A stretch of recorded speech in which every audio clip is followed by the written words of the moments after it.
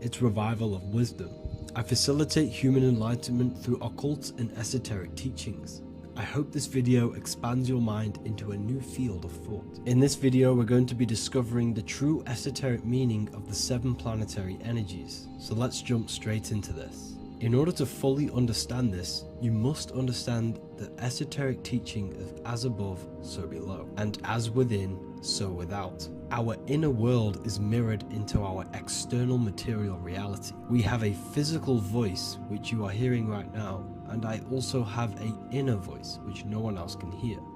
The inner world is invisible, and the external world is visible. In other words, the inner world is the spiritual world, and the outer world is the material world. The inner world of ourselves reflects and projects our outer world, which means everything in our external reality is a somewhat reflection of our internal self. You are made in the image and likeness of God. You yourself are the universe experiencing itself in a 3-dimensional physical form. The Newtonian science has programmed you to believe that you are a physical being inside of a physical universe. They did this to limit your mind to only believing there is a physical universe and that you are separate from the universe or God.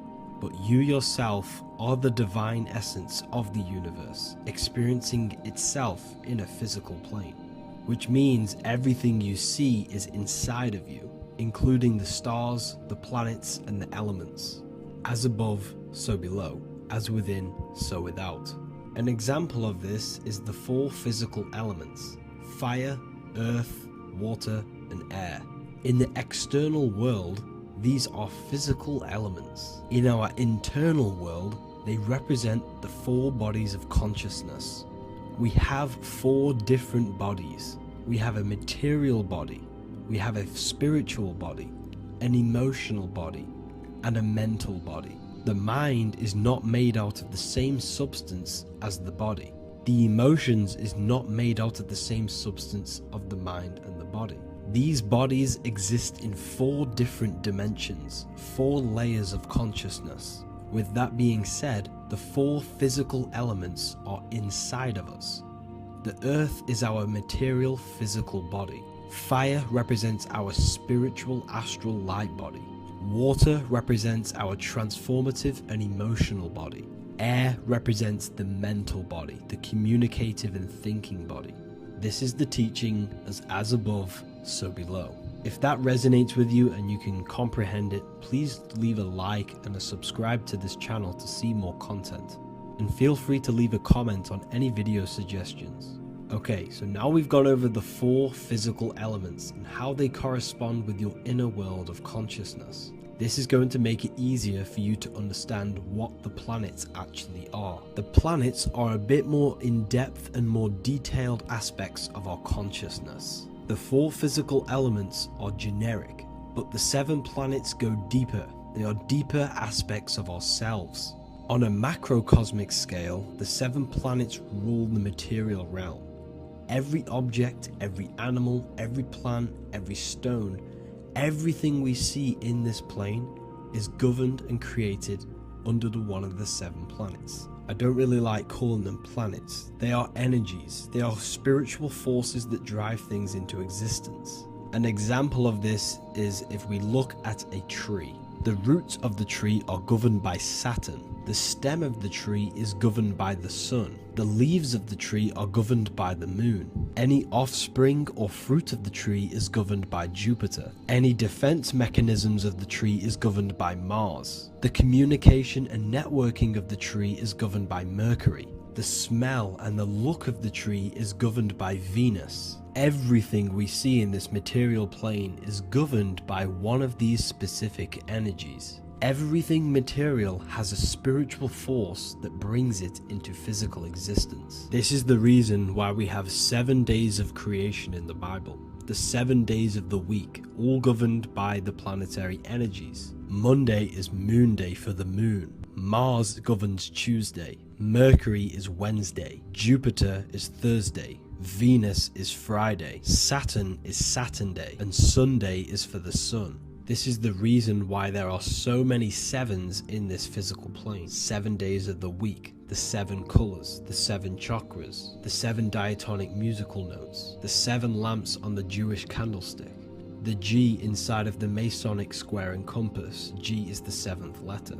Now let's go a little bit deeper into every planetary energy. Saturn in the external material plane governs the foundational and enduring aspects of existence, such as roots of plants, the bones of our body, and even the insects that dwell beneath the ground. Saturn represents the dull, hard, and unyielding forces of life, symbolizing structure, limitation, and conditioning. Under Saturn's influence, things become rigid, bound by restrictions and boundaries. This is the reason why Saturn is known as Father Time, because Saturn rules anything that is a restriction and a limitation, which is time. The whole of this material plane is governed by time. You will be born and you will die.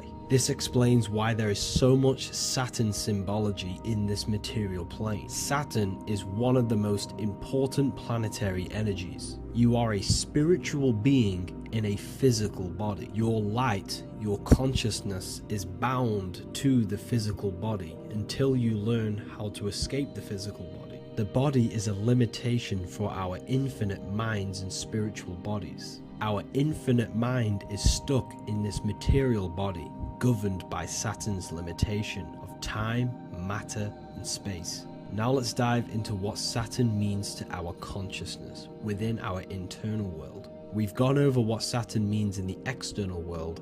What does it mean to our consciousness? Internally, Saturn embodies the conditioning within our consciousness. When the Saturnian aspect of our consciousness dominates, we become overly rigid, fixated, and restricted in our thinking and actions. For example, Saturn's influence is strongly felt in today's world, where many people's minds are confined to societal norms and conditioned responses. Saturn is the aspect of our consciousness, our minds, such as limiting belief systems and limiting thoughts and emotions. This is the negative thought that you can't get rid of, that's holding you back. This is a Saturn aspect of our consciousness. However, this is not a negative thing. The Saturnian aspect of our consciousness is a great teacher, guiding us through difficult life lessons that ultimately lead us to growth and expansion. Saturn's energy allows us to experience and overcome fears and limitations so our minds can expand into new fields of thought, into new life. Although Saturn's energy is harsh and often challenging, it helps us develop resilience, discipline, and wisdom. However, in the modern day, this Saturnian energy has overpowered the minds of the masses, fostering excessive rigidity and limitation. This is why we see so much Saturn symbolism. It's literally everywhere because our minds are being dominated by the Saturnian limiting aspect of our consciousness. Now, let's move on to the moon. The moon, or lunar energy, in the external material macrocosm plane governs the elements of water, influencing the natural cycles such as the ocean tides, which rise and fall in harmony with the moon's phases. Beyond water, the moon also guides instinctual behaviors such as animal migrations. Birds, insects, and other creatures rely on the moon's subtle energies to navigate their journeys. For example, dung beetles use polarization patterns in the moonlight to orient themselves and travel safely home. The moon creates the months. M-O-N is moon. There are 28-day cycles, and this 28-day cycle of the moon is reflected in the woman's body, known as the menstrual cycle. The moon is a feminine energy, governing the feminine elements such as water and the feminine cycles of the body. The moon is the womb. This is why eggs have the same color as the moon, because eggs are ruled by the moon's energy. Now that's the external world. The internal world, the moon symbolizes the emotion aspect of our consciousness. It represents the subconscious mind, the seat of intuition and psychic abilities. Just like in the external world, things are born out of the moon, such as eggs and the womb. The subconscious mind acts as a womb for our conscious mind. Our deep subconscious emotions and programs are born into light into the conscious mind and controls the conscious mind. The moon represents our hidden psyche, our shadow self. Now let's go on to the sun. The sun represents the life force. In the material external world, the sun is ruling over pretty much all life. The sun gives life to all things. Without the sun, animals could not exist, the human body could not work, and plants would not grow. The sun is the life force. It's the soul of the world. Now, in our internal world of consciousness, the sun represents our passion, our drive, our conscious mind. The aspect of our internal world that wants to drive things and give life to physical manifestation.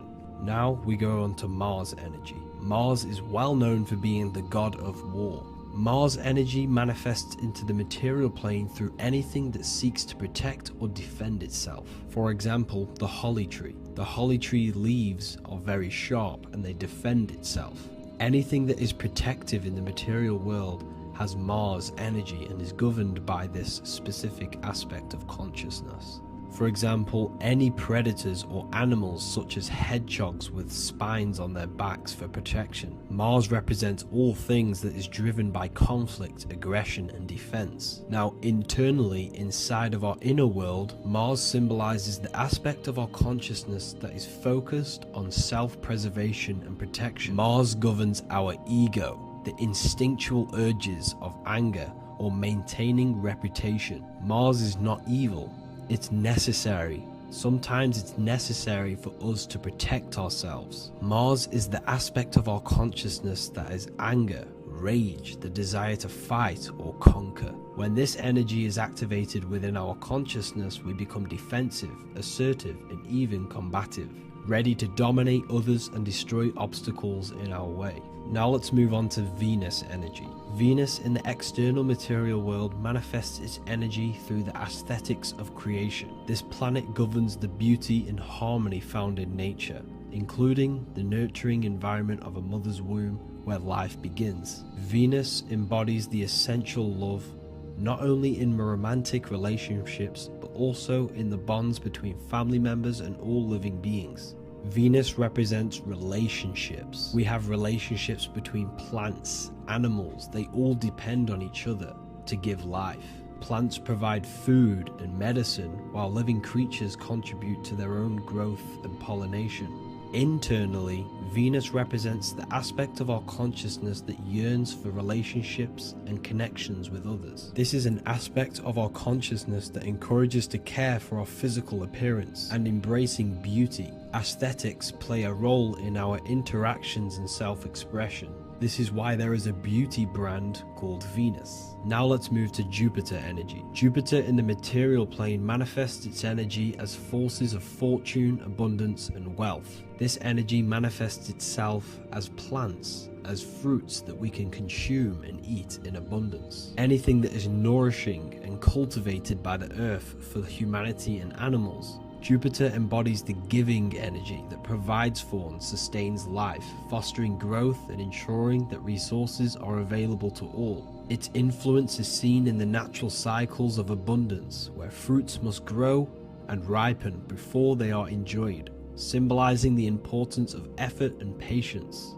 Internally, in our spiritual world, Jupiter represents the aspect of our consciousness that yearns for abundance and seeks growth in various aspects of our lives, including wealth, knowledge, and personal development of the mind, spirit, and the soul. This is the aspect of our consciousness that wants to gain wealth, that wants to gain expansion and abundance in our lives. However, when Jupiter's energy dominates our consciousness excessively, it can lead to feelings of stinginess and greed. It represents material possession. The last planet is Mercury. Mercury in the external world governs the vital elements such as seeds, air, communication, education, and electricity.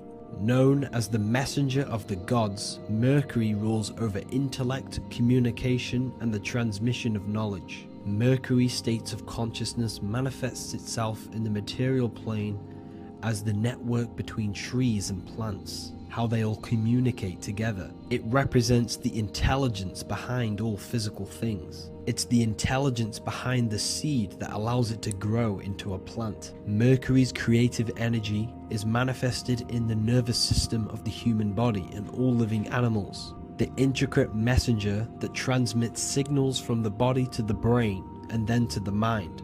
This intelligence within us allows us to facilitate thought and movement. Internally, in our spiritual aspects of consciousness, Mercury is the state of consciousness that seeks knowledge, understanding, and intellectual growth and expansion. This part of us is curious, eager to learn, and driven to communicate ideas and information. It represents our mental body. The Roman god Mercury is often depicting flying because this symbolizes the air. Air represents our mental body. When the Mercury aspect of our consciousness dominates, we become highly intellectual, constantly seeking information, analyzing situation, and communicating our ideas. While this can enhance our understanding and ability to interact with the world, an excess of Mercury's influence can lead to overthinking, excessive analysis, and focus on intellect over emotions or intuition. Okay, so they are the 7 planetary energies in the external world and your internal world of consciousness. These energies are manifested in the Roman mythology as human beings. They are depicted as human beings, but this is nothing but symbolism. These gods never existed physically. They represent aspects of our consciousness and spiritual forces that govern the material plane. Every material object, every intelligence, every piece of life in this universe is governed and brought into existence by one of these spiritual forces. Now, I hope this video has expanded your mind into a new realm of thought. Make sure to leave a like, a comment, and subscribe to the channel for more occult and esoteric information. You can read more about this topic and many more occult and esoteric teachings inside of my books, the Book of Wisdom Volume 1 and the Book of Wisdom Volume 2. I honestly advise that not everyone reads these books. These are books which will completely transform your view on reality. You will feel a lot better reading these books because you will find a connection with yourself and the universe. Understanding truth and knowing thyself gives you a sense of well-being. Like I said, this is not just a book. This is a beginning of your journey of expansion and growth. Reading them can be life-changing. Inside my university, I host live calls where you can ask me questions, and you can watch all the pre-recorded live calls. You also gain the ability to manifest your own reality through the Manifestation Mastery course. There is also a library with all of the PDFs that I've read in the past of occultism, symbolism, and esotericism that you can gain access to. There is a whole lecture section where you can watch all of my occult lectures. This is a place of transformation. The price of the university will be going up very soon. If you join now, you will gain a free sexual alchemy course which will teach you how to transmute sexual energy into creativity. I'll leave all the links in the description for the university and also my website where you can get my books. I hope you enjoyed this video. Take care. As above, so below. This is one of the most crucial teachings within esotericism, occultism, or what we like to call it today, spirituality. I don't like calling it spirituality because it's not spirituality. I teach human consciousness. I teach the science of you and your consciousness alone and your being. And in order to fully understand you and this world around you, you must understand this number one principle of as above, so below. There is many misconceptions of this, and there is many simple teachings of this, but I'm going to break it down today from the most simplest to the most complex, and you will see the connections between all things. This is the most important lesson you could ever learn, and I'm going to teach it you today. So what you must understand is with the term as above, so below, it applies with everything you see in this world and about yourself. We have something called the macro, which means the bigger scale. On the bigger scale, we have the whole earth. If we look down from the sky on top of rivers, this is what we see. We see this tree pattern. Then on a smaller scale, we see trees have the same pattern. Then we look even closer. We're going smaller and smaller into the leaves of the tree. We see the same pattern. Then we go even more micro into the human brain and look at the human brain cells, and we see the same pattern. This is proof this is a fractal universe. And everything is in the micro is reflected in the macro. As above, so below. As within, so without. On the macro is a reflection of the micro. So now that you understand this, we can go a bit further. A yearly cycle of spring, summer, fall, winter is a macro. A micro is a daily cycle. So a day is a mini year. The summer is the midday. Autumn is the evening. Night is the winter. And spring is the morning. This is a macro, a reflection. We have a miniature cycle of the zodiac every single day. And this cycle is also reflecting the cycle of life and death. We live, we are born, which is the spring. We live, which is the summer. We then age, which is the autumn. And then we die, which is the winter. And then we are reborn again. This is the cycle of life and death. And you do this every single day. You see, death is a macrocosm of sleep. This is why we say sleep is the cousin of death. Because you die every single night. You do this process of life and death every single day. As above, so below.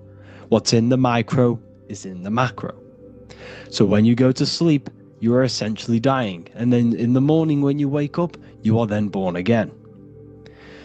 This is a fractal cycle that we live in. Everything in this whole world is fractal. Everything applies to as above, so below. We have the sun, we have the moon, we have the day, we have the night. We have the life, we have the death. We have the conscious, we have sleep. As above, so below. We have the conscious mind, because now we're diving into as within, so without. As above, so below more refers to the external world. As within, so without is referring to your inner world and the outer world. What you must understand is about yourself.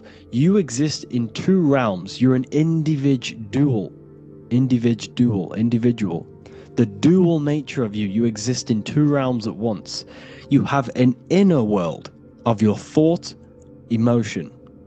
This is the inner world that no one else can see but yourself. And you have an outer world with a physical body which everyone can see. So you exist in two worlds. You have the inner voice, you have the outer physical voice, which I'm speaking to you with now. But I also have an inner voice, which no one can hear, only but me. So you exist in the light and you exist in the darkness. The sun represents your external self, your physical, conscious mind. The moon represents your shadow self, the inner self, the psyche self, the spirit self. There is an as above, so below. The sun is within you. The moon is within you. Everything is within you. Now that you understand as above, so below, what is your body? Your body is a miniature earth. Let me repeat, your body is an earth. Your body is the earth. Okay? Because like I say many times in all of my videos, you are not in the world. The world is you. You are the universe. Your brain is a computer creating this reality. What you see with your eyes is produced in the back of the brain called the visual cortex. You don't look into the world, the brain produces the world. The body produces the world. When you touch something, you're not actually touching something. This is the electrical nervous system. When you touch something, what you feel is actually electrical signals on your nervous system reporting back to your brain. Therefore, when this body dies, you leave the earth because this body is the earth. Okay? As above, so below.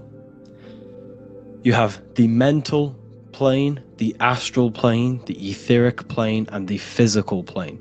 This is essential for understanding reality and the teaching of as above, so below. Everything in this material plane began in the thinking mind. For example, the microphone I'm speaking into, the phone you're watching this video off, or the laptop or iPad. Where did this begin? It didn't begin in the factory. The first ever place this item begun was in the mind of an individual. The invisible realms of mind is where all physical things and physical items begun. Essentially, this physical plane is the effect of the thinking mind. This world is the world of effect. It's the world of outcomes. When you see something, it is already manifest. It is already being manifested. It is an effect. And in the effect of the cause, which is the thinking mind. Therefore, the mind creates thoughts, which is the mental plane. Then after thoughts creates imagination, which is the astral plane. These two are spiritual. They are non-physical. So spirit kind of means non-physical. Then you have the physical planes, the etheric and the physical plane. As above, so below. What happens in the mind is manifest on the physical plane. Like I said, the phone that you are holding, it was a thought, and then it brought down into a physical reality. As above, so below. You change the mind, you change your reality. Your environment, the word environment has ment in it because your environment is mental. So now that you understand this, so what is the world around you? The world around you was created by the mind of God. It was manifested through God's thought. So you are living in the mind of God. You are a thought in the mind of God. God thought you into existence. But like I said, we are all fractals. Everything is fractal. If God exists, this means that you are God. As above, so below. God created you through the thinking mind, and he gave you a thinking mind. So God created the macrocosm. God created the macro, the whole world. He designed the whole world, the sun, the stars, the moving. He designed this. But then he gave you the thinking mind to design your own life and create your own life in his world. You are a microcosm of God's macrocosm. Just like God thought you into existence and the whole world into existence, you are a microcosm thinking your world, your reality into existence. You see this now? Everything is a reflection. Everything is a mirror. Everything is fractal. So in order for you to change your reality, you must change these higher planes. Your thought and imagination are the two key aspects of creating physical reality. Every object you see around you was begun in these higher planes of the non-physical, and they were brought out of spirit into physical matter through the thinking mind and physical action. So now we're going to get a bit deeper. The brain is not the mind. Now that you understand, we have spirit and matter. As above, so below. You have a non-physical side of reality and a physical side of reality. The mind is the spiritual brain. The brain is a physical manifestation, a physical effect of the mind. The mind uses the brain to operate in the physical world. And it's the same with the heart. The soul manifests itself physically through the heart. The heart is a physical manifestation of the soul, of the emotion, thought and emotion, the mind and the soul, the brain and the heart, heaven and earth. So you have the inner world and the outer world, the spiritual, non-physical, and the physical. So essentially, we are all on this process of awakening and expansion of our minds into new fields of thought, into new fields of awakening ourselves. Because essentially, we are born into this world. But you are born many, many times. You can be born physically and you can be born spiritually. Like I said, everything is fractal.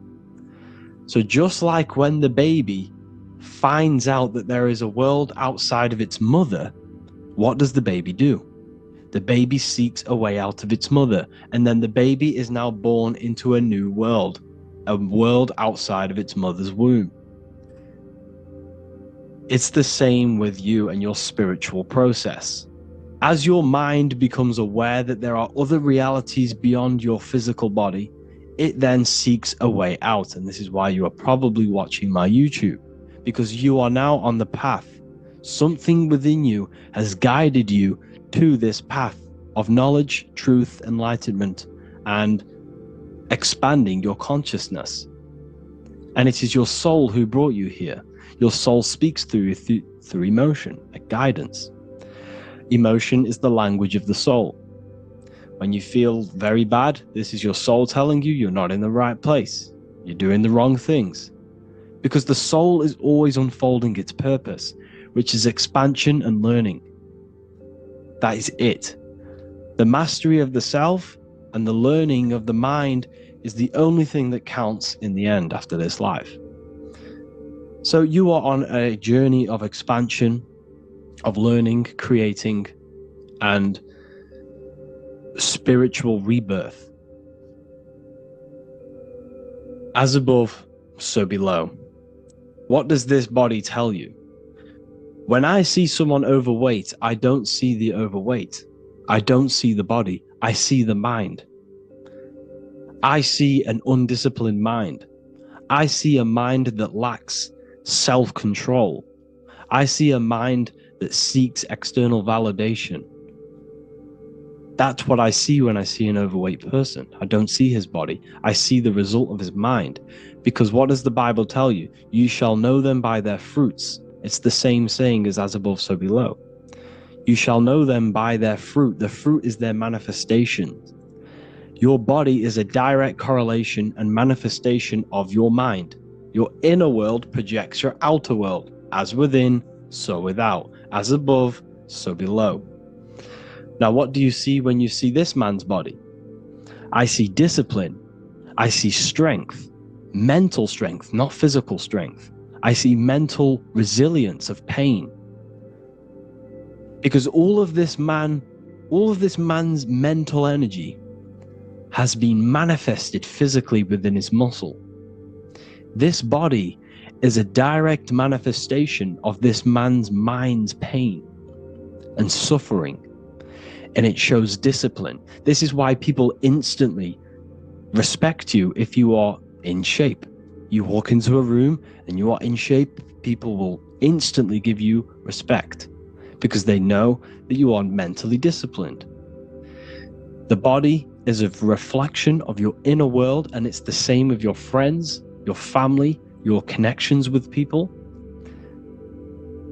If you think about yourself very negatively all the time, and you don't have a good connection with yourself, you don't have a connection with your true self, this will manifest into every single relationship you have in your life. If you don't have a good relationship with your inner self, you don't have a good relationship with the people and the friends around you. Because as within, so without. If you think negative about yourself, you will only pick up the negative in other people. If I think very highly of myself and I think very happy and good things about myself, I will then see the good things in other people. Because it's as above, so below. As the inner world is, so is the outer world. It's the same with your life circumstances. Your life is a direct correlation of every thought you thought in the past. If you possess millions of pounds, millions of dollars, this is because you have thought this into physical reality. You live the life you are deserved. You live the life that you manifest through your thought. If you live a very poor life, this is a reflection of your mind. This is a reflection of what you have thought into physical existence. Because like I said, everything begins in the mind, as above, so below. And this is even present within the body. So where is the head? The head is at the very top of the body. And where does all manifestation begin? In the mind. That's where the mind is, in the head. And then the thoughts we think travel down the body into the heart, which is the emotion. Every thought we think is in the emotion. Every thought we think creates an emotion. This emotion then drives the action. Where does the action come from? The feet, because the feet move our body. We move with our feet to take action. Our hands. You see, so the body is even a micro reflection. I can't even say it. Reflection of the order of manifestation. This blew my mind when I figured this out. You see, the head, the thoughts begin here. This is the beginning of all manifestation. Then it comes down to the heart. This is the emotion. Then you take the action. The thought and emotion then sparks the action, which is taken with the hands and the feet. And where's the lowest point on the body? The feet, and that's touching the physical earth. So the head is where the thought is, the non-physical, and the lowest point on the body, which is touching the physical earth. So the head represents spirit, the feet represent matter, spirit and matter. Your room, if I walk into your room and I see a messy room, I don't see the room, I see a messy mind. The room is a reflection of the mind. If you have a messy room, this is your mind. It's an externalization of your unsorted mind, undisciplined mind. So like I said, we are all God, and we must find the God self within us. And I teach all of this inside the Book of Wisdom, Volume 2. This is not just a book, this is a revolution. This is the beginning of a new age with this book. If you have read it, I congratulate you. You should feel very proud of yourself if you have an open mind. You should feel proud of yourself for watching these videos, because not many people have an open mind. Remember this, people. You are special if you're watching these videos. You have the mind. You have the ability to see through the illusion. And I take my hat off to you. You want to take this to the next step? Read the book. Or if you want to take it to the serious levels, join the university. The university, you gain access to every piece of my material that I've ever done, all of my books, all of my lectures that are hidden from YouTube, that are hidden from everywhere else, the lectures that give you real power. And if you feel alone on this journey, we have a conscious community where you can connect with like-minded individuals, because I've been there. I've been there when you feel lonely, because you feel like no one else is thinking the way you are feeling. You can't talk to people about these things because people just think you're crazy. That's why I put together this, so we can connect, so we can unite, so you can connect with people, so you don't feel crazy about thinking about this stuff, learning about this stuff. And if you truly want to level up your life, people, and take your studies serious, this is for you. We do live calls, we do lectures. There's a whole library filled with books you can read. It's the perfect place for the truth seeker. I thank you all for joining. Please leave a like, a comment, a subscribe. Let me know any future videos you want me to make in the comments. Thank you all. Have an amazing day.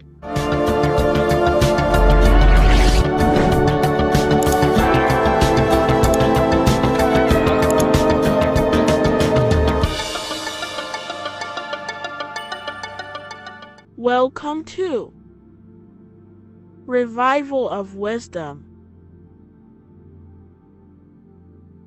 Today, we're going to be talking about portals, portal symbolism, what portals are, okay, and how they show them to us, because they have to tell you the truth, guys. This is the thing with the universal law. They have to tell you the truth. And they tell you through symbols, they tell you through movies, and different things like that. But let's jump straight into this. So first I want to talk about the Freemasonry symbols. Okay, so first we got, obviously this is some Freemasonry art, but notice how you've got the ladder with a key. Okay, so this is ladder symbolism with a key. So maybe this is talking about ascending. Okay, because look, because this is ascending into the heavens, because it's a ladder with humans going up it with a key. In order to ascend, you must have the key. Okay, so what else do we have with a key? Well, the Netflix show Lock and Key, which is all about portals and keys. Because what the keys do, they open doors, gateways. Okay, so what's interesting about this is that they've got this key here, which represents the Kundalini energy rising up the spine. Okay, but we'll come back to this. But it's that same portal key symbolism. We've also got the Vatican. The Vatican is in the shape of a key.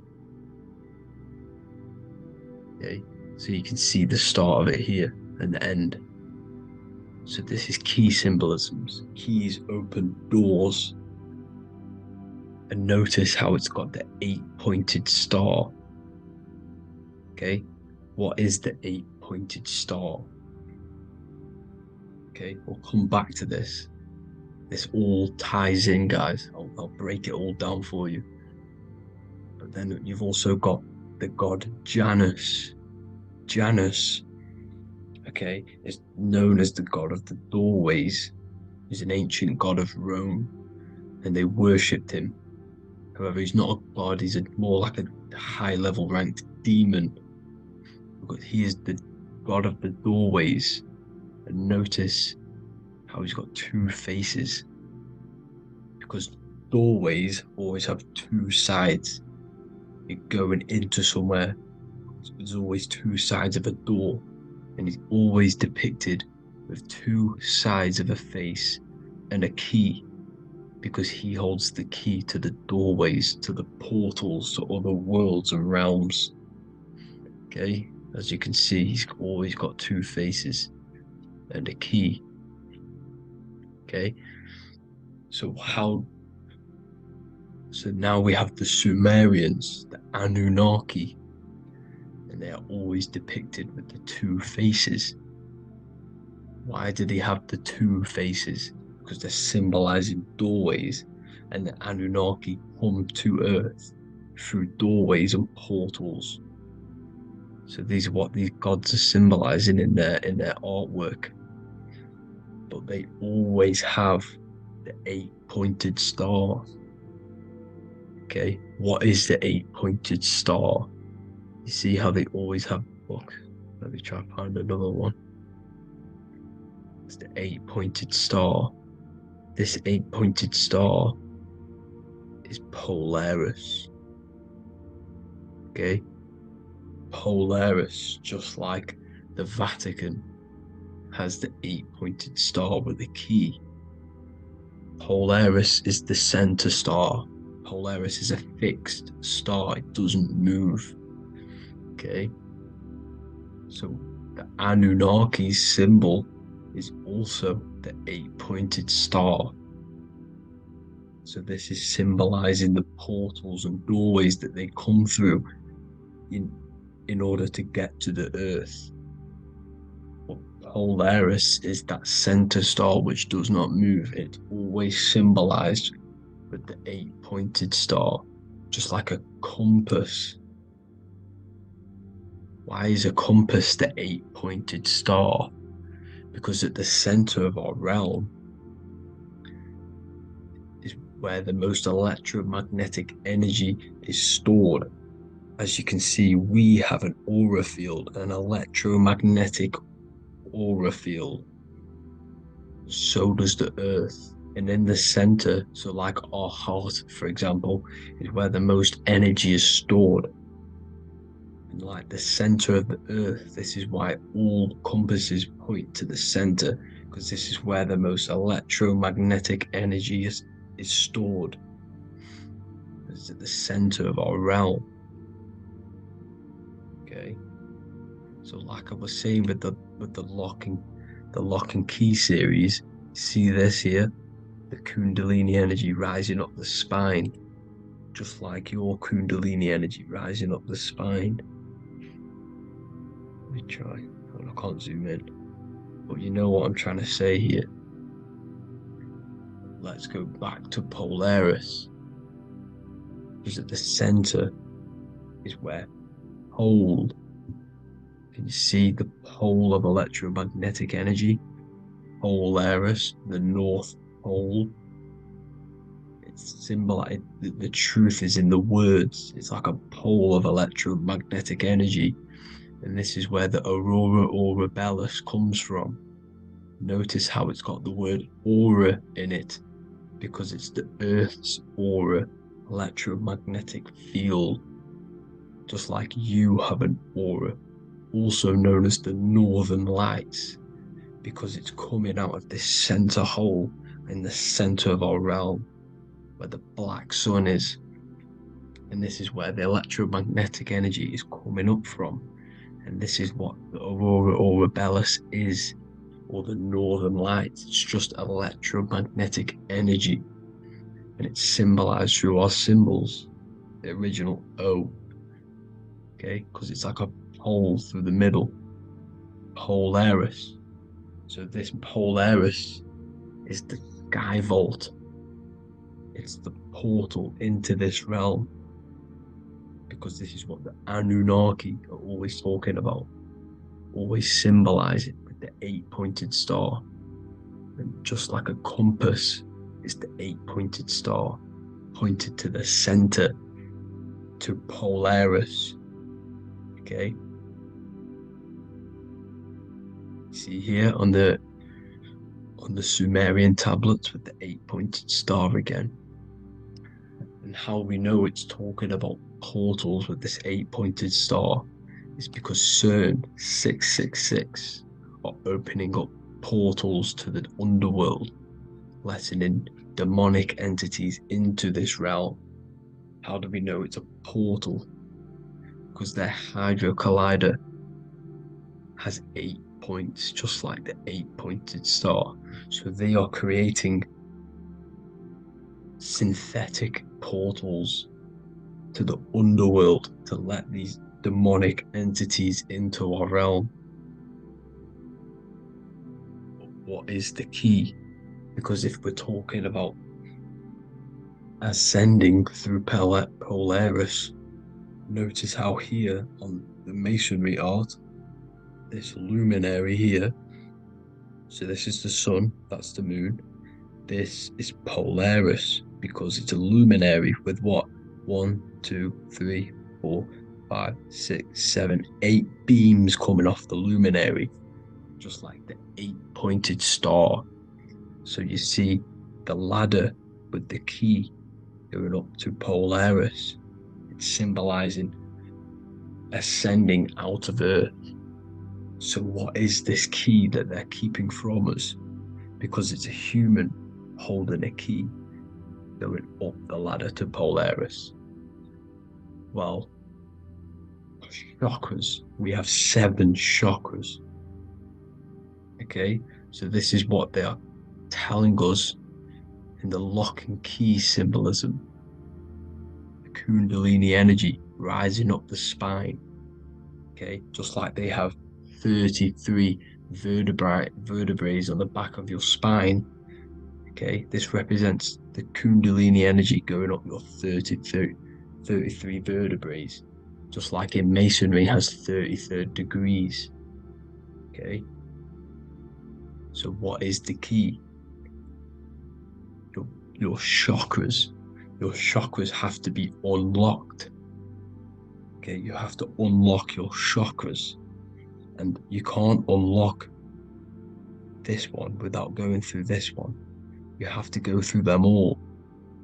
It's like a ladder, just like Jacob's ladder. You can't go from the bottom to the top. You have to unlock each one. Okay, just like you have 7 chakras, you have 7 layers of your aura. Okay, you have to unlock your chakras to the highest point in order to reach Christ consciousness. And this is the key that they're talking about. They're symbolizing the organic portal within each and every one of us to ascend out of this realm.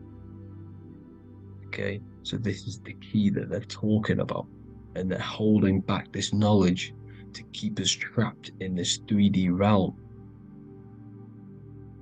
Okay, so like I was saying with the 33 vertebrae and the Kundalini energy coming up the spine, 33 vertebrae, you can see this sort of symbolism going up to the light, because it's the light. You see here, your crown chakra turns on and becomes enlightened, just like the Illuminati symbol. Can you see it? But also Jesus also died at 33. So this is symbolizing, okay, they're symbolizing the death of the ego, the body. So once you open up your chakras and reach Christ consciousness, which is your 33rd vertebrae, once your Kundalini energy goes up your 33rd vertebrae, your body technically, not physically, but spiritually dies, because you then become formless. You reach Christ consciousness. So then you can travel other worlds. Okay. This is what they're talking about with Vatican, 8-pointed star, and the key. Janus with the key. The Sumerians with the 8-pointed star. Anunnaki, the 8-pointed star.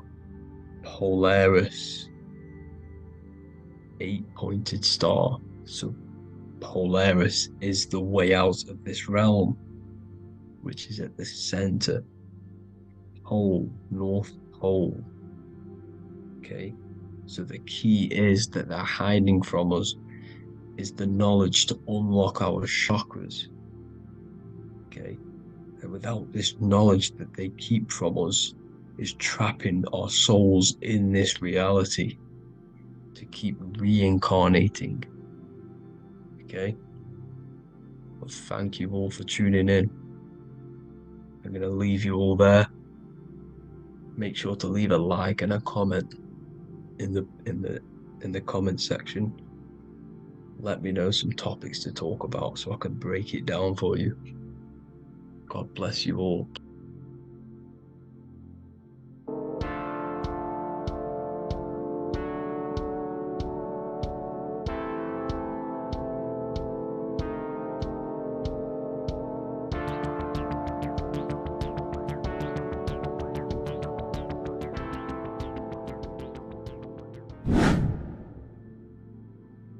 How are we doing, people? It's Revival of Wisdom.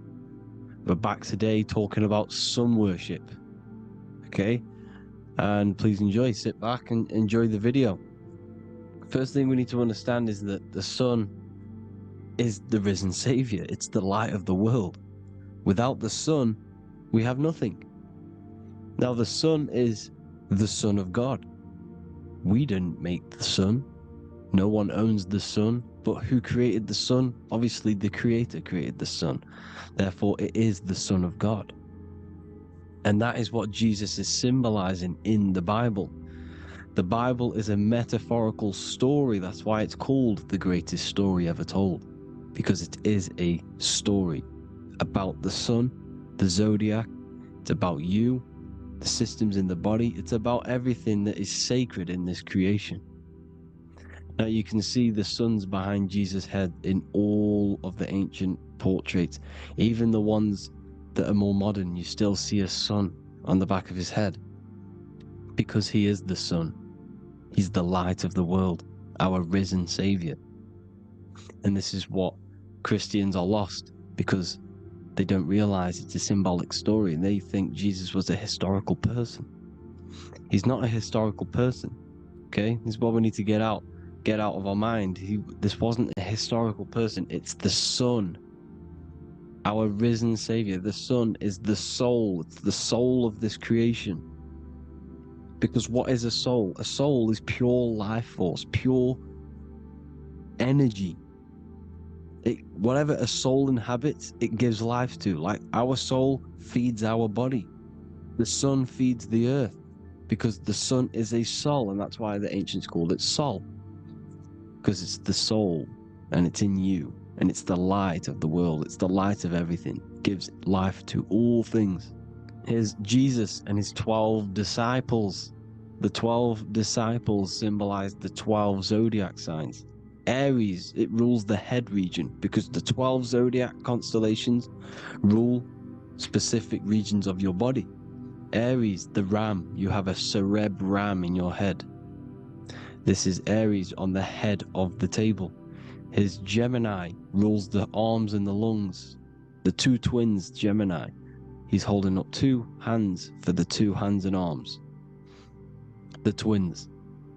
Cancer has a knife in his hand. It's not so clear, but he has a knife in his hand.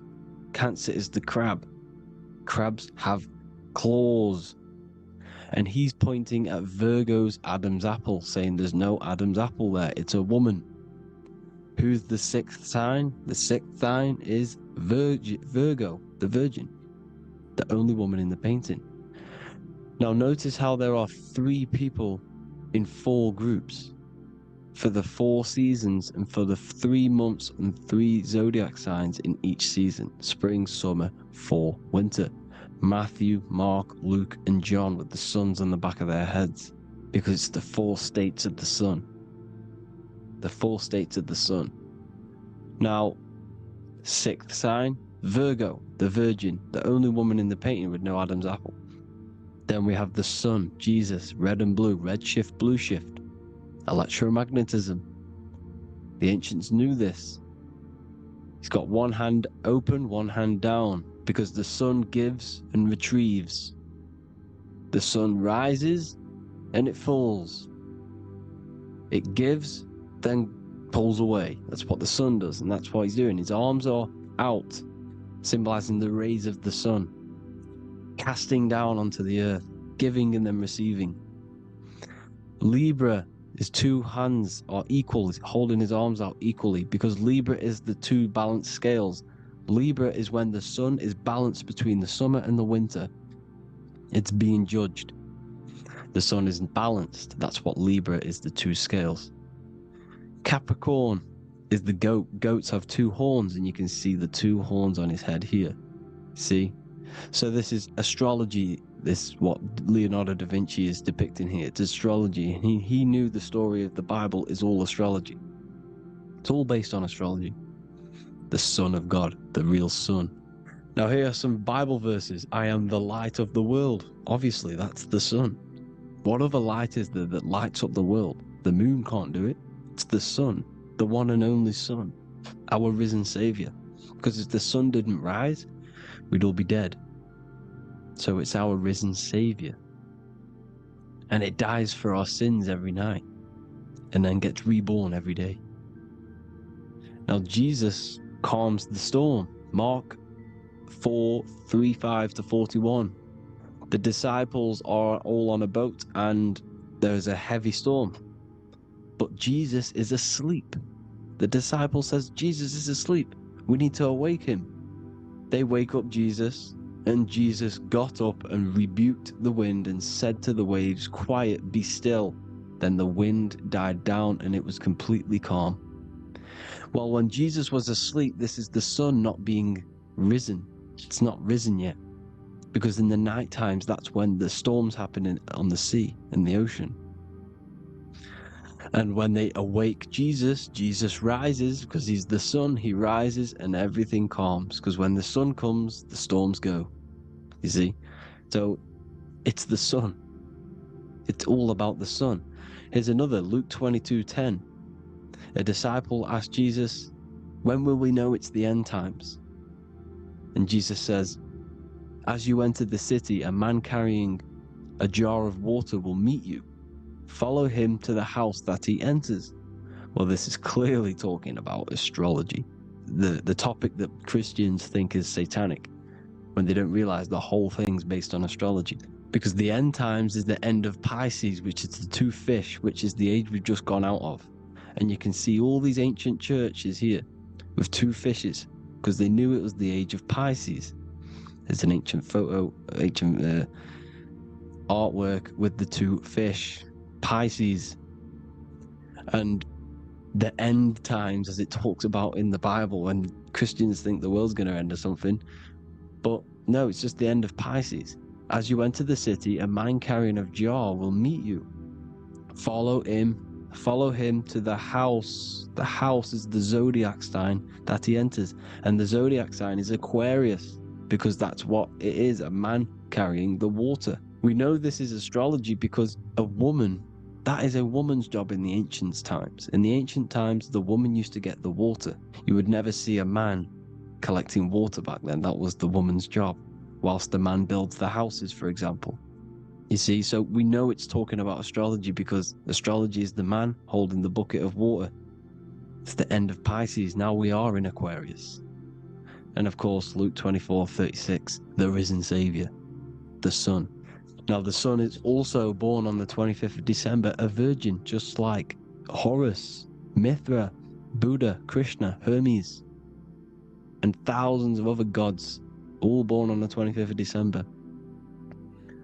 Well, it's because the Sun moves 1 degree northward on the 25th of December.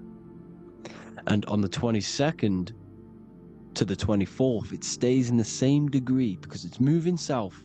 But then on the 22nd, it stays in the same degree on the Southern Crux constellation, and the ancients called this the Sun dies on a cross, because the cross is the Crux constellation, the Southern Cross. And it stays on that same degree for 3 days on the cross. The Sun dies on a cross, and then on the 25th, moves 1 degree northward, bringing back the summer, the light, the warmth, the growth of crops. And this is the Sun being reborn again, a virgin, because it's pure. And here's Mithra, another sun god before Jesus was around, before Christianity. It was Mithraism, and Mithra, Ra is Ra, the sun god, Egypt. It's all about Ra, the sun. You see the crown of thorns on Jesus's head, symbolizing the rays of the sun. And here are the rays of the sun on the back of Mithra's head. Krishna, the sun. Buddha, the sun. Horus, horizon. All born virgins, all did miracles, all resurrected. Dead for 3 days. Well, here he is, dead for 3 days on the cross. And resurrected. Because it's the most ancient religion ever been on the face of the earth. The worship of the sun. And we should worship the sun, because without the sun we are nothing. The sun feeds us, feeds the earth, feeds everything. Without the sun we are nothing. It's been reversed, and now we're worshipping man. When we're worshipping a man called Jesus, was never real. It's all about the sun, the most high, the most powerful, potent, celestial body in the sky, the orb that feeds us every day. It dies for our sins and rises every day. It's the sun. Now on the Holy Communion Day, it's the worship of the sun. They give out mini suns. Here's Jesus holding a sun.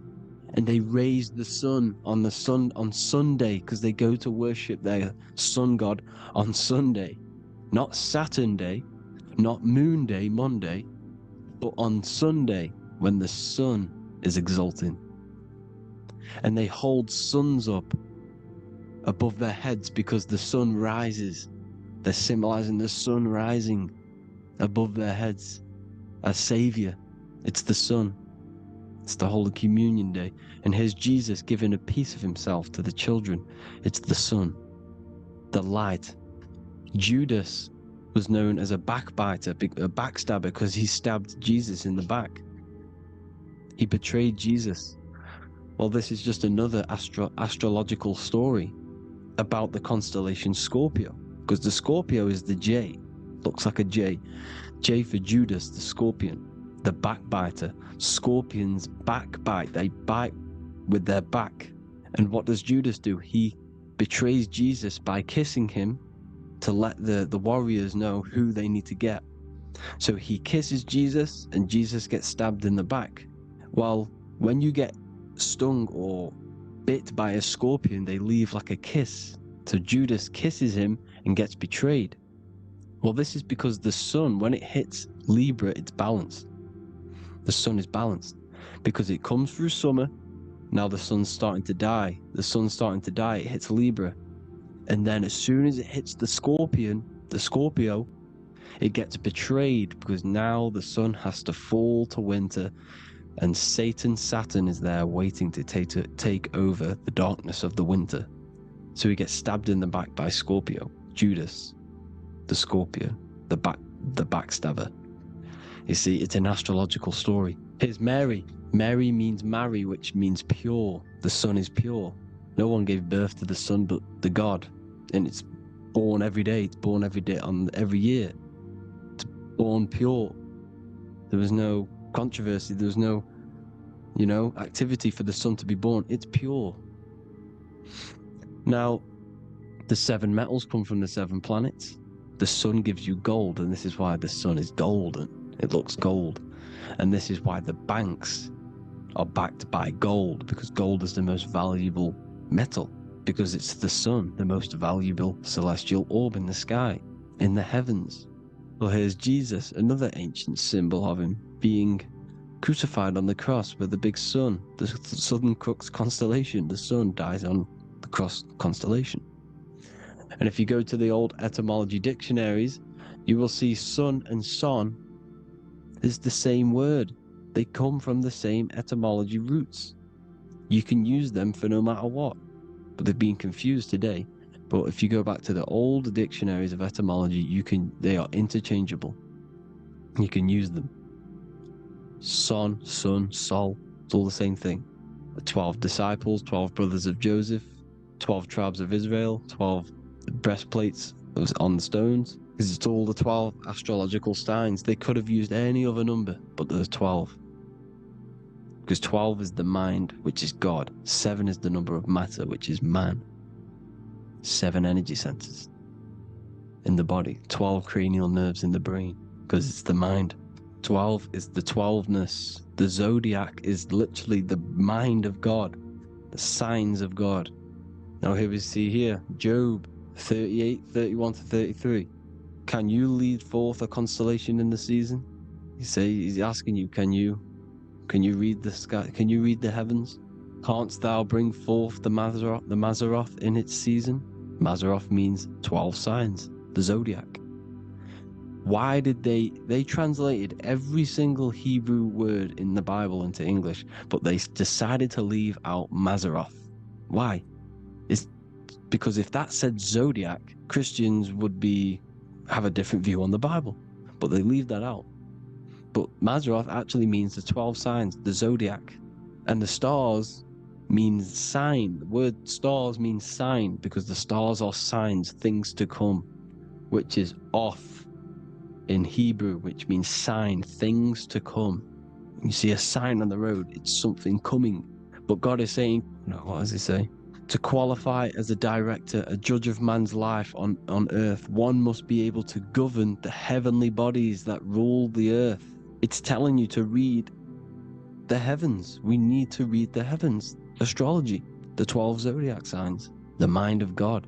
It's telling you, read the Mazzaroth, read the zodiac, because they are things to come in your life. They are signs.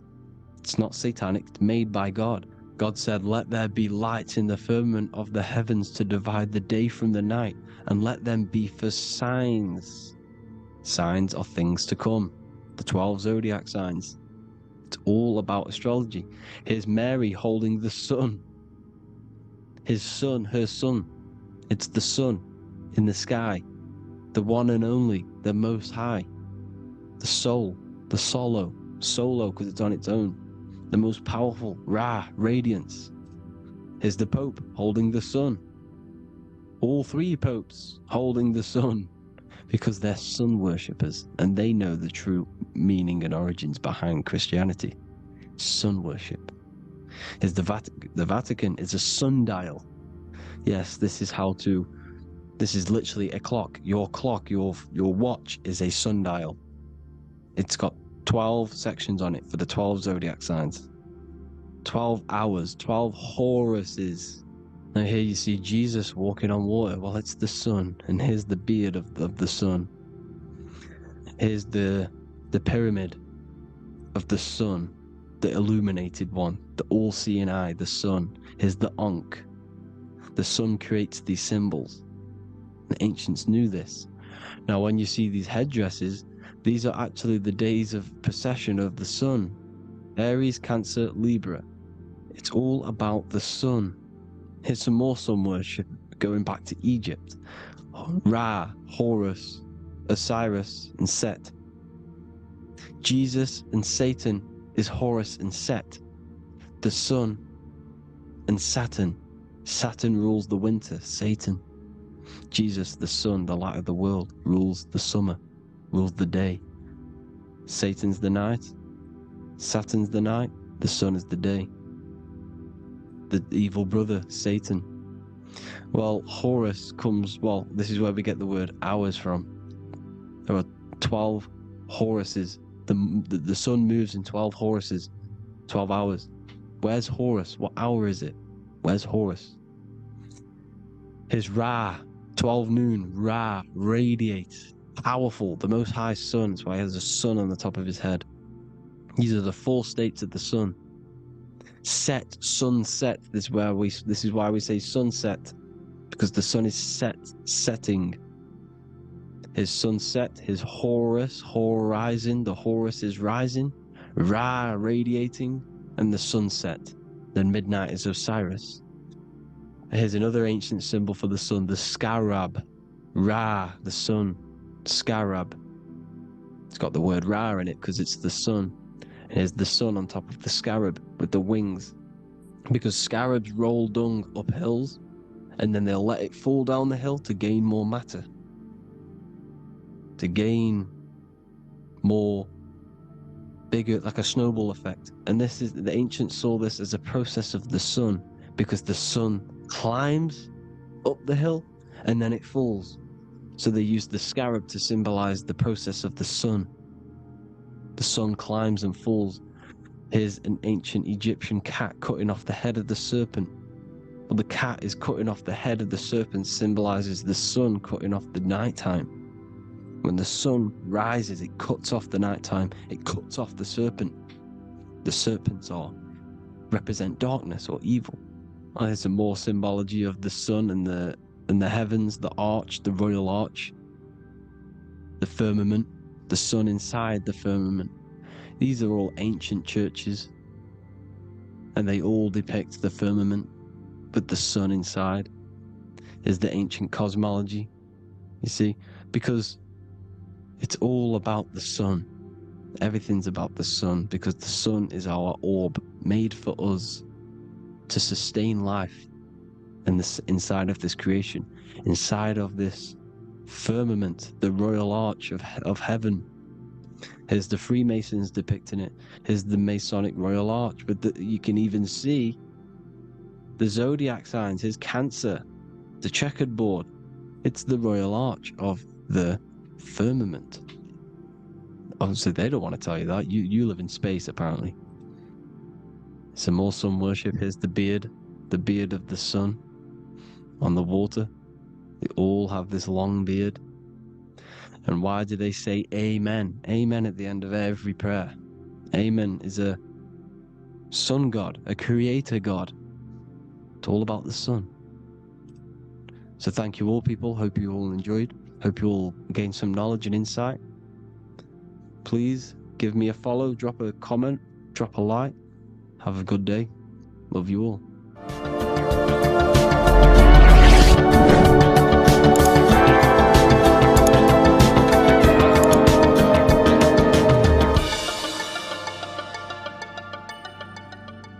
Neo is plugged in on the back of the neck, which is the reptilian brain stem. The reptilian brain is all to do with survival mode, survival state. It's always scanning the environment for safety, whether that's physically, emotionally, or mentally. It does not think. It is instant. For example, do I smack the guy or run off? If something happens to you, like a car's coming really quick to you, you do not think about this. The reptilian brain is the animal instinct that will instantly move your body on the instant reactions. Hence why it's the closest brain to the rest of the body. It has instant access to the electrical nervous system to control the body at instant reactions. Now, Neo is plugged in on the back of the neck, which is the reptilian brain. Therefore, the matrix is the body itself. It is the lowest state of consciousness. This is what it represents. The word matrix means womb. It translates to womb because your body is a womb. Your body is a vessel for universal consciousness, for God consciousness. And the body is also a womb where you can be born again outside of this body by raising your consciousness, by awakening the neocortex. This is why Neo is called Neo, because it represents the neocortex. This is the higher aspect of our brain. This is all to do with new things, higher reasoning, higher thinking, new learning. You see, the brain is a receiver for universal consciousness. And what do I mean? It is a radio receiver. Think of it like this. You have a radio tower which emits frequencies. And each little frequency, 00.1, 00.2, 00.3, each 00 point is a different person.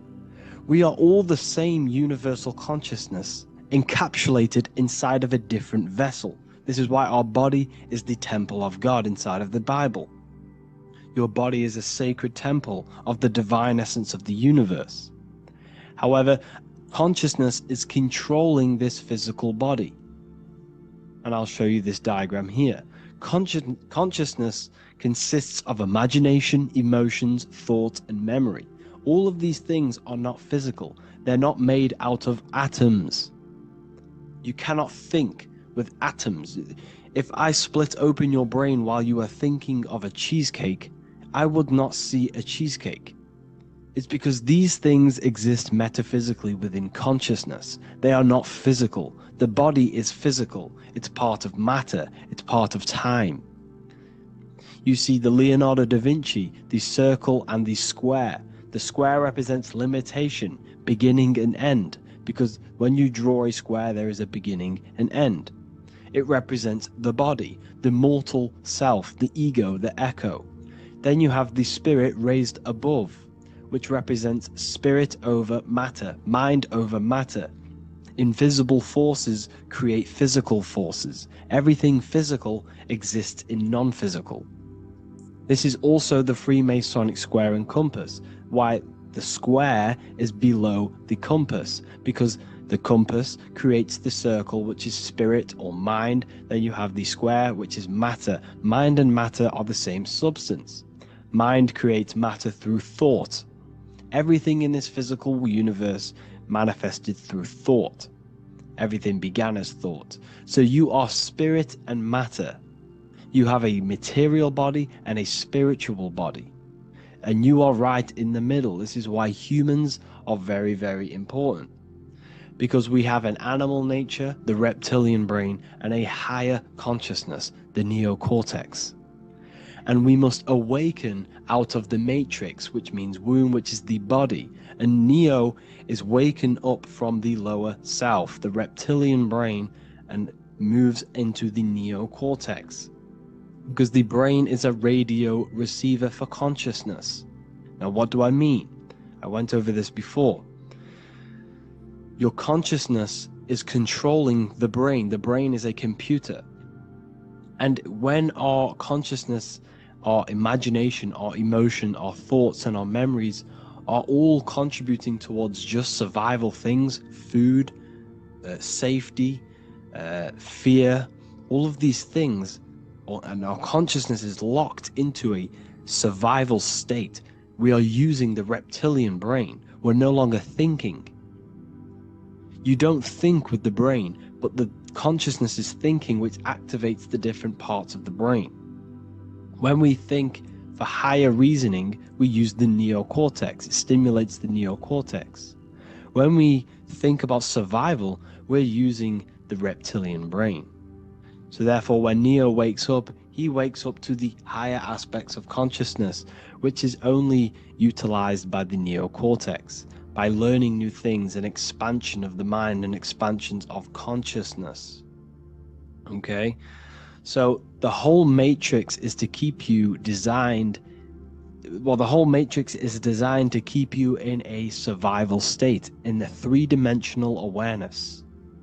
They want you constantly scanning for safety, scanning for food, scanning for emotional safety in relationships and other people.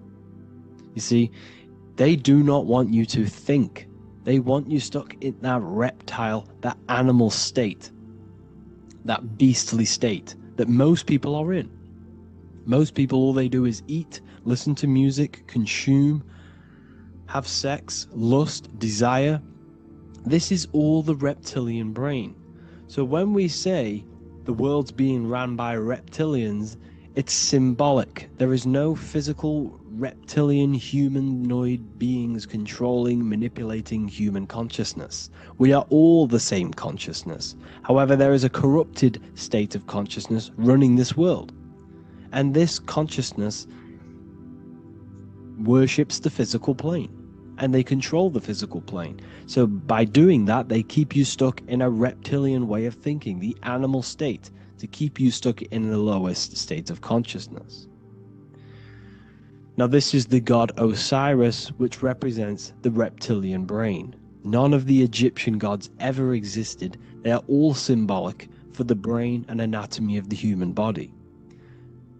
Osiris represents the reptilian brain. As you can see, this anatomy compare to the brain stem and Osiris statue found in Egypt. And we also see an ancient artwork of Osiris with green skin and two reptile crocodile alligators next to him, which also symbolizes the reptilian survival state of human consciousness and the activation of the reptilian brain. This is what it symbolizes. Now, this is what the Matrix is all talking about. It's talking about the awakening, the expansion of consciousness.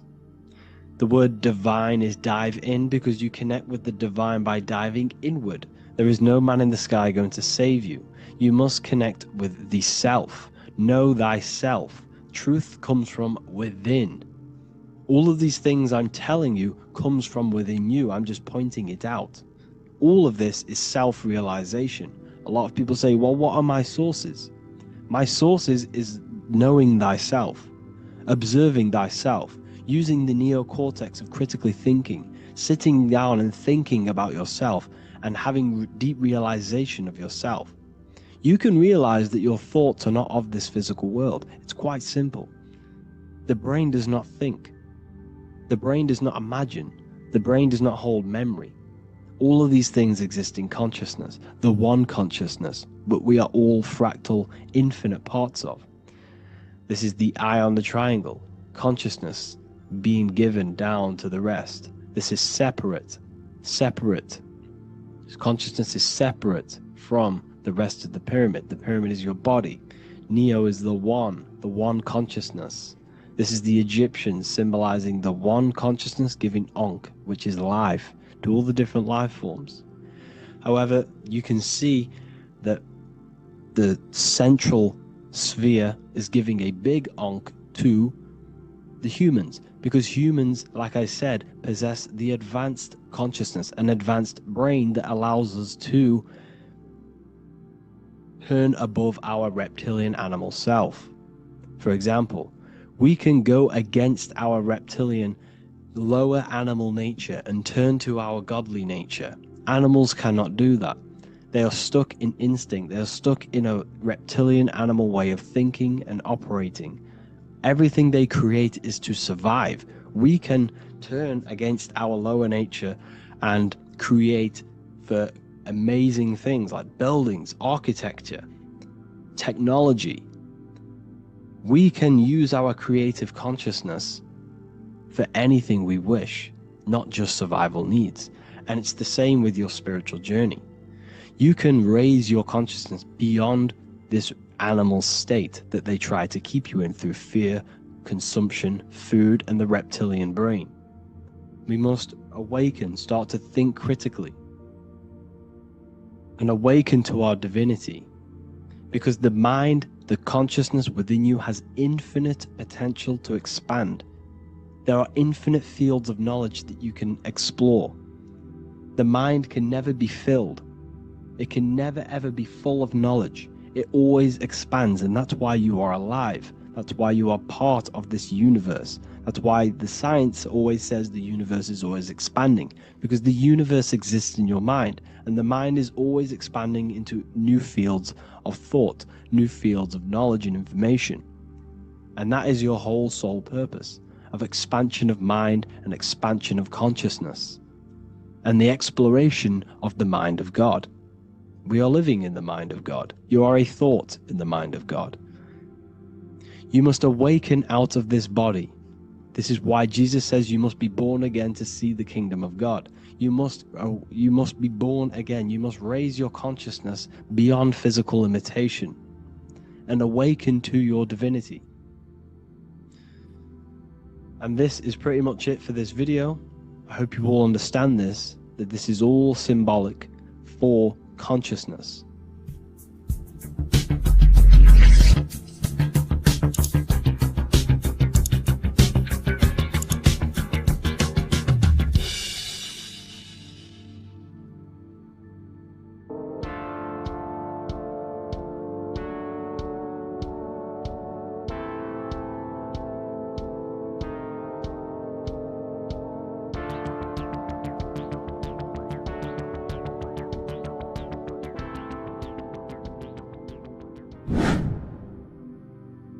Left and right hemisphere, and what are they doing? How does it contribute towards your perception in this world? And this is what we're going to be talking about in today's video.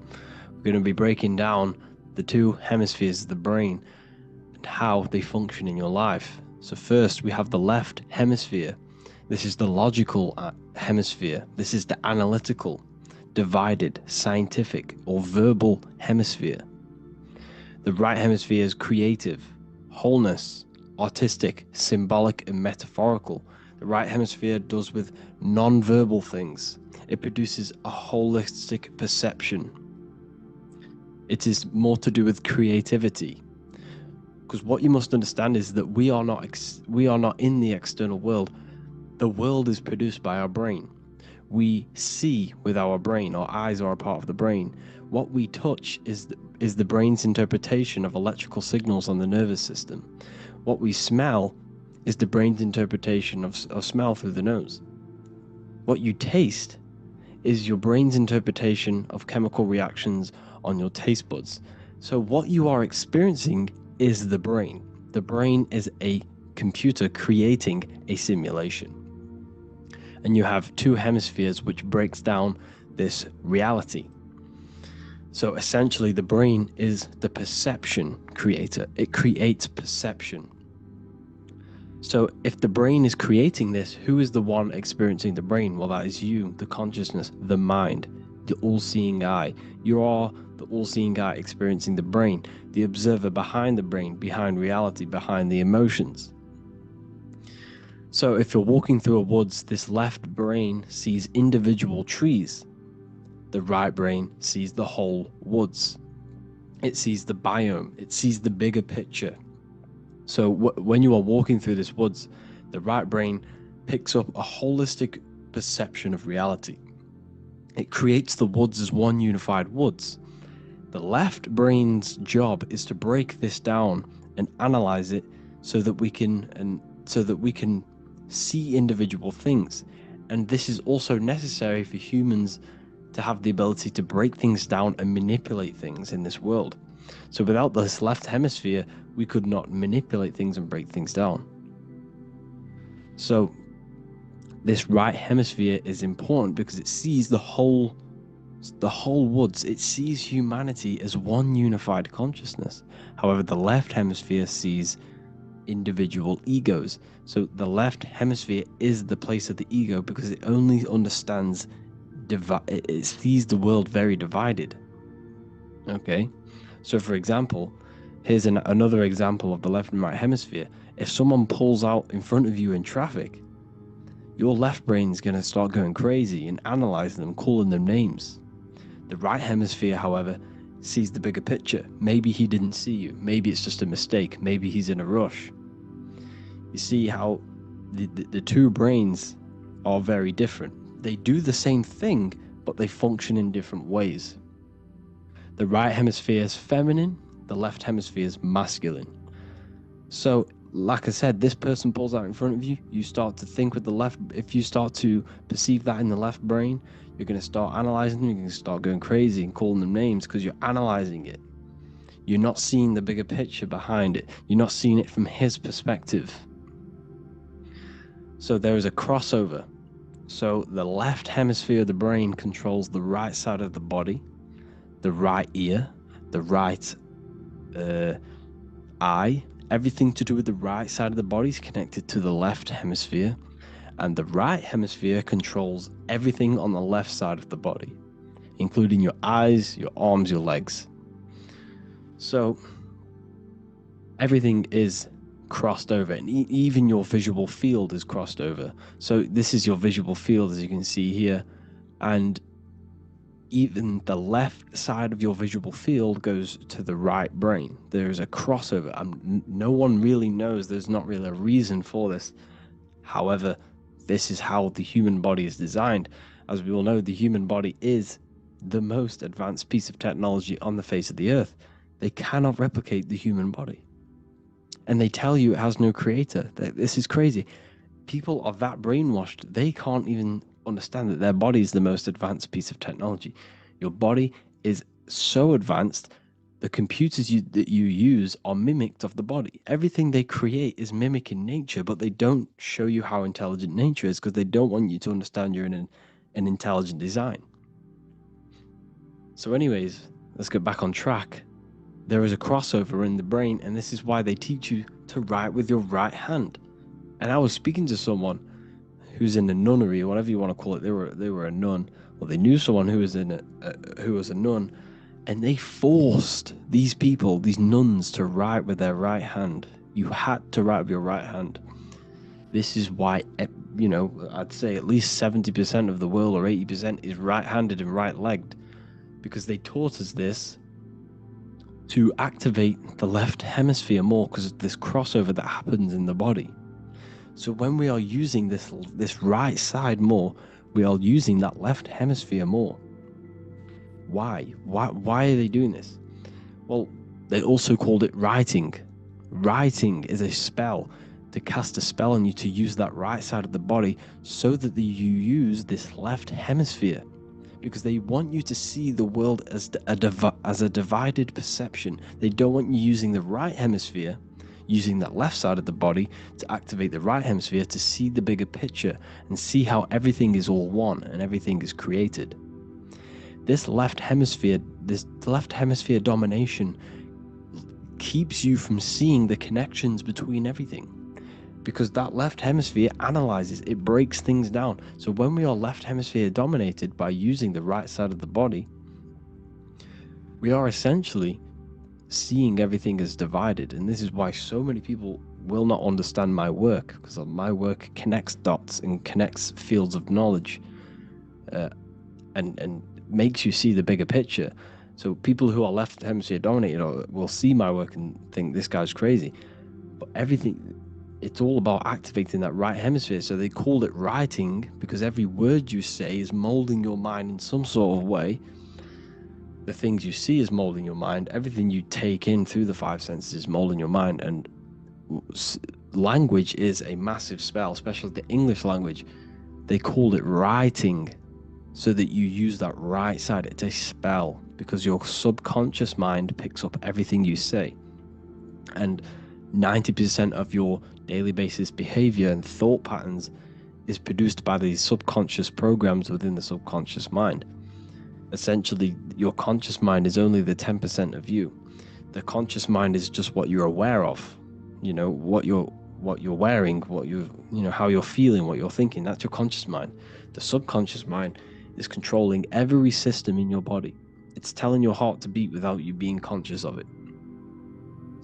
So essentially, this is what they're programming. They're programming this system in the back of the mind, which is controlling everything through the words.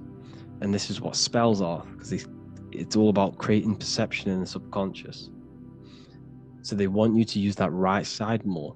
I truly believe the ancients, they were balanced. They used the left and the right side of the body. They didn't have a stronger side because they understood this science of the body and how the body works.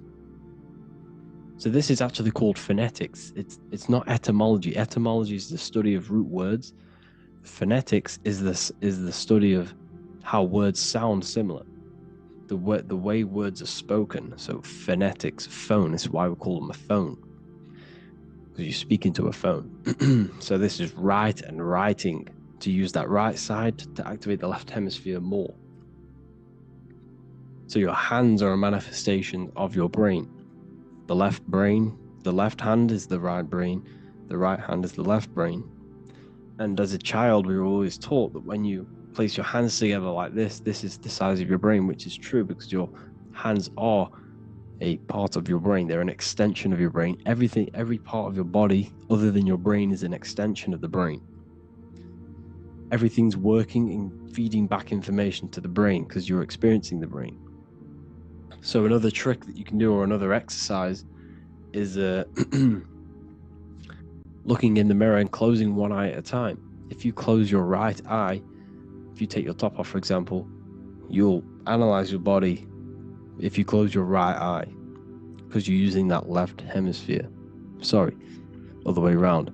If you look at yourself through your right eye, you'll use that left hemisphere, which will analyze yourself. You'll see individual body parts.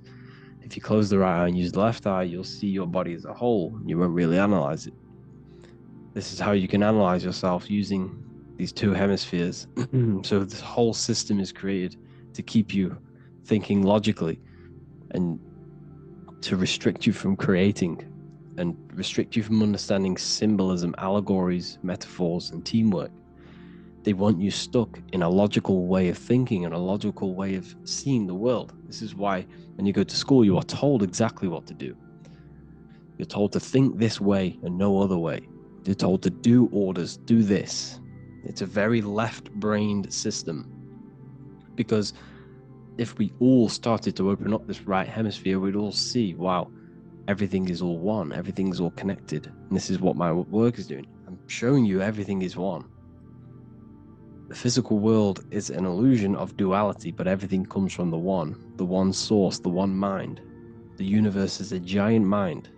I am mind, you express mind. We all possess mind. Behind the physical body is the same mind consciousness. And we are all expressions and fractals of this infinite consciousness called mind. And this is what they don't want us to figure out, is that we are all just one consciousness expressed. It's an infinite consciousness. It's even in the squirrel, it's in the dog. All of these different animals, they're just different bodies, but behind the bodies is the same consciousness, which is mind. That's what the pineal gland is. The pineal gland is not the mind, and it's not the third eye.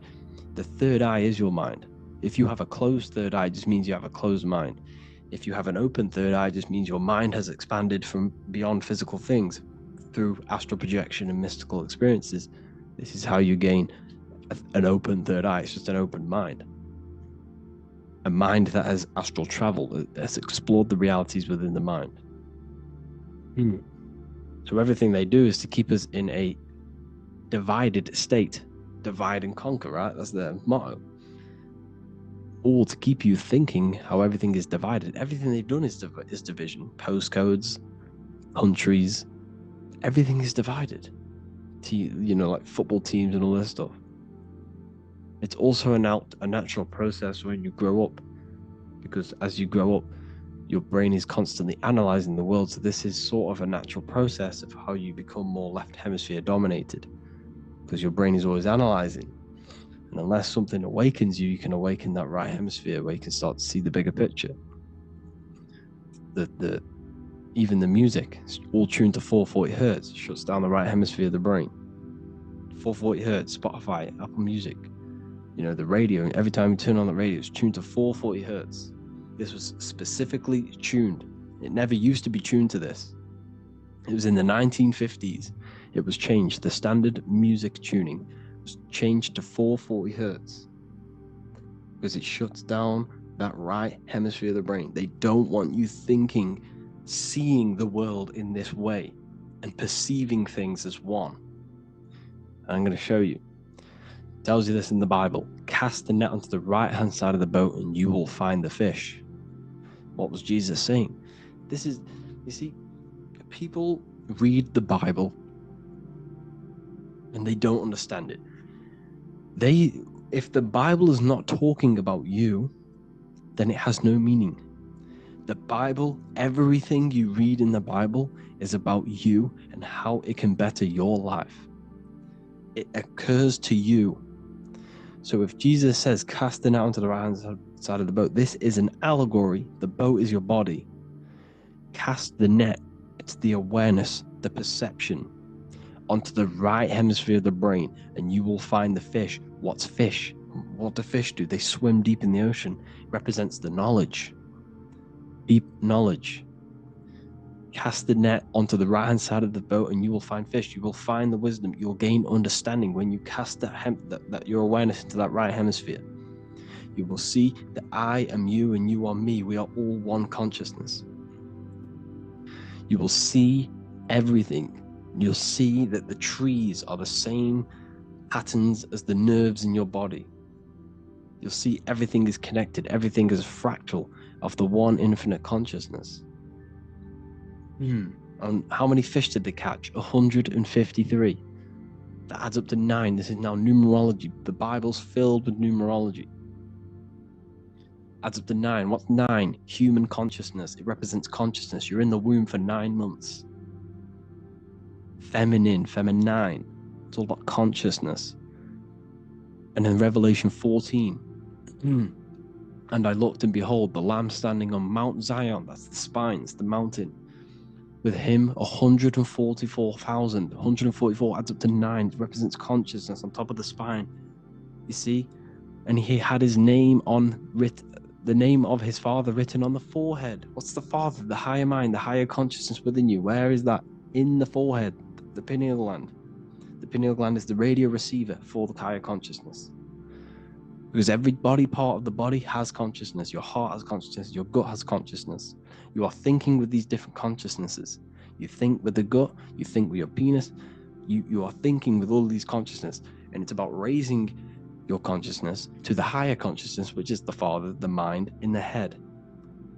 Don't think with the lower parts of the body, because that is your animal nature. Think with the higher parts of the body.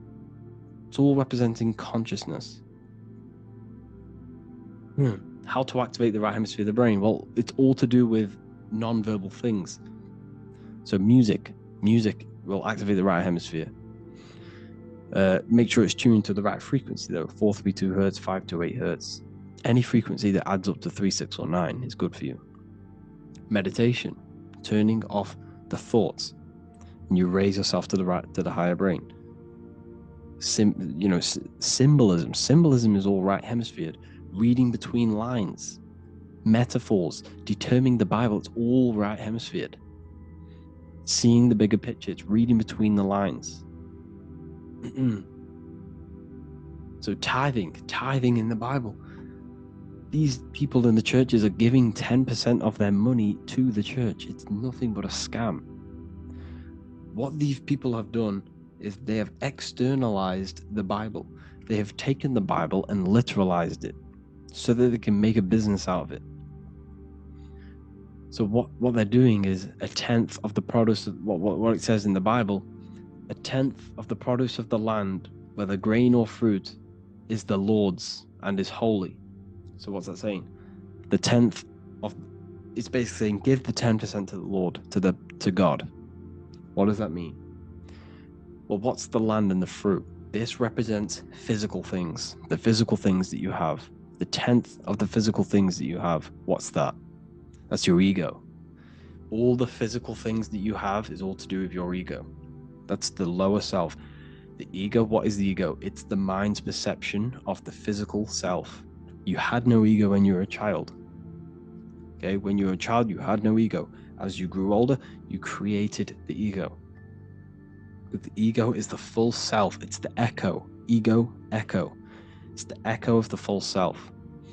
So it's saying give the ego over. Take away the animal self. In that left hemisphere, that's all to do with the left hemisphere. That left hemisphere sees the ego. It sees individuality. It's divided.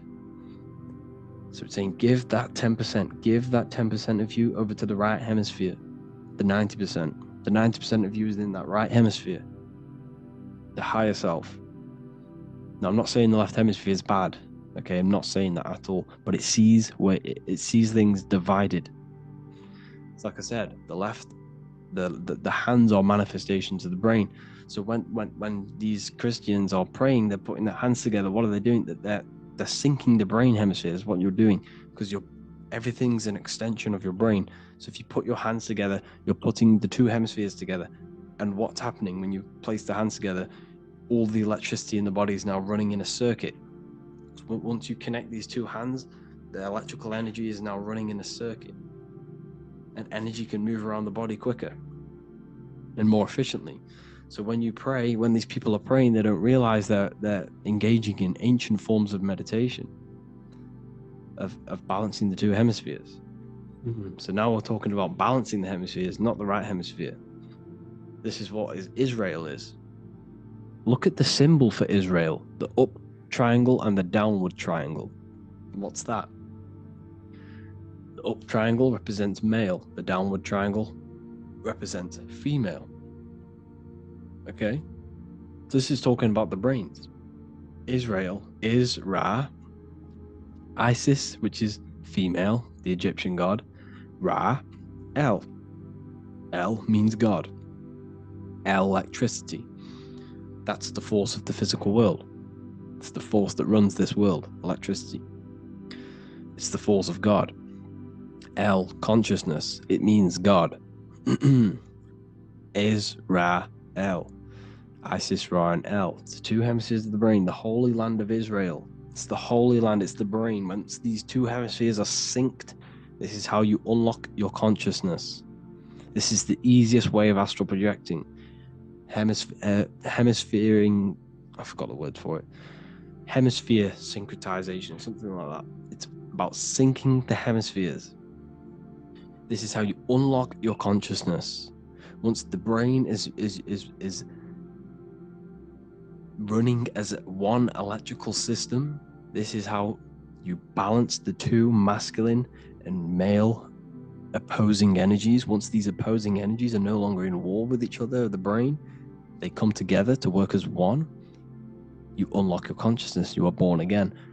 What happens when a male and female have sex? It creates a new child. It becomes one. You are born again. Once the two hemispheres of the brain, you are born again. You can then have an out-of-body experiences. So this is why the symbol of the Holy Land, Israel, is the up and down triangle back combined together, because it represents unification of the male and female, unification of the hemispheres. You're born again. You unlock consciousness. And you can get this for free. It's called the Gateway Tapes on my website. Basically, it's a audio track from the government, and they did this in the Gateway Experience. It's a CIA document, and what they do is there are different forms of meditations you go through. I think there's about 5 waves of meditations you do, half an hour each one, and it will teach you. It will sync your hemisphere, because what does it do? They understood that playing one frequency into one ear and another frequency into the other, they understood that the right ear is connected to the left hemisphere, the left ear is connected to the right hemisphere. So when you play two different frequencies into both ears, what happens? The brain picks this up, the two hemispheres of the brain picks this up, and it syncs it. It syncs these two hemispheres, these two frequencies together. So now the brain is working as one to sync this frequency. So this is how you can sync your hemispheres, through listening to these frequencies. Okay, you can get them for free and do the meditations yourself. This will definitely help you. This is an easy way to astral project. So it's all about syncing the hemisphere and seeing reality from a unified perception. We should all aim to get out of that left hemisphere. I'm not saying don't use it, but we should now start to see. We should now start to read between the lines of the Bible, read between the lines of the symbolism they're showing. Study symbolism, study allegories and myths. What are they trying to tell us through these allegories? And this is how we start seeing things in a better way. Once we understand that we are all microcosms of an infinite consciousness, we can all come to one, because love is the unifying force of this infinite consciousness. We are all divided. We are all disconnected from our hearts.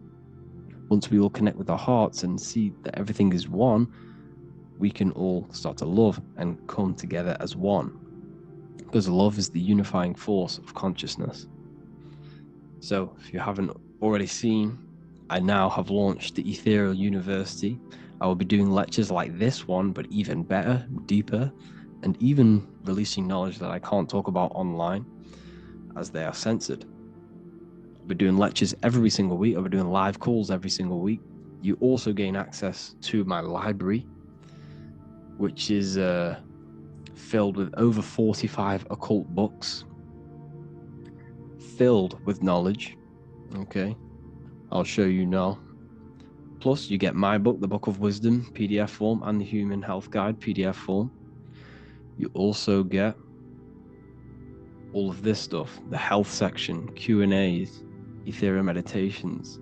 We've got some celestial studies, cosmology, and numerology coming soon. You also get the brand new Manifestation Mastery course, plus the library. And there'll be new books, new lectures, new live calls every single week. Or you can get the Book of Wisdom, use the code WISDOM in all capital letters to gain 40% off. This sale will be ending very, very soon, so if you're watching this, be very quick to get yourself a physical version or a PDF of my book. You can get it in all these languages. Hope you enjoyed this video, people. I'll see you inside the Ethereal University, the real university. Have an amazing day.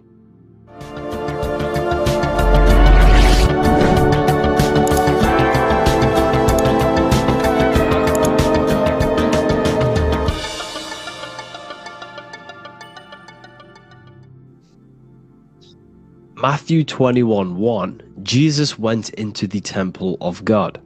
Corinthians 3:16, do you not know that you are the temple of God? Now what is this telling you? That God is within you. Hence why in Luke 21:12 it tells you the kingdom of God is within you. And the side of your head region is called a temple for a reason. Because the brain encapsulates the mind. The brain is a physical manifestation of the mind. The heart is a physical manifestation of emotion. So we have these different layers of our consciousness. We have an intellectual, communicative aspect of our consciousness, which we would call the mind. We have an emotional aspect of our consciousness, which is the heart. And to communicate with the divine, it's all to do with the mind. Hence why the ancients always symbolize the mind being God. This is why Michelangelo always placed God inside of the brain on top of Sistine Chapel in the middle of the Vatican. He understood that God is in the brain. God is within you, not outside of you. The church tells you that God is in the sky because they are creating a externalization of the truth to create a business and a distraction, so that you don't find the divinity within you, so that you don't find your power. Now you have Adam, the physical man, the physical body, the ego, the lower self. And he is resting. He's not trying to reach to God, but God is reaching, because the higher consciousness within you is always trying to communicate with you. It's always trying to wake you up to your divinity. But the lower mind, the lower self, Adam, the physical self, is always in ignorance of truth, always in ignorance, and stays in a materialistic way of thinking, which is the lower animal self. And this is what we call a sleep, or an NPC. This is the lower mind of man. But all you have to do is to move your finger to touch God. You have to look within yourself, within the brain, meditate, and you can find God. This is why in the Bible we see many references to the human body and anatomy to truly connect with God. Kings 6:8, the door to the middle chamber was in the right side of the house, which is the right hemisphere of the brain. The middle chamber is the pineal gland, where the seat of your consciousness is, where the seat of your higher consciousness is, the mind. And they went up the winding stairs, which is your spinal column, into the middle chamber, and out of the middle chamber into the third. So they went up the winding stairs. This represents raising your consciousness up the winding stairs. Your spinal column acts as a stairway of consciousness. Depending on what sort of consciousness you are operating in, depends on what part of the spinal column you are using. Because the spinal column ascends and descends consciousness. What do I mean? If you are in a reproductive way of thinking, and you're always thinking about sex, you're jerking off all the time, and you're always eating, all of your brain's power and your mind's power is being descended into the lower aspects of the spinal column, which represents hell, the physical state of man, Adam, the ignorant state. We're basically living off low-level pleasures like an animal. And the stairway to heaven is your spinal column. They went up the winding stairs into the middle chamber, which is your mind, your pineal gland, and out of the middle into the third stage of consciousness, physical, etheric, astral.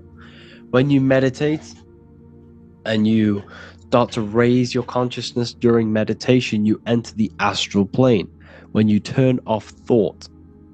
But this is the middle chamber inside of the brain. Here we see another painting inside of Sistine's chapel of God inside of the brain. This is the brainstem. This is the brain. This is the frontal lobe. This is the back lobe. This is the back lobe. This is the cerebellum. Here's the reptilian brainstem. Here's the claustrum. This is what we are seeing here. Anatomy. Here is another one in Sistine's chapel in the middle of the Vatican. This is depicting the brainstem. God's neck looks exactly like the brainstem. Here we see a real brain compared to God's neck, because the neck is just below the brainstem. And this is what they are symbolizing, because they knew that God is within you. God is a part of the human body. God is inside of the body, because the body is a vessel for consciousness, for universal consciousness.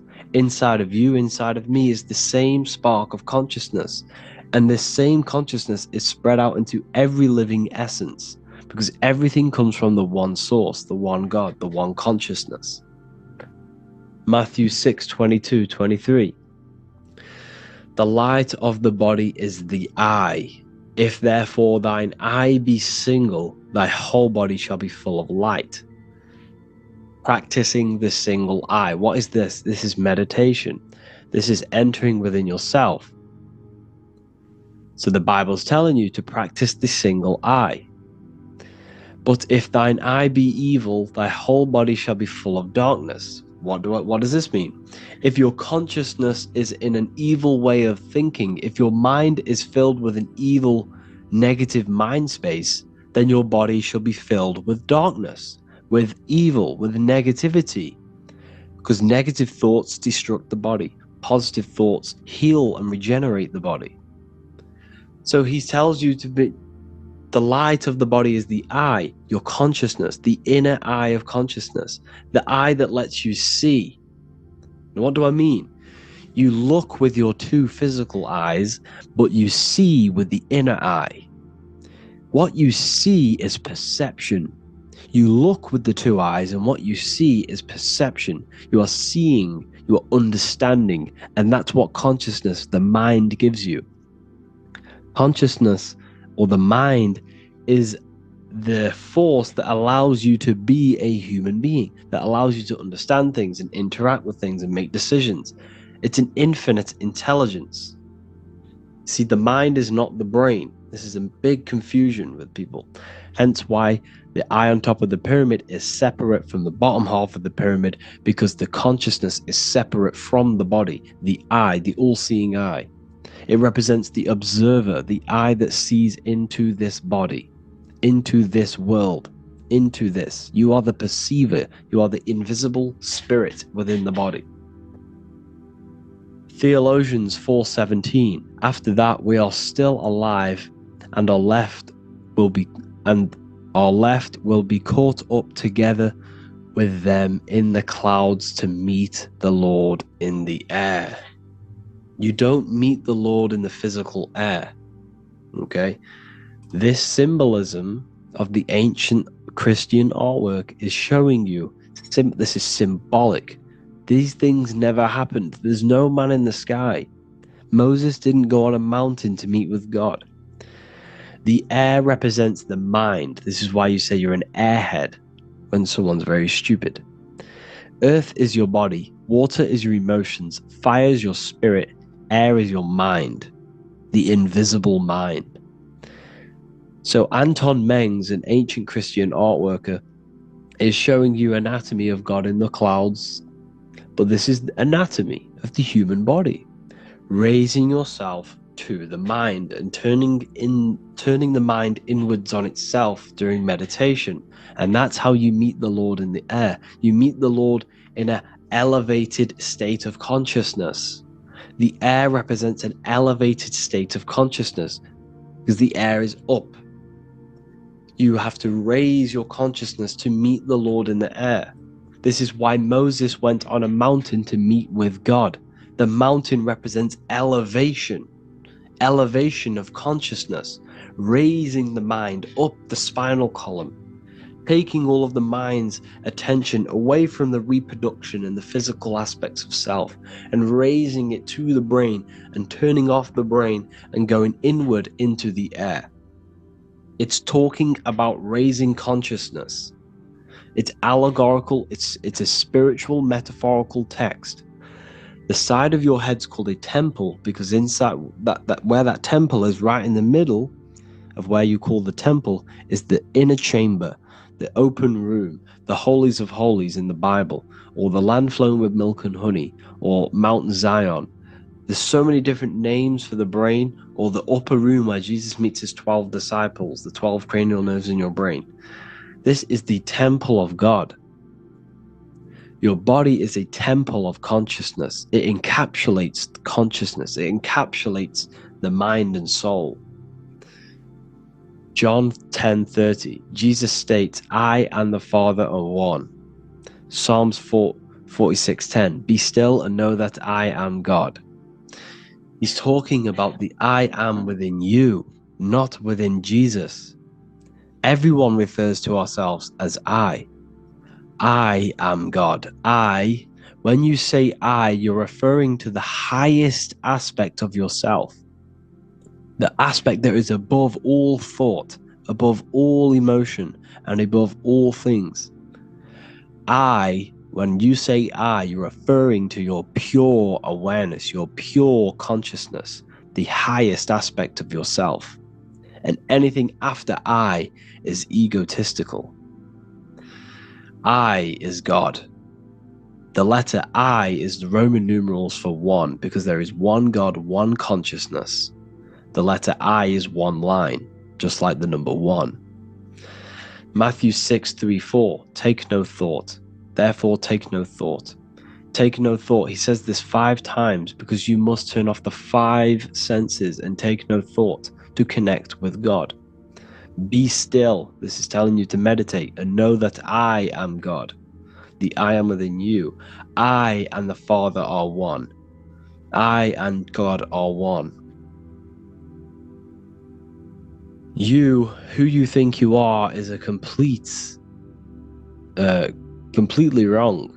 The body is matter. Your name isn't you. Your job isn't you. Your reputation, your trauma, your memories, your friends, family, worries, bills, interests, dislikes, goals, passions. Anything to do with the thinking mind is not you. Who you think you are is a part of your thinking aspect of consciousness. But once you remove thought, you are no longer your name, you are no longer your body, you are no longer your reputation. You are the I. You are pure awareness, pure consciousness. Pure consciousness. And this pure consciousness has latched on to this name, this job, the body, and your traumas. Your pure consciousness has attached itself to this character who you're playing in the physical world. And this is essentially who you think you are. But you are not. You are the I. You are the self. You are pure awareness. So, in order for you to detach from these things, you must learn how to detach from your name, your job, your reputation. And you do this through meditation, by turning off the thinking mind. Turning off the thinking mind allows other aspects of your consciousness to open up. What do I mean? Your whole life you've been thinking, and all of these thoughts has attached you to this physical body. You haven't allowed your consciousness to open up. And you can only do this by taking no thought. That's why Jesus tells you, take no thought. When you turn off the thinking mind, other aspects of your consciousness starts to open up. Other aspects of your being can open up. And this is how you astral project. This is how you do all these mystical things and things to do with consciousness. It's taking no thought. Imagination, emotions, thought, and memory are all to do with consciousness. These things are not physical. You can't touch thought. You can't touch emotions. You can't touch these things because they are not a physical thing. So you must turn off these things for other aspects of your consciousness to open up. Okay? So essentially, the Bible is a metaphorical, astrological, numerological, metaphysical, spiritual, encoded text that talks about human anatomy, spirituality, and the true nature of the human experience. Everything they teach you in school is to make you think that you are this body. Everything they teach you in church is the externalization of the true teachings of Jesus. Jesus was telling you to meditate. Jesus was telling you to practice the single eye. Jesus was telling you to look within yourself and find God. He wasn't telling you to pray to him. Mark 16:19, he was taken up to heaven and sat at the right hand of God, the right hemisphere of your brain. John 21:6, cast the net onto the right hand side of the boat and ye shall find fish. Fish is understanding. The boat is your body, your brain. Cast your awareness into the right side of your brain and you will find understanding, because the right side of your brain is all to do with the creative aspect and the intuition and the spiritual sides of your consciousness. This is why God is here.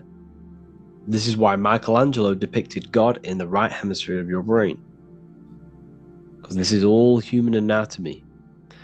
And I speak about all of this in the brand new Book of Wisdom, Volume 2, which is now available. The start of the revolution has begun. This book is truly going to change the way people see the world. It's got so many more topics than the last one. It's truly a revolution. It's written in so much detail. It's very practical. I cannot wait to share this one with you. I just want to say thank you for the opportunity for me to create this book, because without you, I couldn't have created this. And I just love sharing my work with you. And I thank every single one of you for the support, the watch, like the views and the likes, everything. Especially the people who have joined the university and stuff like that. And for people who have joined the university, you do get a free Book of Wisdom paperback if you just go to the general chat and follow the description, follow what the instructions that I gave you in the chat, and you'll be able to order a free Book of Wisdom if you are inside of the university. Plus you get all of my other books, 2 books, and over 45 occult books on occult and esoteric things. You get lectures, live calls, a community, a manifestation mastery course, and a whole library and reoccurring updates every month, every week. So yeah, I hope you all enjoyed this video. Thank you all. Please leave a comment to help the algorithm, and leave a comment on what videos I should make. And yeah, I'll get to uploading on the YouTube a lot more now the second book is now released. I have a lot more time on my hands. No longer using my energy to create the book. I'm now going to redirect this mental energy into the YouTube. So there will be a lot more content coming. So I need some content ideas. So feel free to comment some ideas, some YouTube videos that I can create. Thank you all, people. Have an amazing day.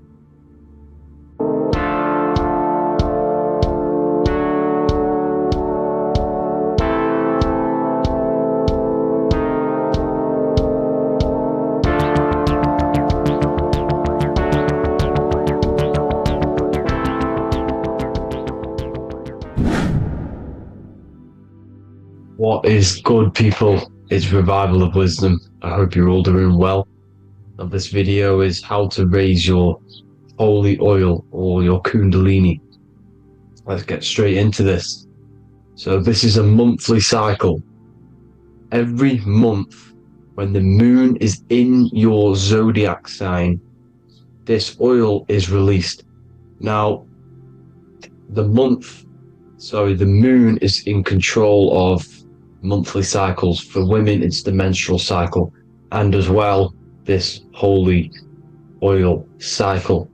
The moon changes sign every 2 and 2.5 days and passes through the zodiac signs in 27 days.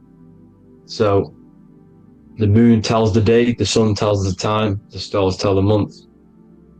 This reality is a massive clock, if you like to say. It's a cycle. Okay, the moon controls the night, emotions, water, fluids, and the mind.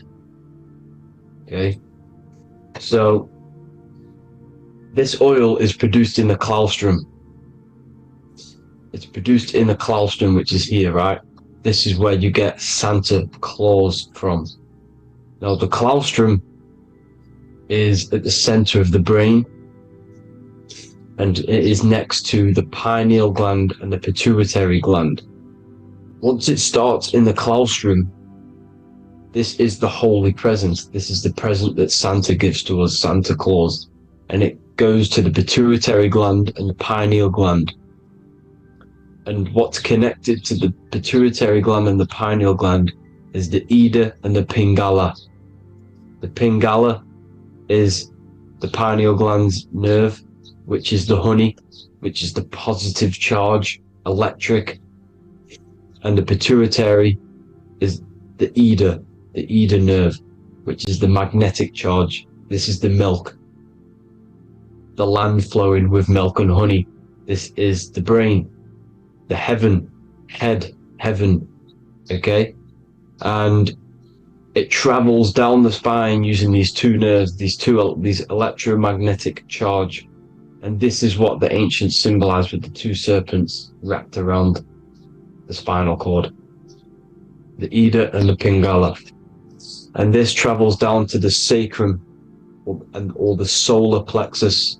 Okay, so once it's here, okay, the spine is an elongation of the brain. So the spine is pretty much the brain. It's an extension of it. And it's kind of a microcosm of how we descended from heaven to physical reality, to physical matter, which is our consciousness has done. Our consciousness has descended from heaven into physical matter, and this is a microcosm of it. Okay, so once we're in the sacrum bone, this holy oil, like I've just explained, this holy oil starts in the Santa Claustrum, goes down the chimney to the sacrum.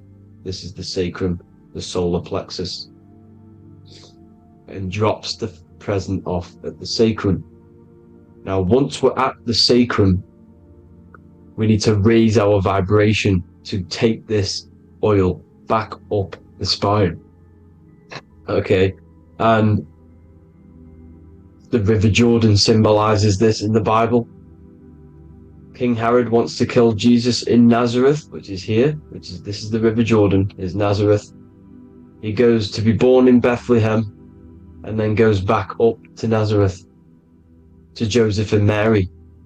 Joseph and Mary, the pineal gland and the pituitary gland.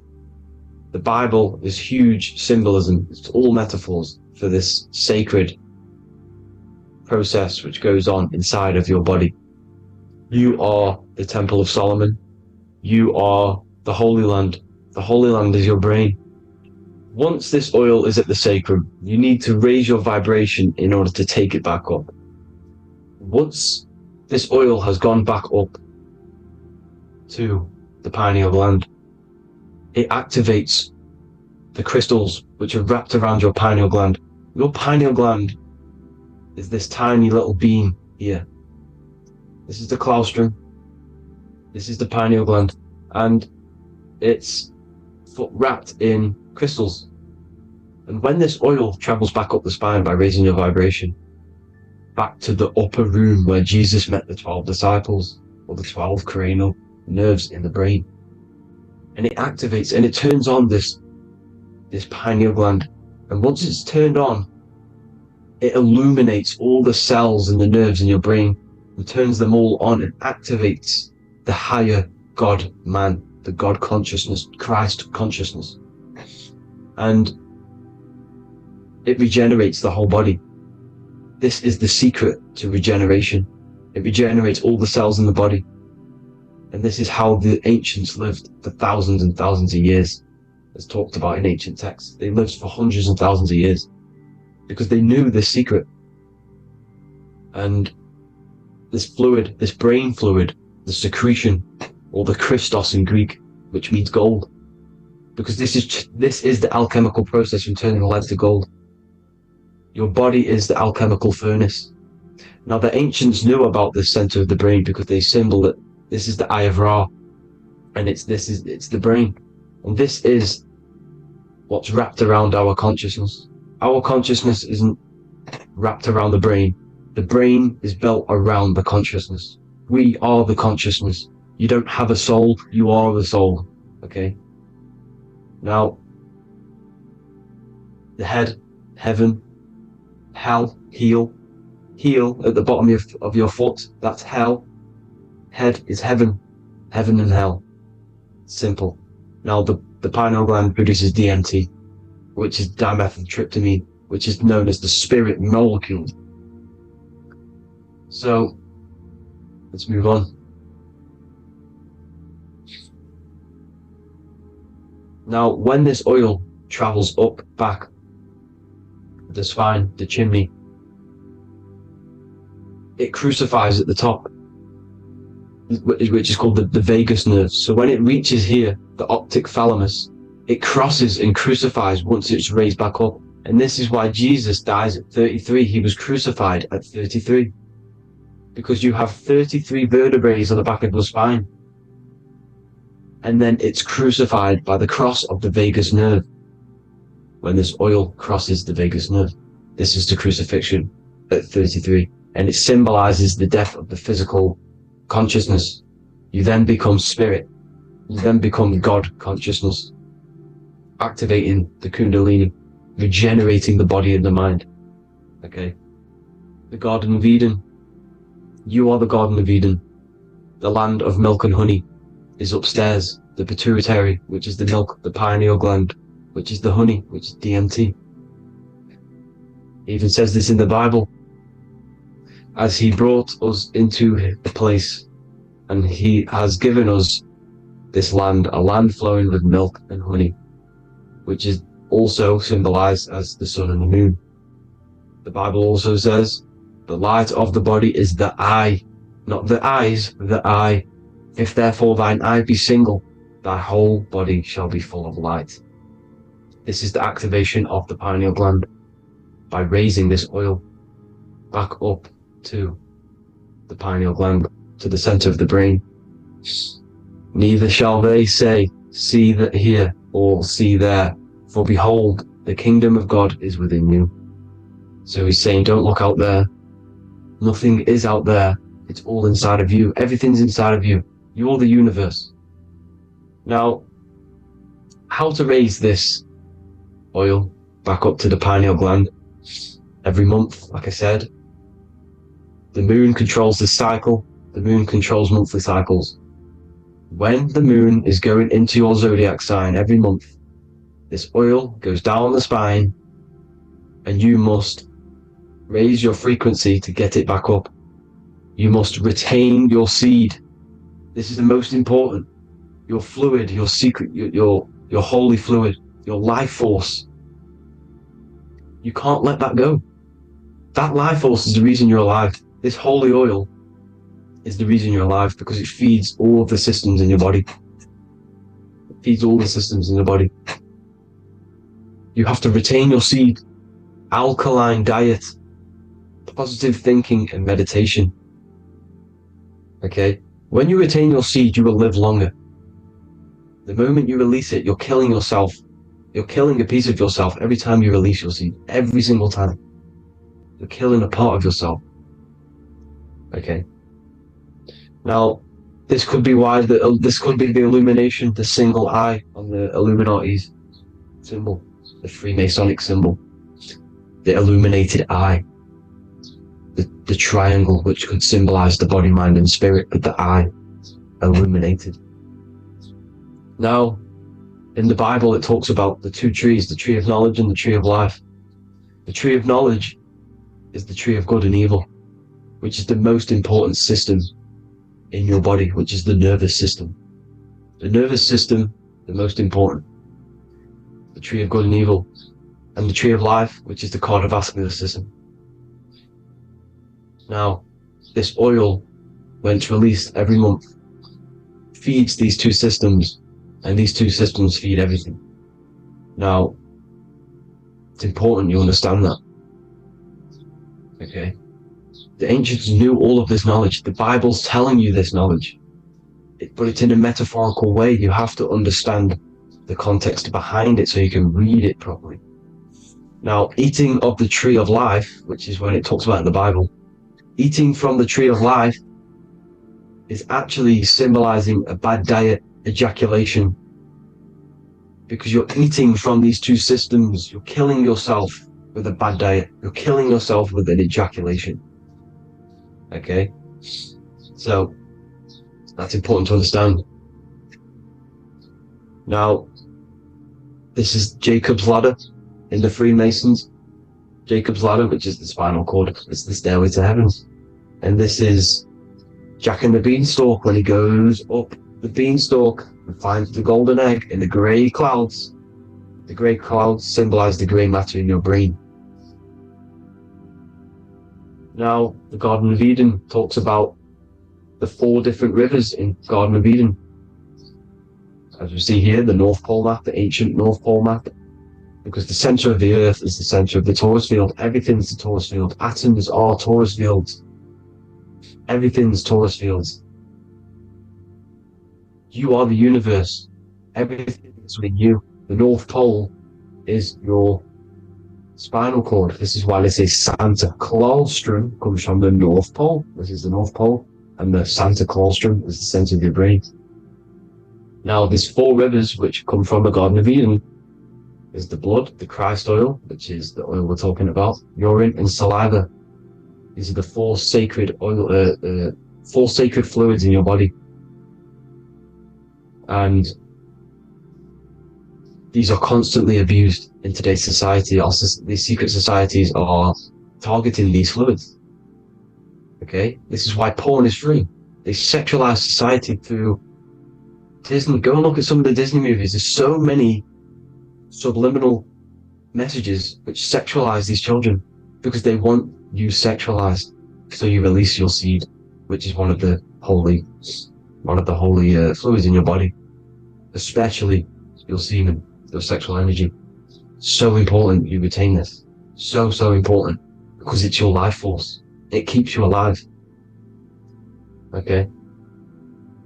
Now, let's recap on this. If you want to raise your oil every month, you can't just retain your seed for the month. You have to retain your seed forever. Don't just do it for a couple of days. You have to do it. It's a lifestyle. You want to become God consciousness, you got to do what it takes.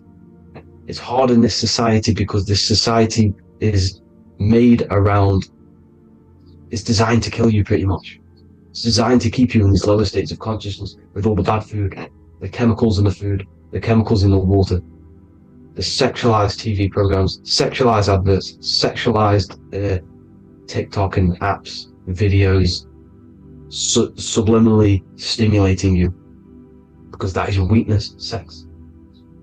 It's your weakness. Now, you have to retain your seed, meditation, and an alkaline diet. Why alkaline? Because acidic is low vibrational. This is the color spectrum. And what's the highest vibrational color? Violet. It's the lowest, red. You have to have an alkaline body in order to raise this oil. When you drink, when you have a bad diet, when you drink alcohol, when you smoke, this destroys the oil. It destroys the oil in your sacrum, and it can't be raised again, can't be raised up. This is why it's so important.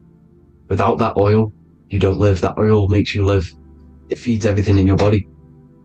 It's crazy how we're not taught this. It's insane. But that is how you raise the oil, people. I hope you all gain some knowledge out of this video.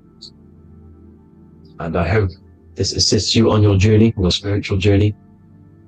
And please like and share this video. We need this knowledge out to the public to wake up humanity. Thank you all, people. God bless.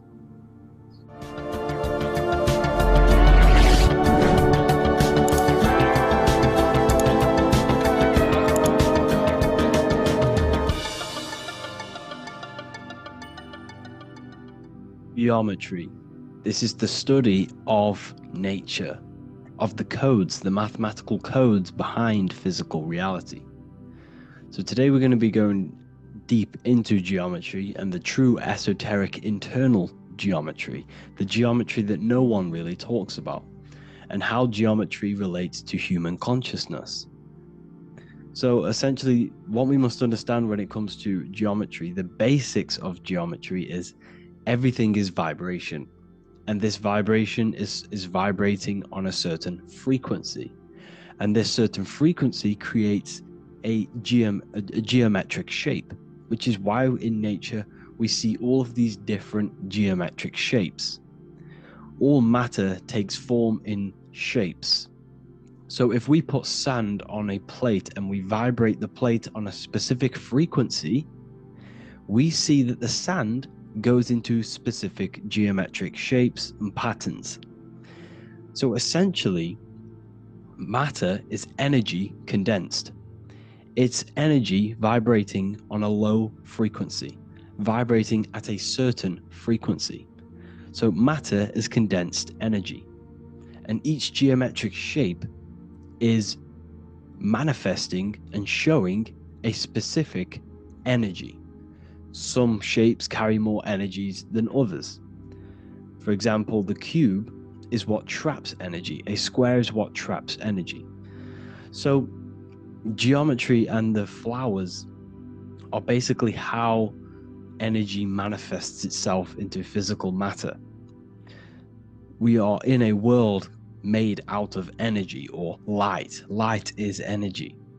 So everything is vibration, everything is frequency, and everything is energy. Even the words, each atom in our body, everything.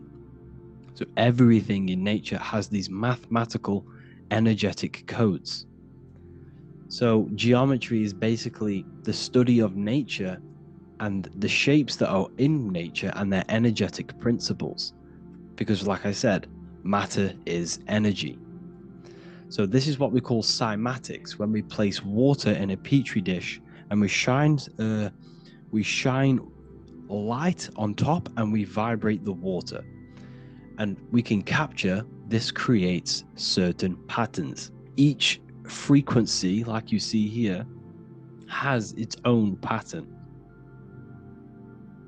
So what we are seeing here in the physical plane is essentially energy condensed into physical reality. We see it in the turtle. We see it in every single form in nature.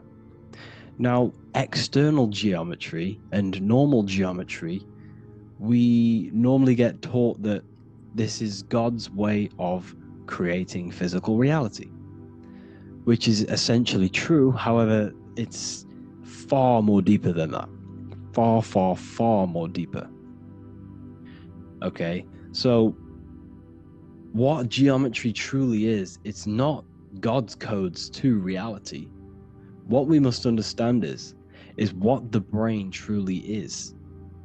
And what we must understand is that we are not in the world. We are not in the universe.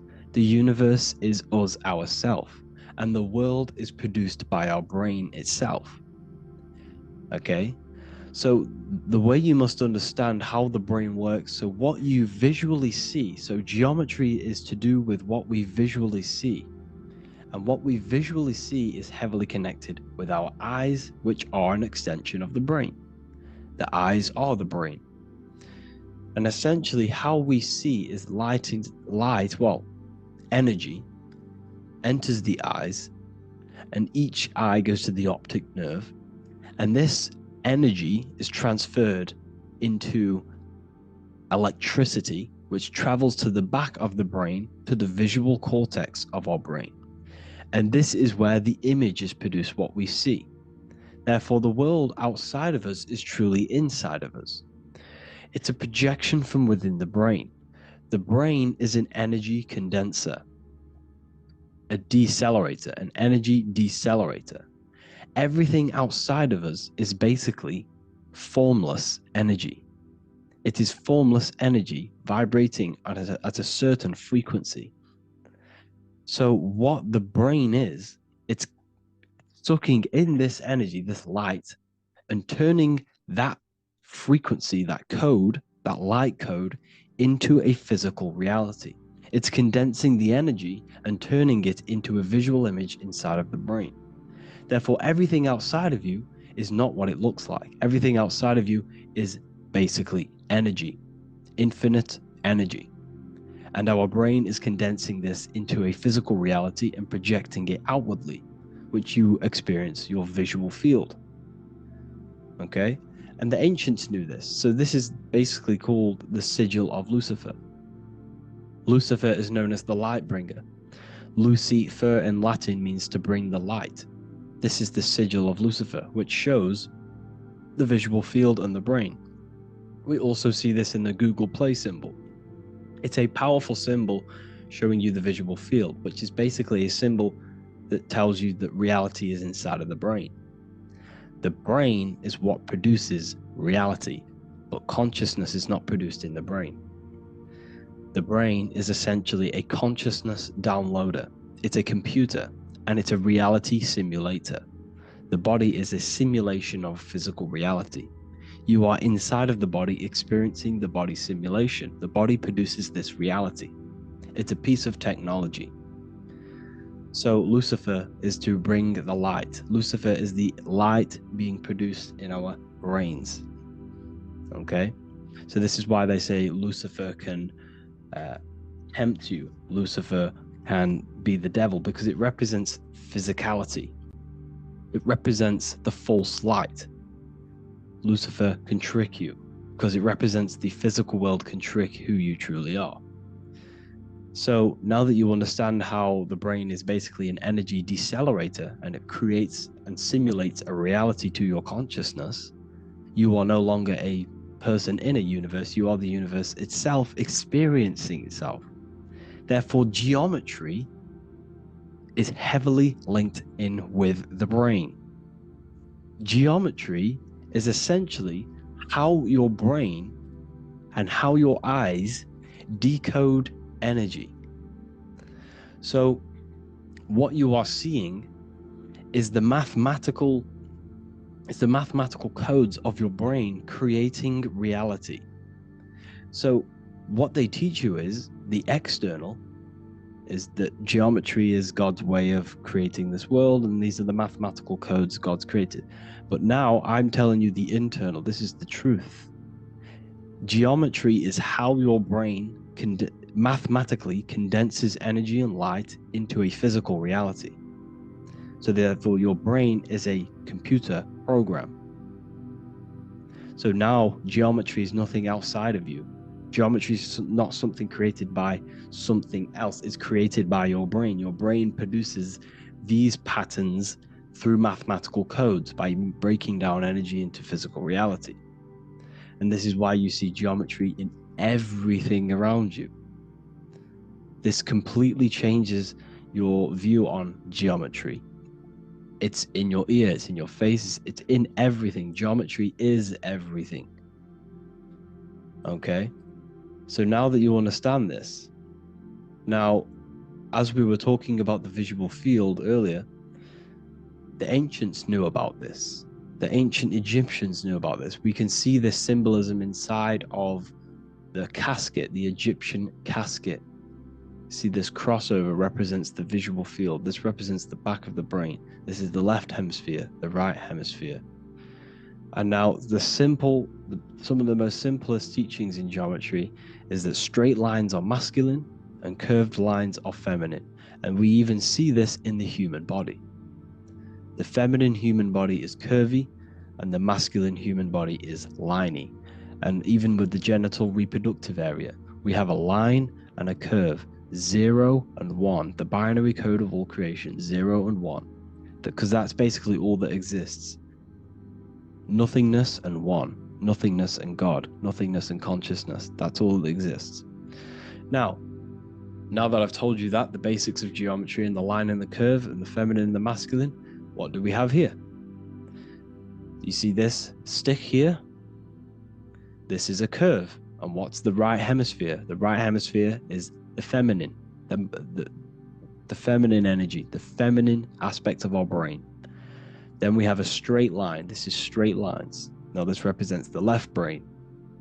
So the Egyptians are showing you the left masculine brain and the right feminine brain because of the curve and the straight line. And this is the visual field, the crossover. So there's a crossover in the brain. The left eye is connected to the right brain. The right eye is connected to the left brain. Okay, so the left eye is connected to the right brain. The right eye is connected to the left brain. The solar and the lunar. So like I said, everything outside of you is basically energy. Your body is basically a holographic avatar, condensed energy produced by your brain. There's nothing actually outside of you. Your 5 senses are electrical threads of light. And when you touch something, this is basically electrical signals in your nervous system, which are reporting back to the brain.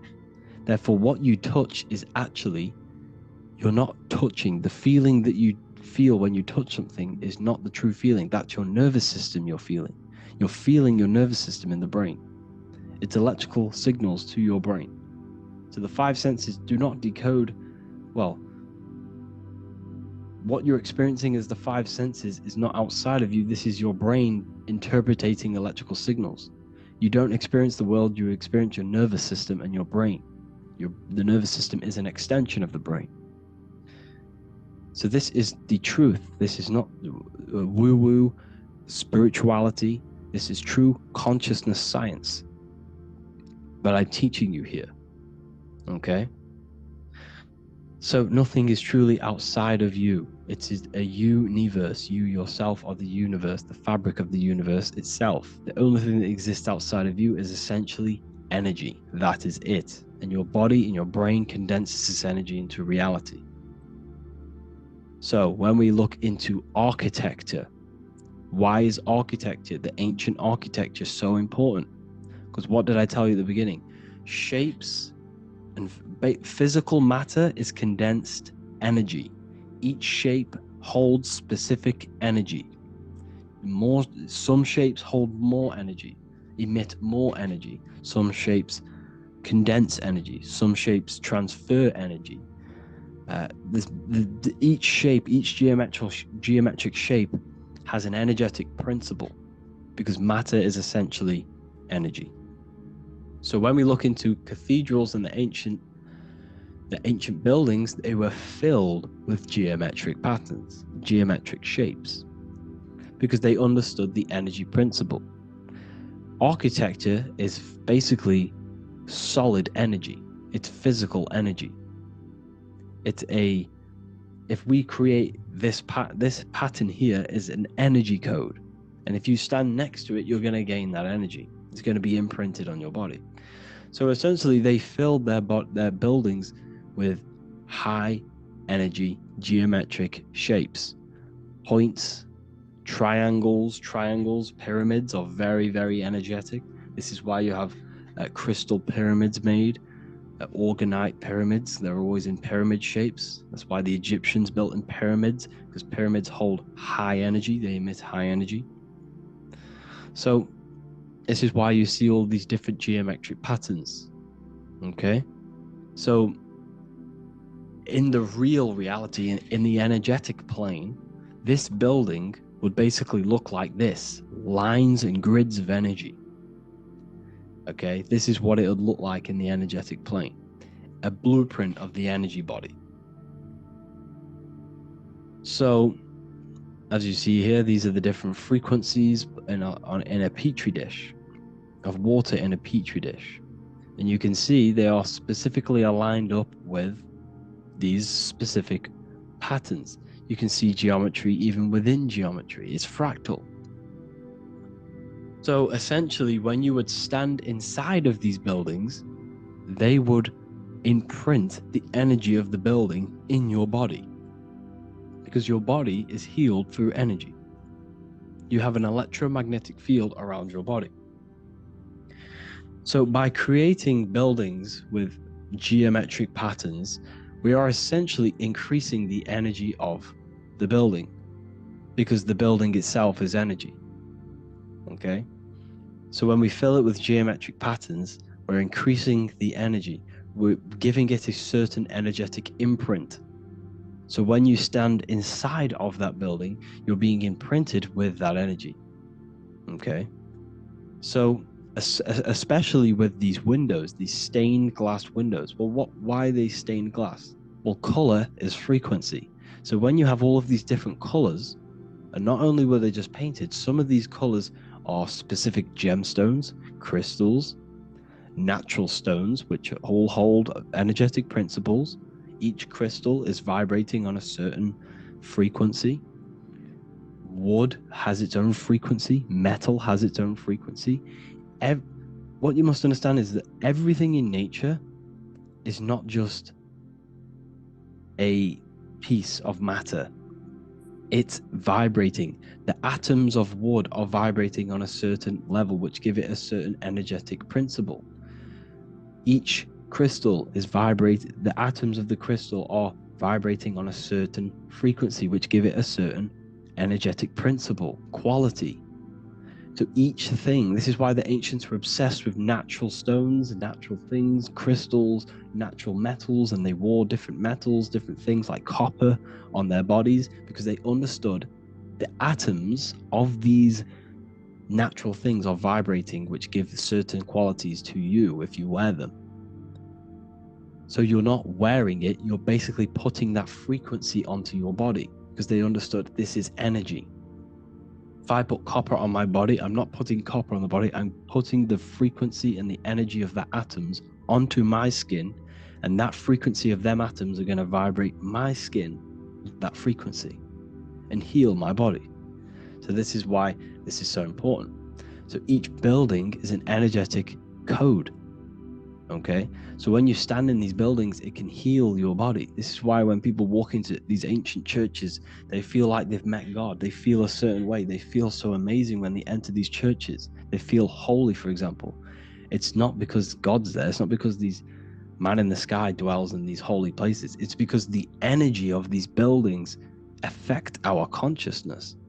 They increase your energy. They raise your vibration. They heal your body. They heal your cells. They imprint the water in your body, especially with these stained glass windows. Like I went a bit on a tangent there, but these stained glass windows were encoded. Well, they use different gemstones, different lights, different colors.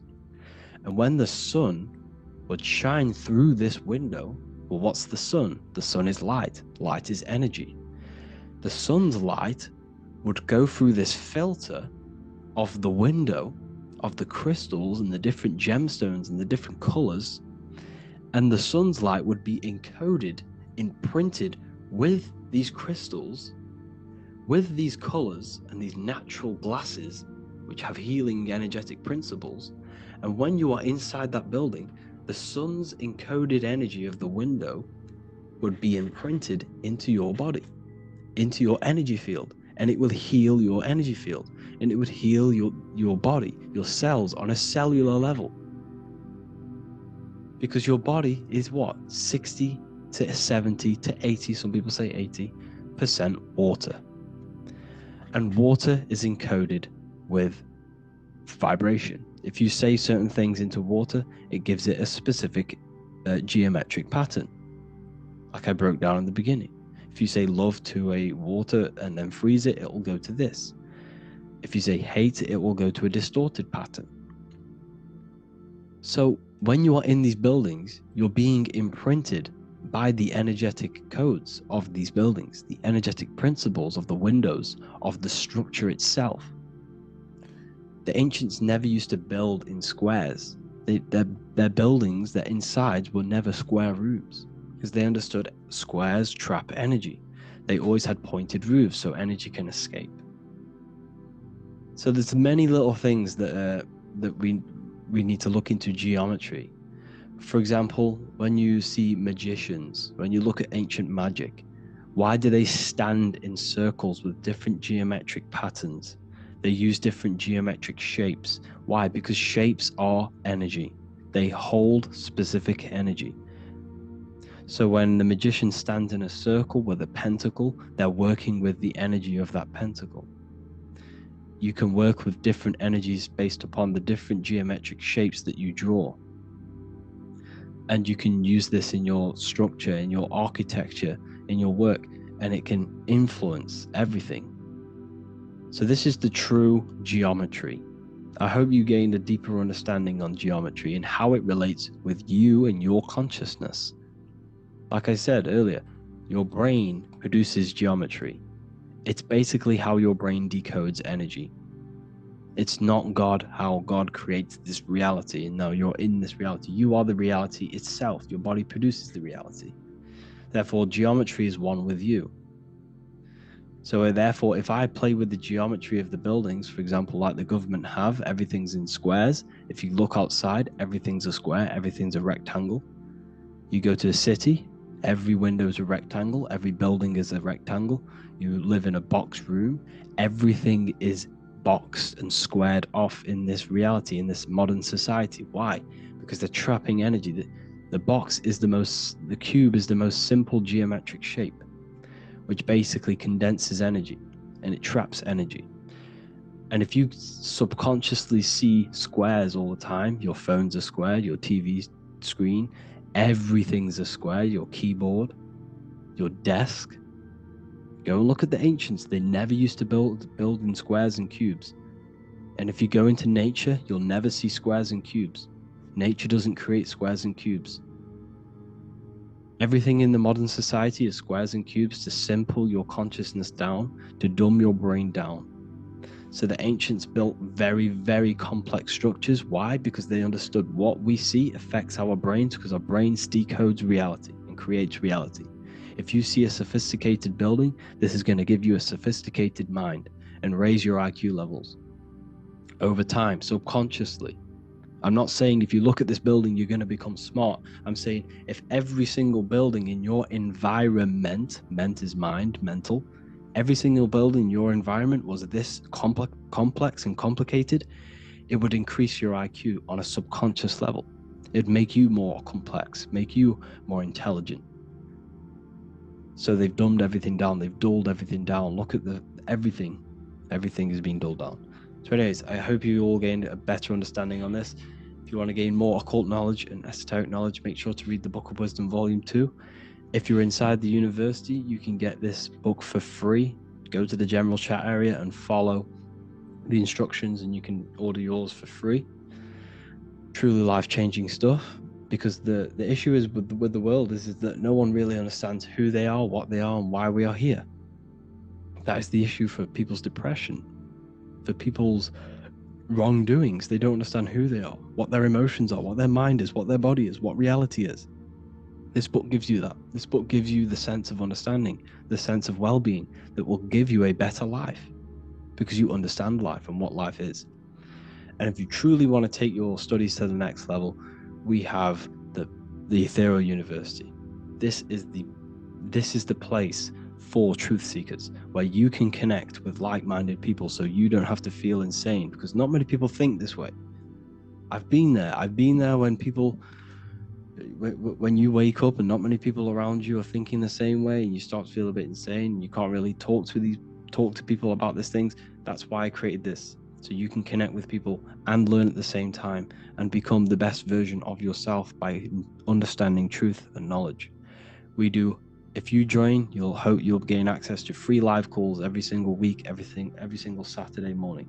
We do live calls. You can ask me questions and all sorts. So make sure to leave a like and a comment, and thank you all for tapping in.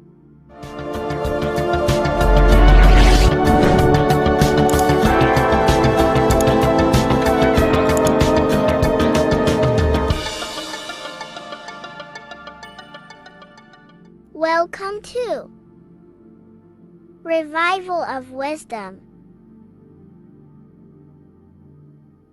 Today we're going to be breaking down Saturn worship and how the occult are linked in with Saturn. Okay, so first of all, let's start with the celebrities. All these celebrities are doing 666. Okay, covering the one eye, which also symbolizes the all-seeing eye, which is another occult symbol. But we're focusing on the 666, the 6 with the 3 fingers. Also, we have CERN with the 666 within their logo. Also Disney, okay, as you can see here, 666 within their logo. Pepsi, Coca-Cola, and even Cadbury's. Monster Energy with the 666 in Hebrew numerals. Unleash the beast.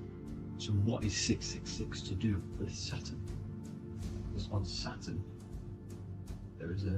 on their north pole of Saturn, there is a 6-sided hexagon, okay? So Saturday is named after Saturn Day, the 6th planet.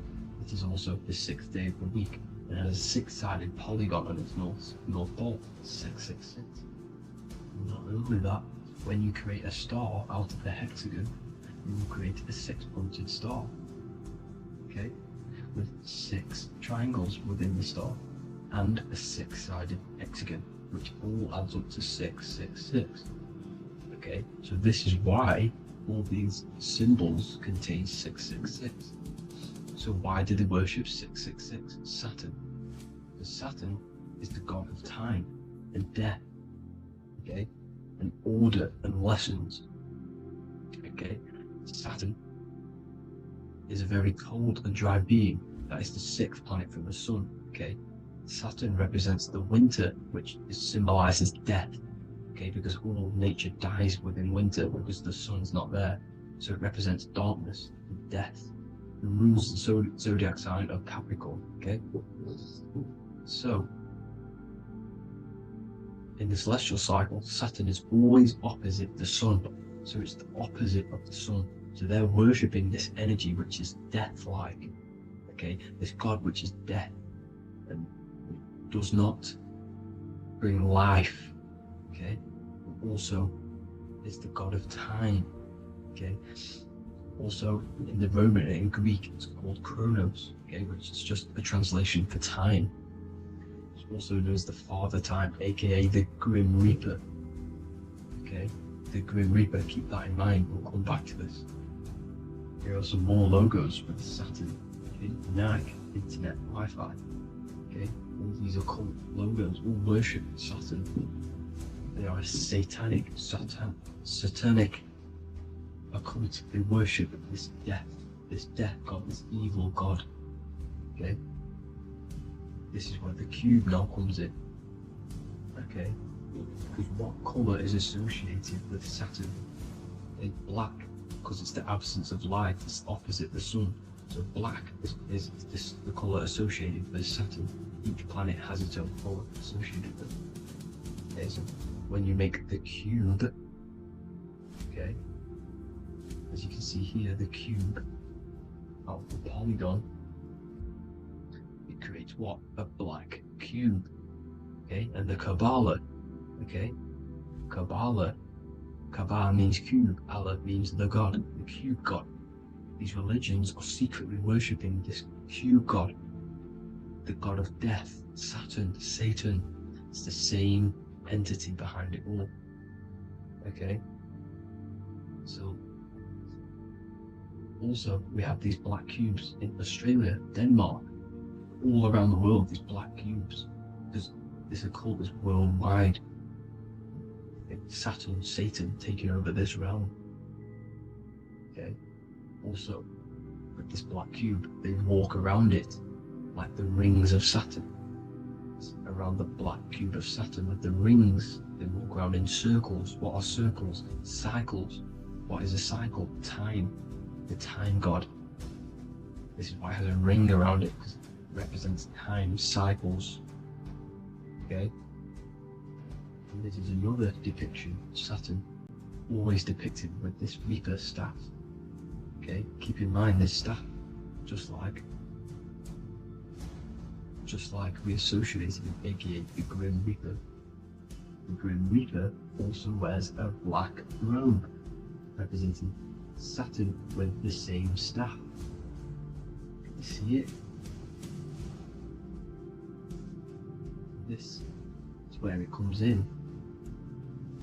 Okay? The same thing, look, the same staff with the black robe, black representing Saturn, the god of death. Okay, the Grim Reaper, Satan. Okay. Also, when you graduate from university, what do? You wear a cube on your head, a black cube with a black robe. This is Saturn worship. See, this is how Saturn, Satan, has tricked the world into worshipping him, not God, the sun, which represents God. So what is a corona? Because a corona is a crown, a circle, okay?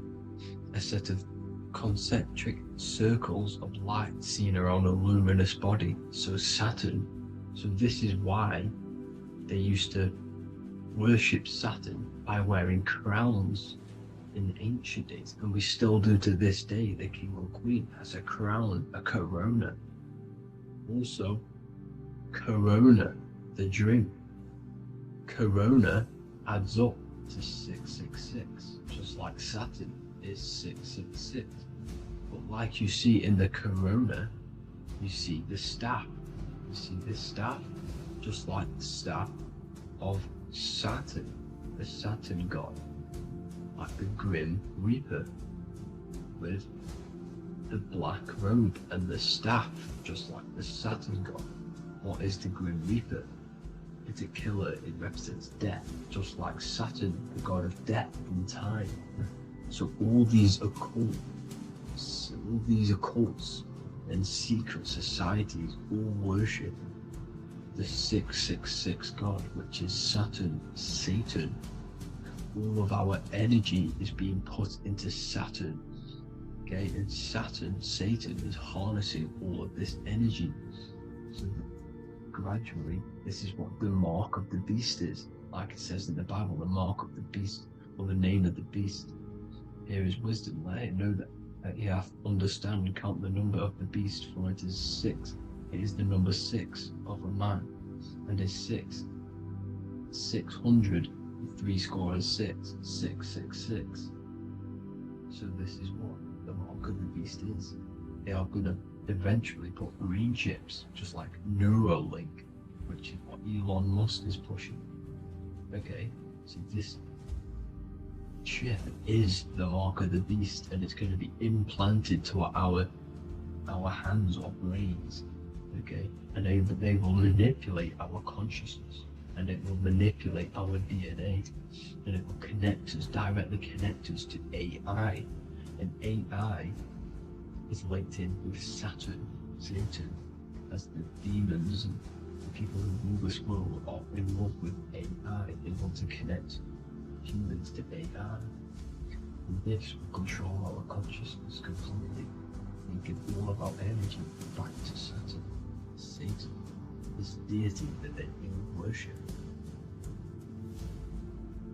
Just like when you get married, you wear a wedding ring, the rings of Saturn, over the finger, which represents the sun.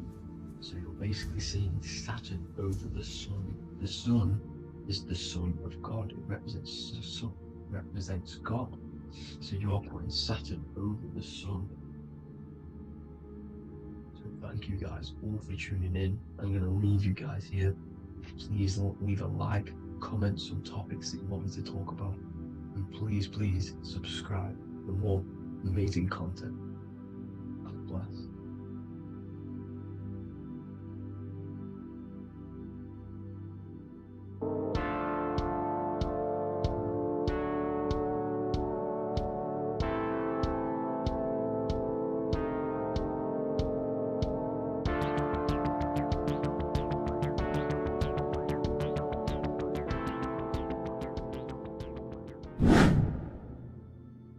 What is good, YouTube? Today we're going to be talking about the astral plane and how the cosmology fits into the astral plane. Okay, so first let's go over the astral plane and go over the different layers of reality so that you can understand reality more. You are a multi-dimensional being. You are not in these, you are in all of these realities at the same time. They all interweave into one big reality. But there are different planes, they are different vibrational dimensions, there are different dimensions of reality. The mind is the root cause of reality. We're living in the mind of God. Everything is being thought into existence from the root cause, from the universal mind. This is why the ancient Egyptians said, all is mind. We're living in the mind of God. And we are a microcosm of this mind. This is why we all have the same mind. This mind is the world of thoughts. Now, this world of thoughts is just the thought alone. For example, it is the thought of a chair. But then when you start to imagine this chair and you start to mentally see the chair, you're now manifesting the thought, the singular thought, into some sort of form. So now you're imagining the chair. You're imagining the form of this chair, which is then manifesting into the astral plane. The astral plane is the world of thought forms manifesting. So when you are imagining something, you are seeing into the astral plane. Okay? Your third eye, it is an eye because it sees the astral plane. It is seeing the other side through imagination, through dreaming. Well, we'll go over dreaming later. So the thought of a chair is a singular thought. The imagination of the chair is the manifestation of the chair. And in the astral plane, it's basically the world of all the chairs that could ever exist. So you're thinking of the chair as a singular thought, which is the mental plane. The astral plane is the imagination of that chair, is the thought, the manifestation of it. Depending on the vibrational state of the thought will depend where what level of the astral plane it will go to. For example, if you're thinking about a chair to torture someone on it, it's going to go on the lower astral plane. Or if you're thinking and imagining happy things, it's going to go to the higher astral plane. So wherever your mindset is, that we call it a mindset because your mind is setting frequencies to certain things. Thoughts are frequencies, and a mindset is setting your frequency, setting your mind to a certain frequency. So when you set your mind to a certain frequency and you imagine something in that frequency, you're going to match everything in the astral plane that are on that similar frequency, just like you would in the physical world. Because we're all in these worlds right now as we speak, but we can't see them with the two physical eyes. We can feel it though.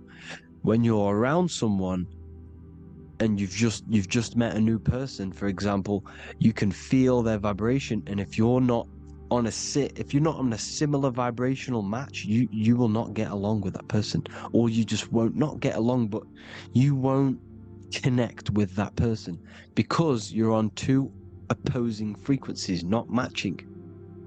And this is something you can't see, you can only feel, because it's the astral plane. It exists within the astral plane. Everything in the astral plane is made out of vibrations. So if you do astral project, and if you already know how to astral project, you will see beings and people and things that are on the same frequency as you. This is why before you astral project, you need to sort your vibration out before you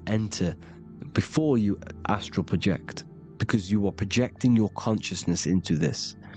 It's the mind. The mind is the bridge. It can move between realities. You are a observer. You are a observing soul which observes different realities. And the mind is the bridge between all of these different realities. The mind can choose. If you want to project into the astral, you set your mind to it, you can. Okay? So, let's not get off track. The lower astral plane is where demons are. The higher astral plane is where heavenly beings are. Heaven and hell are kind of a real thing. The etheric plane is a powerful substance, the ether, the fifth element that they don't tell us about. If you type in on Google the 5 elements, they will try to remove it with wood or metal, because they don't want you knowing about the ether. Ether is the energy double behind all physical objects. So the ether is very important. It is the 5th element. It is part of the physical world, but it's also part of the astral world. It is on either side. You see how they're showing you the truth in the language? Ether and either are the same word. The ether has 1 foot in the astral and 1 foot in the physical world. It's a substance that connects the physical to the astral world. It is the either. It's on either side of reality. It's on the other side. Other, either, same word. Ether is connecting the physical to the astral plane. It's the world of frequency. Frequencies, EMFs, torus fields are in the etheric plane. It is the energy plane. It's where energy moves through the ether. Okay? So then you have the physical world, the world of effect. Everything you see in the physical world is the effect of the higher planes. Each plane is a product of the plane above.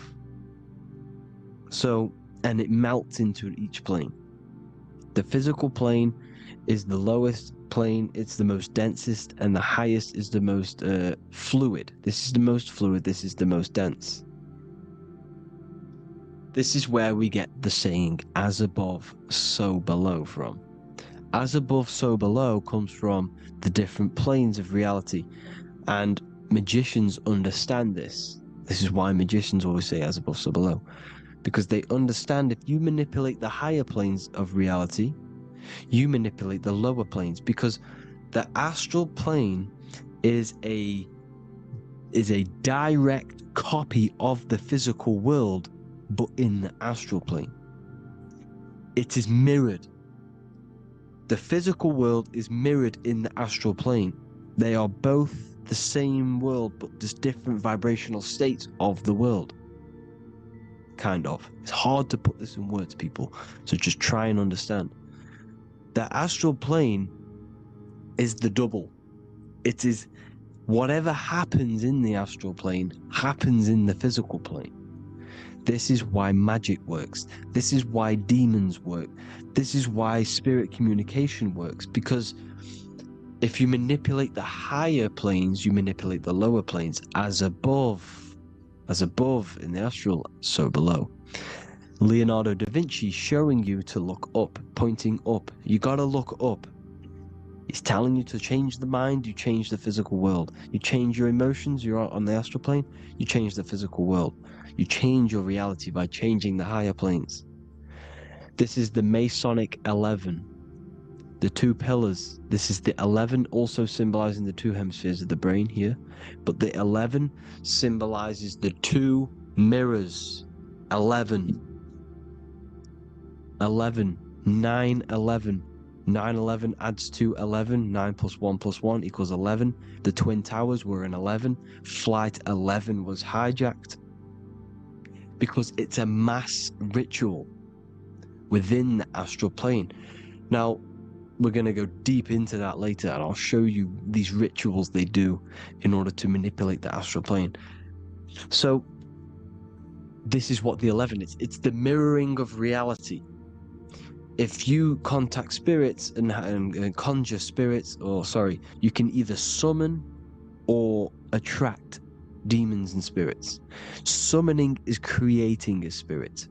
You create demons. Okay? Like I said here, the mind is the root cause of reality. If you think of if you think of a traumatic event that happened in your life over and over and over and over again for years and years and years, where attention goes, energy flows. The mind is the director of energy. If you are directing energy into the specific emotion, the specific thing that is torturing you in your mind, that will manifest as some sort of being in the astral plane, which is called an elemental. And this elemental being that you have created through your thought forms and emotions will latch onto you and feed off this energy. So it's important that you get your mind right, okay? It's important that you sort that you file the mind and you discipline the mind. Make sure it's only entertaining positive things, because you are quite literally creating your own demons. The word demon has the word mon in it, and if you've watched my videos to know mon means moon. The moon is your mind, the sun is your soul, the earth is your physical body. Demon is mon means mind, moon is mind. You create demons with your mind. Summoning.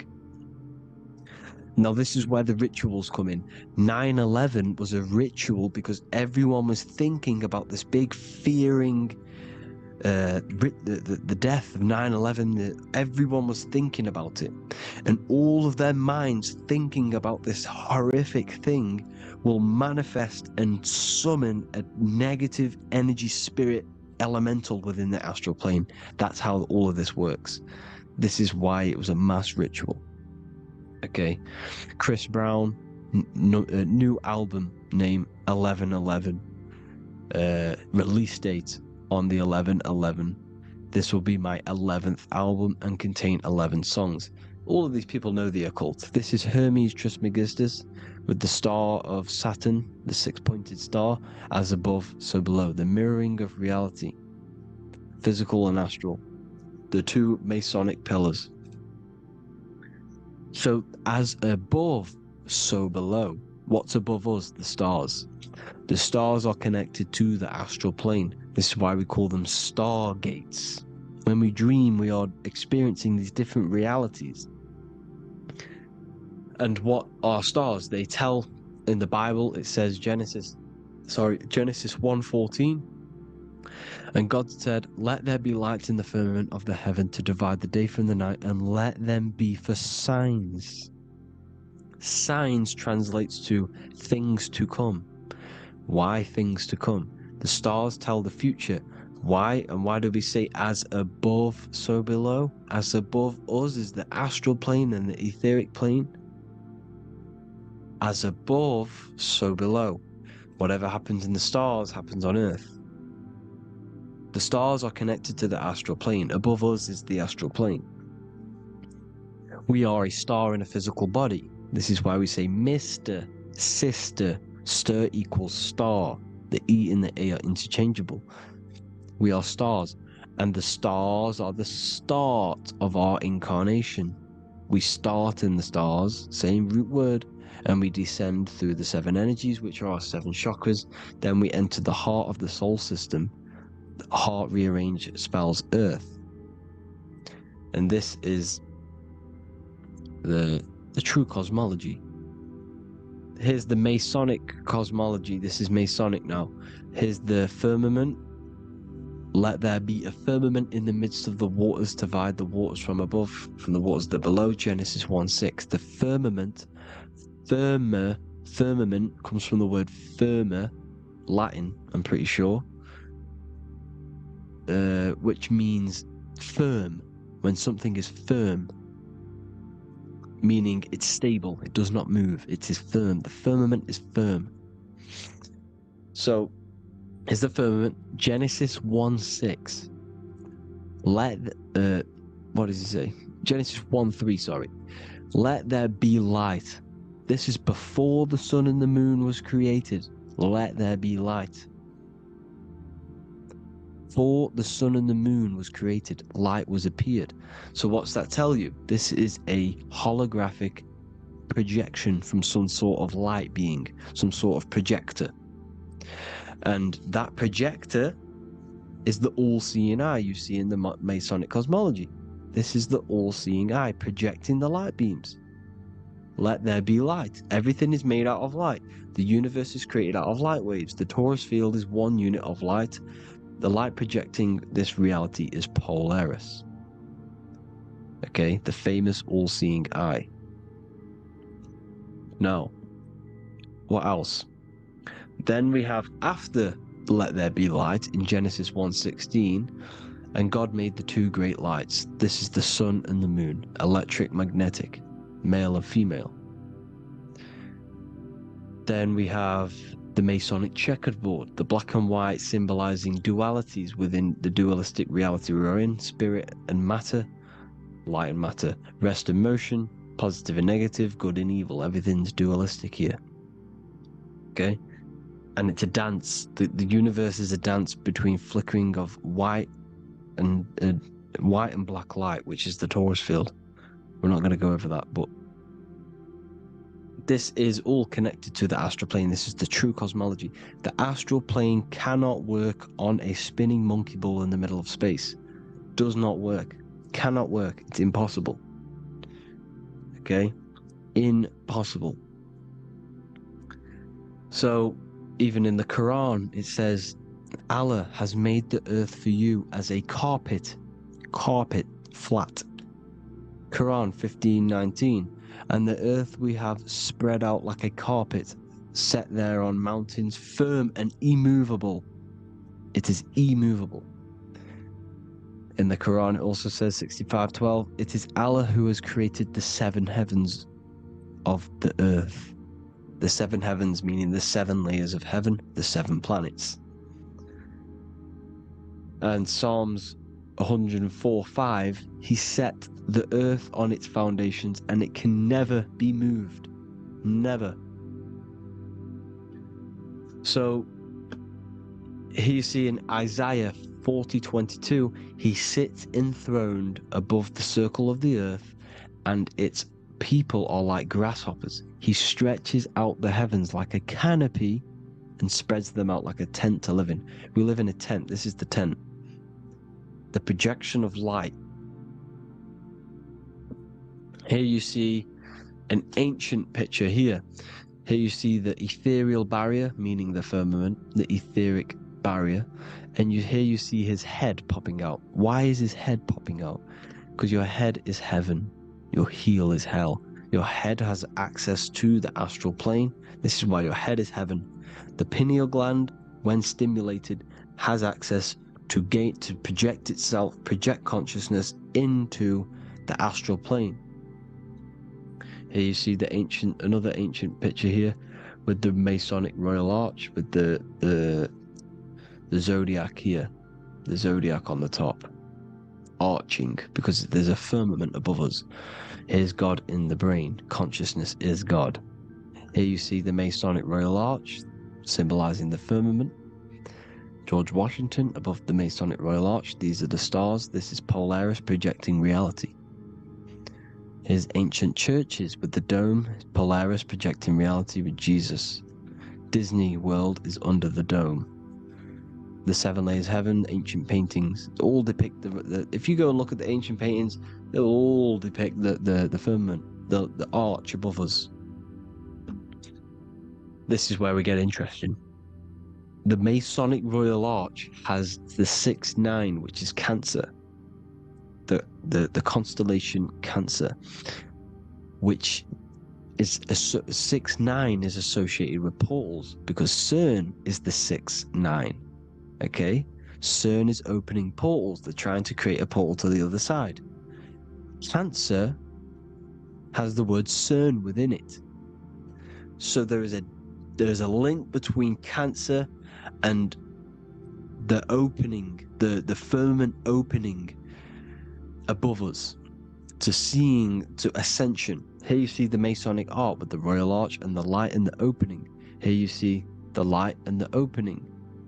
This is the opening of the firmament. Here's the Hebrew cosmology with Sheol, the underworld, and the opening. So Cancer is definitely some sort of portal in and out of this reality. I'm just connecting dots here. Now, we're going to go change a bit now. These celebrities that you are seeing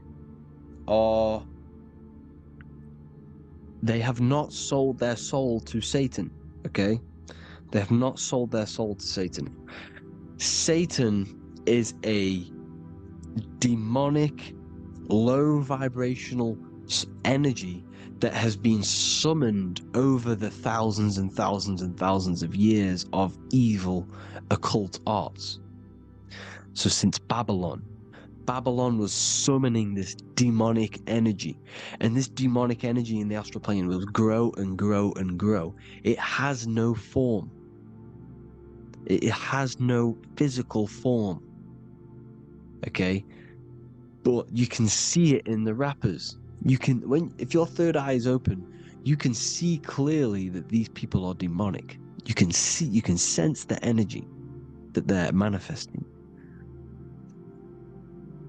Selling your soul is not what you've been told.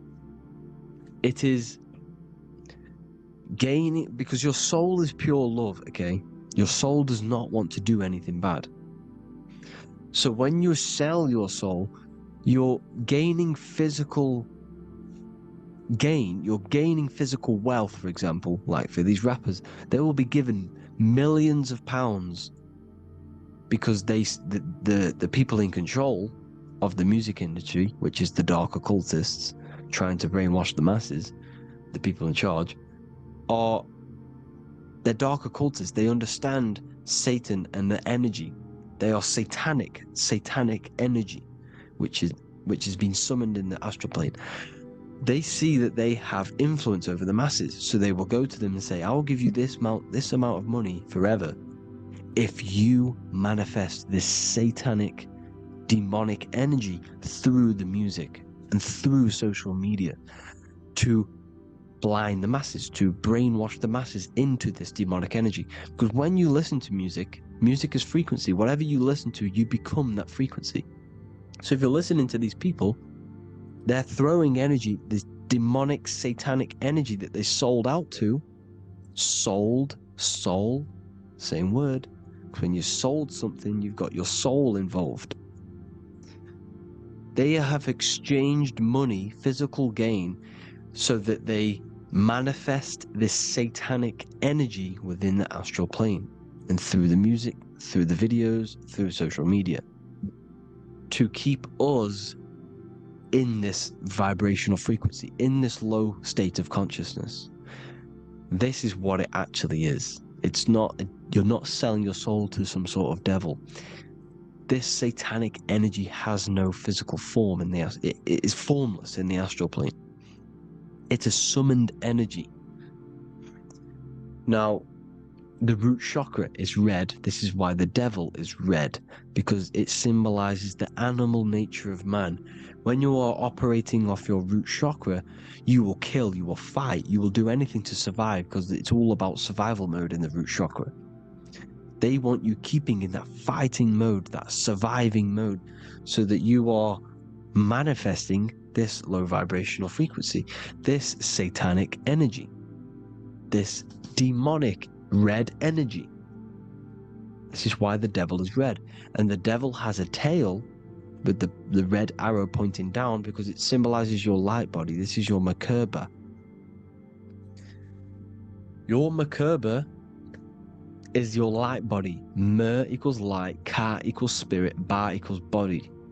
Merkaba, this is the devil's tail pointing down, the descension, your heel, up to your heel, hell. Ascension, to heaven, head.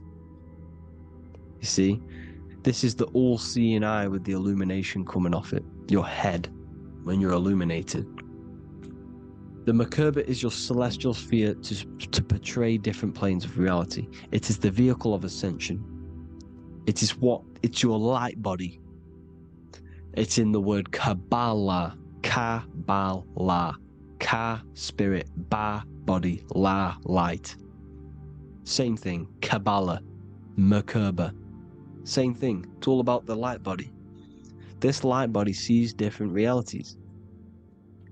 So when you see the goat in the music industry, it's this satanic summoned energy that's been summoning for thousands of years within the astral plane. When it becomes to the physical plane, it will manifest through different things. A goat, an owl, Satan, Moloch, Baal, same deity, same demonic energy that's been summoning in the astral plane. And this is why the Baphomet has a goat head. Drake's new album is the goat. The Polo G, the Masonic G, with the goat. And here's Rilo Rodriguez in the mirror, with the goat in the mirror and him in his physical body. It symbolizes, the mirror symbolizes the astral plane, because he's manifesting the goat, the demonic energy. He's sold out to the demonic energy. And in the physical plane, he's his physical body. The mirroring, the Masonic 11, the mirroring of reality, the astral and the physical. And what do you call them when they're an amazing rapper, the best rapper? You call them the goat. Because the goat, you're the goat because you're manifesting the goat energy, this satanic, demonic energy within the astral plane. So Baal, Moloch, all the same thing. Because in the astral plane, if you want to gain spirits to come to you and communicate you, in the physical world, if you want to communicate with spirits, you have to gain their attention. You can either gain their attention or come together and agree to create some sort of being, which is Satan. Okay. You can, like I said earlier, you can create these beings, you can summon them or attract them. One way to attract them is sacrificing. In order for you to become God, man, to turn to God, you have to sacrifice your life. You have to sacrifice, not drinking, not doing things, not doing anything demonic, not doing anything bad, not eating meat. You have to sacrifice yourself to become the light. However, if you want quick, instant gains in the physical world, you can sacrifice something else to communicate with these spirits, because these demonic energies feed off demonic energy, your demonic energy. So these dark occultists will give away babies, they'll sacrifice, torture babies, so that they can communicate with these spirits for physical exchange. Yes, you can do this. These powerful spirits, these powerful demons can give you powers. They can give you certain things. And this is what they are doing. They're summoning and attracting these demonic energy. This is why, trafficking is one of the most, Balenciaga. Baal is the demonic energy in the astral plane, which requires child sacrifice for his presence. Balenciaga, and they were trafficking children. They were trafficking, killing them, and offering them to the spirits. This is what they are doing. Balenciaga. It's in the name. Here you can see here a stick man with two horns. The goat, obviously, it's all the same deity. Baal, the goat. Moloch, here's Moloch, the owl, the Egyptian owl, because it comes from the owl of Moloch, which is Baal, which is Satan, all the same demonic energy. And it's on the dollar bill, a tiny dollar bill, on the $1 bill. All the same thing. Bohemian Grove, they worship the big owl, Moloch. It's all the same thing. It's all one big demonic energy which has been summoning in the astral plane. And it's trying to take over Earth, the physical plane. That's what it's doing. So I hope you all gained a deeper understanding of the astral plane and what's actually going on in the world. Please leave a comment if you can to help the algorithm. Drop a like if you like this content. And hope you all learned something today. And God bless you all. Thank you all.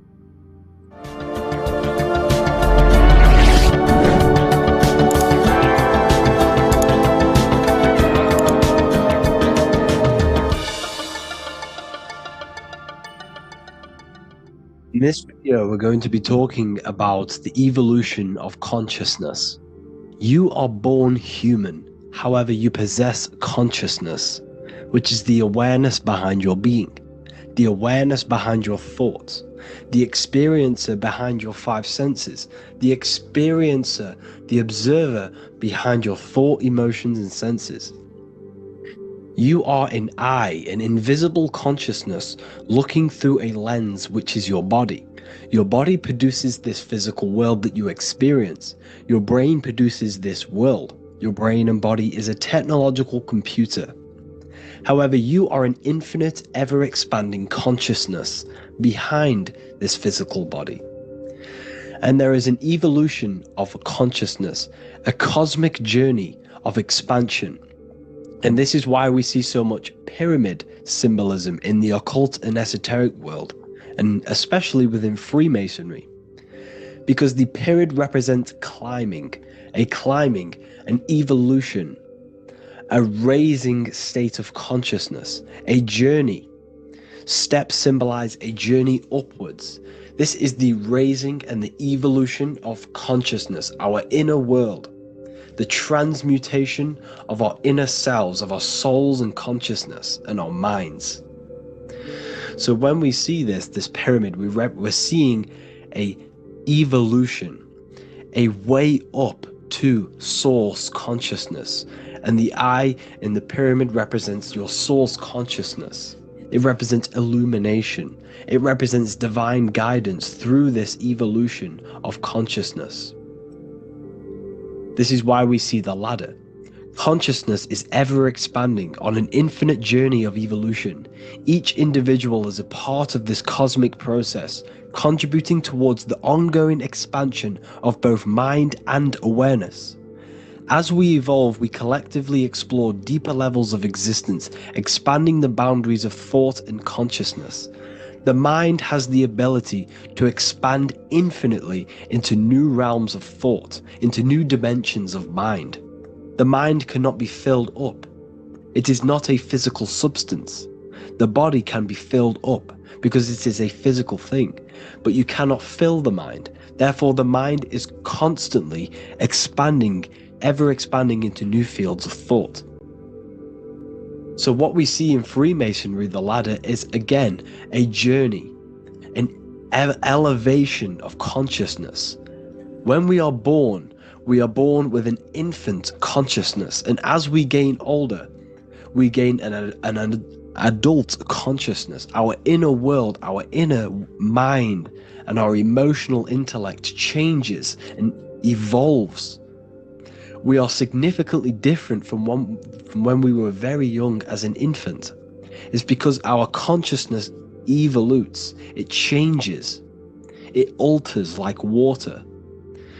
So just like this evolution of your own consciousness as growing up, there is consciousness of beings existing in cycles beyond our own. And their consciousness is unimaginably different from ours. They operate on a higher level of understanding and knowing, experiencing reality in ways that transcend our current comprehension. Our minds right now cannot comprehend the highest states of consciousness. There are entities, there are beings beyond our own, existing in higher dimensions of consciousness that we cannot comprehend because they have expanded. They are on a further way up the ladder of consciousness. However, we are all on the same journey. None of us can take the same journey. There is one ultimate goal, reaching source consciousness. However, this is always ever expanding. However, we are all on a different journey. There is one truth, one source, one goal. However, there are billions in different ways of reaching it, and we are all on these different paths to source consciousness, to this ladder, this evolution of universal evolution. Okay? Their awareness is attuned to new dimensions of existence, reflecting a more advanced stage in the cosmic journey of consciousness evolution. So when you take DMT, you are shot into these higher realms of consciousness where you meet these beings who look similar to these images. They are not speaking to you physically. They don't speak to you three-dimensionally through vibration and words. They speak to you mentally. If you have done DMT, then you know this. And if you have met these beings, then you know this. You might have even met some of these types of beings on mushrooms or any psychedelic drugs. Because ultimately, when you take these mind-altering substances, it's altering your consciousness. It's merging your consciousness with the spirit of that substance. And you are essentially attuning your mind to higher dimensions of consciousness. That's why we say we're getting high when we take these substances. Therefore, when you meet these beings on DMT, you are essentially meeting beings who are attuned to higher dimensions of consciousness, and they speak to you mentally. They speak to you telepathically through thought, because the universe is mental. Everything exists within the mind. The way you are now, your physical existence, is a state of mind. Mind, thought creates matter. Spirit and matter are two opposing ways of thinking. If we have a very expanded mind, we are a spiritual person through the mind. However, if we have a very low state of consciousness where we think about food, sex, lust, and all physical things, then we have a physical consciousness. Matter and spirit are two opposing forces, two ways of thinking. The mind attunes itself to different levels of understanding in different dimensions. So, essentially, this is what we're looking at. The body is a vessel for the fluidic, formless consciousness, a temple that houses the essence of our awareness. While the five senses are limited to perceiving only the physical plane, the mind transcends these limitations, capable of perceiving the full scope of reality. It is through the mind that we access deeper truths beyond the material, tapping into boundless nature of existence. Physical existence is a thin band, a thin layer of reality. It's like 0.001% of reality. And your five senses are only tuned into this layer of reality. But the five senses are, by design, only allowed to perceive physicality. But the mind has the power to expand beyond this physical five sense state. The mind has the power to expand and evolute. It is a conscious decision whether you want to take this path or not. You can stay in a three-dimensional way of thinking, or you can expand your consciousness from within. It's not an external journey. There is no God going to save you. You must save yourself.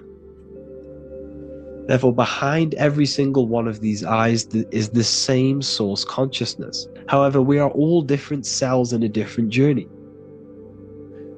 The organs in your body, the cells in your body are all alive. They all possess same consciousness, universal consciousness. However, we are all on a different journey of evolution. As above, so below. As the baby is in the mother's womb, when the baby becomes conscious, there is a world outside of its mother. What does it do? It presses and seeks a way out to be born in the other world outside of its mother. It is the same with your consciousness, your mind. When your mind becomes aware that there is realities beyond the immediate surroundings, it seeks a way out. And this is exactly what I'm doing to you now.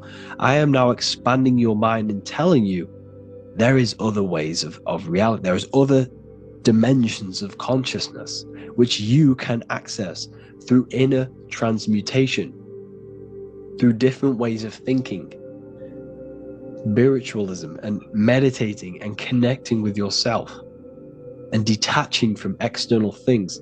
We can upgrade our consciousness. Your body is a womb. Why Jesus says you must be born again to see the kingdom of God, because you are born physically and then you must be born again spiritually, awakening your inner consciousness. So like I said, as the baby is in the womb, it's the same principle. As above, so below. You were a baby, you were in your mother's womb, and you figured out there is a world outside of your mother, so you seek to weigh out your mother to be born in another world. It's the same now. You must do this now. This is your spiritual evolution. This is the evolution of consciousness. It's ever expanding.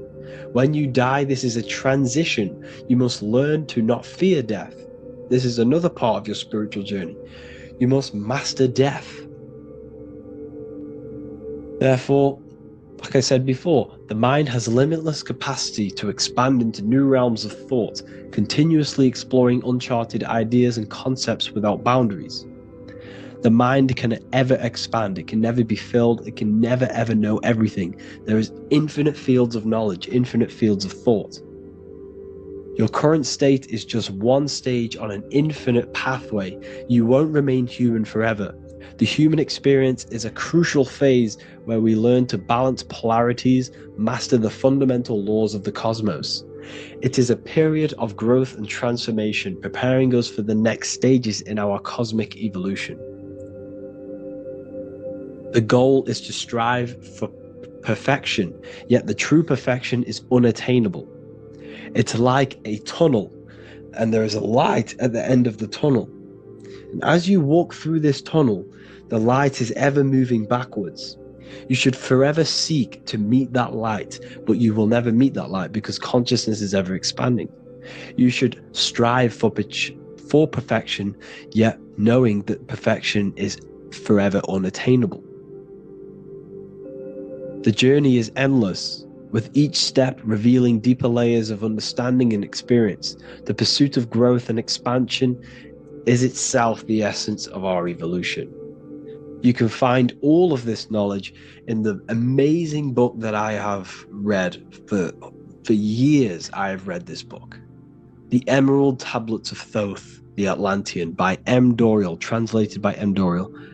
I'm telling you now, this book, now that I've told you this, you have some context on the book. The whole book is about evolution of consciousness. He's talking about higher dimensions beings. He's talking about how you can transcend this physical plane. It is truly the most amazing book you will probably read. One of the best spiritual texts you'll see. It's hard to understand, so you must read it over and over again. And the more your mind progresses, like for me, I read this every couple months, and the more I learn about consciousness, the more I expand my own consciousness. And every time I read this book, I pick out something new that just completely blows my mind, because you can only understand this book to your level of consciousness, to your level of understanding. So now that I told you all this information, go and read this book and it will absolutely blow your mind.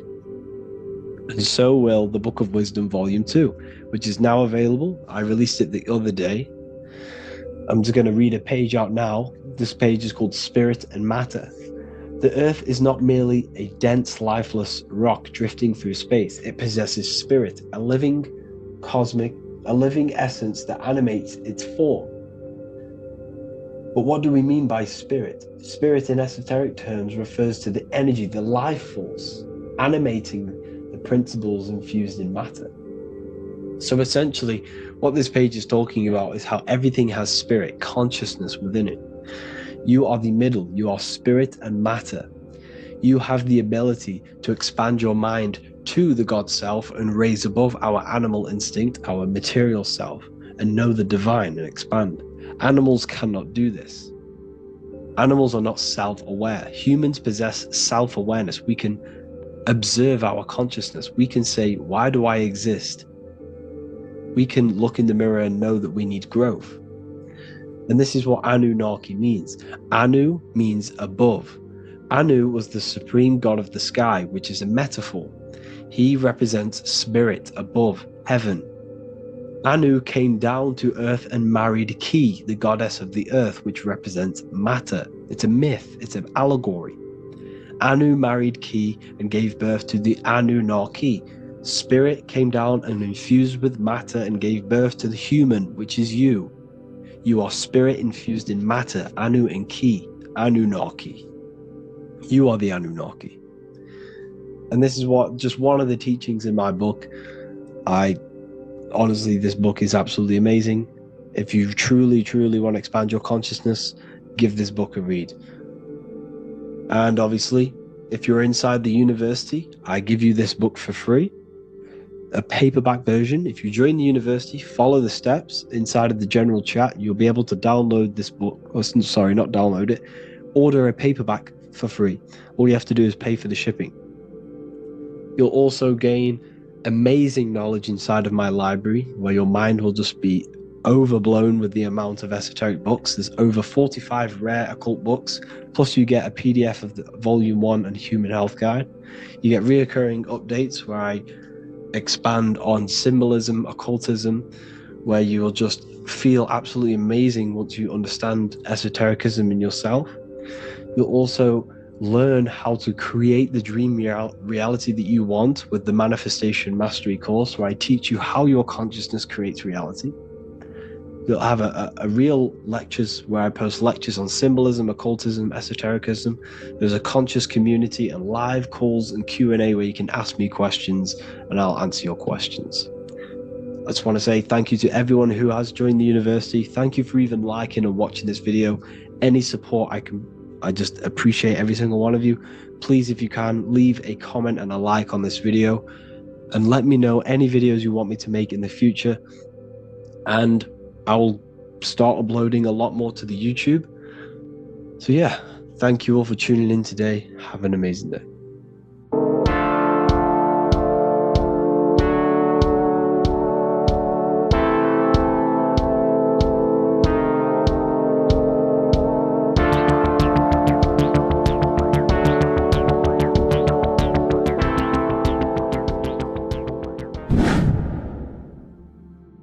What is good, people? We're back with another video, and today we're talking about the chakras.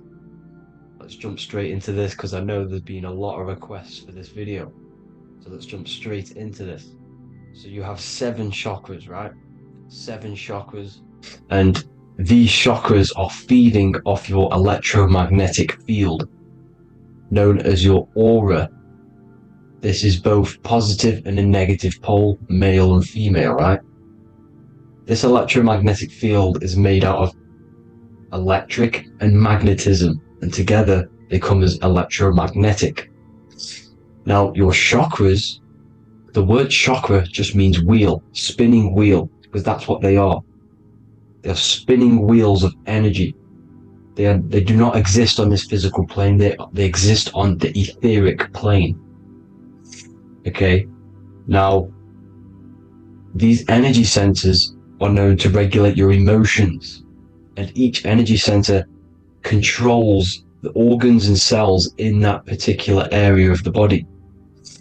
So for example, your sacral chakra will control the cells and organs of your sexual reproduction area. Okay, the navel chakra or solar plexus will control the digestion in your body. Same with the heart, same with the throat, right? So they are like mini brains for each center of your body. They run along up the spine, but notice the crown chakra exists outside the body. It's just above the head.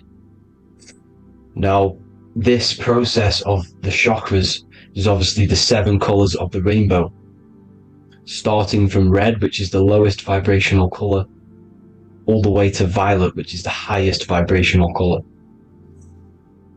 This, like I said, these energy centers are feeding off your electromagnetic field. So if these chakras are unbalanced, they are taking too much energy from your electromagnetic field, making it weaker. Now, this is the North Pole. As you all know, the Earth is flat, and we live inside of a giant torus field, and the North Pole is the Earth's heart chakra. And this is why the aurora borealis, or the northern lights, whatever you want to call them, that's why they are green, and they are being emitted from this center point of the Earth, because it's symbolizing the heart chakra, which is green, right? Now, you do work your way up to these. However, this is a torus field. You are a torus field. You have different layers of this torus field, right? And you need to balance all of these chakras, but you can't move up these chakras until you open the one below it. So it's like a stairway. You can't go to your solar plexus without going through your sacral. You see? So you have to work up these. However, you have to work up these and then live from the heart, because the heart is the center of the torus field. It's the balance between male and female poles, positive and negative poles. So you have to balance all of these chakras and then bring them all into one, which is the heart chakra. Now, they exist on the etheric plane. They exist on the etheric plane, and the etheric plane is a layer of the material plane. It's the one higher than the material plane, and then after the etheric plane, it melts into the astral plane. So they exist just between the physical and the astral aspect. Now, this is the yin and yang matter, which is the lowest root chakra, physical matter, and then to spirit, because high vibrational matter turns into spirit, low vibrational spirit turns into matter. So they're interchangeable. This is the yin and yang. Now, when you see ancient paintings with the halos, you see this is like a toroidal field coming out the top of his head, you see, with a halo. This was symbolizing in the old days, in the ancient days, that they've aligned their chakra, they've reached Christ consciousness, which is God consciousness, right? Now, this electromagnetic field is the apple that we bit out of in the Bible, because you see that apple is a torus field. So they were metaphorically or personifying the torus field. That's what the Bible is. It's a massive personification. It's all metaphors. You have to read it properly. It's got a greater meaning behind it. Now, when we bit from the apple, we ate from the tree of knowledge, which is good and evil. Our lower mind took over, so we materialized to feed our physical bodies. We materialized through Saturn. That's what Saturn does. Now, if you don't understand that, go and watch the video previous to this one called Occult Secrets of Saturn, and that will show you how Saturn is the materializer. Now, This is one of the secrets behind the Masonic compass: electric and magnetic, male and female, duality, positive and negative. Now, like I said, they teach you about the torus field, about a magnet in school, but they don't teach you about your electromagnetic field. Everything alive has a torus field. It is the building block of this creation. Absolutely everything has a torus field. There's not one thing without it. And as you can see here at the center of the apple, that's where the seed is. That's where the life is. The reproduction of that organism. As you see, this is where the most electromagnetic energy is stored, in the center, because this is where the two duality, this is where the field meets, at the very center. This is why the seed is at the very center. Now, your spine is a elongation of the brain. The brain is heaven, and the bottom of the spine is hell. So this is Saturn, which is the root chakra. The 7 planets are associated with each chakra. Moon equals mind. Okay, now Saturn is physical matter, as I've just explained. This is the lowest vibrational color, and they want you trapped down here, which is your hell state, your animal nature, your physical nature. They want you to identify as the physical body. They don't want you to reach these higher states of consciousness. Okay? Now, in the brain, you have 12 convolutions. Now, this is what they were symbolizing in the Bible with the 12 disciples. And obviously in the Bible, it says the upper room where Jesus met with his disciples. This is heaven, the brain, the higher states of consciousness. Now, this is your North Pole. This is Jacob's ladder. Okay, this is why you have 33 levels of Freemasonry, because it's symbolizing the 33 vertebrae, which are these little things here on the back of your spine. Because once the Kundalini energy from the bottom of your spine rises to the top, this is when you get enlightenment and opens your third eye. Spiritual enlightenment. As you can see here, this is Jacob's ladder. This is the Kundalini symbol, right? And they're even showing you this in the medical symbol. They're putting it in your face. But the serpents are wrapped around the spine. Now, the serpents symbolize how the energy moves around the spine, because it's a torus field, you see? At the center of the torus field, it wraps around the center pole. It wraps around it, and this is how the energy moves up. So they're symbolizing it with the serpents. Okay? Now, every religion has a sacred river. For the Egyptians, it's the River Nile. For Christianity, it's the Jordan River, right? This river is the canal, the energy canal at the center of your spine, all the way leading to heaven, to the Holy Land. This is the chamber which the energy rises up, right? Now, they used to say the gods descended from heaven to man. This is just heaven. This is the mind state. And they said the gods were connected by a rainbow bridge. That's the chakra system, the rainbow bridge. Okay, now the ancients called this place Midgard, Earth, where both evil and good live, right? Midgard. But you can go to heaven, which is a pure mind state, because once you're in heaven, nothing negative can ever bother you. That's completeness, pure Christ consciousness. Now, this is why Jesus dies at 33. He didn't actually die, but it's symbolizing the death of the physical body. Not the death of the physical body, but his consciousness rising above the physical body to, as I said here, matter to spirit. Matter died off and he came spirit consciousness. This is symbolized by the 33 vertebrae, which is obviously the 33 levels of Freemasonry. And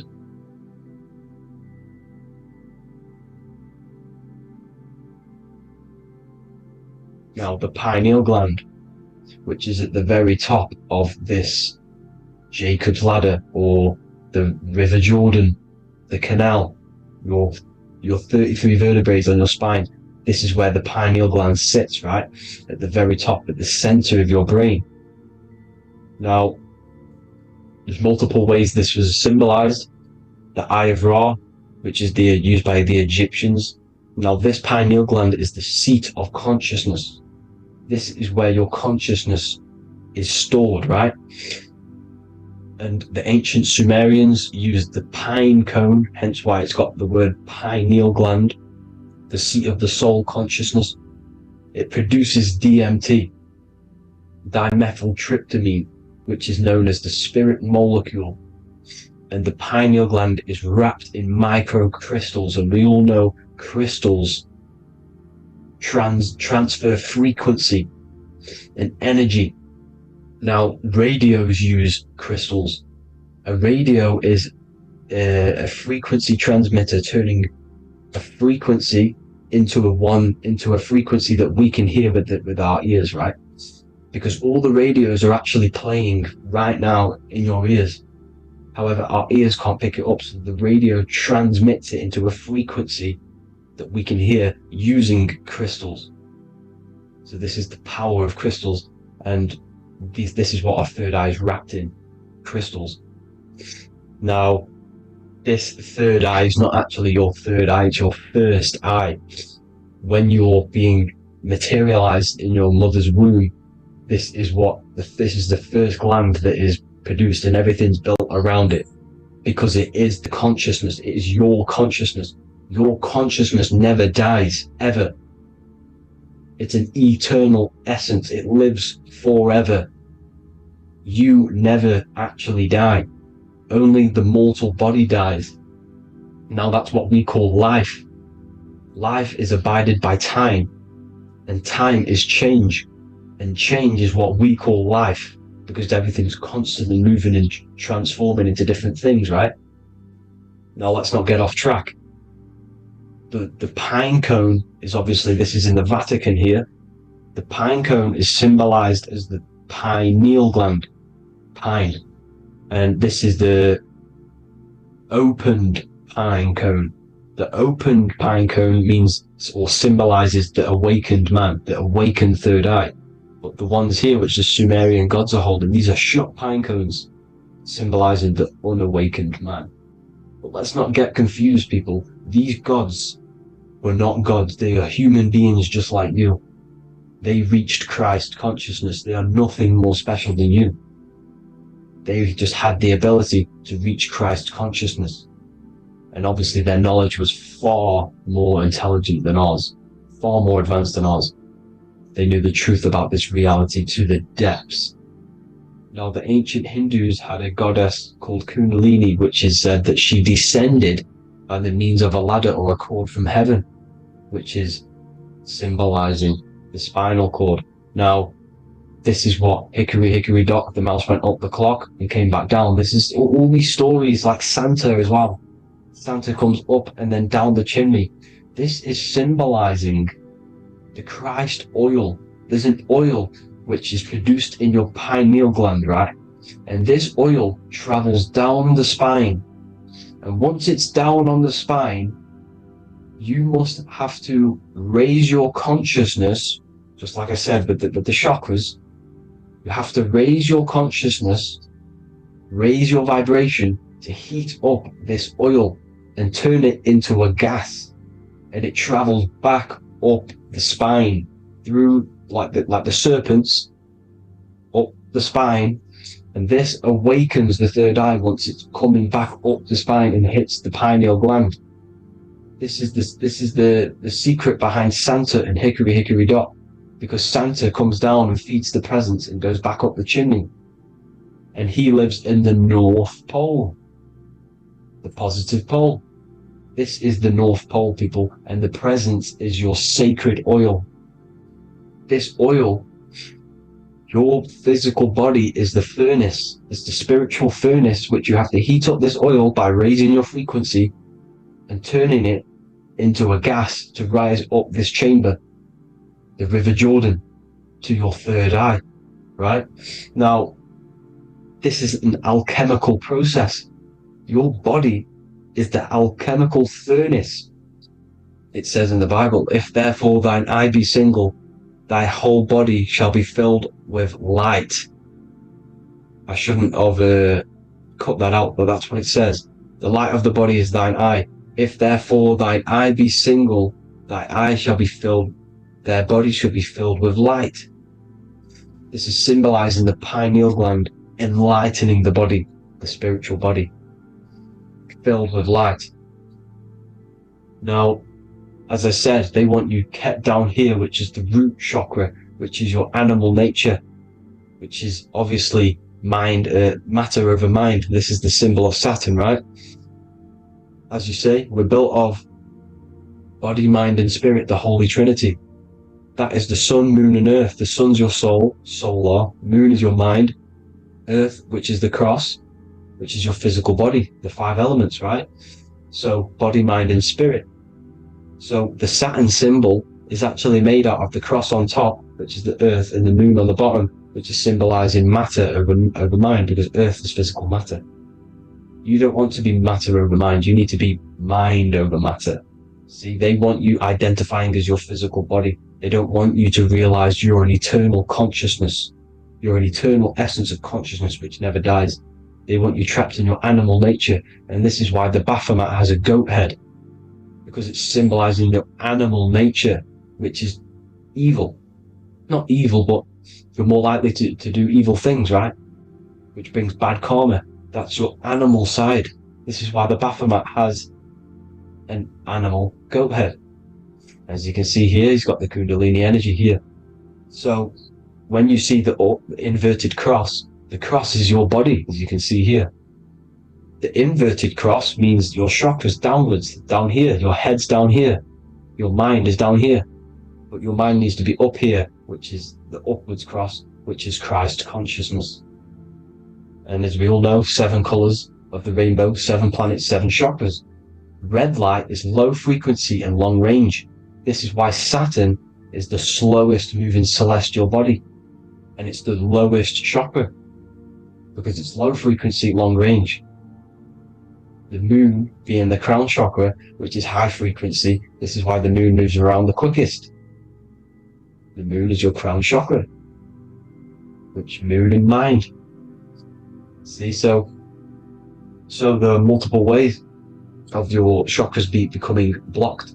Now, each chakra has a specific intelligence. It has a specific thing that it's doing for the body, right? Now, this can be overused. It can be abused. For example, masturbation. That keeps you down here in your sacral chakra, because you're abusing that energy center. You're abusing your sexual energy, which is then becoming unbalanced.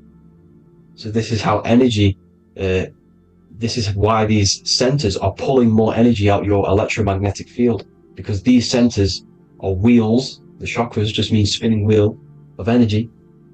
So when you're abusing these certain centers, you're pulling energy out of your electromagnetic field, which is making your field weaker, which is making your frequency lower, which makes you prone to diseases, prone to lower negative energy, right? So you need to align these chakras. You need to unbalance them. And as you can see here, you can screenshot these to see how they're blocked. I'm not going to go over each one because it'll take me forever, but have a little read yourself. This is why they're blocked. Now, the ancients used to say Aum when they meditated. Now, these are the 7 vowels. There's not 5 vowels, there's actually 7. Now, when they say Aum, they're aligning all their chakras by saying this when meditating. This is where the Aum originated from. Now, emotion is energy in motion. So if you're feeling a certain way, that's the energy you've put in motion. It's a reflection. We live in a mirror reality. Everything's mirrored. Everything's mirrored. As within, so without. As above, so below.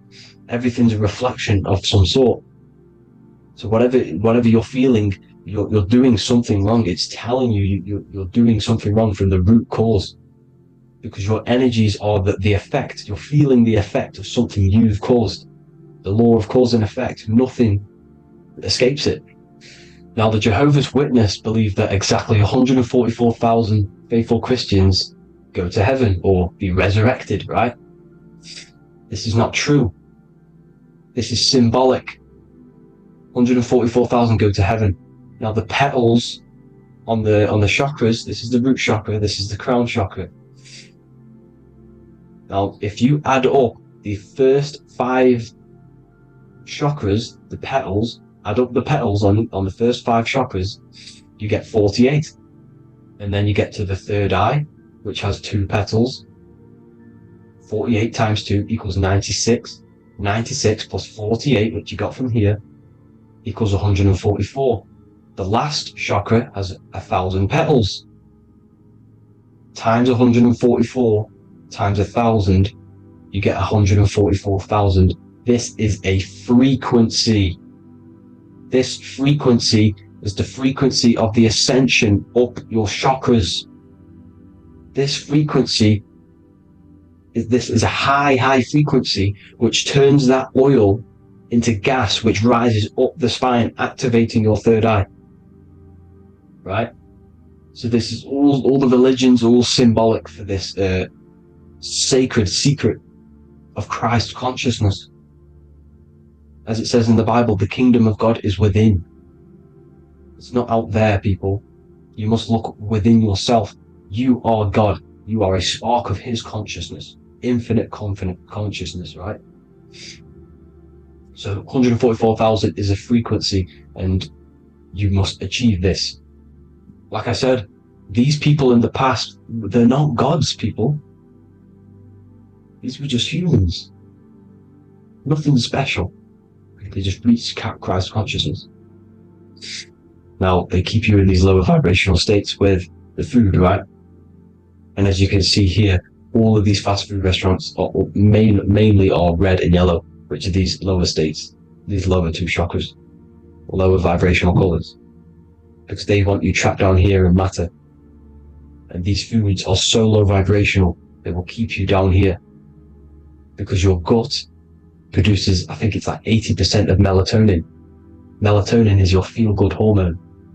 These foods will not make you feel good. This is very low vibrational. Meat. It's not meat, it's raw flesh.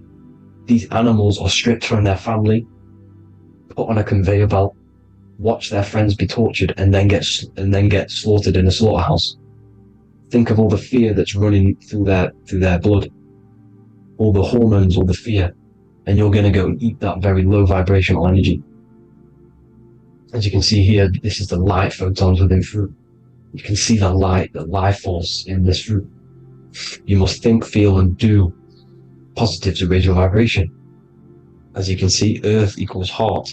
If you rearrange it, everything in nature is green, right? The aurora borealis is green. You must align all these chakras and then live from the heart, because the heart's the center of the Taurus field. You must become the consciousness in the center. So that's it for this video, people. Thank you all. God bless.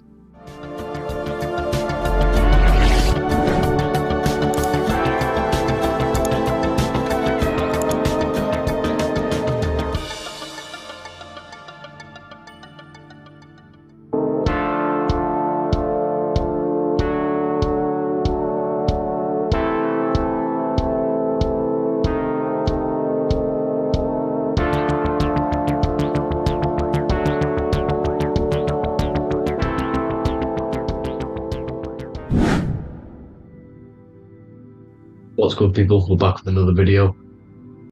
This is going to just be a quick video. Manifestation, magic, bending reality. So let's jump straight into this. So you have a conscious and a subconscious part of your mind. The conscious is what you're conscious of, what you're actually doing, where you can choose or not. However, the subconscious is the part of your brain which is automatic. So all of the systems in your body, like the digestive system, your heartbeat, these are automatically being ran. And you do not have to tell these systems to do anything. You do not have to consciously tell your heart to beat. It's automatically doing it. And this is what the subconscious mind is controlling. It's like the dark aspect of your brain or your mind. It is the way bigger aspect of your mind. Okay, it controls all the systems in your body. Okay, and this is where all of your programs are. So when you're in it, from your childhood, what you've learned in school, all of these things are being kept in your subconscious, maybe traumas and stuff like that. So the subconscious is the female aspect, and the conscious is the male aspect, because the male is all about action and doing, and the female is more about creation, creativity, intuition. So you have a right and a left hemisphere of your brain, and these are obviously male and female. The right side of your brain is your female. It's to do with creativity, imagination, intuition, insight. Okay, and this is one of the most important sides of the brain. This side of the brain is the most attacked by the elites, whatever you want to call them. This side is one of the most important, because obviously your intuition is a massive part of reality. And if you don't have intuition, then you lose track of the things around you. You can't consciously feel if things are wrong or right. They don't want you to have intuition or creativity or imagination. They want you in the left side of your brain, which is just reasoning, logic, and basic things. So they just want you to tell you what you want, tell you what to learn, and then that's it. They don't want you thinking for yourself, which is the right side of the brain. So whatever the conscious side of your mind impresses the subconscious side of your mind. So if you do affirmations, for example, if you consciously do affirmations every day, you're reprogramming your subconscious mind. You're impressing a vibration and a word into your subconscious mind, and therefore it will reprogram it. So the male and female aspect are symbolized by the Star of David as well. The male being the upside triangle, the female being the downside, connected all in one, because we both have male and female energy. So every thoughts are electric, which is the male aspect. Emotions are magnetic, which is the female. Each thought creates a wave of vibration in all directions. So think of it like a water drop in a pool, but it going out in every single direction. It's not just flat. And these thoughts have a certain frequency, has a certain vibration. That vibration has a certain frequency. And this affects your aura. Every thought, every emotion directly impacts your aura and the strength of your aura.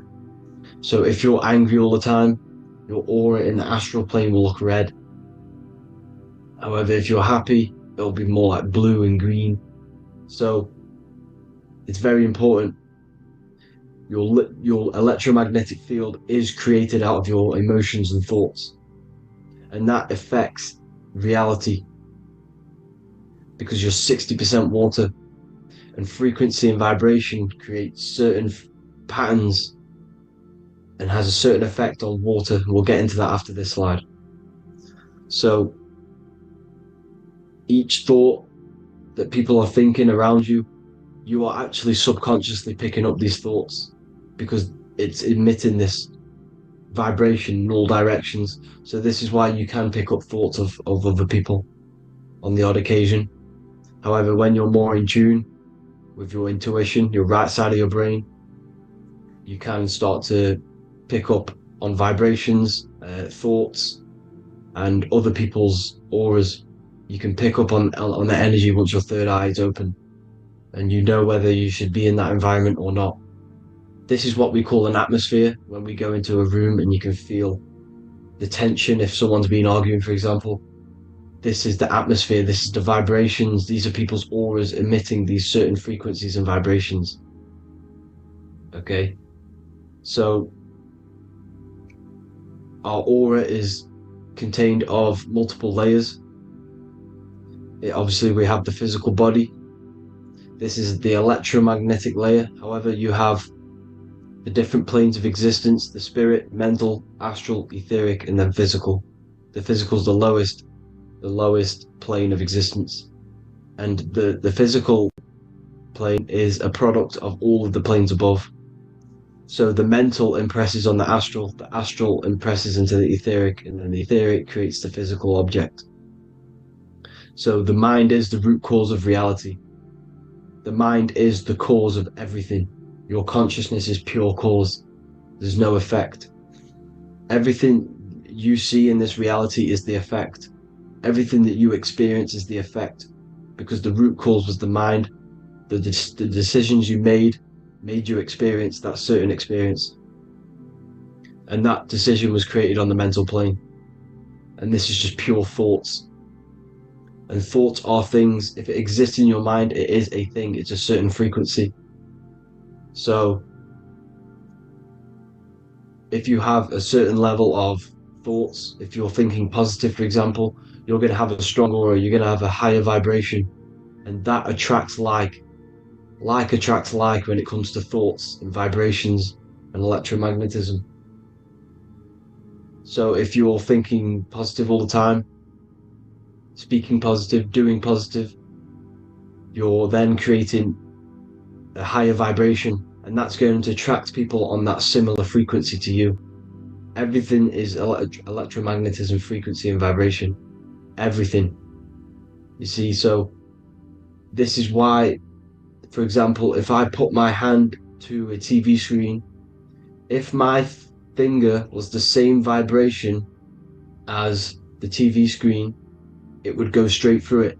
However, the particles in my hand and the particles on the TV screen are two separate vibrations, and this is what causes the friction to stop, and not my finger to go straight through it.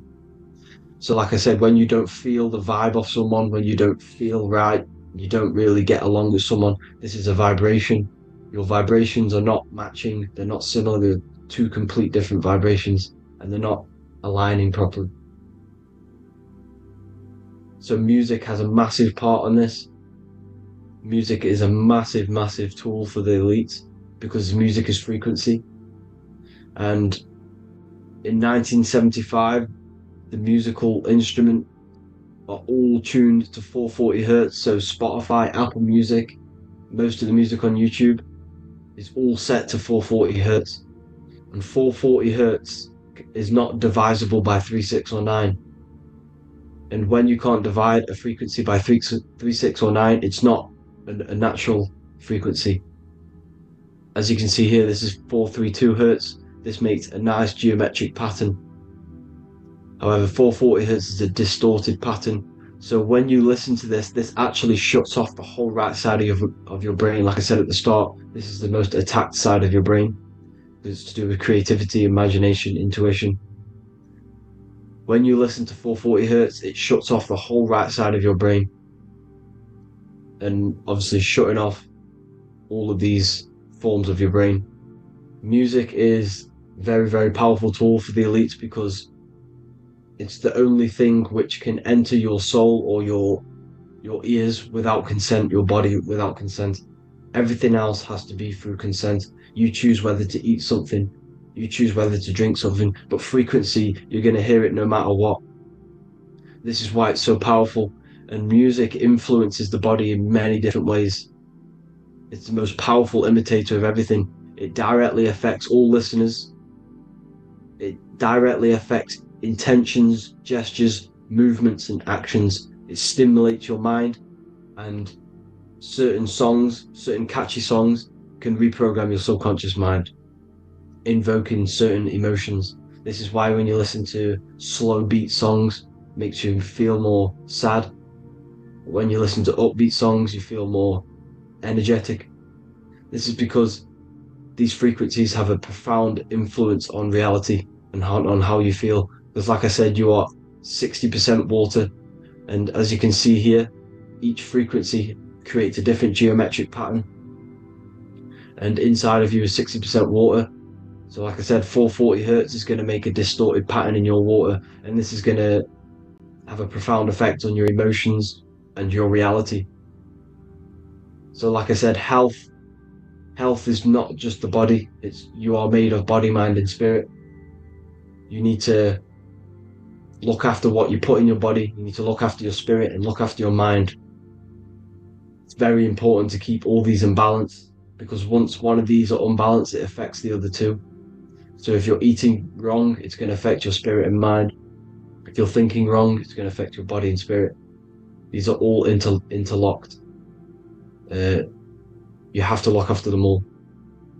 So it's very important you understand music. Stop listening to low vibrational music.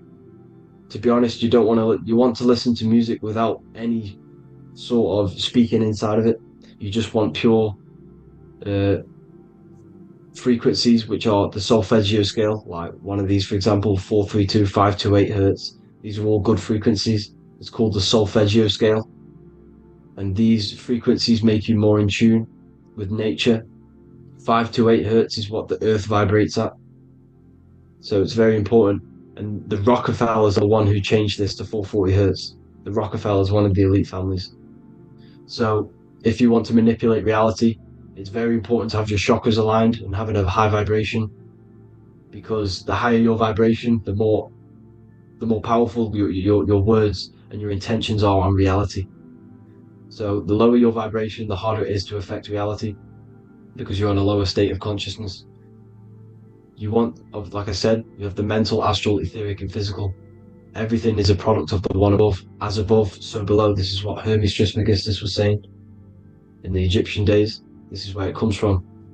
As above, so below. If you affect above, it directly affects below. So like I said, meditation helps on this, helps align your chakras. Think positive, feel positive. Like I said, your feelings are magnetic, your thoughts are electric. So once you combine these two together, you're then creating an electromagnetic frequency, and that will have profound effect on reality. So the law of cause and effect. The law of cause and effect. Every effect has the root cause. Like I said, your mind is the root cause of everything. Every decision you make is having a different effect on reality. Everything happens for a reason due to the root cause, which is your mind. You choose everything that happens in your life. Okay? So it's very important you understand this, and you constantly make the right decisions, the good decisions, to have good effects on your reality. You have to be very conscious of this law, because nothing escapes this law. This is the law of all consciousness. So think about it. Imagine a massive ball of consciousness. However, off this ball are different sparks, and each one of these sparks are in each and everyone's body. This spark is governed by these laws, the law of cause and effect, the law of correspondence, the 7 hermetic principles. It's very important you understand this, because this mass ball of consciousness is what is obeying these laws, and everyone has this spark of consciousness inside their third eye. And like I said, everyone is the same consciousness. This is why if you do bad unto someone else, that will directly affect your reality. So if you hurt someone, it's going to come back to you in one way or another, because you are that same consciousness. This is like a mirror of reality. As within, so without. Whatever you feel on the inside, you're gonna see that on the outside. You're gonna experience that reality, whatever you've impressed. So there's different ways to bend reality to your will. This is kind of a sort of magic. So obviously you have black magic, which is manipulating reality to harm and influence others, or to be very selfish. And then you have white magic, which is manipulating reality for the good of humanity. So you do have to be very careful with your intentions, people, when you're trying to manipulate reality, because this is nothing to be played with. If you are manipulating reality for the wrong reason, it's going to come and bite you in the ass in some way or another. Because everything is balanced. Everything balances out in this reality. Nothing escapes the laws. Not one thing escapes the laws. So if you're stealing from yourself, because it's just going to come back in one way or another. Inside of everyone's heart, you know whether you're doing good or wrong. You know, you can feel it when you do something wrong. You can feel it when you do something good. The heart is the center of the torus field. It's balance. And this is why you say follow your heart, because it's the center of the torus field. It's very important to listen to this inner voice inside of you, because that is telling you the right things to do, the right the good decisions to make. And when you keep following that voice, that good voice inside of you, it takes you to your life path. Very important to follow that voice. However, don't let the ego get in the way of it. Don't care what your friends are going to say. It's very important to understand this. So, you have different ways of manipulating reality. You have sigil magic. This is where you create your own sigil or symbol. You create your own sigil and symbol, and then you charge it. You behind that symbol, you have an intention. So, for example, if you want to manifest wealth, you create a sigil which represents what you want. You create that sigil, you draw it out, you charge it, because wherever your attention goes, energy flows. So whatever your attention is, you're sending energy that way. So what you do with your eyes and your hands, you place attention on the sigil. Imagine that it's glowing. Imagine that you're sending energy to the sigil, and then you burn the piece of paper once you've done this. And then after this, you meditate on that symbol. You constantly think about that symbol, because that symbol is the frequency, is the thing that you want to manifest. So that's one way. Or you can just meditate on your reality. So imagine yourself having already what you have. This is what they call a mindset. You must set your mind to the frequency what you want to manifest. Okay? So if you want to manifest wealth, for example, imagine yourself being wealthy. What would it feel like? What would you be doing? Imagine a scene in your mind. Constantly do this, and you're putting out that frequency. Like I said, you must think, because the thoughts are electric, and then you must feel, which is magnetic. Together, this creates an electromagnetic frequency, and this is how you attract things to you. You will attract the certain people to come in your life to bend reality to your will. Okay? Or you've got mirror magic. Stare yourself in the mirror, because a mirror reflects light. It also reflects energy. So you've got to be very careful with what you say to a mirror. You've got to be very, very, very careful, because whatever you send into that mirror is directly sent straight back to you. So if you're thinking negative, you're sending negative energy back straight to you, and that's going to have an effect on your reality.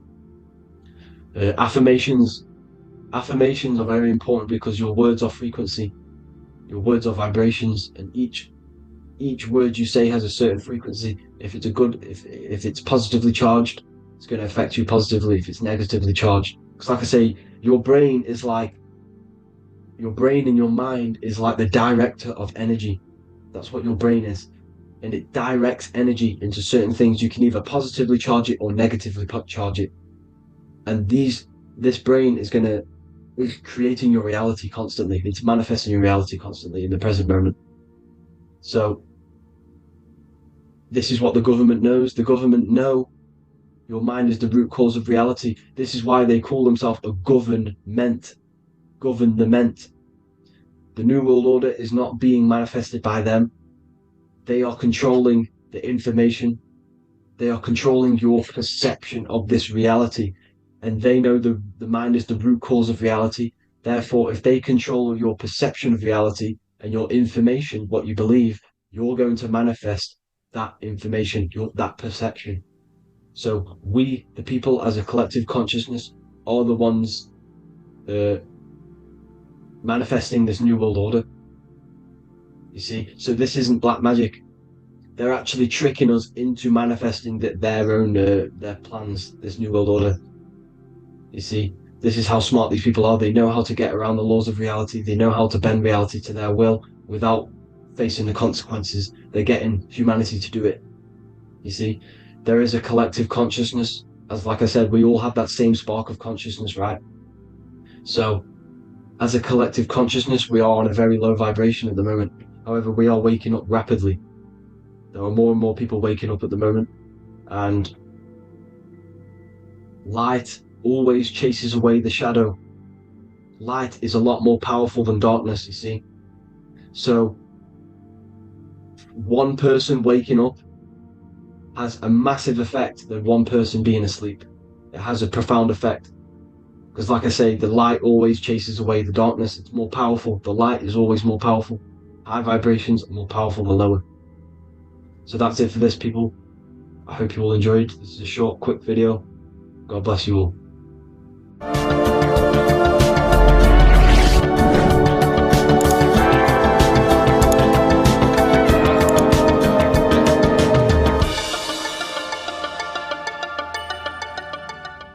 Greetings everyone, it's Revival of Wisdom.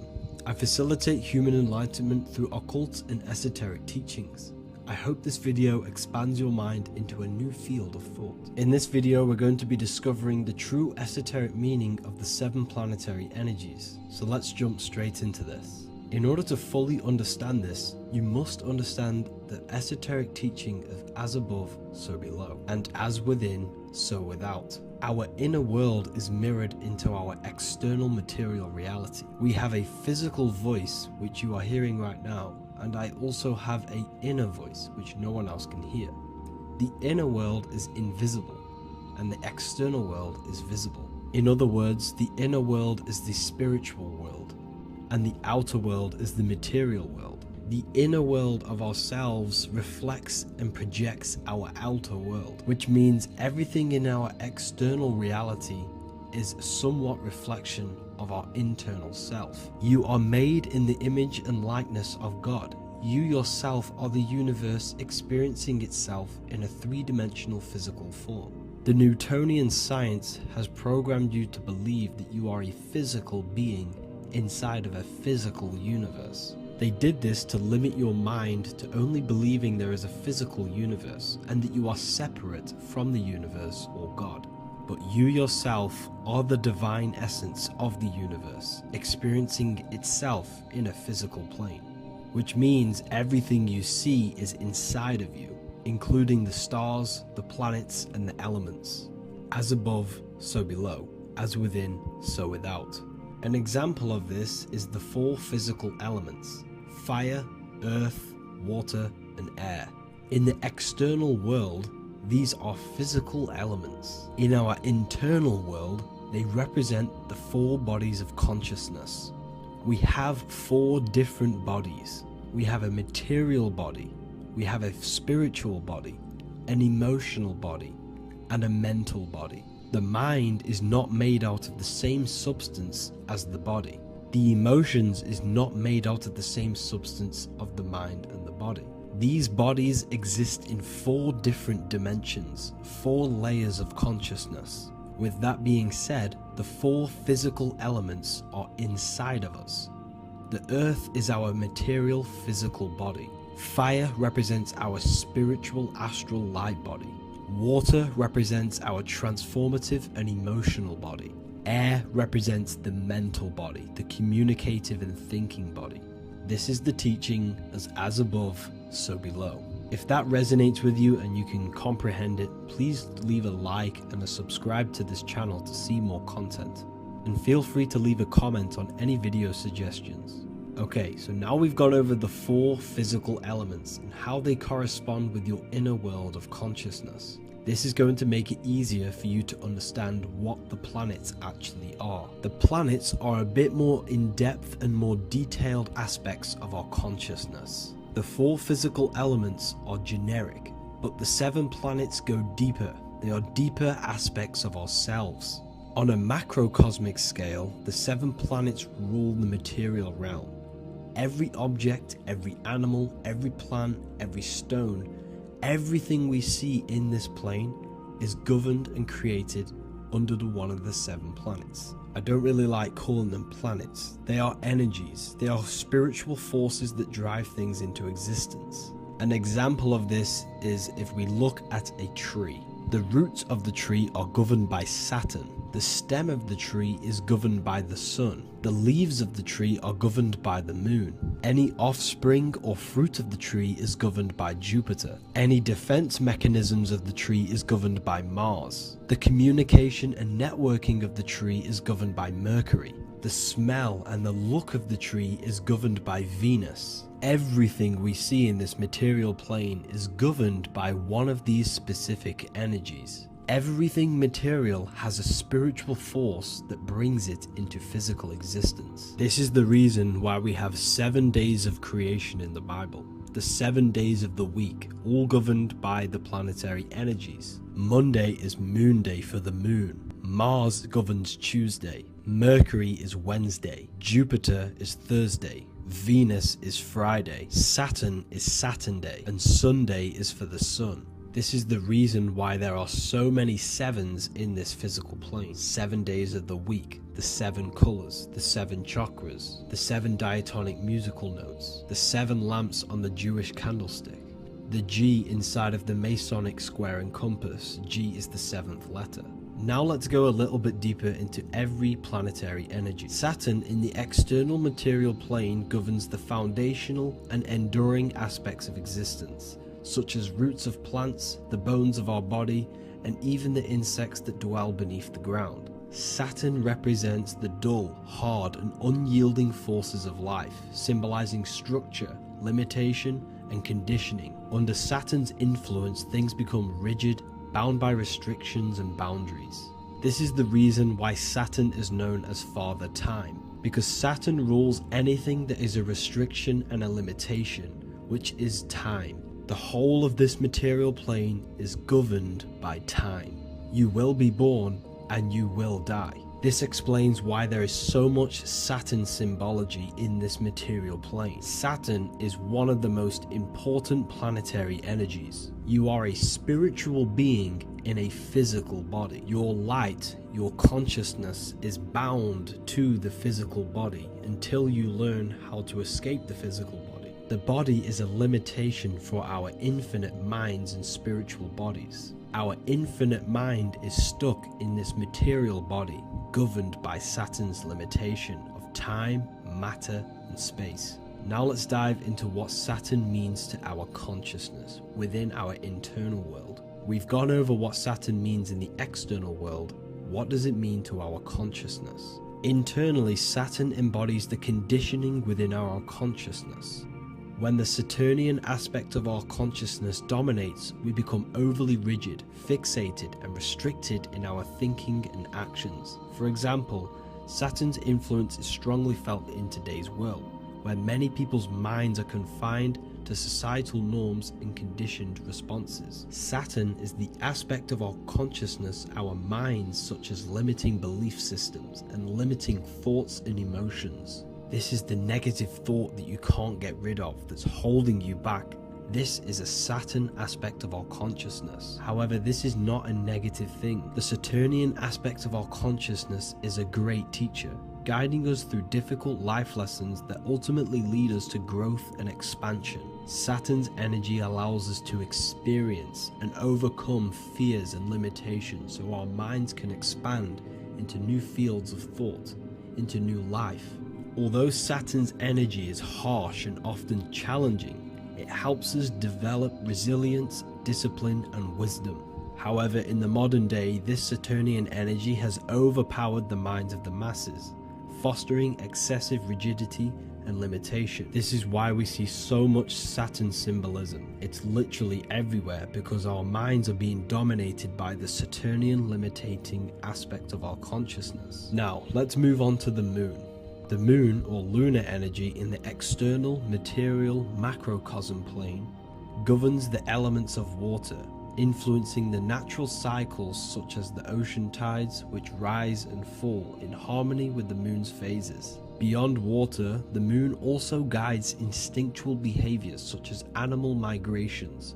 Birds, insects, and other creatures rely on the moon's subtle energies to navigate their journeys. For example, dung beetles use polarization patterns in the moonlight to orient themselves and travel safely home. The moon creates the months. M-O-N is moon. There are 28-day cycles, and this 28-day cycle of the moon is reflected in the woman's body, known as the menstrual cycle. The moon is a feminine energy, governing the feminine elements such as water and the feminine cycles of the body. The moon is the womb. This is why eggs have the same color as the moon, because eggs are ruled by the moon's energy. Now that's the external world. The internal world, the moon, symbolizes the emotion aspect of our consciousness. It represents the subconscious mind, the seat of intuition and psychic abilities. Just like in the external world, things are born out of the moon, such as eggs and the womb. The subconscious mind acts as a womb for our conscious mind. Our deep subconscious emotions and programs are born into light into the conscious mind and controls the conscious mind. The moon represents our hidden psyche, our shadow self.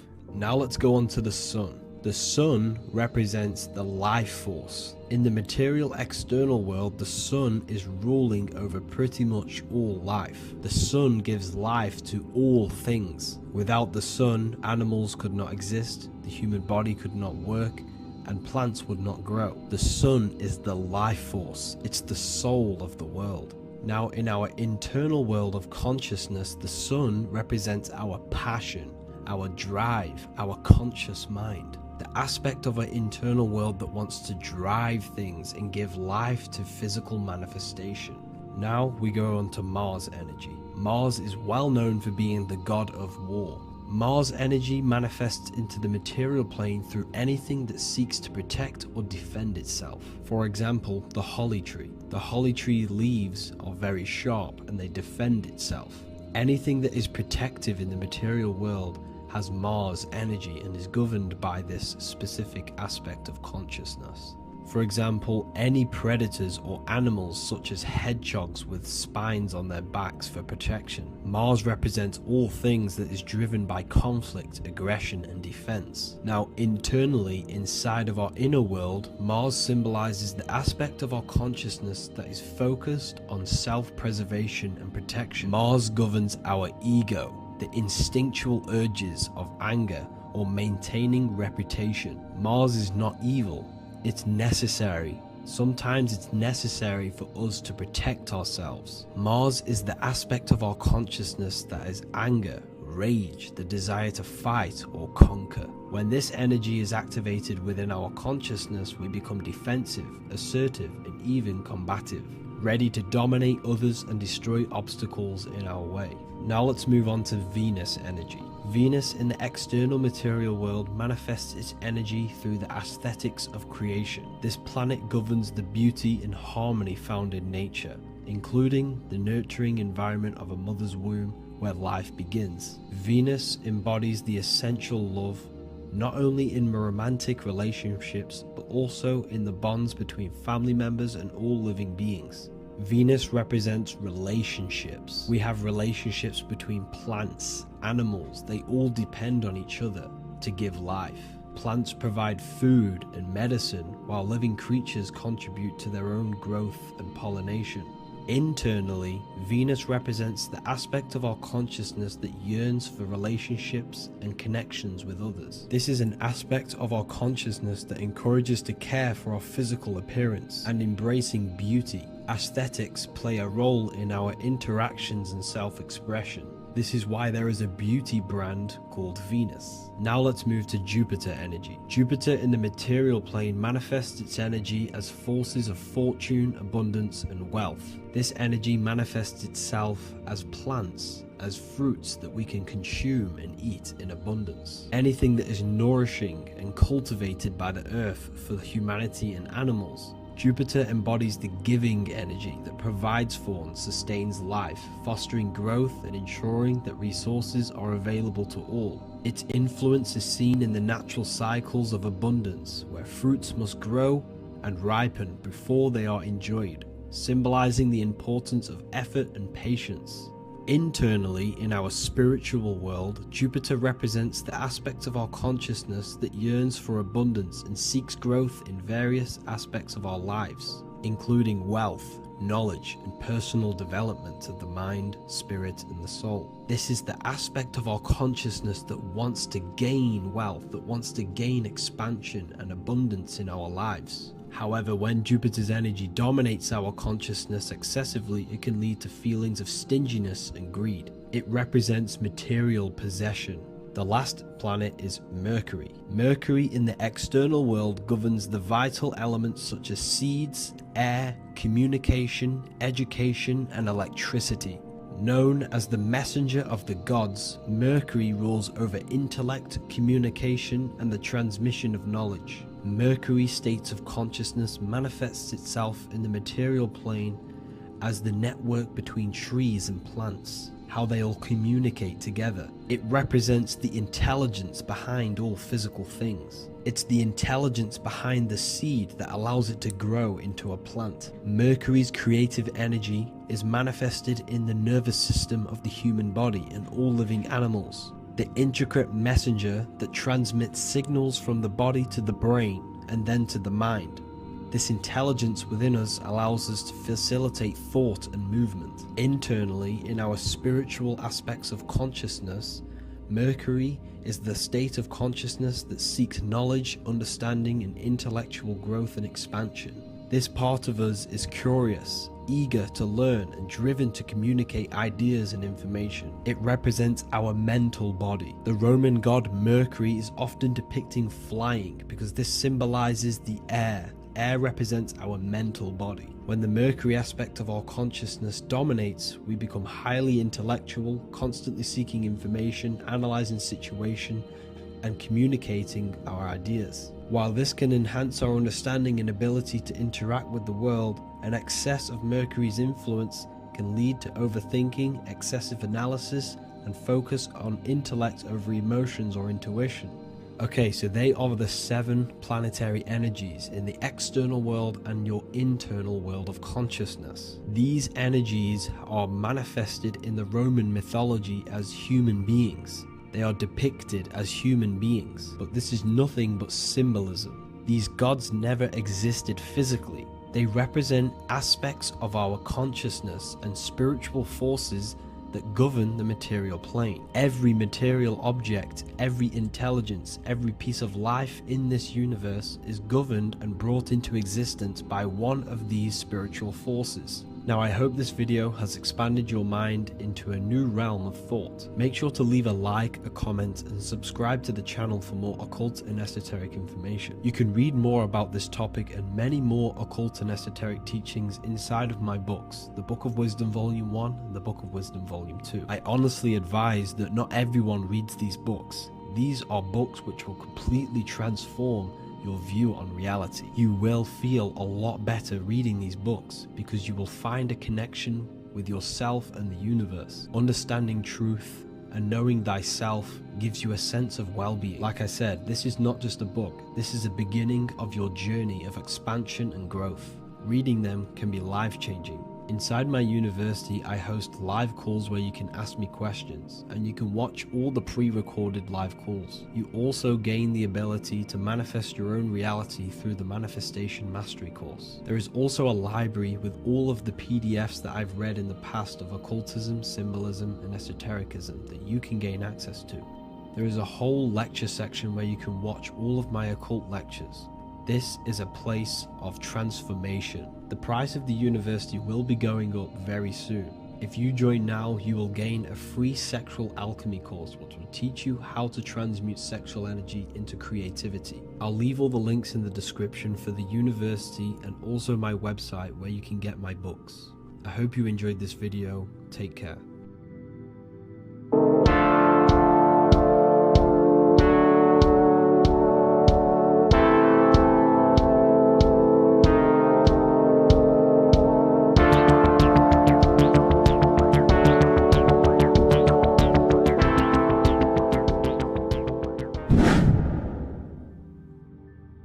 Welcome back, people. We're back with another video.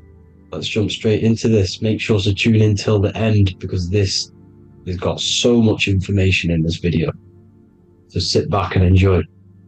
So everything's Taurus fields. The Earth's a Taurus field. Everything's Taurus, which is electromagnetic field, electric and magnetic.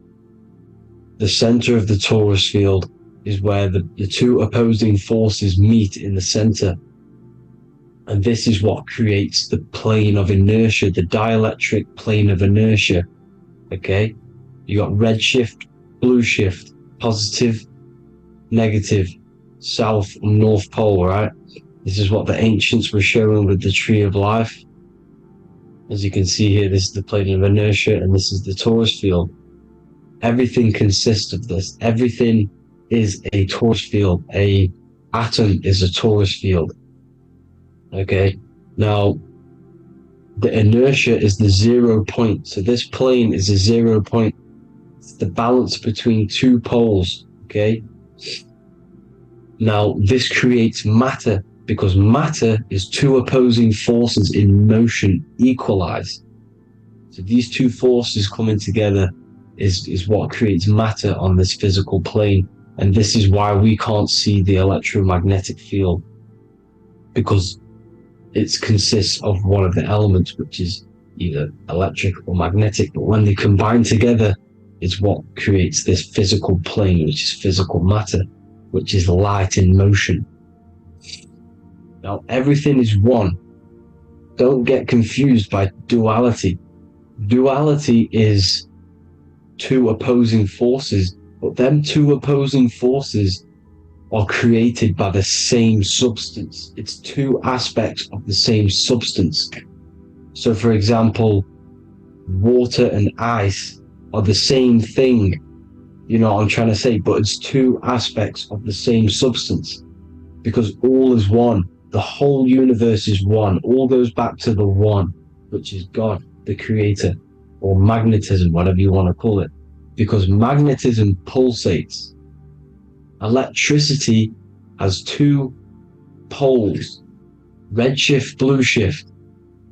Okay, so redshift, blue shift is electricity, and electricity vibrates, and all vibration always comes back to a standstill point. But magnetism is what pulsates. This is why your heart pulses. You breathe, which is a pulse. This is the breath of the universe, magnetism. Now, this is why the earth is green, okay? Earth can be spelt heart. If you just move the H to the beginning, it spells heart, okay? Because the heart is the center of the torus field, which is the heart chakra for us humans, okay? We consist of the same field, as you already know. Heart being the center, which is green, which is the center of the 7 colors. The center of the 7 colors. This is the most powerful chakra in your body. People think it's the crown chakra, but it's the heart chakra, because it's the center of the torus field. You must align them all and combine them all into one, which is the heart chakra. Now, Earth is green. Nature's green. Okay, this is because we live on heart chakra, the plane of inertia. It's the center of the torus field. Okay, and this is what the Egyptians called Isis, which is nature. Nature is balanced, and nature is female, Mother Nature, because it looks after us with the fruit it grows with abundance, and the water. It's a female energy, Mother Nature, and this is the symbolism of an equal, balanced arms. This is the scales, it's balanced. Mother Nature is balanced. This is why the sky is blue, because what comes after the heart chakra? Blue. Sky is blue. We live in Midgard. This is what the ancients called Midgard. You don't have to take this tree literally. It's a metaphor. We live in Midgard, where both positive and negative duality here. Now, Mount Meru. Mount Meru was known as the center of the earth, okay, or known as Hyperborea. And this is the North Pole, the electromagnetic North Pole. But when I say Mount Meru, it's not an actual mountain. They weren't saying there was a real mountain in the center of the earth, a magnetic rock. No. The plane of inertia, okay, there's something called a hyperboloid. That's what it's called, a hyperboloid. And this is the center of the torus field. And this hyperboloid is what is in the shape of a mountain, you see? So if I go to this next one, they say Hyperborea on this map. Why do they call it Hyperborea? Because this is the hyperboloid in the center of the torus field. And this is the electromagnetic mountain, a metaphor. Mountain, what they're metaphorically saying, this is the electromagnetic mountain at the center, the double vortex. the center of the Taurus field, which is the North Pole. Pole of electromagnetic energy. So this is why they call it Hyperborea. It comes from the word hyperboloid.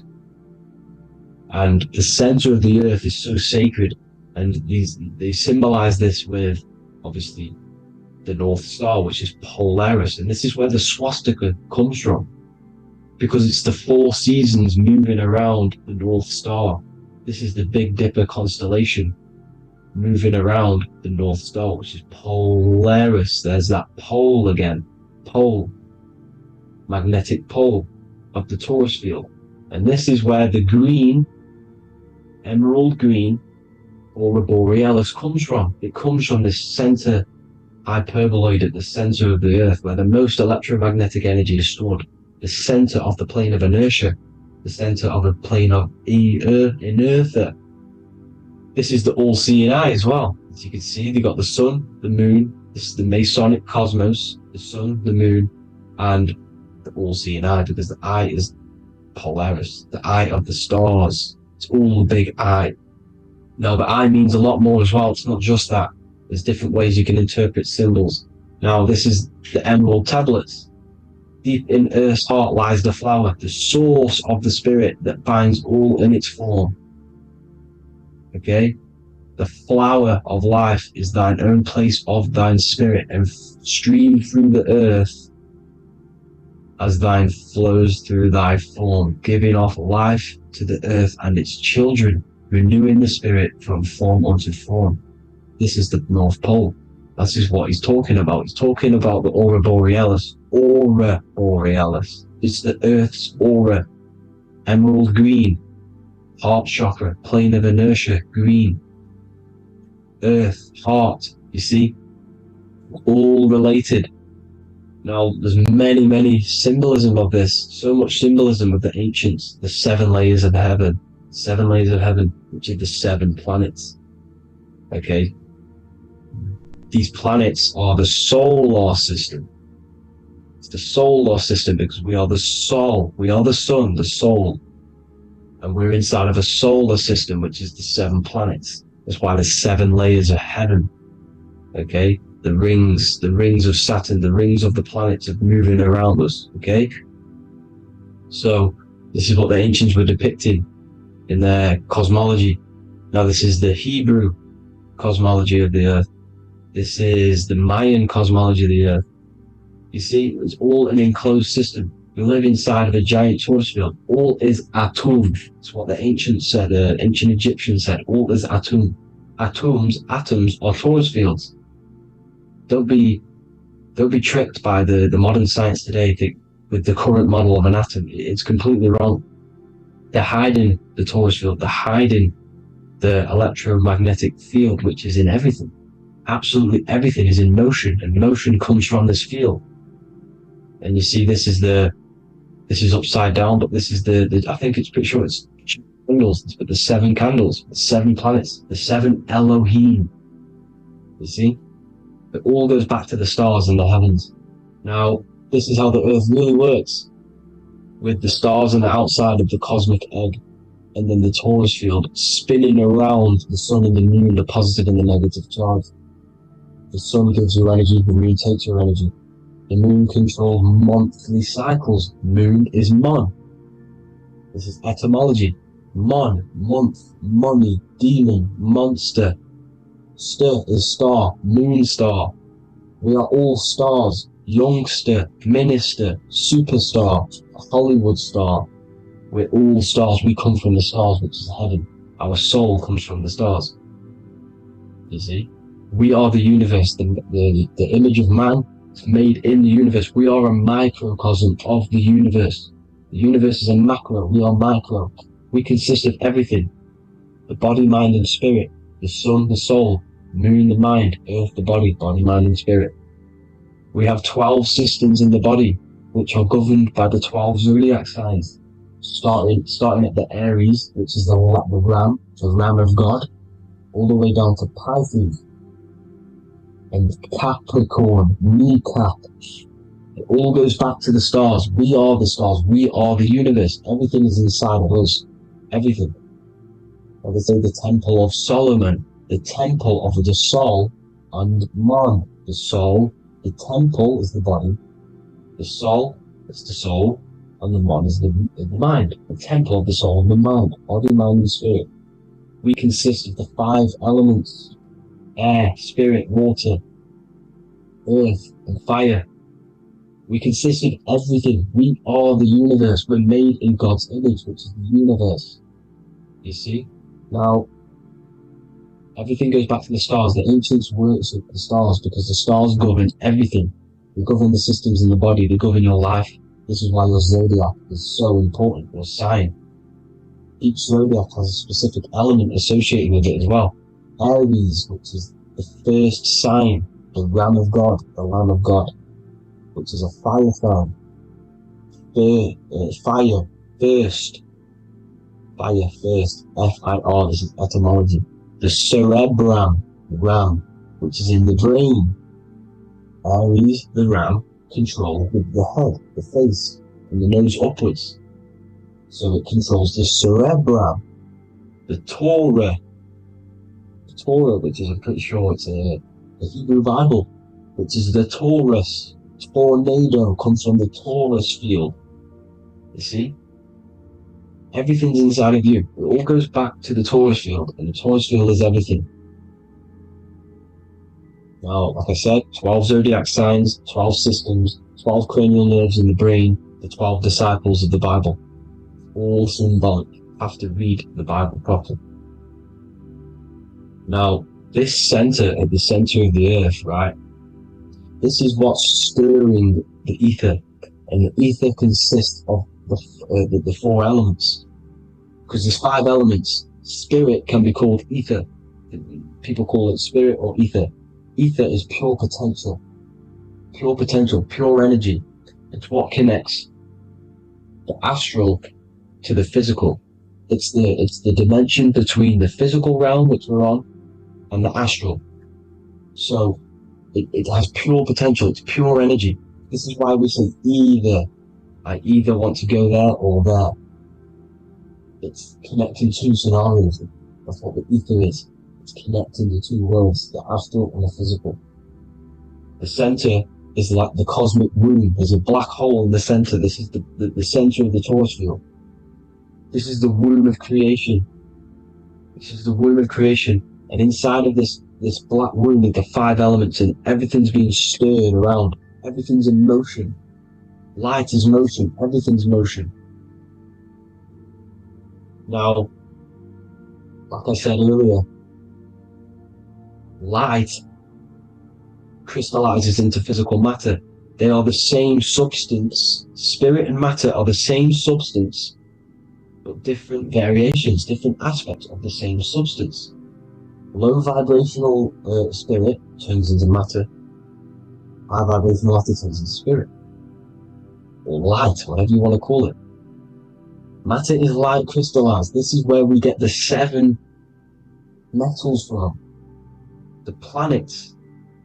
The planets are light. Specific frequencies and vibration of light. When these lights, or the planets, materialize, material metals materialize, they turn into the 7 metals. Saturn turns into lead. That's why lead is red. Saturn is red. The sun turns into gold. That's why the gold is yellow and the sun is yellow. You see, Saturn is the time god. What happens in autumn? The leaves turn red and they die. This is why Saturn, Satan, time god, the reaper, everything is crystallized till its death and then reborn again. You see, rust. When things rust, it turns to red. Because it's Saturn. Saturn crystallizes everything. He's the reaper who comes around in winter. You see? He's Satan.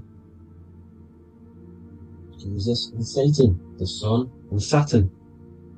They say we live in a solar system. The solar system, I think I've already just broke this down. The 7 planets are the 7 chakras. Everyone already knows this. But I'm going through it anyway. But this is where we get the 7 planets from. And the 7 metals.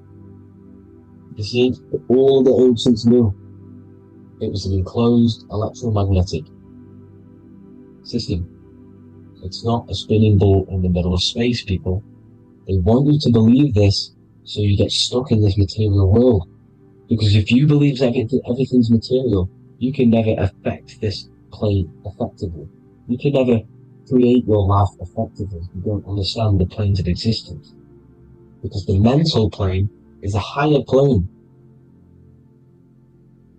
And it breaks down and it controls the planes below it. The mental plane, hold on, I've got it here for you. The mental, the astral, etheric, then physical. Etheric connects the physical to the astral, but the mental is what's above them all. You see? Now, it's important to understand this. It's important. However, the ancients always talked about the enclosed system. Only NASA, which is introduced around the Roman times, not NASA, but the globe Earth was introduced around the Roman times. Okay? By these Masons. These Masons introduced this because they wanted to take over the minds of the masses and control them. These people worship the physical realm. They know how it works. They know the ins and outs of it. They know how to do the magic. They know how to do it all. They understand it all. That's why Masonry have to take the oath. The oath of not speaking. You're not allowed to speak about anything you learn about in Masonry. Because they're discovering the truth about your mind and how it creates reality and stuff like that. So, this is the Masonic cosmology.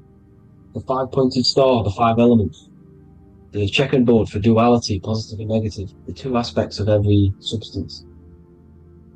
This is another ancient painting depicting the firmament. The stars inside the firmament. The sun. You see, the ancients worshipped the sun because it's so important for sustaining our life. It's the only reason we're alive is because of the sun. But then people think it gives you cancer today.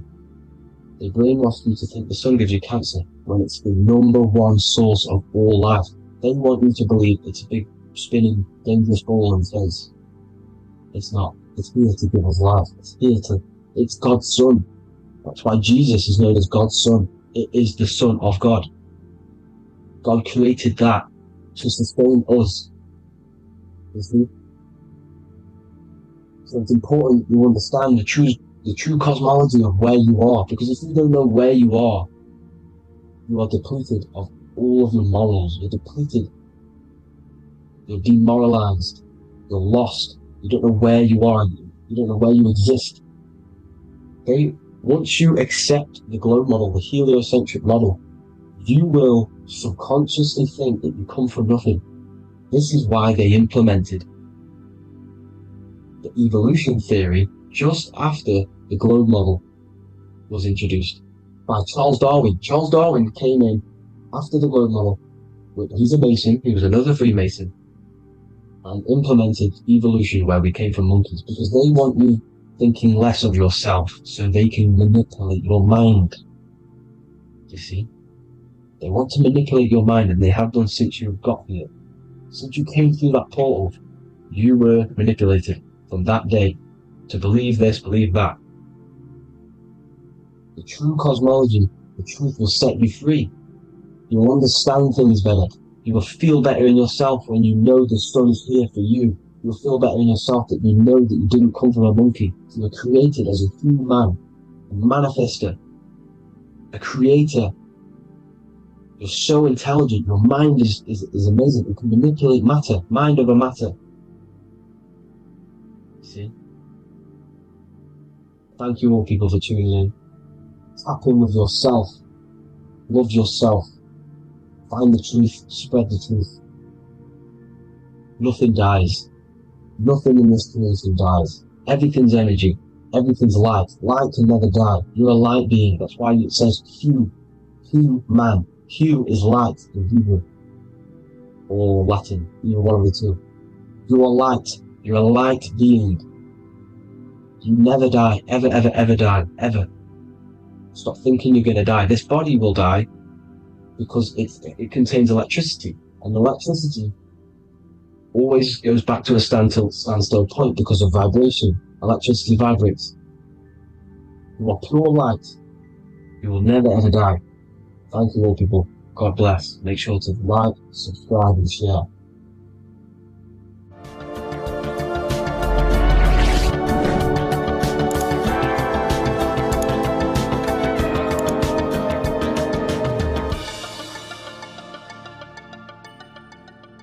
Welcome to Revival of Wisdom. What is good, people? Is Revival of Wisdom. We're back with another video. Today we're going to be talking about the importance of Saturn and the occult. Let's jump straight into this. So Saturn is the god of the earth, right? It's the time of God, change, destruction, physical matter.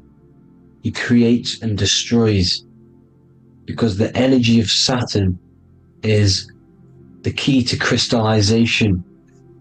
It wraps things in physical matter, right? He creates everything, all life forms, and he takes things back, because the day that you're born, that's the day that your expiry date is coming. The time is ticking until Saturn takes your life. This is why he's known as the Reaper, okay? As he's personified as eating his child here in this ancient Roman painting. As you can see, he's eating the child. We are all children of Saturn, right? He creates physical matter, our physical bodies, right? He's the god of time because he's the slowest moving celestial body.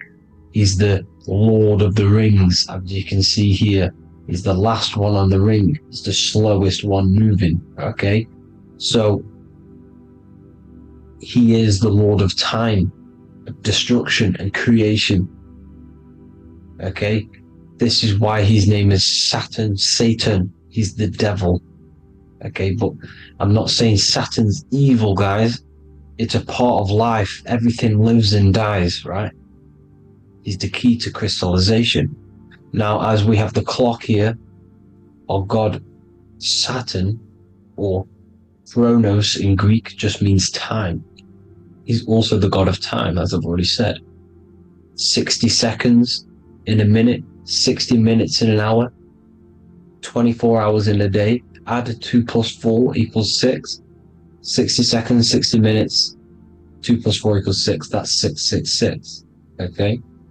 And as you see on the clock, 6 take away 12 equals 6. 7 take away 1 equals 6. 9 take away 3 equals 6. 6 is the number of Saturn. It's associated with Saturn, right? He's the god of time, of justice. Everything goes back to the Reaper in the end. Everything lives and dies. Now, the artwork of him, he's always got the Reaper staff. You see, it's personifying death. Now, when you see this, the Romans were not saying Saturn was a real person, a real god in human form. No, this is personification. This is what the ancients always did.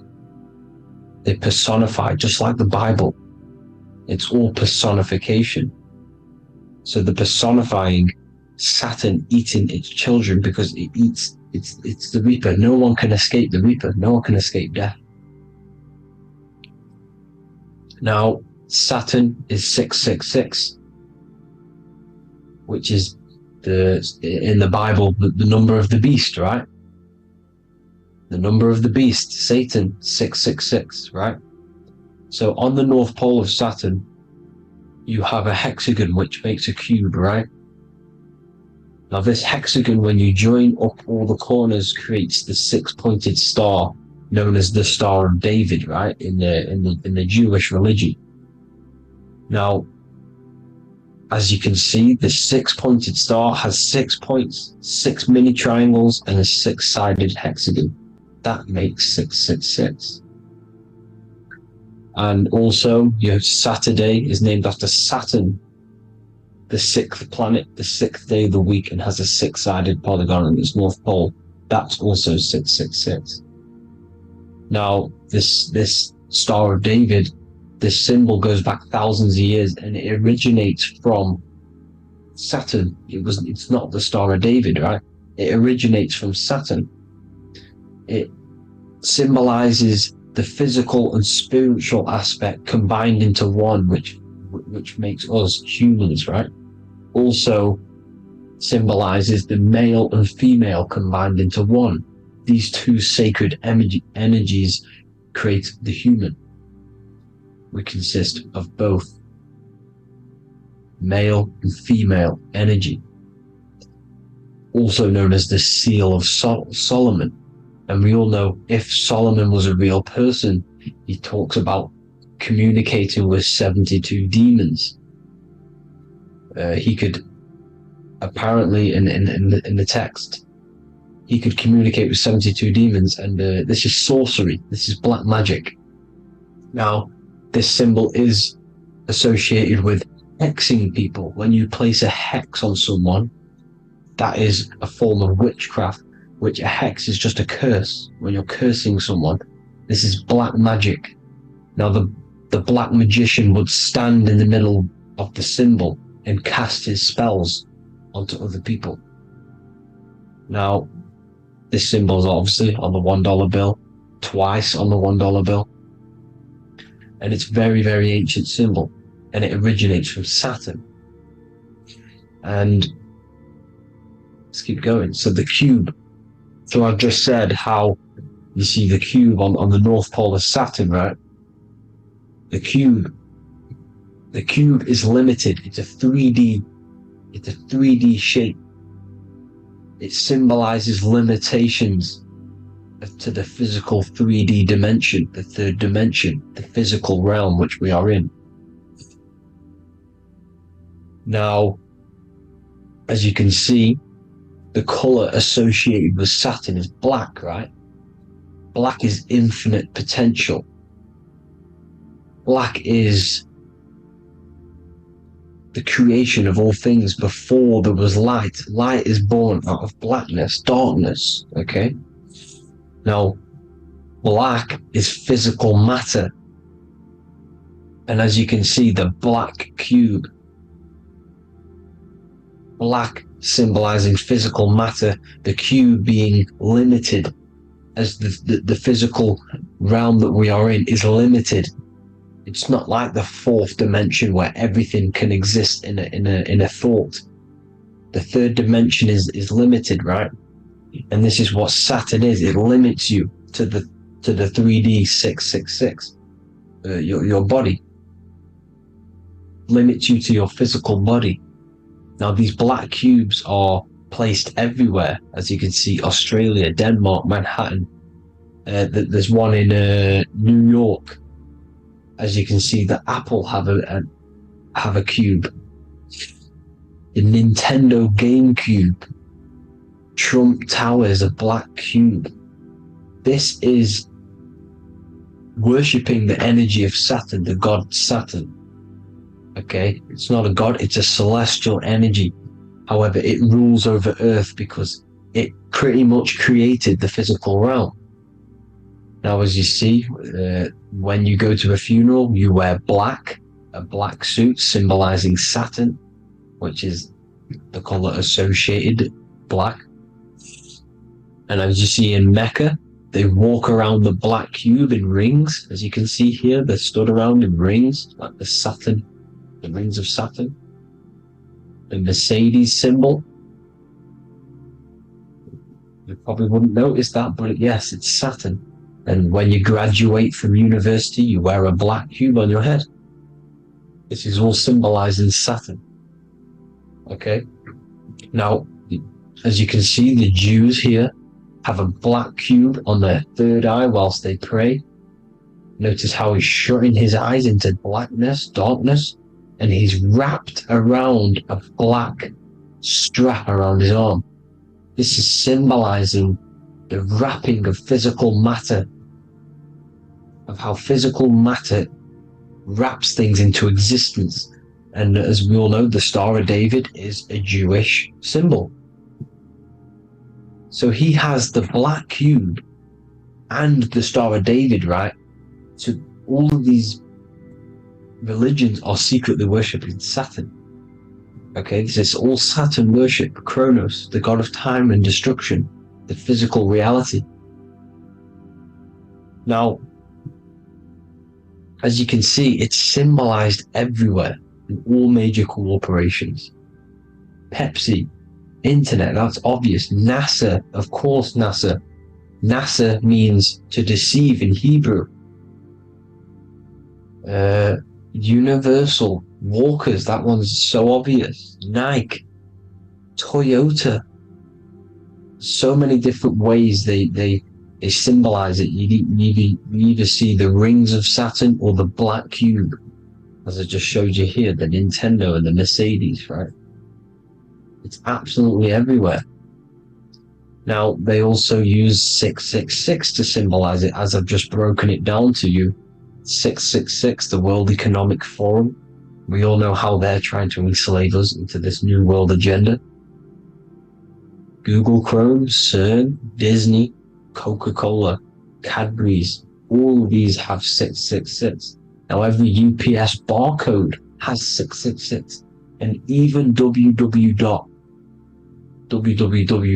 Is Hebrew for 666, as you can see here. Monster. It's the same Hebrew letter that means 666. Drake, 6 god. That's his god, Saturn. Why? Because they love physical realm. They love the physical dimension, the third dimension. Because they can rule here through riches.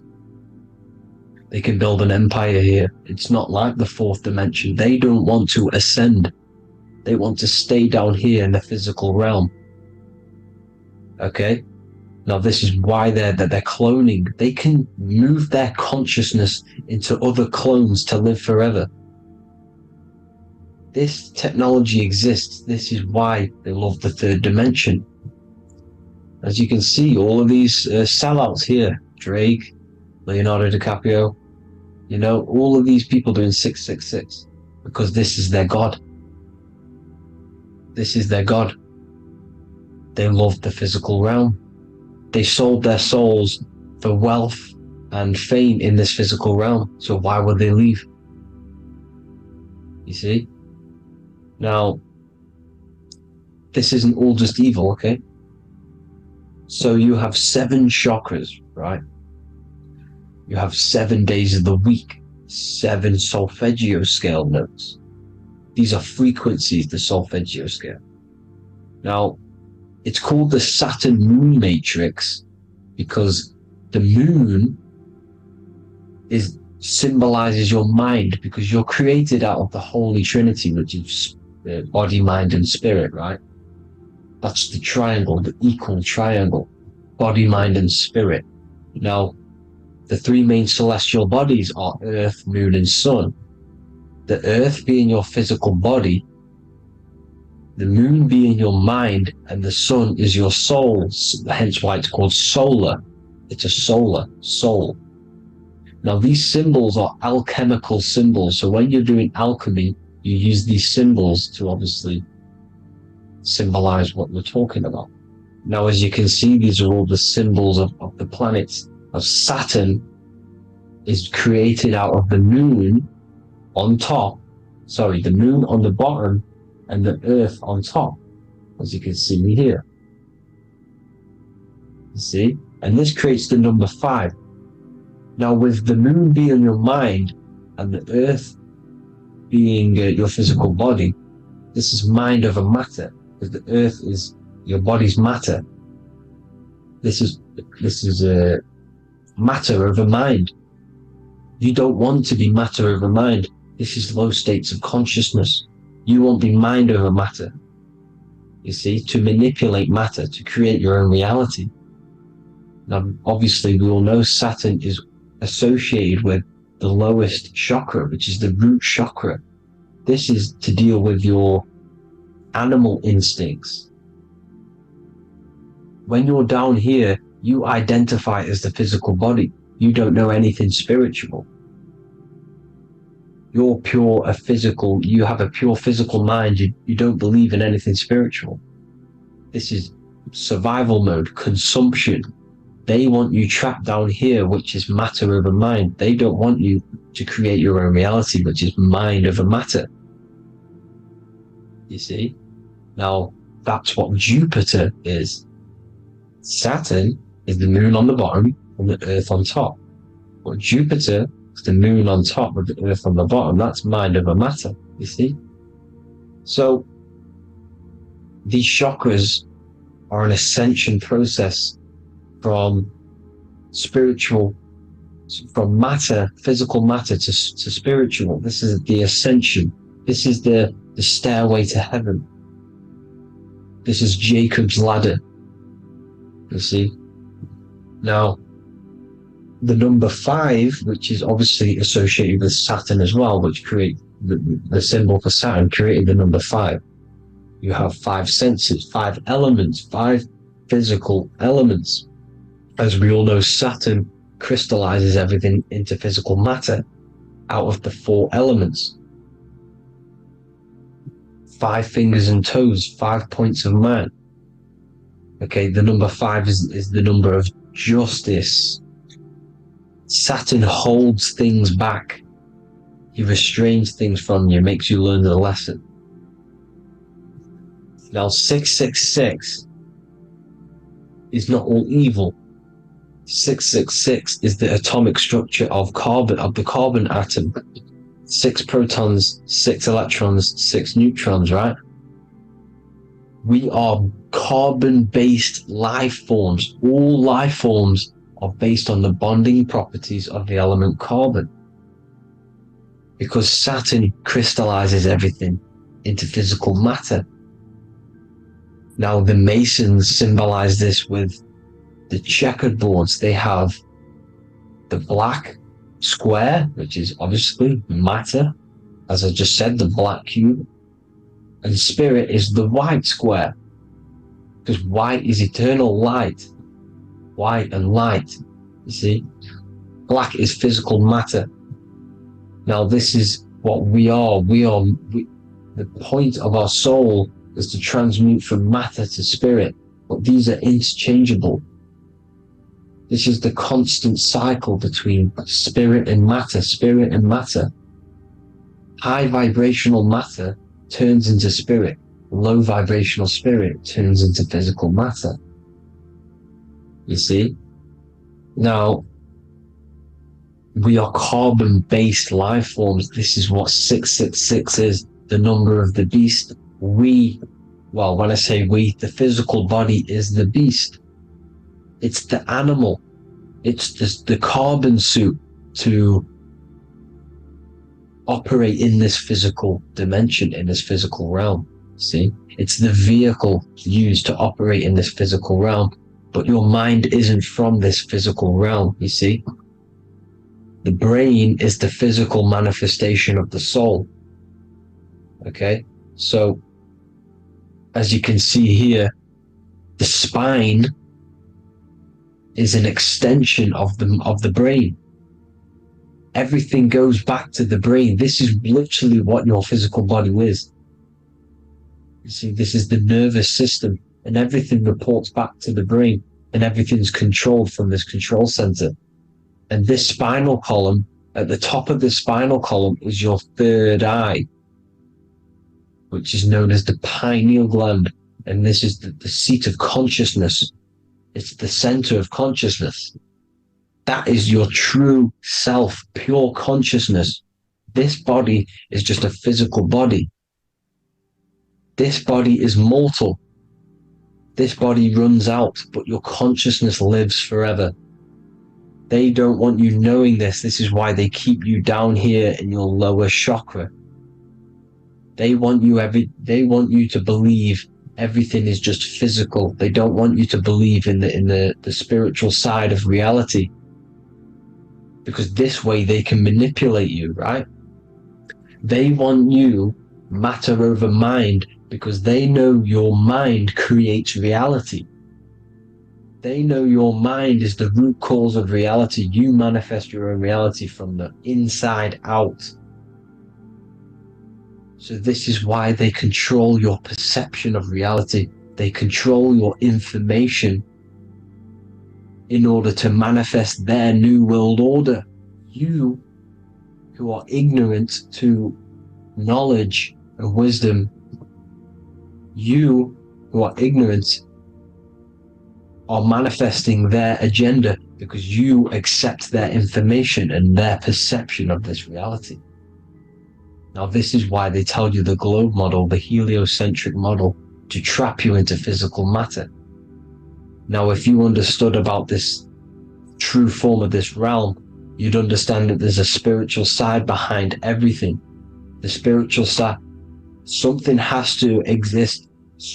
The root cause of reality is higher planes of existence. It happens in the mind before it happens on the physical plane. You see? They don't want you knowing this. They want you matter over mind, which is the symbol for Saturn. Moon over Earth. The Holy Trinity.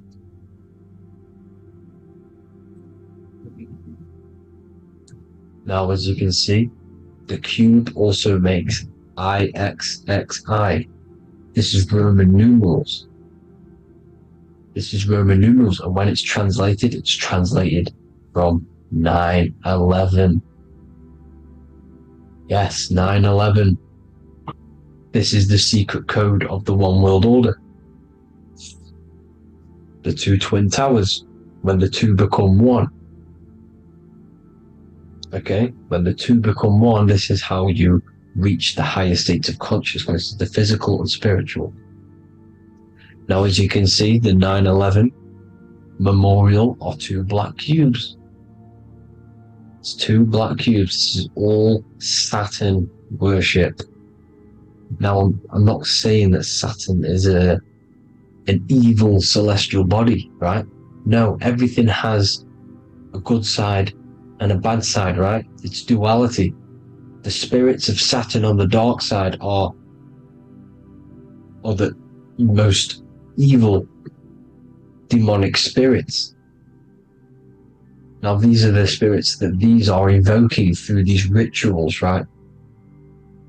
Yes, 9/11 was a massive ritual. It's a satanic ritual, okay? Now, we all know Elon Musk. Elon Musk is coming with the mark of the beast. In English gematria, this equals 666, right? 666, as I said, is the number of the beast. You are the beast, your physical body.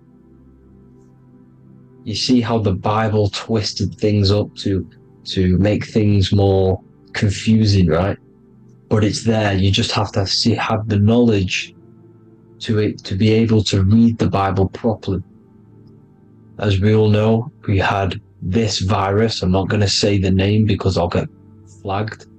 This virus adds up to 666 because this is all part of the New World Order. It's all part of keeping you in this physical dimension. Okay? Now, as you can see here, Novus Ordo Secularum on the back of his shirt, on Elon Musk's shirt, this is also on the $1 bill, Novus Ordo Secularum. This means New World Order. Yes, New World Order. This is on the back of Elon Musk's shirt. And as you can see here, he owns Neuralink, which is the brain chip which they're going to be putting into implanting this onto your brain. This is the New World Order to connect you and merge your consciousness with AI. Neuralink and Meta, he owns Meta as well, which is the metaverse. These are going to be linked in, hence why they have the same symbol, but just in a different format. It's the infinity symbol. And the infinity symbol comes from the Taurus field, as you can see here, your electromagnetic field from around your body. Now, the end goal is for this New World Order is to trap your consciousness inside of an alternative reality. being projected from the metaverse, because the metaverse will be the reality. Neuralink will be the brain chip inside of your brain, projecting your consciousness into an alternative reality while they harness your energy of your physical 666 body. Now this stuff gets real deep, people. Now this is the end goal of the New World Order, is to connect you with AI. This is why they're trapping you and keeping you in these lower states of consciousness in the Saturn associated root chakra, so you don't find out about the spiritual side of reality. Because if you knew the truth of this reality, you wouldn't connect to AI. You see, you have the power within you to travel to other worlds, the astral plane, for example. You travel to different worlds when you are sleeping. Okay? They want you to know it's just a dream. However, their end goal is to trap your consciousness and feed off your energy, spiritually and physically. Okay? I don't know why these people are just pure evil. As I said, evil love bondage. They love the physical dimension. They don't want to ascend to other realms. These evil love the third dimension. This is why evil spirits will inhabit bodies, exorcisms, because they miss being in the physical realm. They miss it. Evil love bondage. So this is why they're cloning and putting their consciousness in clones to stay in this third dimension, to stay as further away from the source as possible. Okay? This is why they're doing it, and this is how it's all linked in. So I hope you all enjoyed this video. Hope you gained some wisdom. Please feel free to join the Telegram, and please leave a like and a subscribe. Thank you all, people. God bless.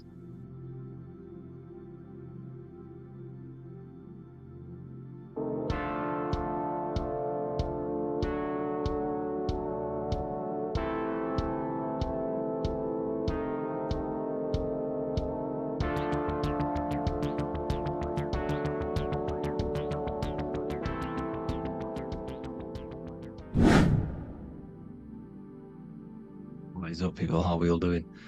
Today, we're talking about the flat earth cosmology.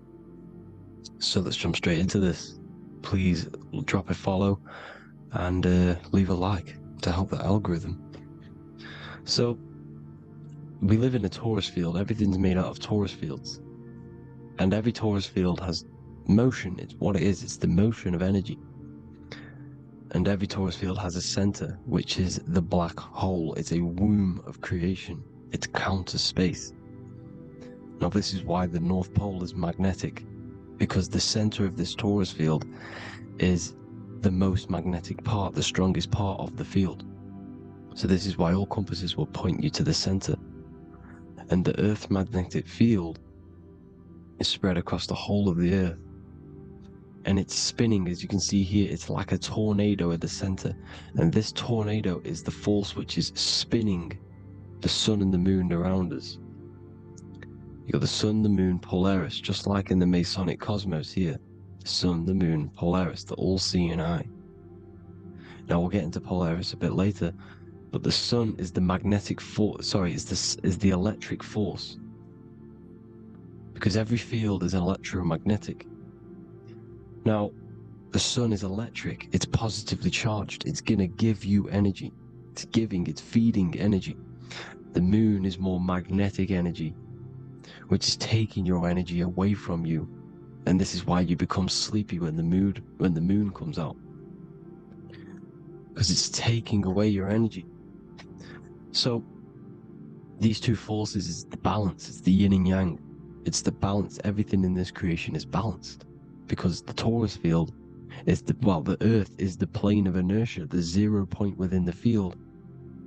Because physical matter is a result of two opposing forces, equalized on the plane of inertia. And that is where matter crystallizes into physical results. And this physical plane is the plane of inertia, planet Earth. And at the center of this plane is the black hole, the womb of creation. And outside of this black hole gives birth to light. So the torus field is constantly rotating, going into counter space, the black hole, and then out of counter space gives birth to the white hole, white light. You see? So it's going around, black hole, birth again, black hole, birth again. And it just keeps going around. It's an infinite cycle of energy. And this is where the infinity sign comes from. This is the motion, this is the force which is creating everything to spin inside of this circle. Okay? And it's making the stars spin. It's making the sun and moon spin around us, around this center point. Now here you see Horus and Set. Horus and Set putting their feet inside of this dome. This is the royal arch, the arch of the dome above us. It's like you see in the Masonic cosmos, the royal arch of Freemasonry. This is the dome above us, the firmament that the Bible talks about.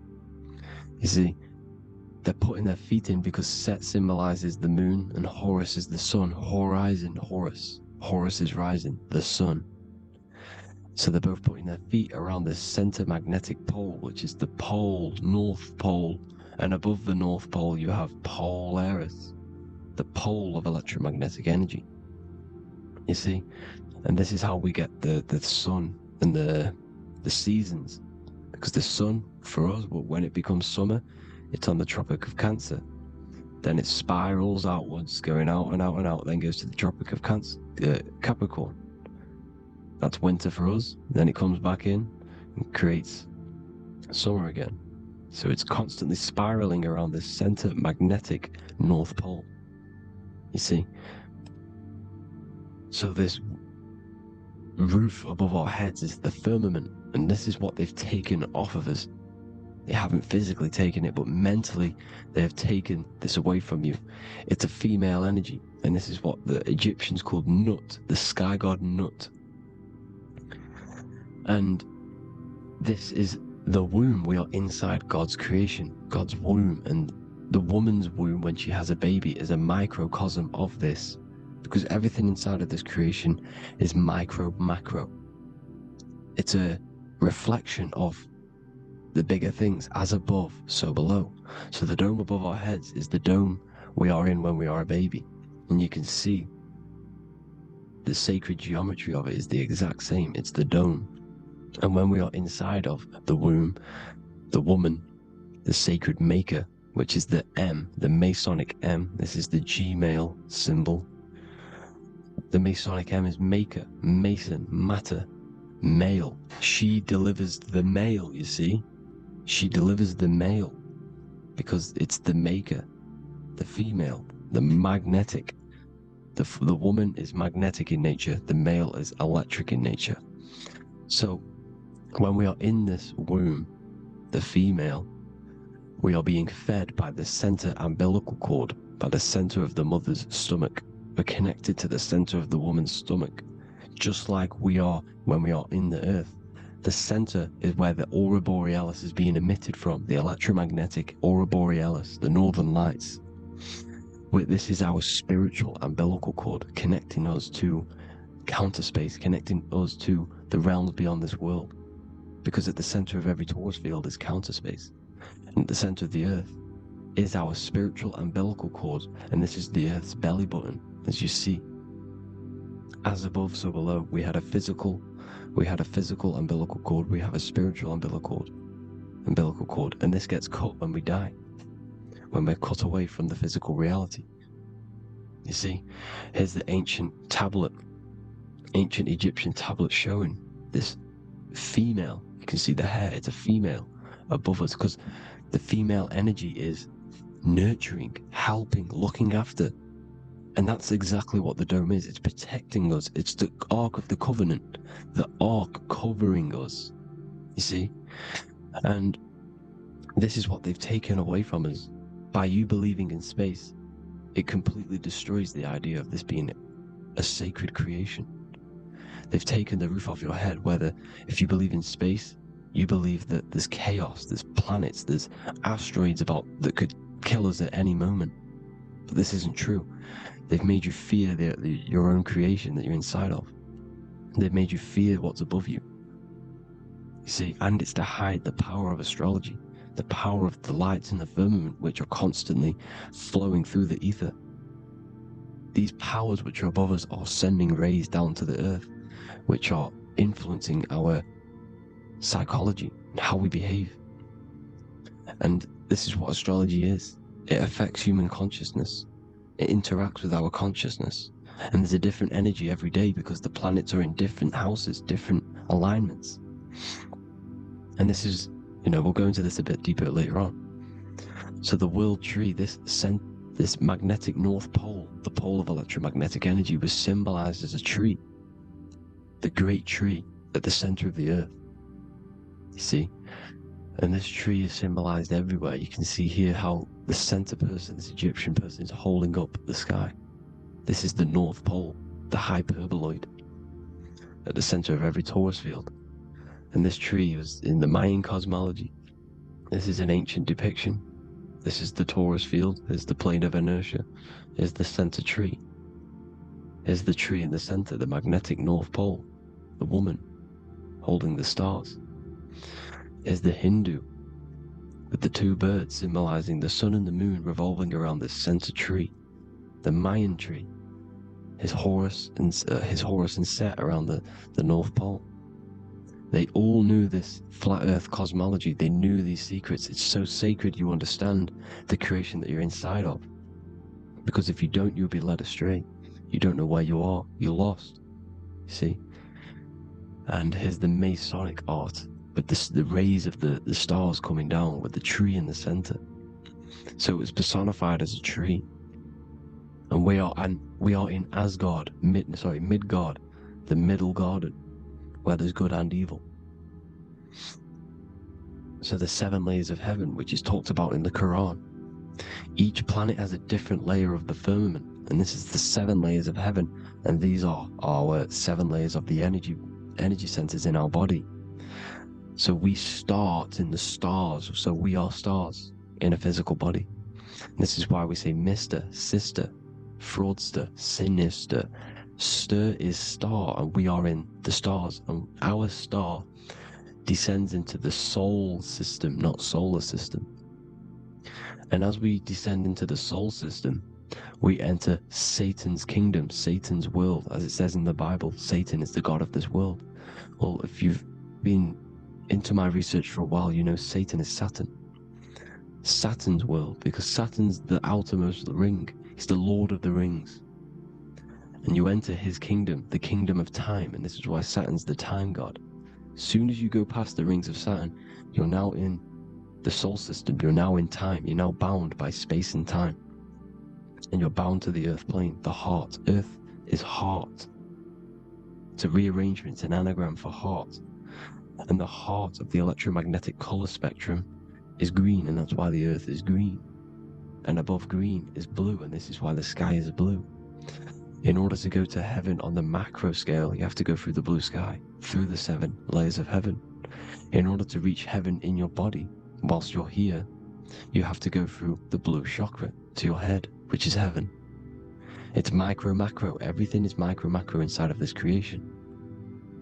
There's an ancient, I think this is a French image, piece of art from the ancient French, with obviously the 7 layers of heaven, which they all depict. And notice how it's like a dome. We'll go into this dome symbolization, the Royal Arch of Masonry, which is next.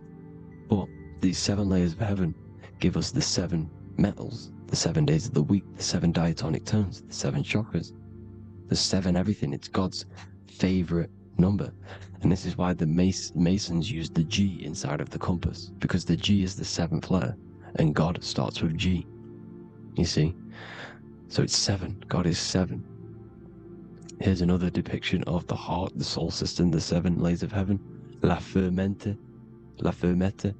You see, La Firmament, with the stars on the outermost layer. Here are the 7 planets. Jupiter, Mars. La Sophie, the sun. La Luna, the moon. So Saturn. So we are in the heart of this soul system.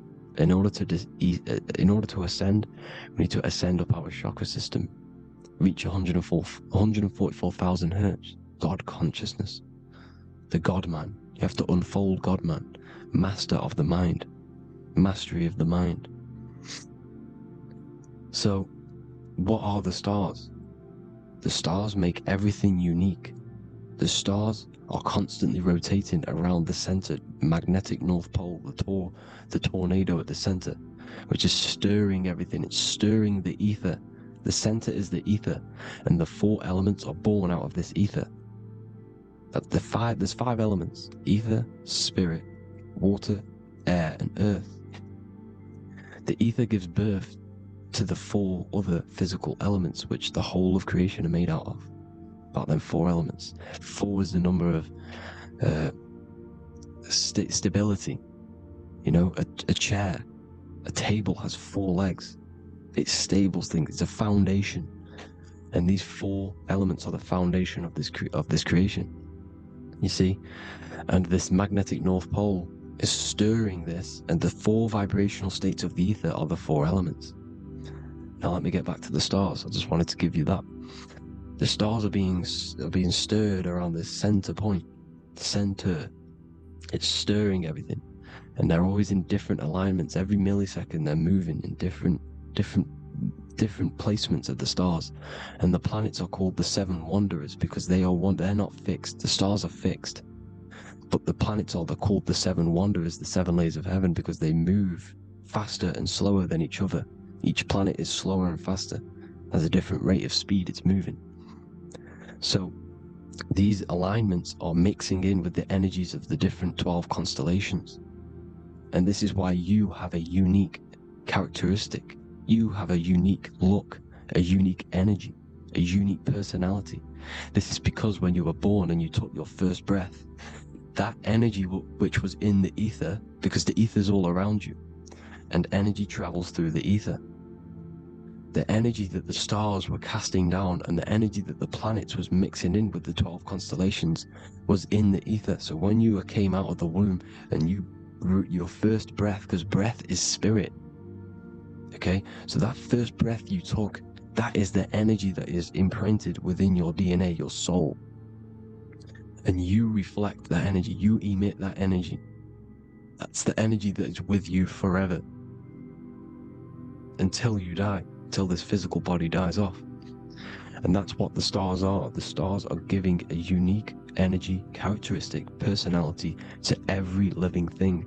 Every dog, every cat, every animal has a unique personality because it was born at a different time and place in the sky. Okay, the stars are your destiny. Now, the stars are constantly changing as well. If you look at stars through a telescope, they're constantly changing and forming different forms. You can see here, it looks like water. It looks like light through water because it's the ether above us, a sea of ether. And this light is being emitted through it, and it's just constantly changing, giving different energies, each star.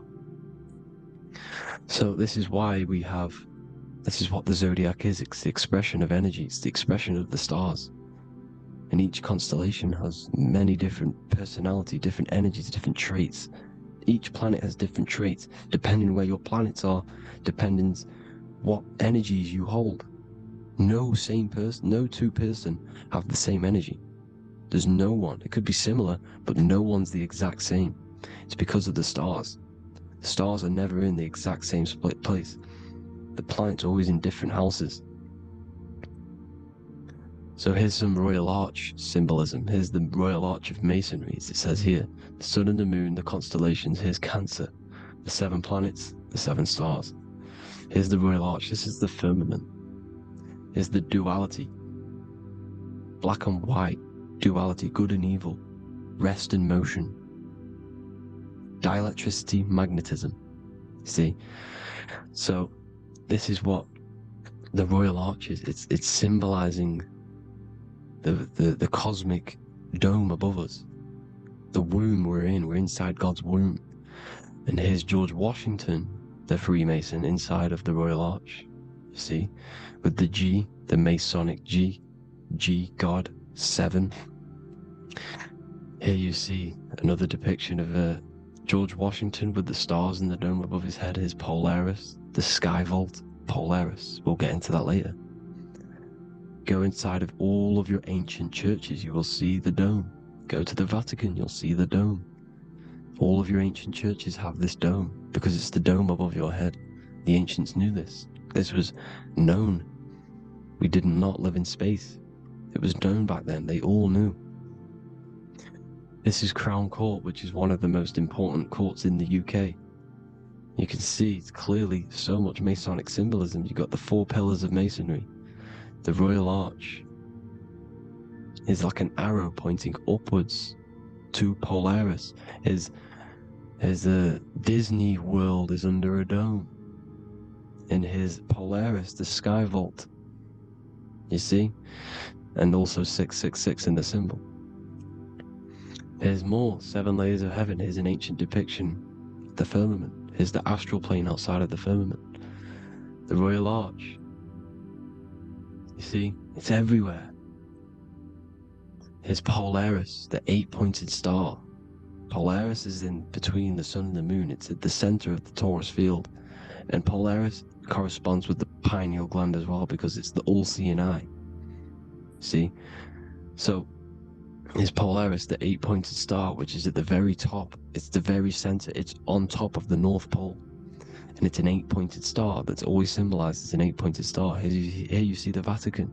The Vatican is a giant key with an 8-pointed star. See, it's a key. Here's the dome. Here's the Space Delta, the USA Space Delta logos. Here you see the Egyptian god looking from the center of the North Pole, looking upward to an 8-pointed star, Polaris. An arrow pointing up to Polaris. Here's another, the bear holding a key with an arrow up to Polaris, 7. Holds the key to Polaris. Here's an eagle holding a key above the North Pole to Polaris. Polaris, and here's another one. There's another bird, like a dragon, holding a key to Polaris. Because Polaris is definitely something to do with leaving this creation.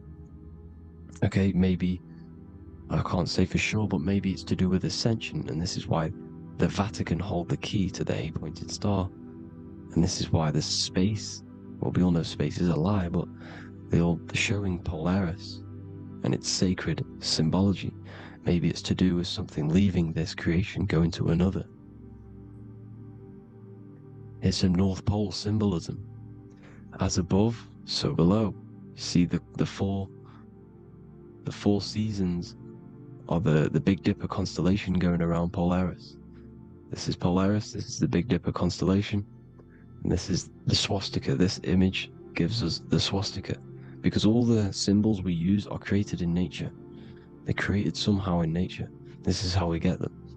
As above, so below. This is the map of the North Pole with the 4 rivers looking like the Big Dipper constellation.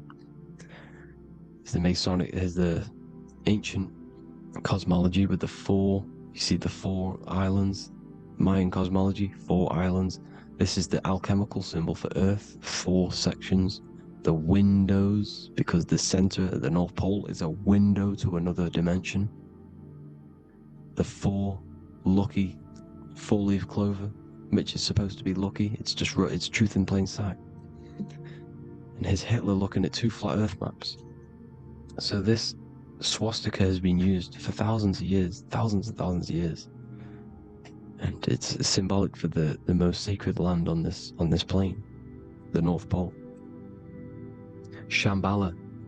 Do some research on Shambhala, people. It's a it's a Hindu mythology about the sacred lands at the center of the earth, and it's known to be full of enlightened beings, and it's all symbolized at the center. You can see their paintings of Shambhala. It's all at the center, the North Pole, and it's known to be the most godly place ever, because it takes you to a portal to the higher places. And maybe this is something to do with Polaris, connecting you to this sacred lands at the very center.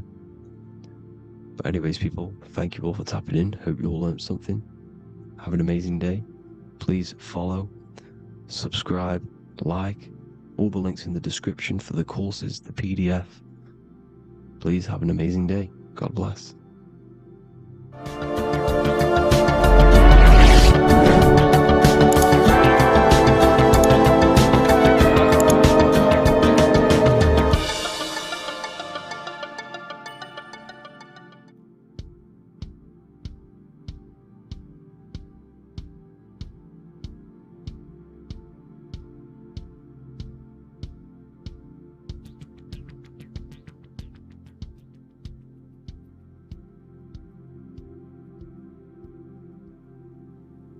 Welcome people, we're back with another video. I will now be keeping track of my YouTube and trying to upload every week. In this video, we'll be talking about the chakras. The chakras are the 7 attributes of God, and they are the 7 planets. These are literally vortex portals within us that connect us to these vices and characteristics of God. Each one of these energy centers are a spinning whirl of energy which controls the cells and organs in that particular area of the body. For example, it's literally a mini brain for that area of the body. Each chakra has a vice which you need to turn to a virtue in order to climb up through the system. They work like a stairway system. You have to go through each chakra in order to unlock the one above. This process is turning matter into spirit, as you descended from spirit to matter. Saturn is Satan, that's why it's the lowest chakra, and that's why the devil is red, because red is the lowest vibrational color.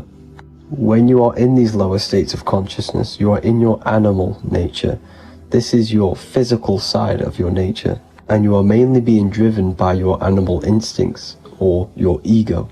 Moving back to your higher self or your spirit self is not an easy process, it takes a while. However, with discipline, consistency, and motivation, you can achieve this, and this is what the ancients called Christ consciousness. Once you have achieved this, it is basically a state of mastery of the mind. You no longer lust for the lower animal nature things. Now let's start with the root chakra. This is located at the base of your spine, and you can feel this chakra by tensing your anus. This energy center is in control of your survival needs, your vitality, stability and security. Now, if this chakra is unbalanced, you will feel insecure, fear, anxiety, unstable, low self-esteem, anemia, over or underweight, and constipation.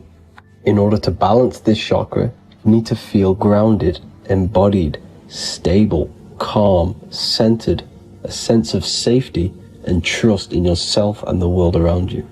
The next chakra is the sacral chakra, which is located around the belly button area.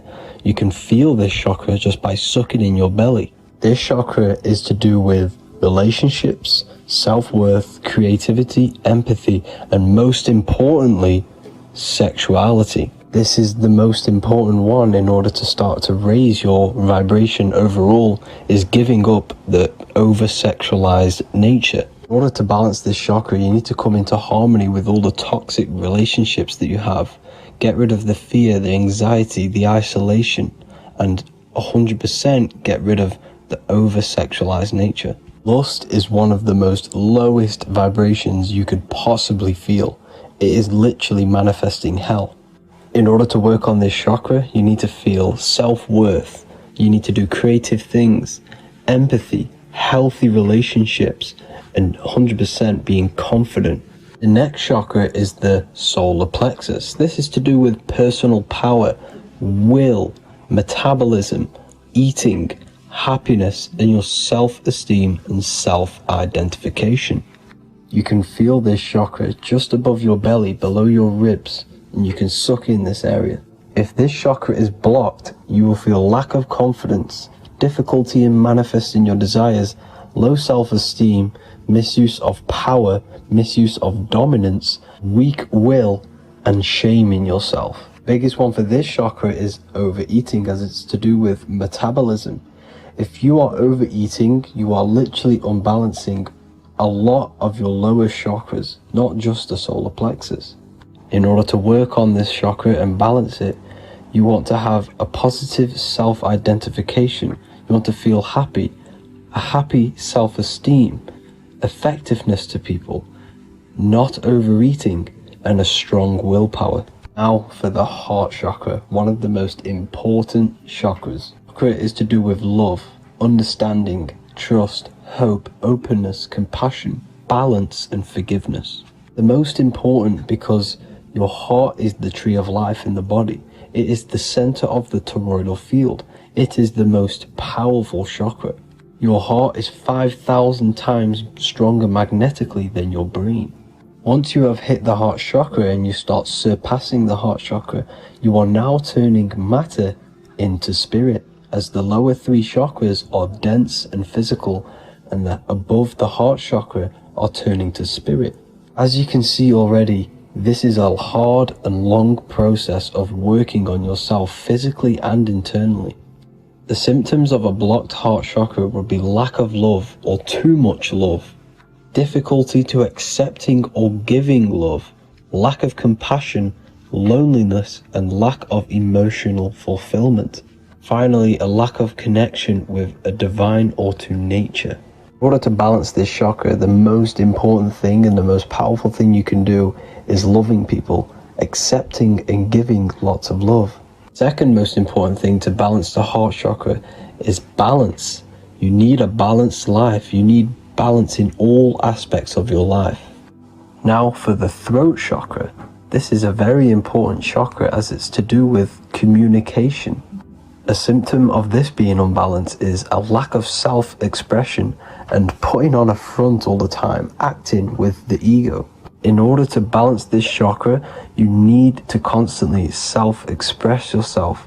You can't be putting on a front. That voice inside your head, you have to let it come outward. Don't just block it off with a wall. Self-expression will lead to you gaining friends who actually like you for being you, and not these fake friends that you have to put on an ego for. In order to balance this chakra, you need to express yourself, express the word that's within you. Don't be lying to people, don't deceive or be deceptive. The next chakra is the third eye chakra. This is starting to get very advanced and you are coming very close to spirit. Just before we head on, I want to announce the PDF is now available, containing all the presentations I've ever made, all into a condensed 38-page PDF. The link will be below this video for you to access. And if you want to learn how to create reality using your mind, how to attract your desires, how to get out of the situation you are in, the link will also be there for the Manifestation Mastery course. Now for the third eye chakra. The third eye chakra controls the pineal gland, which is your first eye. It's to do with your psychic abilities, channeling, telepathy, astral travel, visions, and connection to the higher self. You need all of the chakras aligned to get the full potential out of your third eye or pineal gland chakra. For example, if you're astral traveling and you fear something, you will be instantly shot back to your body. So you need to master all of the chakras before you go on and try and do these higher spiritual activities. Symptoms of the third eye chakra being blocked is lack of imagination, lack of vision, lack of concentration, blocked or clouded intuition, can't see the big picture, and especially overly reliant on logic and intellectual thinking. A good way to work on this chakra is imagining things, vision things, trust your intuition at all times, always follow that inner voice. Cut out the tap water which contains fluoride. Fluoride blocks the pineal gland. And cut out all junk food because all of this is affecting your pineal gland. When in meditation, you want to focus your eyes and your attention to the center of your head between the two eyebrows. This is where the pineal gland is located. This will help and awaken the pineal gland over time when you keep doing these meditations. Finally, for the crown chakra, this is to do with universal consciousness, all-knowing, enlightenment, cosmic connections, the God source. This chakra is blocked by being cut off from spirituality, plagued by the senses, being tricked into the five senses and being tricked into thinking you are the body. In order to work on this chakra, you need to feel grounded. You need to know yourself, your real self, the voice within you. Have common sense, have specific decisions that you're making, be very direct. Now we've got out of the way all of the chakras, I can now introduce methods and meditations which will help you unblock them spiritually. When meditating, you want to get into the present moment in a nice, comfortable position. Bring yourself to the present moment by saying, I am here right now, nothing else matters. Keep repeating this over and over with your eyes open or closed. After a couple minutes of bringing your attention to the present moment, you can now start to breathe in through the nose deeply and breathe out through the mouth slower than you breathed in. Place your attention on the chakra that you want to balance. Think of a high vibrational emotion like love, and think of this while placing your attention on that chakra. You can do this exercise every day for 10 to 20 to 30 minutes. The longer the better. Another practice you can do is by chanting the Bijis for each chakra. They are here starting from the root chakra all the way to the crown chakra. Or you can chant the 7 vowels. There are not 5, there are actually 7. A, I, A, O, U, M. A, I, O. This is the proper way of pronouncing the 7 vowels. These are so powerful because these are the only things that exist.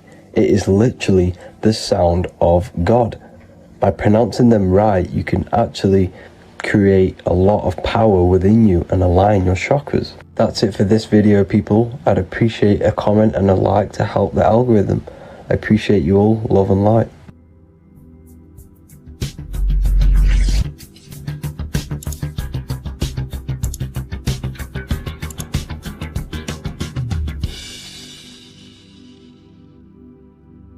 Welcome to Revival of Wisdom.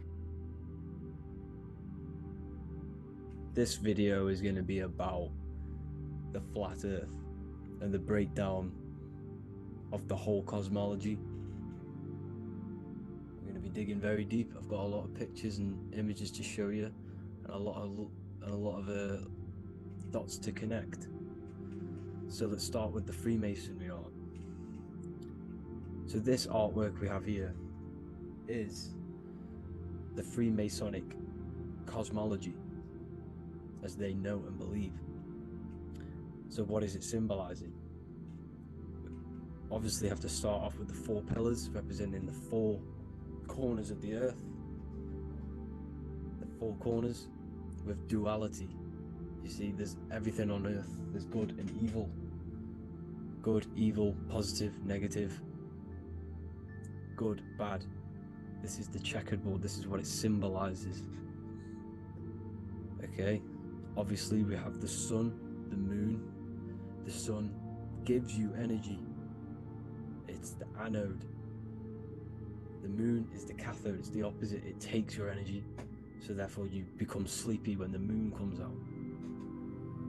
You see, everything on earth, everything in the universe is balanced. There's complete balance, symbolized by duality. There's always 2 opposites.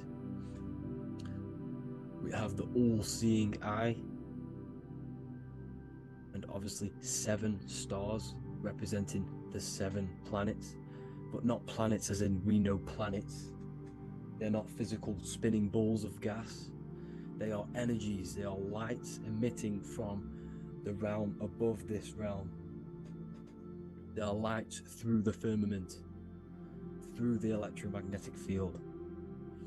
So let's go through that again. The 4 corners, duality, positive and negative, cold, dry. Everyone on earth has an opposite. Everyone, there's 2. Okay, and then we have the sun, the moon, the 7 planets with a 5-pointed star. What's the 5-pointed star? Of course, it's the 5 elements: spirit, water, earth, fire and air. Okay, that's what the 5 pointed stars symbolizing, the 5 elements of Earth. And then most importantly, we have the compass. The compass is very, very important, hence why it's in the center. The compass is symbolizing many, many things, and one of the most important things, but we'll get into that after. We have a boat with water outside of the Earth. So we have a boat on water, symbolizing the waters separated by the firmament, the waters above, separated by the firmament from the waters within the firmament, the Earth. So this is what it's symbolizing. So the compass, what's the compass? This is where the compass comes from. The Polaris, the most important star there is, because it's in the center of Earth, the sun, the moon, and the black hole, black sun. Because all creation comes from center, the seed center. Okay, but we'll get into this after. But also, this is a very important Masonic symbol because they use this symbol a lot. This is one of their main symbols, hence why Neil Armstrong has the Masonic ring with the compass on it. The people who supposedly went to the moon, which obviously they faked to push this globe model, because the globe model is based upon fear. Because the globe model, if they can sell you the globe model, they can sell you anything then. You don't know where you actually are. The globe model is to push fear upon the masses, because the globe model means there's not enough resources. There's also risks of asteroids hitting the planet. There's also risks of space, extraterrestrial invasions, global warming, asteroids. You see, this is all the fear that they can gain of selling you the globe model. Okay, because they don't want you to know that this is an intelligent design. And also, they're hiding God, the creator, the source. This is why they are satanic. They are opposites. They are lefty, Lucifer, right, righteous, godly. Hence why they do the symbolism on their eyes. 666. This is another famous, famous astrologer, astronaut. This is another famous astronaut doing 666, showing that he's in the alliance of the occult. But even look at their 10th anniversary stamps. They have a Masonic compass on there. Also the Order Out of Chaos, double-headed eagle. Okay, the Order Out of Chaos ring, which they wear. So all of these astronauts are in the occult. They are lying to you. They are in with this order, this Masonic New World Order, whatever you want to call it. So let's break this compass down a lot more. Because as I showed you here, the center, okay, this is what the compass is symbolizing.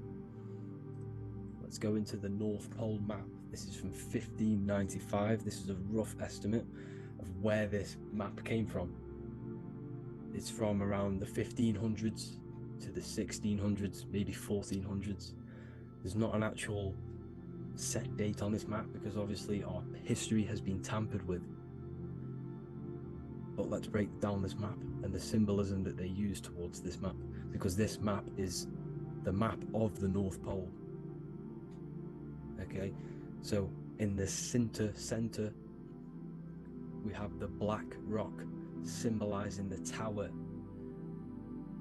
the pole, North Pole. And what's on top of the North Pole? Obviously it's Polaris. North Pole and Polaris. Okay, with the 4 islands around the center. Okay, 4 islands around the center. And this is what blew my mind, right? They say that Santa sounds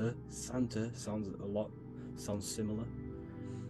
And if you look at this pole that's pointing to the North Pole, you see this line here.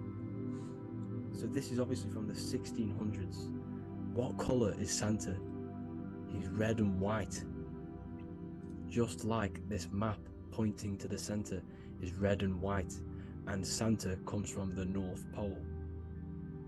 So it's not a coincidence that they use red and white. They're mocking this map because obviously they took over after the 1500s, 1600s. They took over around the 1800s. So they're mocking this map with Santa coming from the North Pole with this red and white line to the North Pole. Notice the 4 islands, okay, like windows, their symbol. They obviously, in the occult, they're part of the New World Order, is symbolizing these 4 islands with the blue behind it for the water.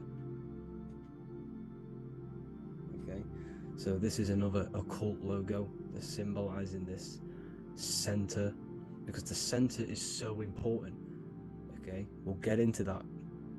Also, we have the Mayan cosmology.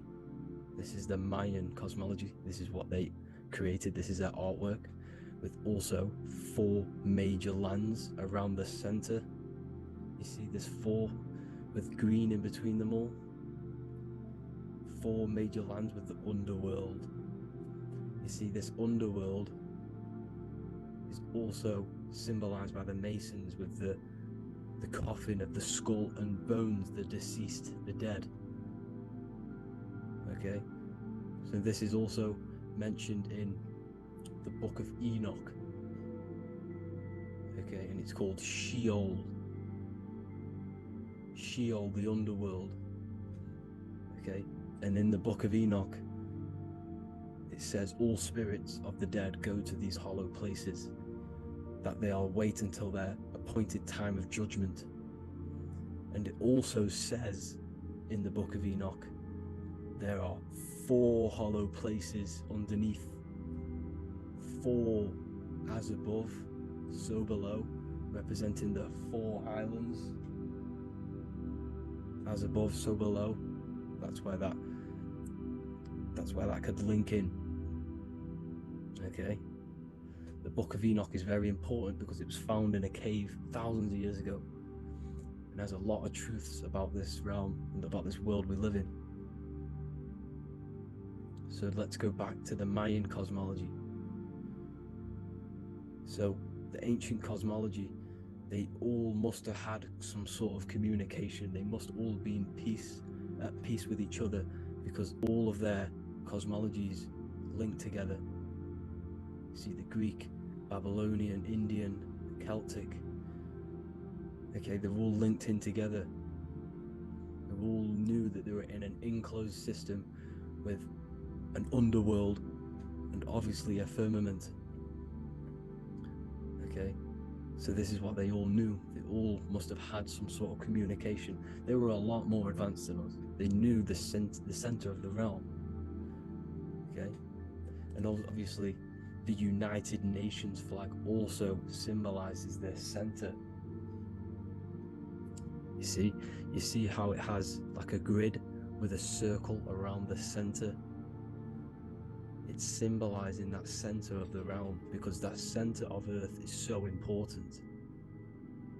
The United Nations flag, they all have it. See, some different ones all have that circle around the center.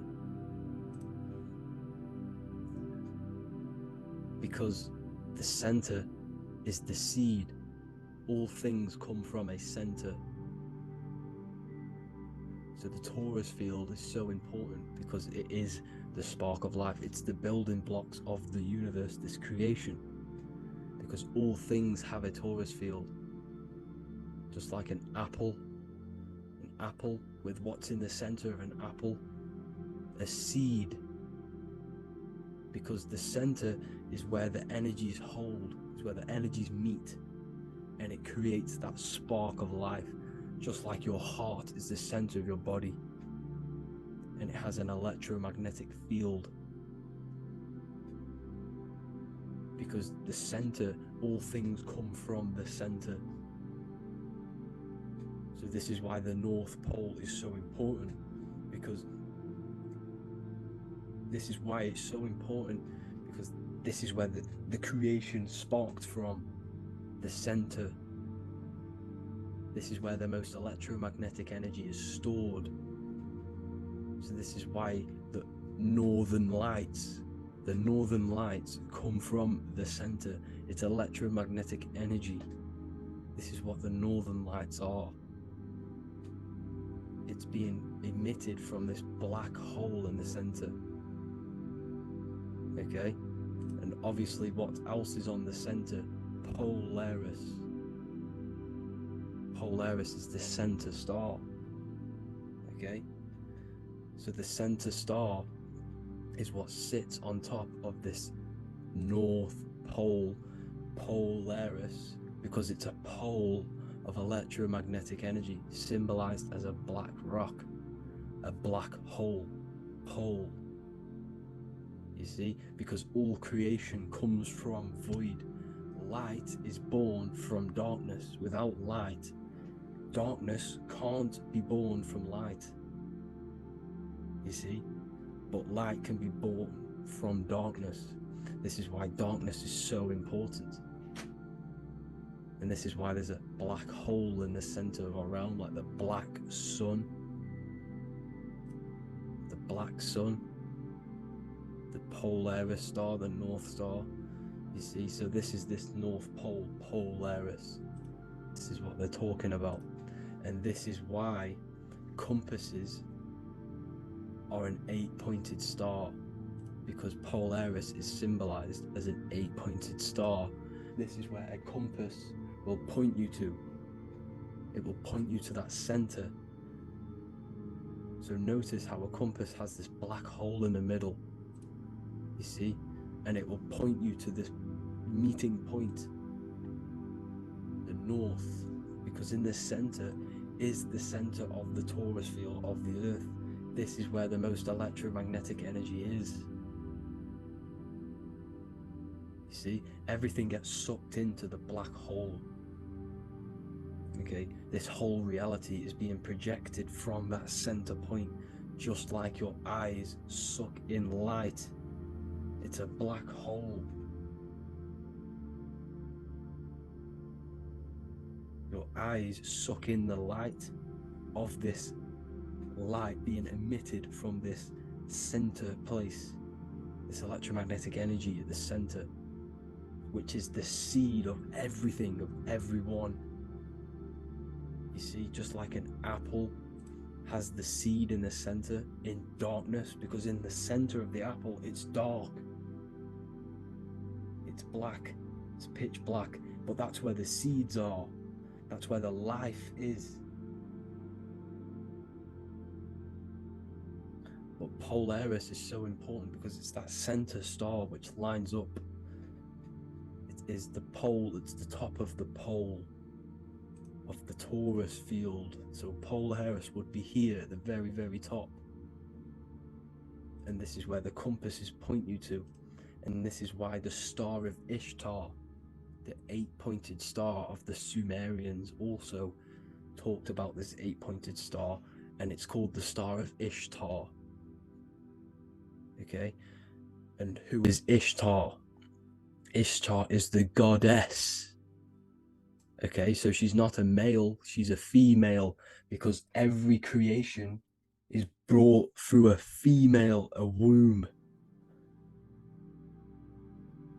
Every single human on earth is brought through the womb, the sacred feminine energy, and the womb is pure darkness. There's no light in a womb, just like the center of our realm. It's a black hole. Okay, and guess what? She's the god of fertility and sexuality. She is responsible for all life. Okay, so the Star of Ishtar is the star of Polaris, which is symbolizing the responsibility for all life, the center of our realm, the black sun, the black hole. Okay, so this is what that god of Ishtar of the Sumerians is talking about, the goddess, the womb, the seed of creation. So this would be the portal, more than likely the portal in and out of our realm, because it's the top of the Taurus field. And what's above this realm is the heavens. So this is where you get sucked in from the heavens. Your soul gets sucked in and brought onto this plane of existence called Earth. These are some space NASA symbols. Look how much Polaris symbolism there is, and notice how it's at the center. You see this circle? This is like a half circle, and at the center is an 8-pointed star of Ishtar. It's the same thing. It's Polaris. It's at the center. And notice on some of these, look, this one is a bear holding the key and an arrow pointing to the Polaris star, so that they hold the key to Polaris. Another one with like a demon holding a key to the what? Polaris on top of him. Also an eagle, which is a Masonic symbol, the eagle holding a key. On top of the center, you see, and notice how there's an arrow going up to the Polaris and an arrow down, as above, so below, to Earth. So you can go out to Earth, out of Earth, and into Earth through Polaris, and the eagle holds the key. You see? The eagle holds the key, just like this. This demon dragon holds the key to Polaris. And look at this one, Earth, with an arrow up to Polaris, an 8-pointed star. So Polaris is more than likely that portal which the Anunnaki used, the Sumerian gods used, because the Anunnaki symbol is also an 8-pointed star. Okay, and like I said, that center is the seed of creation. The center is the black hole. Okay, just like your pineal gland is at the center of your brain. The pineal gland is at the center of your brain, and that's what connects you to that spirit realm, to the source.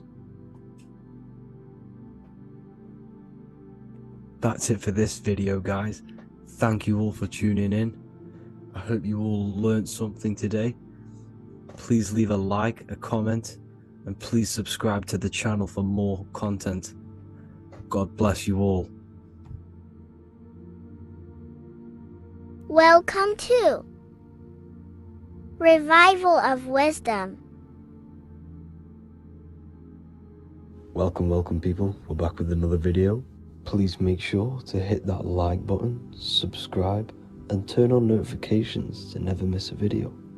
The Earth is a giant torus field consisting of a positive and a negative pole. The Sun being the cathode with a positive charge, and the Moon being the anode with a negative charge. This is why the Sun rules over the day, giving you lots of energy, and the Moon taking your energy from you, making you go to sleep. Now, the plane that we live on is called the plane of inertia, and at the center of this plane of inertia is the North Pole. This is where the two electromagnetical energies meet. Now, this is where the most electromagnetic energy is stored. This is why all compasses will point north, because it's the most magnetic place in this reality. So the Sun and the Moon is spinning around this center point, which is stirring the ether of this reality and making everything move in circles, meaning this is a cycle. Everything's recycling itself. It's an organic simulation. The ancients also knew about this sacred land at the center of this reality, known as the North Pole. As you can see on this map from the 1500s of the North Pole, you can see 4 islands around this center black rock. Ancient civilizations like the Mayans, the Buddhists, and ancient Chinese also depict these 4 islands. The endless symbology of these sacred lands at the center has been going on for thousands of years.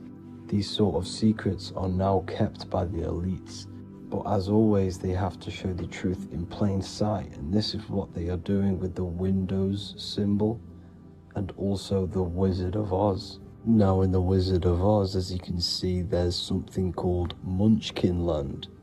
Munchkins are these unusually short people. Then on the ancient 1500s map it says Pygmy, and then the Pygmy people in mythology are also these unusually short people. Just like Santa and his elves, they come from the North Pole, and elves are these unusually short people. These stories that we are told about Santa and Munchkins are putting truth in plain sight about this sacred land.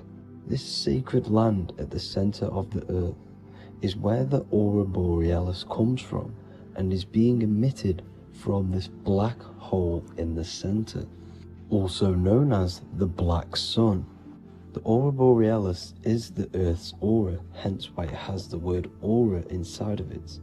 It is the life-giving essence to all life within this realm. As this dualistic reality we live in consists of both physical and spiritual, the black sun is like our sun for the spirit. It's our spiritual umbilical cord, connecting us to the spirit realm.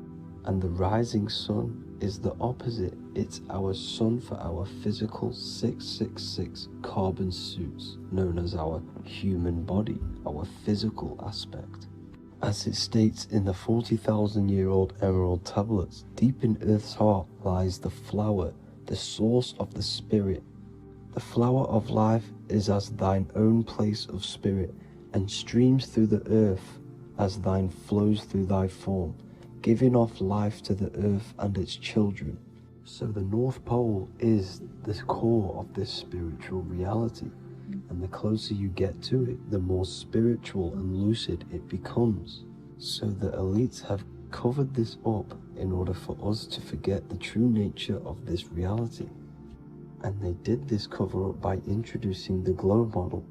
Nicholas Copernicus was around in the 1400s, and he introduced the globe model. As you can see, he is a Freemason. He depicts himself with a globe and a Masonic compass in all of his paintings and portraits. Galileo was also a Freemason, as you could see in all of his portraits with a globe and a Masonic compass. He was also a massive part of introducing the globe model after Nicholas Copernicus. So yes, the globe model was a spiritual and political move to gain more control over the masses. After the globe model was then introduced, they introduced the theory of evolution by another Freemason, Charles Darwin. See how these two theories go hand in hand? They both degrade humanity, and they make you confused of where we actually came from. By hiding the true form of this divine creation and hiding the true power of each and every one of us, they maintain control over the masses. Now this is order out of chaos, known to be the 33rd degree slogan of Freemasonry. Now this is the Masonic cosmology, and as you can see, you have the checkered board for the duality, the 5-pointed star for the 5 elements, the 4 corners for the 4 pillars, the all-seeing eye, which is Polaris, the sun, the moon, and the 7 stars. So even Freemasons are taught the flat earth cosmology and the true form of this reality. Now the true nature of the sun, the moon, and the earth is shown and reflected through the Masonic compass. The Masonic compass is the sun, the moon, Polaris at the top, and the black sun at the bottom. It makes sense why all the scientists who introduced the globe model all use the compass and the globe together because it's truth in plain sight. As I explained in my other video, all Freemasons have to take the oath. So it goes to show, why are we all learning these theories from Freemasons who can't talk about certain topics that they learn about? Why should we believe their theories when they're holding back the real truth about this reality? Now going on to NASA. NASA means to deceive in Hebrew, and they are also funded by the government. They are not a private company. The old owner of NASA, Werner von Braun, on his grave has the Bible verse Psalms 91. The heavens declare the glory of God, and the firmament showeth his handiwork. Now why would the owner of NASA put this on his grave? Seems a bit suspicious to me, alongside with the NASA astronauts are all Freemasons. And not to mention the countless mistakes they've made on their live videos in space stations, the moon landing, and the CGI footage of the Earth, which is obviously photoshopped. Just by tricking the masses that they live on a spinning ball, the elites gain the perception of the masses. Not only does it hide the divine creation we're inside of, it hides the divine spark within you. It hides the creator, the source. And by believing in space and we live on a spinning ball, it makes people come to the interpretation of that we are a coincidence and we do not have any purpose.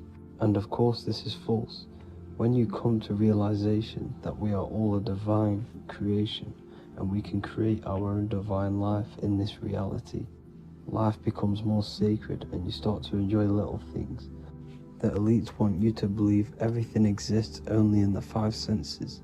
They want you constantly looking outside of yourself because they know that will keep you on lower states of consciousness. Now this brings me to our next point. By tricking the masses into the heliocentric model, the elites started to advertise aliens in the movies, in cartoons and magazines in the late 1940s. Now this is subconsciously programming us about aliens and extraterrestrial threats, which then they can use to their advantage. And this is something called Project Bluebeam. They are more than likely going to fake an alien invasion to push this 2040 agenda, which is for one government and one ruling currency. That's it for this video, guys and girls. Hope you all enjoyed. Please make sure to leave a like and a comment. God bless you all. Welcome to Revival of Wisdom. Welcome people. We're back with another video. Please make sure to hit the like, the subscribe button, and turn on notifications to never miss a video. The Vatican is a giant key from a bird's eye view, and it also contains an 8-pointed star. The Anunnaki Sumerian gods also depicted this 8-pointed star. The sky god Anu from the Anunnaki also uses the 8-pointed star for his symbol. And even Freemasons depict an 8-pointed luminary with a ladder and a key. This is symbolizing the key to ascension up to the 8-pointed star, which is Polaris. Polaris is always depicted as an 8-pointed star. Polaris is the standstill star at the very center of our realm, which is perfectly aligned with the North Pole. The Earth is a giant torus field, and at the center is where the most electromagnetic energy is stored. This is why all compasses point to the north. Hence why a compass is an 8-pointed star, because it points you to Polaris, which is the North Pole, the center of this realm. The 8 points of the 8-pointed star symbolize the 8 points in space and time. So yes, Polaris is the portal which you ascend through if you outgrow this consciousness by aligning your chakras. Our earthly realm is a macrocosmic reflection of us, and we as humans are the micro reflection, with the earth containing its 7 chakras as well as us. The North Pole is the 7th chakra, which is the crown chakra. So the key to Ascension is held by the Vatican, hence why it's a giant key, because they mislead the masses through their religions, which teaches the masses to look outside of themselves. As stated in the 20,000-year-old emerald tablets, written by the Egyptian god Thoth. On Earth, man is in bondage, bound by space and time to the Earth plane. Encircling each planet, a wave of vibration binds him to his plane of unfoldment. Yet within man is the key to releasement. Within man may freedom be found. So the 7 planets are associated with each 7 chakras. The lowest chakra being the root chakra, which is associated with Saturn. This is why the elites love Saturn and reflect it in all of their symbols, because the chakras are an ascension of spiritual principles, starting from the material and ascending up to the spiritual, the crown chakra. However, evil love bondage, and they are trapping souls in the physical realm by stopping and provoking the ascension process. They do this by abusing the energy of Saturn, and Saturn is associated with the lowest chakra. The lower 3 chakras are associated with survival mode, which keeps the consciousness in a constant state of fear and only aware of its surroundings. Once you start to ascend up your chakras, you become more consciously aware of spiritual deeds. And this is the process of returning back to your true spiritual form. Going back to Polaris and its connection to Ascension, Kanye West symbolizes this on his music video 24. As you see him rise up into the sky, you see an 8-pointed shape around him, which symbolizes the 8-pointed star, as you see the beam of light. And even NASA symbolize this in their Space Delta logos, a bear holding a key with an arrow up to Polaris, the 8-pointed star. Here's another NASA logo of an arrow from the Earth to Polaris. The series Lock and Key on Netflix is all about portals and doorways, and they have the Kundalini energy as one of their keys. Kundalini energy is the energy which rises up the spine, the 33 vertebrae, and activates the third eye. The third eye is the spiritual gland which connects humans to other spiritual realms. We are not the body. Our spirit, our soul inhabits the body. We exist physically, spiritually, and mentally. Therefore, we are multidimensional. The intellectual and spiritual inhabit the body. Therefore, this is just an avatar within this timeline. However, within each and every one of us, we all have the key to releasement, as says in the Emerald Tablets. This releasement is ascension, up until higher states of consciousness. As stated in the Emerald Tablets, man is in process of changing to forms that are not of this world. Grows he in time to the formless, a plane on a cycle above. And another one saying, man is a flame bound to a mountain, but we in our cycle shall ever be free. Know ye, O man, that when ye have progressed into the cycle that lengthen above, life itself will pass to the darkness, and only the essence of the soul shall remain. That's it for this video. I hope you all enjoyed. Please feel free to leave a like, subscribe, and comment any subjects you want me to talk about. God bless you all.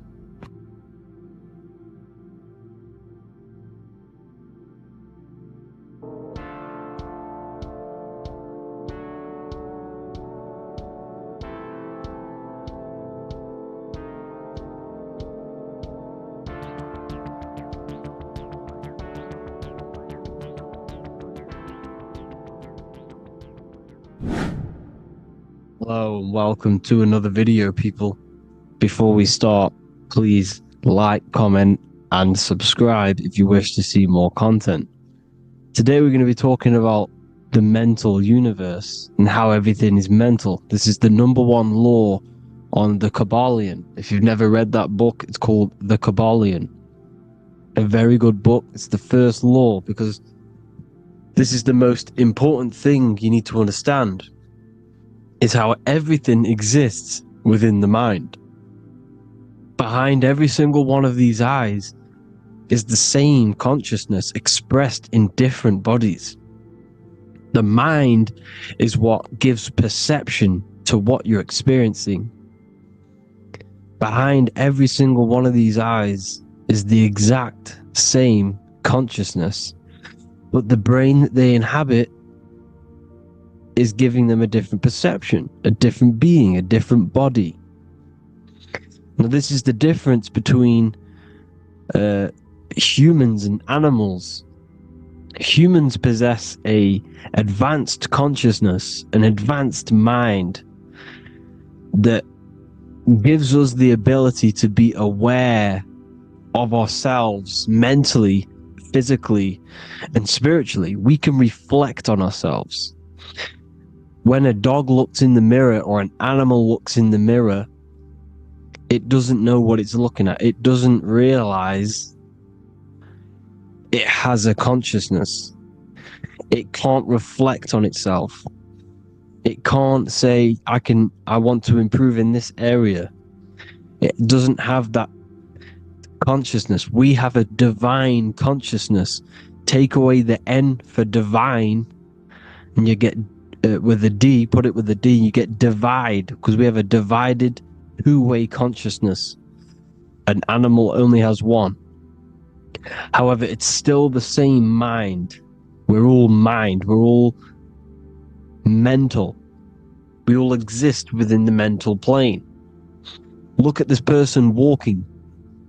The body, the brain, is sending electrical signals through the 12 cranial nerves, which the 12 disciples that spread the gospel of Jesus, right? You have 12 cranial nerves in your brain. There are 12 disciples which spread the gospel of Jesus. Jesus represents the mind, the intelligence, the invisible intelligence that we all are, the same intelligence, the same exact consciousness, which then sends a command into the brain. Then the brain sends these 12 electrical signals through the 12 cranial nerves to control the rest of the body through the nervous system. This person walking is not, the body is not walking. The mind is telling it to walk. And the brain is it's a supercomputer which is decoding these demands given to it by the mind. Because the pineal gland will have something to do with the ether, because the ether is physical and non-physical. The mind is sending the commands through the ether to the pineal gland, which is then getting broken down into electrical codes within the brain and sent throughout the nervous system to control the body. And this is why in the simulation, because the body's the simulation, it's a false reality, it's the fake reality, it's not the real you. You are formless. There is no form, but the third dimension is a dimension within your mind. Matter, mind, light is all a product of your mind. It's all in the mind. Now, this is why The Sims has this green little diamond on top of the head. Because this is you. This is your invisible intelligence controlling the character. Okay, it's controlling the character, and this character is in the world. Your consciousness isn't in the world. The world exists within you, but the body is a vehicle for that realm that you land in. When you have a dream, your mind transcends this body into another body, duplicates your body, into another universe, unite. Unite is one. We're all one. It's all one universe, expressed in many different ways, infinitely. And the vehicle that you land in is the body to operate in that realm. This is the all-seeing eye, as you see here. The eye, this is all the intelligence. This is the ball of consciousness, God, expressed in different bodies. We're all this same one in different bodies, as you can see here. And this intelligence is expressing infinitely throughout the universe. An infinite universe. There's no beginning, no end. There was no beginning of the universe. There is no end. It's infinite. Always has and always will. But the mind is what gives you the ability to explore the universe, to make perception of it. We are God in disguise. We are God in disguise. We are God in flesh. But the body can become attached to the mind, can become attached to the body if the mind is not aware of itself. When the mind is that blinded by matter, and we lack knowledge and understanding of what we truly are, a formless, infinite being, a traveler. This is why Freemasons are called Freemasons. Mason means traveler. Free. You're a free traveler because your consciousness is a traveler of the universe. When we lack understanding, our mind bounds to the body because we don't separate the body with our different layers of consciousness. When we separate them and identify that we are mind, body, emotion, you then can apply this knowledge to when you want to astral travel and explore the different realms of your mind, because the mind is the universe. People, this is what we need to understand. The mind is the universe. I am you and you are me. This is the Egyptians showing you this. The Ankh is the symbol of life. This is the one ball of consciousness, mind, giving it the Ankh life to all the different life forms. The cows, the birds, the snakes, and the big Ankh given to the humans, because the humans are the most intelligent. We have the most advanced consciousness. We have the most advanced consciousness. This is why the one is giving a big Ankh to the humans here. Here you see again, this is not the sun. This is also showing Ankh giving out its life to all things infinitely. And this is the Most High. We are the Most High in disguise. When we strip off the body, we strip off the desires for the physical world, we strip off all of these fake identities that the mind gets attached to. That is God. The universe. You are the universe experiencing itself. I and I. The letter I and the number 1 is just one line. The letter I is the number 1. Because your I am, when you refer to yourself as I, every single one of you who's watching this video refers to yourself as I, which is the one. We are all the one. We are all intelligence. We are all invisible. We are all the one. 1 is the only number. 1, 2, 3. Everything goes up in ones because there is only one. Doesn't matter how far you go down the line with numbers, all of their numbers are created by one, because there is only one. It's me and you are the exact same consciousness expressed in different bodies. Mind, cause. There is only one cause. There is only one mind. There is only one being. But because we lack understanding of this, we think we are the bodies. And this causes division, because the physical world's the most illusionary world. It's an illusion. It's all an illusion.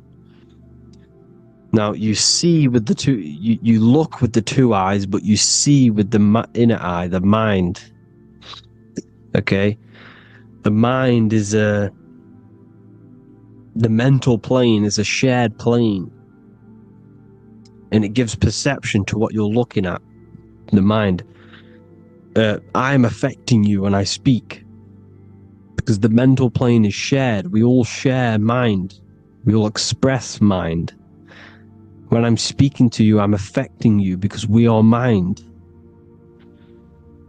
So the words that I'm saying, which are being manifested from my mind, are being manifested through my body into vibration, is affecting you. I'm affecting you with what I'm saying. And these words are having an effect on your mind, because we're all mind. This is why you need to be careful what you're listening to, music and all sorts. Because music can also create thought loops within your mind. Because the chorus, we shouldn't be listening to choruses. Choruses are loops. And what they're saying in the chorus is being looped. And this can create thought loops within your mind. Go and listen to an old song that you used to listen to about 5 years ago, 10 years ago, 20 years ago. Go and listen to an old song, and you guess what? You will get nostalgia. Why will you get nostalgia? Because that song will trigger the thoughts that you were thinking in that time of listening to that song. So songs with choruses create thought loops, and they reprogram your subconscious mind. It's important why music is very powerful. Mind and mind, same word. See, language is the truth, people. This is why I use language in all of my presentations, especially the English language.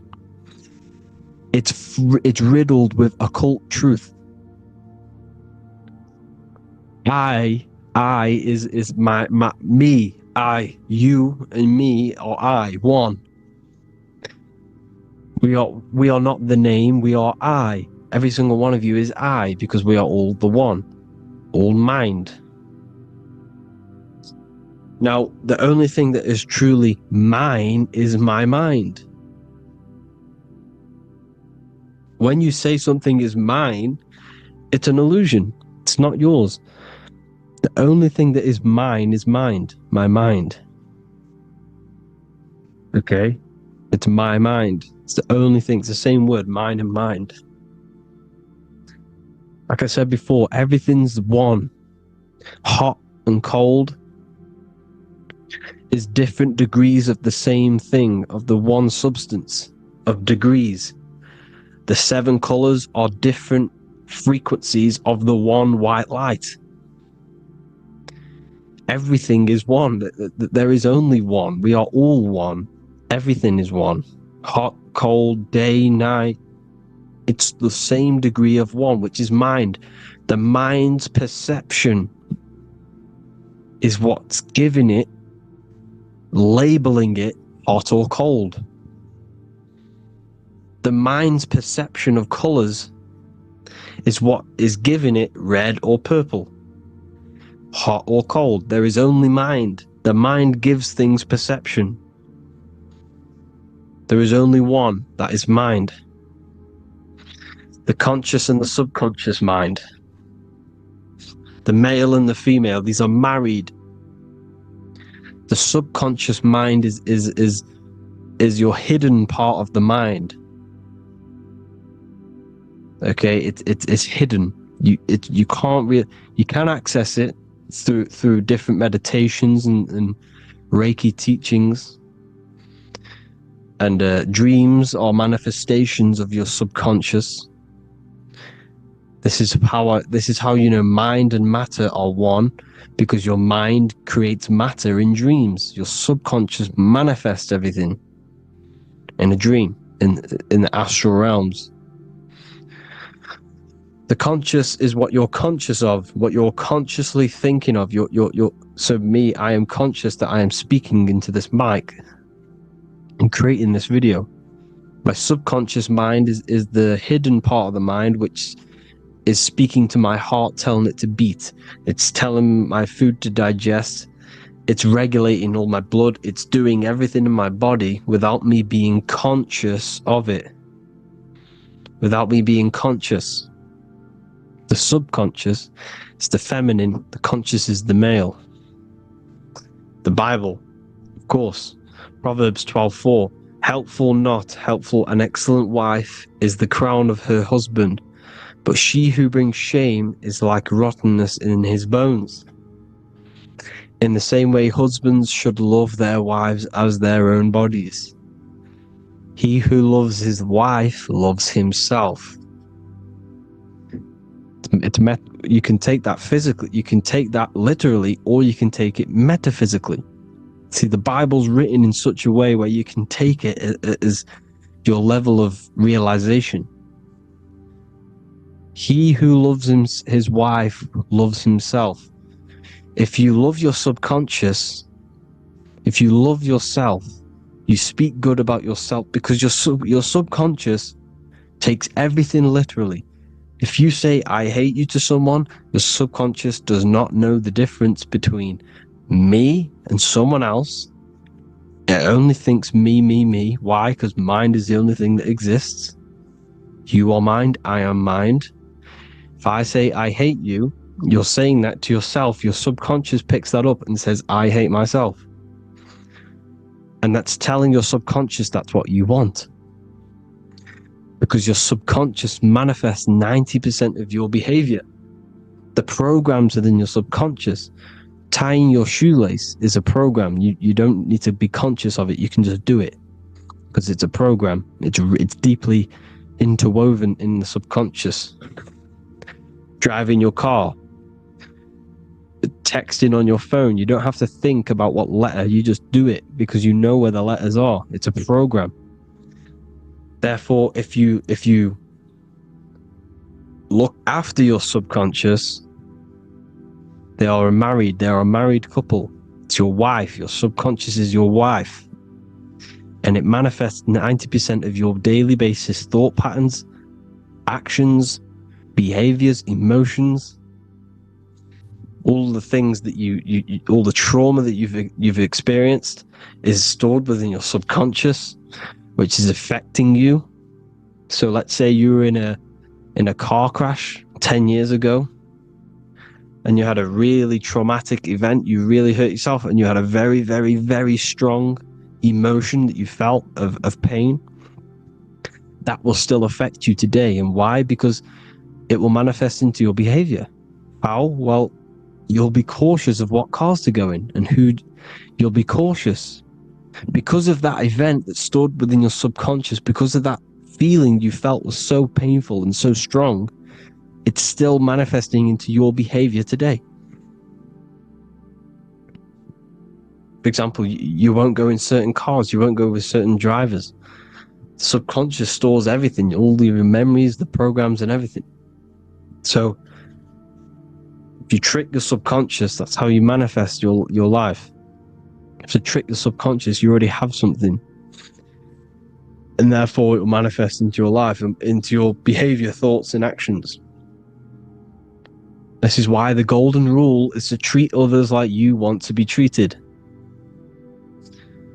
Because I am you and you are me. We are all subconscious. We all have subconscious.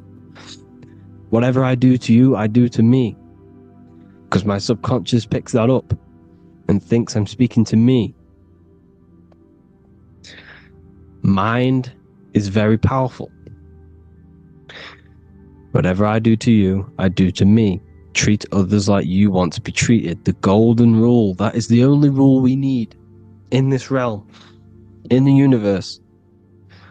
If everyone understood this rule and how the subconscious works and how karma works, we'd live in heaven on earth, the Garden of Eden, the golden age. As a man thinketh in his heart, so is he. Proverbs 23:7. Where your heart is, there will be your treasure. Your heart's the emotions. This is the storehouse of emotions. It is where you feel emotions. You have to let your emotions move through you, not become you. You can't let your emotions become you. But except be like the sky and let them pass through you. Be like the clouds and the stars passing over. Let them pass through you. Do not let them become you. And this is how emotions can take over your mind. We are driven by, when a man is driven by emotions, he has no self to control. You must control the mind, because the mind can be corrupted. Because your thoughts are electrical in the brain. Your thoughts come from the mental plane. So how the mind works is that you place your attentions on something in the mind, and infinite information just flows in. Think about it. When you think of a certain topic, as soon as you think of that topic, information comes flying into your mind. Different ideas, ping, ping, ping. It's all connected. It's why we call it a mindset, because your mind sets itself to frequencies. And when we think of something, we tap into that frequency, and just the universe, the mind, the mental plane just flows in information based on that frequency and that thought. The universe is just information. All of the information out there, nothing is new. It's all there. You just have to tap into it. You can tap into these different thoughts, and it's all there. Everything already exists within the mental plane. You don't think anything. You receive thoughts. We all share the mental plane. We affect each other. I'm affecting you. Listening to me is affecting your mental plane, your mind. The physical plane is the lowest plane. It's the world of effect. Everything you see in the physical plane is the effect of mind. Like I said, the person walking is the effect of their mind telling the body to walk. The physical plane is the lowest dimension of your mind. Mother Earth, we are in a mother. We're in the womb still. The Earth is feminine. It looks after you. It provides you with food for free. It grows on trees with water. It's Mother Earth. It's the womb. The dome above your head is your mother's belly. Okay? Is your mother's belly. You're in the womb still. You're forever in the womb because your mind's constantly expanding. Because when the baby's mind figures out that there is a reality outside of its mother, starts to hear the people outside of its mother, what does it do? It figures a way out of the mother, and it becomes born again in the water, in a hospital, into the other world. It's the same with our minds. When our minds figure out there is other worlds beyond this physical, we explore them. The astral plane, for example. You figure a way out of the body. Because when you're the firmament, look at the word firmament, meant at the end. Firm is firm, something strong, something like a rock is firm. If your mind is firm like a rock, you will be stuck under the firmament. So, for example, people who are very programmed and can't think outside the box, They have a firm mind and they'll be stuck under the firmament because your mind is the only thing that's keeping you under the firmament. It's the only thing. When you're doomed, doom is dome. This is the dome, which is your head. Your head is the dome. Above your head, above the earth is the dome, the ethereal barrier. But that's just an external manifestation of your head. You don't leave the earth, you leave your body to leave the earth. Because your body is the earth. It's a dimension within your mind. So when you're doomed, you're domed. Your reality is your level of realization. You realize something, or when you have an idea, the mind, in the EYE or I, same thing, mind, it's all mind. Reality is your level of realization. You realize there's other worlds, that's your reality. Your perception's your reality. Mind in Latin is mens. Jesus was known as the fisher of men, which is the fisher of minds. He was fishing minds worthy of knowing the higher truth, the deeper occult knowledge. Jesus figured out that we are all God. And he got killed for it because in that age they were trying to suppress this information. Jesus figured out he was God because we are all God, every single one of you, and they killed him because we're all mind. We are not the body. We're the invisible intelligence, which is God. But you are not God if your mind is attached to this physical world, to the worldly pleasures. If you master your mind and travel the depths of your mind, that is God. Mental and men. Look at the word mental. It has men in it. Men in the Bible means mind. Here you see the Masonic symbol with the eye, the mind. Looking over, everything is the one. Everything comes from the one. Look at all the lines coming off it, giving its life to all of the life forms. Down here, on the bottom, you have duality, black and white. Up here, you have singularity.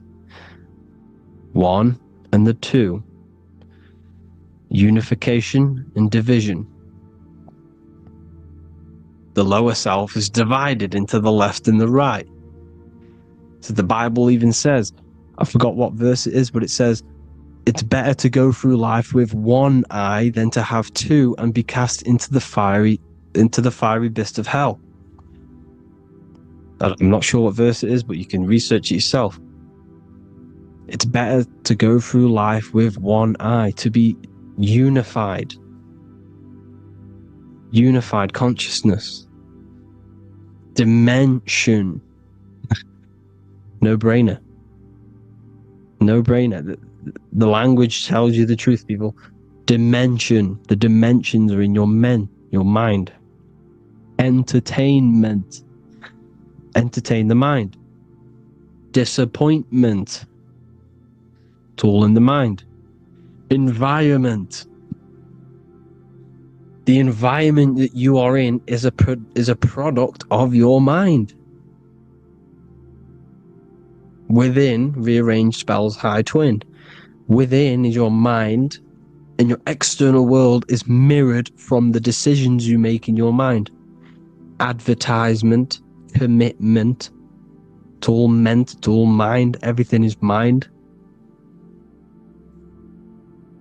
Everything. So, this is important. The collective thoughts and collective beliefs. The collective, because we all share the mental plane. And because of this is why we are in a weakened state of consciousness at the moment. because the collective thoughts and the collective minds overall are asleep, and they don't believe in anything. You see, everything is true within the mind. You think of something, it is there instantly.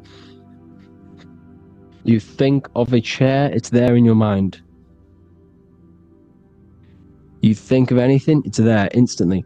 So everything's true within the mind. Anything can happen in the mind. Anything can happen on the physical plane if the collective consciousness, the collective minds, believe it to be true.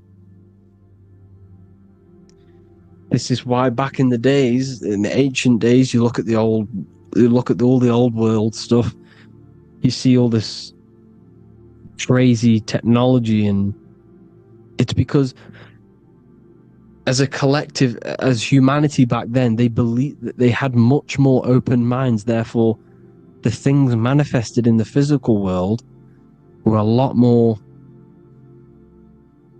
out of the box, so to say, compared to today. For example, magic is not as powerful today because the masses don't believe in it. It's still powerful, don't get me wrong, but if the masses believed, or if everyone knew magic could be real, because it is, anything's real in the mind, it would be a lot more powerful. You see? So and what they're trying to do is create a hive mind worldwide. They're trying to make one religion, an external god. What happens when you worship something external? You give energy to it, because where attention goes, energy flows. Where your mind gives attention to, energy goes there. And when we all believe in external gods and give our worship and our power to these external things, we all give energy to it, which will manifest as a demon in the astral planes. It's a hive mind. They're trying to make a hive mind to summon our energy. Trying to summon our energy. And it through mind, through collective thoughts. The hive mind. They want one religion, one government, one currency, one belief system. And that will create a hive mind, which will limit our consciousness, which will limit what we can do in the physical world. Because if everyone doesn't believe in certain things, it cannot happen, because it's all in mind. Mind is so powerful.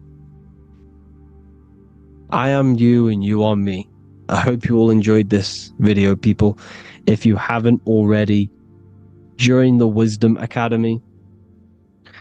The Wisdom Academy, we have many occult lectures just like this one. Also, we have just launched Mindwave Hub. If you want genuine frequencies, genuine binaural beats, because the ones on YouTube, the ones on Spotify, Apple Music, they're all tuned to A440 Hertz, which shuts down the right hemisphere of the brain. If you want to gain access to your true consciousness, your mind, you need to balance the two hemispheres and balance the chakras. You can do that externally by listening to binaural beats. If you want true frequencies, true binaural beats to hemisync the chakras, hemisync the brain, to gain access to the different dimensions of your mind, well, you can gain access anyway, but it's going to help you if you're trying to learn this. Join Mindwave Hub. The link will be in the description. Listen to the binaural beats, meditate to them, listen to when you go to sleep. They'll massively benefit you. Thank you all, people. Hope you had an amazing, lesson. Hope you learned a lot.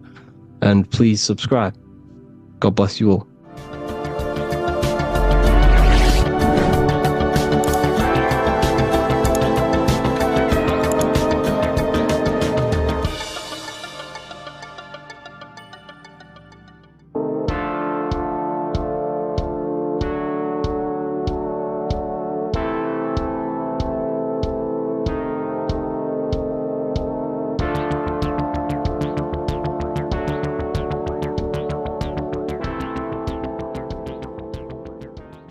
Welcome back everyone to another video.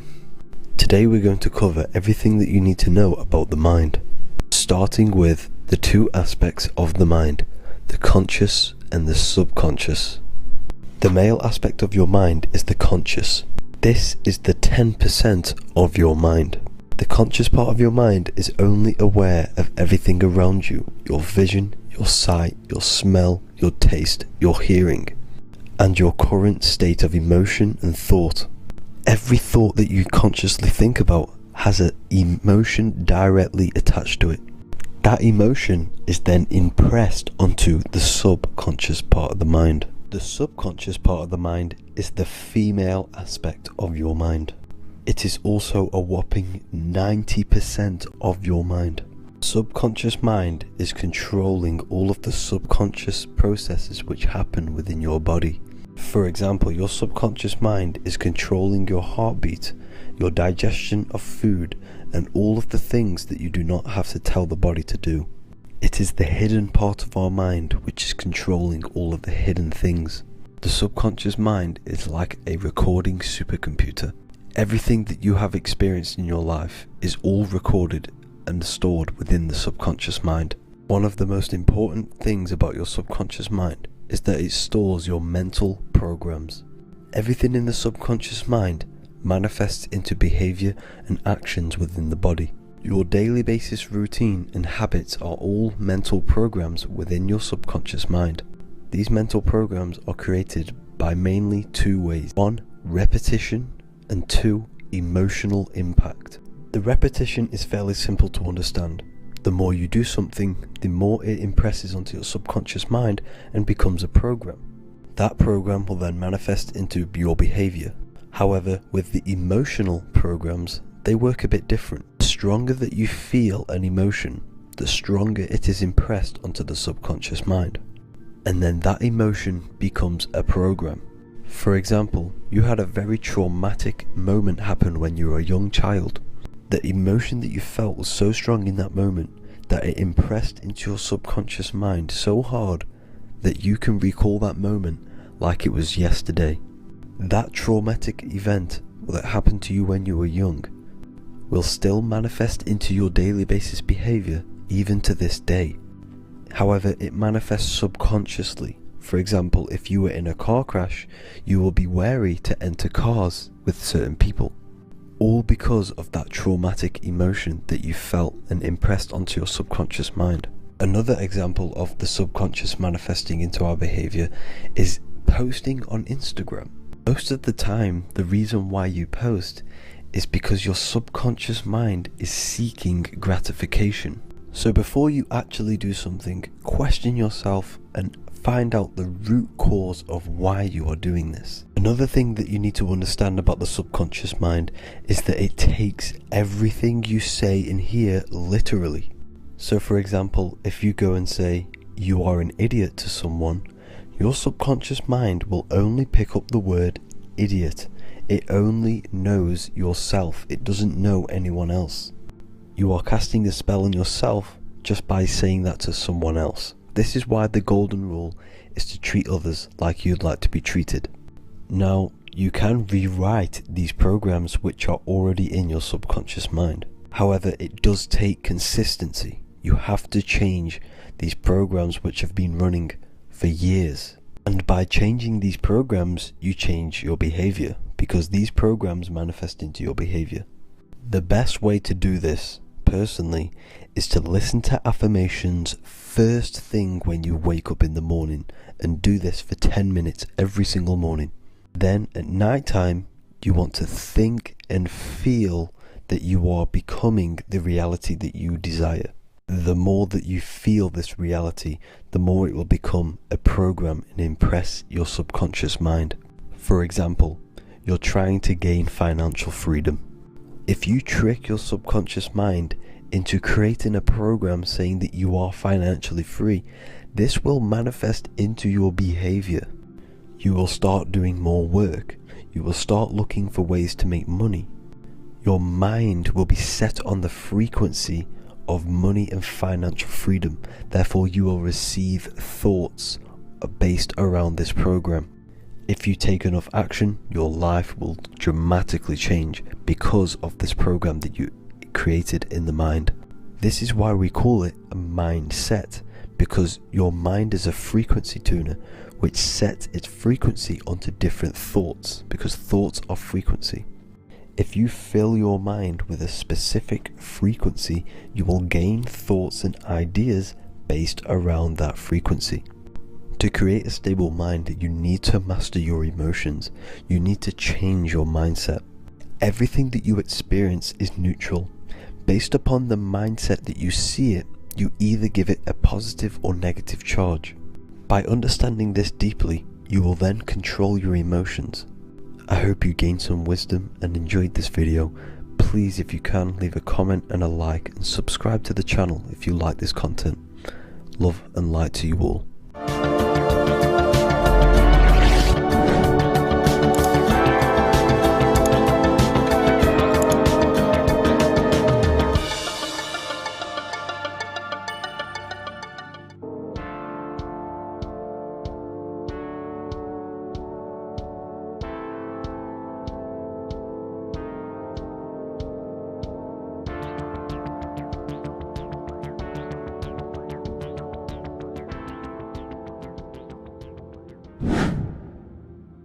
The earth has become a realm in order to trap souls within, so that they can harness our electricity, our energy. Even the Bible is talking about how this realm is controlled by the wicked one in John 5:19. We know that we are the children of God, and that the whole world is under the control of the evil one. Ephesians 6:12, for our struggle is not against flesh and blood, but against the rulers, against the authorities, against the powers of this dark world, and against the spiritual forces of evil in the heavenly realms. So the Bible is telling us that this is not the only world. There are other worlds, there are other realms that we can go to, considered as heaven. Heaven being a higher realm where there is no evil, no darkness. This is a midpoint realm where there is good and evil. Now, we're going to explain how the soul trap is how it's working, and how your soul is being harnessed for its energy, and how you are tricked to come back to this realm after death. What you need to understand is that you are the invisible intelligence behind the physical body.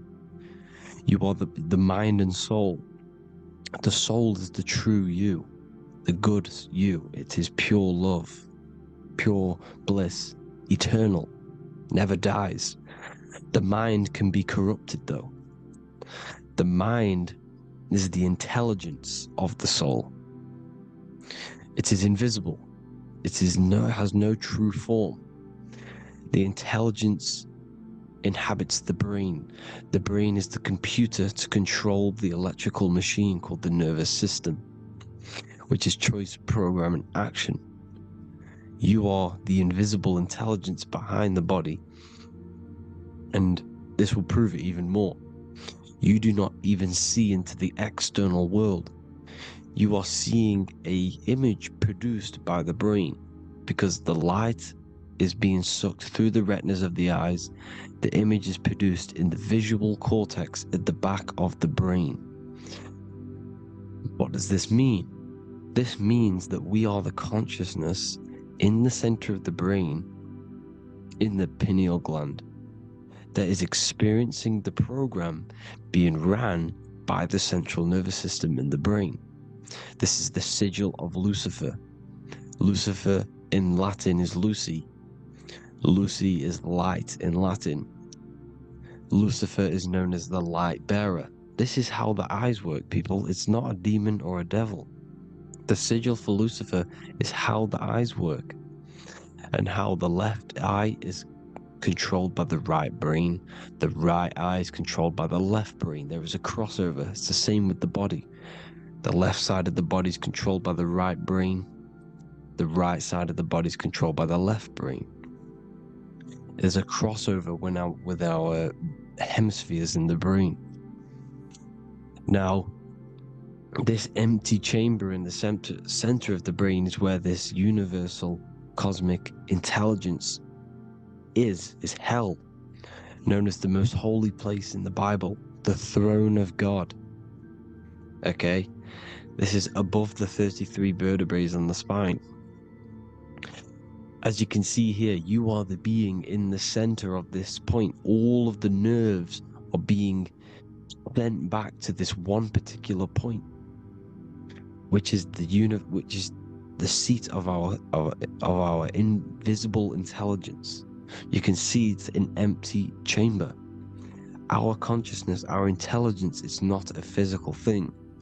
This intelligence is the true voice inside of your head. This is why your head is heaven, your heart is earth, your heel is hell. Your head is heaven because this is the seat, the throne of God. God is in heaven because the consciousness, this divine intelligence that's controlling the body, is sat in the center of the brain. The brain is taking commands of this invisible intelligence.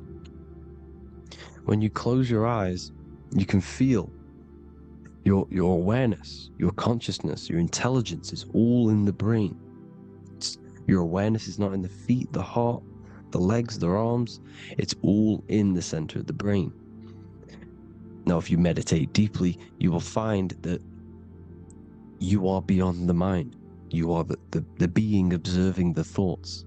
You are the soul observing the thoughts.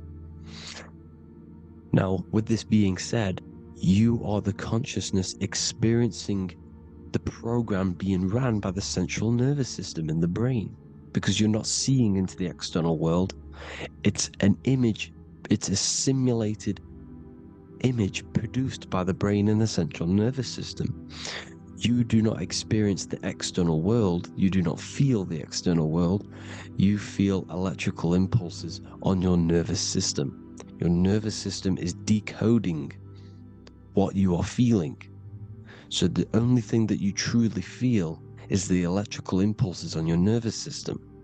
This is why the nervous system is the tree of knowledge of good and evil, because it gives your invisible intelligence, your mind, the knowledge of good and evil.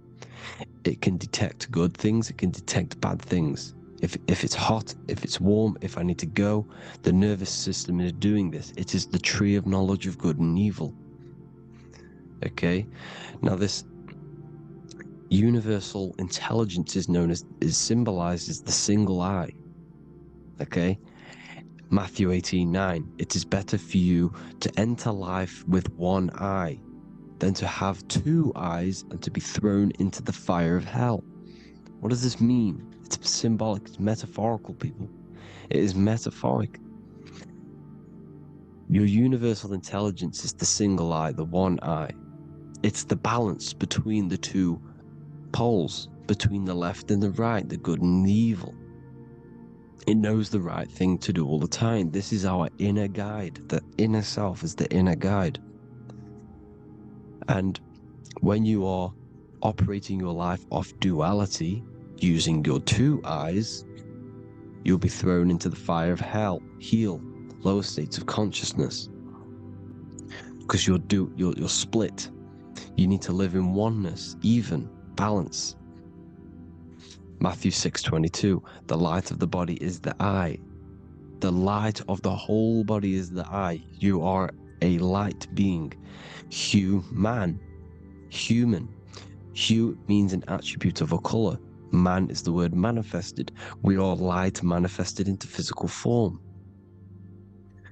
Depending on your vibration is depending on what color that you are vibrating on, which is a hue, a human. If therefore thine eye be single, thy whole body should be full of light. Again, it's talking about the single eye, oneness, completeness. When you balance the hemispheres of the brain, we'll go over that later. But anyways, the body is the earth. This is what we need to understand, people.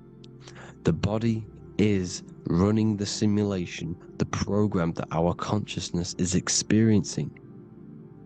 So when we leave the body during death and astral projection, we leave the earth. This is how it works. The body is the vehicle for the earth, for this realm. Everything exists within our mind. You have the soul, mind, and body. The soul is the observer, the watcher, the true being. This is why she has many different heads, because the soul inhabits different bodies. This is the serpent, which means knowledge, which is the mind, wisdom. And this is the body, soul, mind, and body, Brahma, Vishnu, Shiva. The mind is the bridge between the soul and the body. So what do I mean? When you astral project, you are using your mind to project your awareness, your observing consciousness outside of the physical body. The mind is the projector, projecting consciousness. By using your mind, you can project your consciousness outside of the body, which is known as the astral realms, which is known as walking on water. Jesus was never walking on physical water, people. It's metaphorical for leaving the physical body. The water is the ether, which is the veil between the physical and the astral realm. It's a fluid substance. It's on either side. It's physical and astral. The ether is the fifth element that they hide from us. Why? Because they're trapping you in the physical. They are hiding all of these realms. Etheric, astral, and mental. People think their mind is their brain. It's two separate dimensions. These are completely different dimensions. The mind is way more intelligent. The mind is formless. There is no form to the mind. You can think anything you want. You can manifest anything you want within your mind. It is not a physical object. The physical realm is being controlled by the mind. Everything's being controlled by the mind. Everything exists within the mind. This is why the Egyptian says the universe is mental. So when we project our consciousness outside of the physical, we go to the astral. The ether is the water that Jesus is walking on. This is the veil between the physical and the astral world. The word together has ether within it because it joins the two worlds together, together, the astral and the physical. The word either is ether because the ether is on either side, physical and astral, physical and spiritual, physical and non-physical. In the astral realm, the mind can manifest anything we want. We incarnate to restrict our minds. This is why Saturn, if you go and watch my video on Saturn, how Saturn is this simulation, okay? Our minds can manifest anything we want in the astral plane in the click of a finger. However, when we incarnate in matter, we now have to labor for our manifestations. This is why Saturn's known as the great teacher in astrology, because he teaches you a lesson. When your mind incarnates into matter, it's teaching your mind a lesson, the knowledge of good and evil. This is why the Bible says you shall be gods and know the knowledge of good and evil. When you incarnate here, you have to know the knowledge, you need to know the knowledge of good and evil to become a god. Okay? Now the square is the physical plane, the triangle's the ethereal plane, the circle's the eternal plane. The circle has no beginning, no end, it's eternal. The physical plane is the square, it's limited. The square is limited. The cube is the geometric shape which gives rise to matter. Now the term think outside the box has truth in plain sight. You have to think outside the box to project your consciousness, use your mind to project your consciousness outside of the box, the physical plane, into the astrals. The astral realm is the realm of the stars. Above us is the stars. Through the stars is the astral plane. This is why astral has the word star within it. The devil is the de-veil. When you sell your soul to the devil, quote unquote, it's metaphorical. The devil exists in the physical plane. It's the lowest state of consciousness. The de-veil, you de-veil yourself into the physical when you are the devil, the devil, the ethereal plane. Now, we also know what the famous symbol of the all-seeing eye, right? The all-seeing eye with the eye in the triangle. Look at the Masonic artwork showing you the triangle above in the sky. This is symbolizing the ethereal planes. The eye in the triangle symbolizes your invisible intelligence, your mind, which has the ability to see on either side. Because the triangle's the ethereal plane, the eye is your consciousness, your intelligence, and this intelligence has the ability to see in the physical plane and to see in the ethereal planes, in the astral planes. This is why it's above the earth, it's above the ground, because it can see here, it can see in the heavenly realms.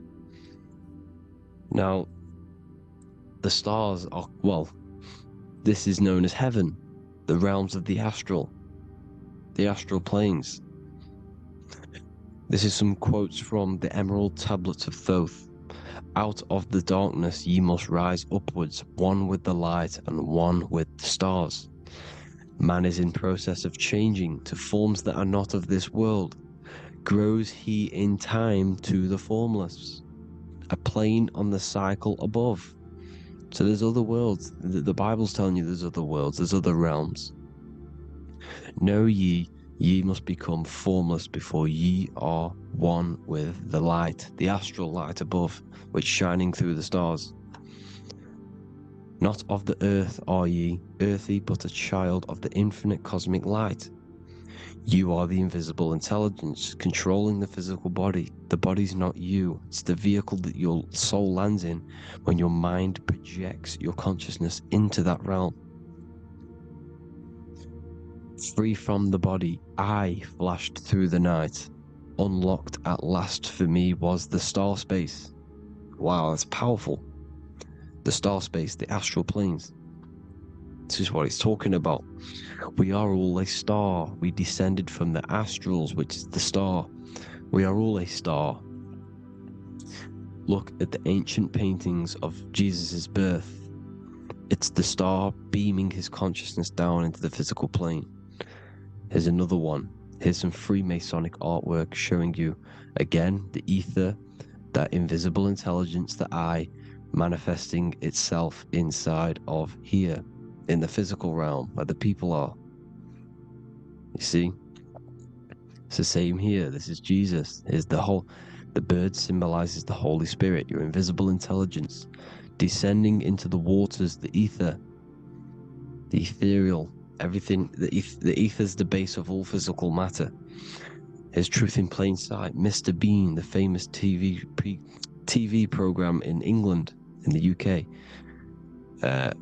He begins the program like we all begin the program from falling from the stars. He falls down with a beam of light. And this is Truth in Plain Sight. This is false. The aliens don't exist. They're a lie, alien. But this symbolizes the star beaming our consciousness. And when we die, this star will suck us back up. Just like this UFO is doing. It's Truth in Plain Sight. So, this is some more Freemasonic artwork. Going from duality to singularity. Sun, moon, masculine, feminine. Right hemisphere, feminine, left hemisphere, masculine. The consciousness in the center, the balance point.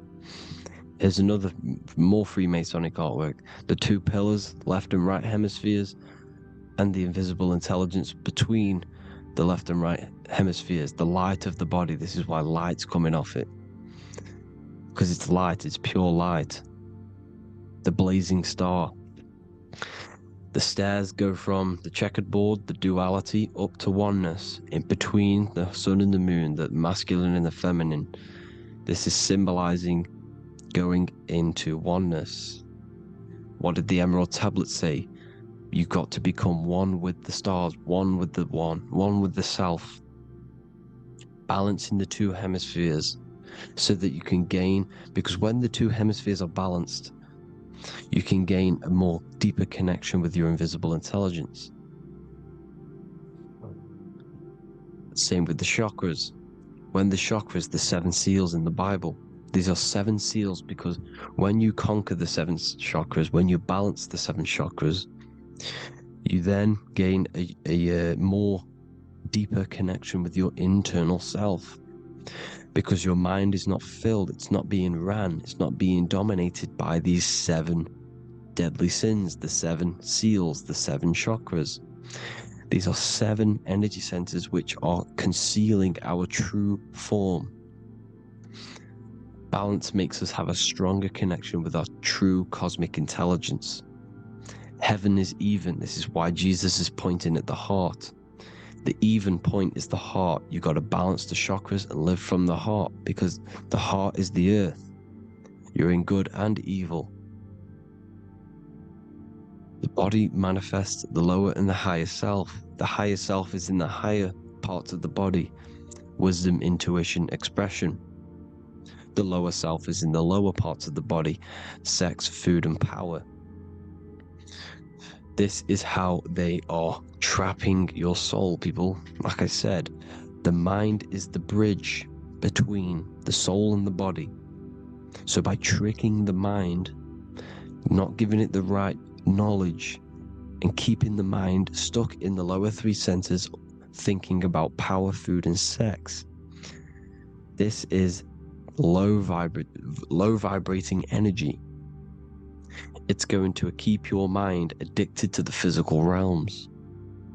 Okay? This is why you need to go even, balance, heaven. Okay? I will explain the soul trap in a second, how it fully works. But I'm telling you all the science behind it so you can understand. When you are doomed, you are domed. This is the dome, the firmament, the firmament, the mind. Ment is mind, firm is firm. A firmament is doomed under the firmament. You must have a loose mind, an open mind, to expand your consciousness beyond the stars, beyond the ethereal barrier. You have to vibrate higher than this world. Your consciousness must be expanded more than the physical plane. You need to learn how to astral project. You need to learn how to leave the body, how to operate outside of the body, so that when you do leave the body, you will have recognition, you'll have knowledge, you'll have practice. But this is as above, so below. The woman's belly is the earth. It's as above, so below. It's a microcosm of the macrocosm. We are the children in the womb. We are the people in the earth being ready to be born into the heavenly realms. As above, so below. It's a microcosm, macrocosm. Everything is in everything on a bigger and a smaller and a larger scale. Now, when the baby figures out that there is a world beyond its mother, what happens? The baby starts to move around and tries to get out of the mother.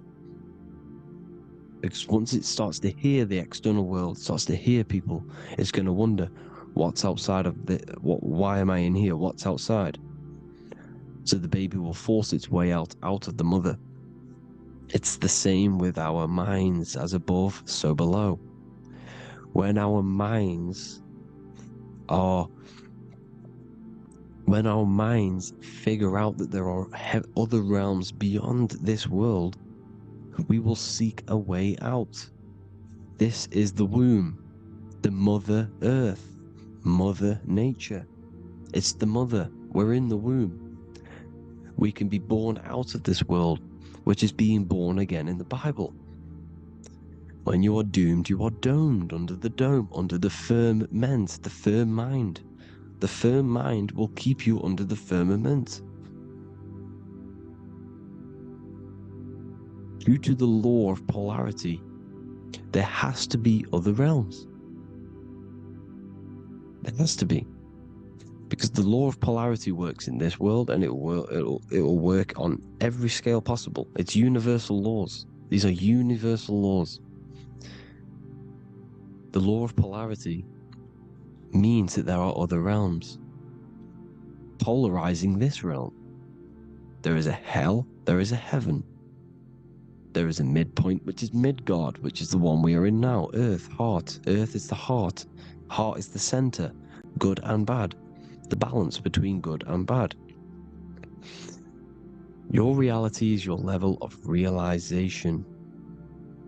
Your mind realizes other worlds, you will seek a way to them worlds.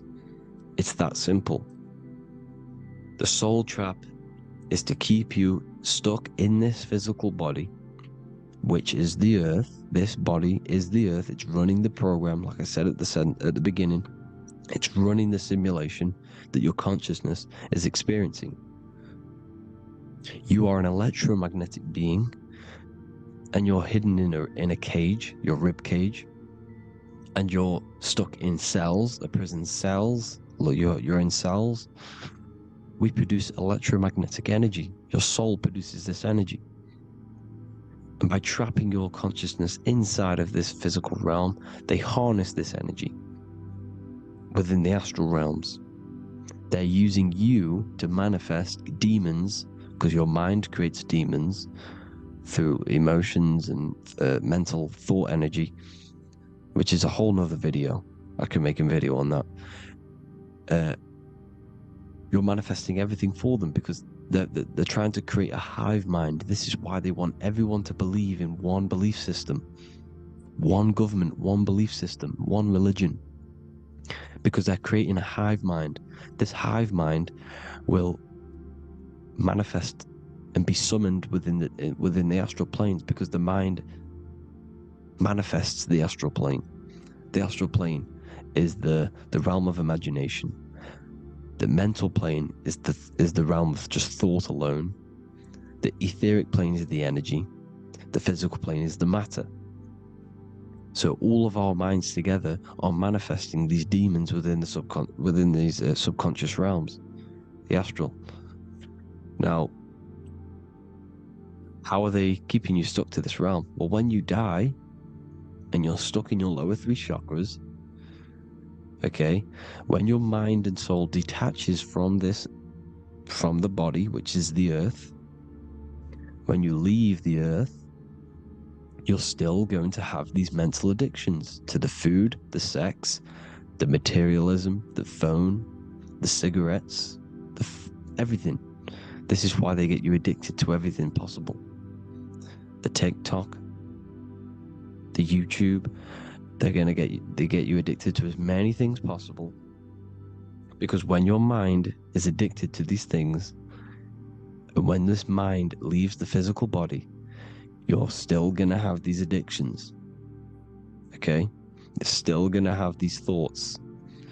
And you will be manifested into the lower astral realms because you're thinking materialistic, you're thinking negative, because your level of realization was your reality.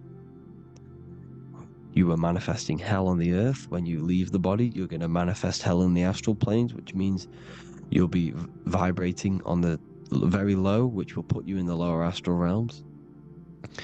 So guess what? You're going to come back.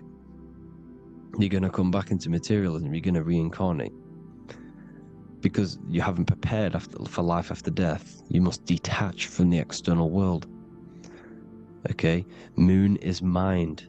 The sun is the soul, the earth is the body, the moon is the mind. This is why we say lunatic. In your mind, you have a specific mood. Moon.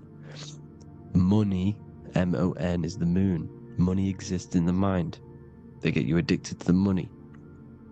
The Bible's telling you this. Do not conform to the pattern of this world, but be transformed by the renewing of your mind. It's telling you. Of this world, but be transformed by the renewing of your mind.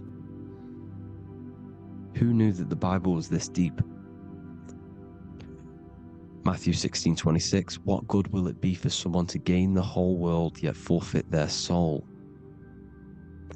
James 4:4, don't you know that friendship with this world means enmity against God?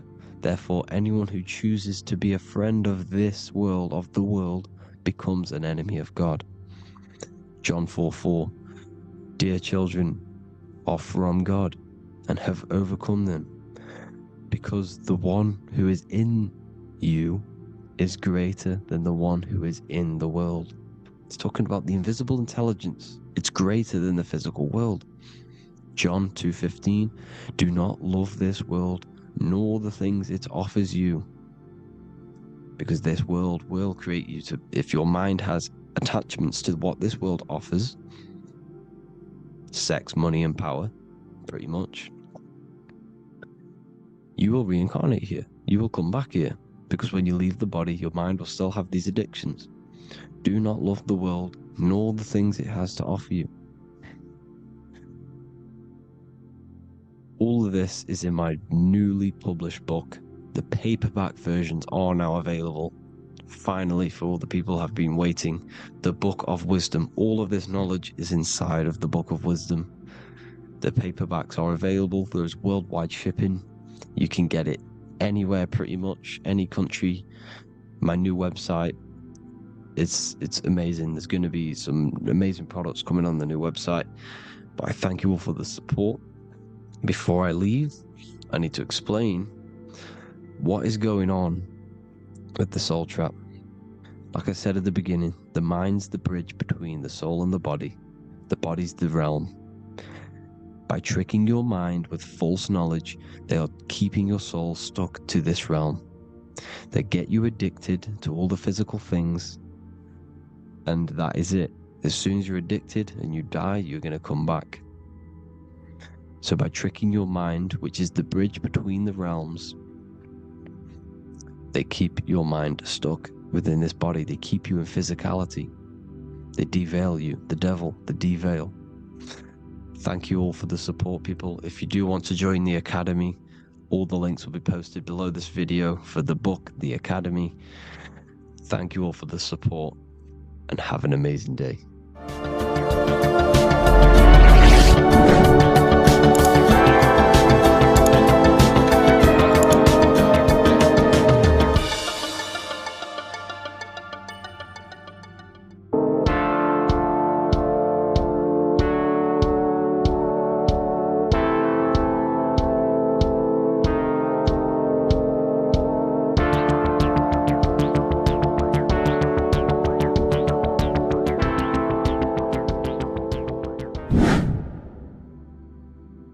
What is good, people? We're back with another video, and this is going to be talking about the connection between the micro and the macro.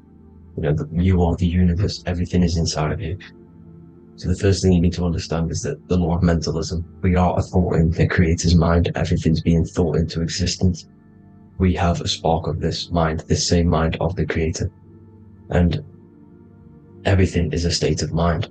Particles or atoms, whatever you want to call them, are a mental thing. They're a product of the mind. Everything's thought into existence.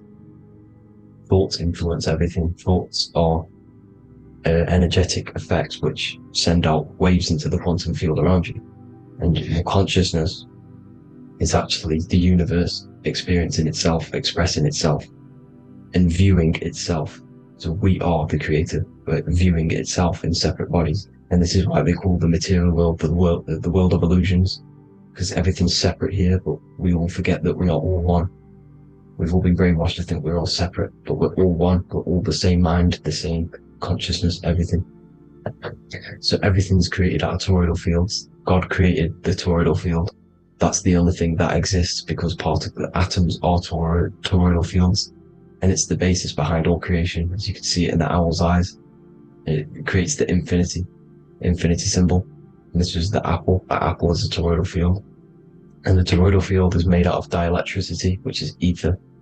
Ether is black light, and this is counter space. This is another realm. This is what creates God to be omnipresent, to be everywhere at one place at all times. He is everywhere, because ether is everywhere. Ether is infinite potential. It connects everything together, and that's what energy moves through. It moves through the ether. And that's black light. Everything is light, as it says in John 4:2. God is light. Everything's a vibrational state of light. So the torus field is made out of dielectricity, ether, black light, magnetism, which is white light, which is the center of the toroidal field. And magnetism radiates, it has no vibration. And then when white light splits, it turns into electricity, which is physical material, and that has a vibration. This is the Holy Trinity: the Sun, the Moon, and Saturn. Saturn, the god of materialism. If you've watched my videos on Saturn, you know that Saturn is crystallizing everything into physical matter. And that's why his old name was El. The ancients called him El. And this is why we get L electricity. This is where L electricity comes from. Because L electricity is only a product of the physical world, which is redshift, blueshift, Adam and Eve. And this is what creates the redshift, blueshift is what is a product of magnetism. When magnetism, white light splits, and this gives us vibration. And this what creates the toroidal field, which is the basis of all physical creation. The sine wave is created out of the magnetic wave and the electric wave. The electric wave is the blue wave, and the magnetic wave is the straight wave, which is radiation. This is vibration frequency. So the magnetic wave is straight, and then you have longitude and amplitude, which is depth, which is dimension. You see how the electric wave has depth and a dimension. This is why you get the cross. This is the cross of Earth. This is the symbol of Earth, of bondage, of physical matter, because it consists of magnetic wave and depth, which is electric wave. And this is where you get the Sun cross or the Earth cross, whatever you want to call it. It's the cross of physical matter, and the ancients knew this. This is why they used that symbol. Redshift, blueshift, which is the toroidal field, is the basis of all creation, physical creation. And this is why you have the police siren is red and blue. The Matrix movie, red pill, blue pill. You have red blood and blue blood in your body. The Democrat and Republic, the two parties, red and blue. Like your taps, on your taps, you have a red and blue tap. One's generative, and one's destruction. Fire, destruction, water, generative. So this is the basis of all things. And electric wave has dimension, like I've already said, depth, material, and it's measured in hertz. It's measured in hertz because it hurts you, it decays, because the electric wave has a vibration, and vibration always has to go back to a standstill point. This wave cannot go forever, but the magnetic wave will go forever. It's radiation. Magnetic is radiation. It radiates forever, it pulses, but the electric wave will at some point come back to a standstill point. And that's why it hurts, it decays. That's why our physical body decays, because we contain of electricity. This body is an electric body, and it will return back to stillness like a guitar string. If you vibrate a guitar string, you pull it, it will vibrate, make a sound, and then go back to a standstill point. It's the exact same with every single toroidal field within the body. It will decay, and this is why our bodies decay, and everything in creation decays. So we're born into sin. The sin of Eve. The sin of Eve is us biting into the tree of knowledge of good and evil, which is the systems in the body. And the sin of Eve is biting into the sine wave. We bit into the sine wave. The sun moves in a sine wave. Our DNA is a sine wave. Time is a sine wave. Everything in this creation is a sine wave. This is why the dollar bill is a sine wave. Magnetism and electric waves in one. And this is the sun doing its sine wave, which creates, when you go bowling, it kind of creates that pin that you hit over. That's the pin of the sun. The zodiac sign is a sine wave, because the zodiac sign is an expression of the toroidal field, because magnetism unfolds into 12ness. And that's why you have 12 zodiac signs, 12 systems in your body, 12 cranial nerves in your head, in your brain. So if you can imagine this, see where my pointer is. Always starts with Aries. Aries is the head. It's the first thing that's created in the womb. And this is Aries, the ram. And this is why it's called a cerebrum in your brain, which is the first thing that creates when you're in the womb. And what's the element of Aries is fire. Fire is the first element. F-I-R, first, because it's the first thing on the wheel, the first expression of energy. As you can see here, my pointer, this is the center of the toroidal field. It would go Aries, Virgo, Capricorn, Pisces, Scorpio, Cancer, Then we go back to Libra. Libra would be center, but you see how the toroidal field is the expression of the 12 energies. That's what the constellations are, the energy expressions of the toroidal field. So it would go outwards, starting from Aries here, all the way back to Pisces, which is beyond the bottom half. But Libra would be the center. That's why Libra is the equinox. It's the equinox. Libra is when it goes from summer over to autumn. It's the equal. It starts to transition into the winter side. Equinox, equal, which is Libra. And that's why Libra has the two scales, symbolized with the two scales. That's because of, you know, the sun moving over. It's being judged. It's equal now, but then it's going to tip over into the winter. That's why Libra is here, the center of the sine waves. And like I said before, magnetic energy unfolds into 12ness. Magnesium is number 12 on the periodic table. It's the sacred number. And this is why the scientists are trying to, well, NASA is trying to bring in another constellation to destroy the holy science of astrology. So Aries rules the head, which is Mars. Taurus rules the neck, the lower head. Gemini, the two twins, which is your lungs, your two twins, your arms, two twins. Cancer, the breasts, or the chest area. Leo, the heart, which is the sun, which is fire, the center of the toroidal field.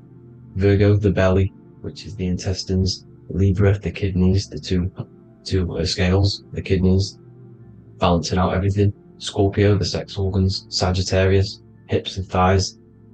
Capricorn, I've missed that out, which is the kneecaps. Capricorn, kneecap. Aries, which is the ram, which is the cerebrum in your brain.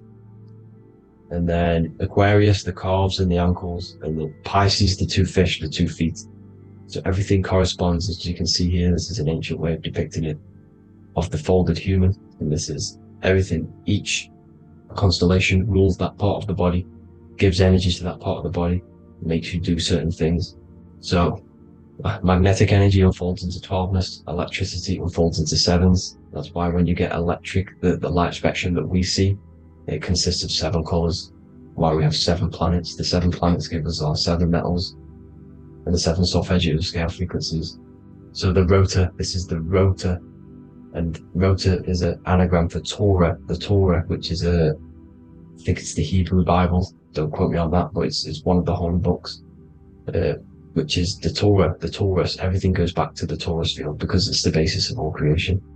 So the chief cornerstone, it says in the Bible that the builders rejected the chief cornerstone. The chief cornerstone, you are the builder. You decided to incarnate into the physical world, into the electric world, El, the world of El, Saturn. When you are created in the womb, it takes you 9 months for you to be created.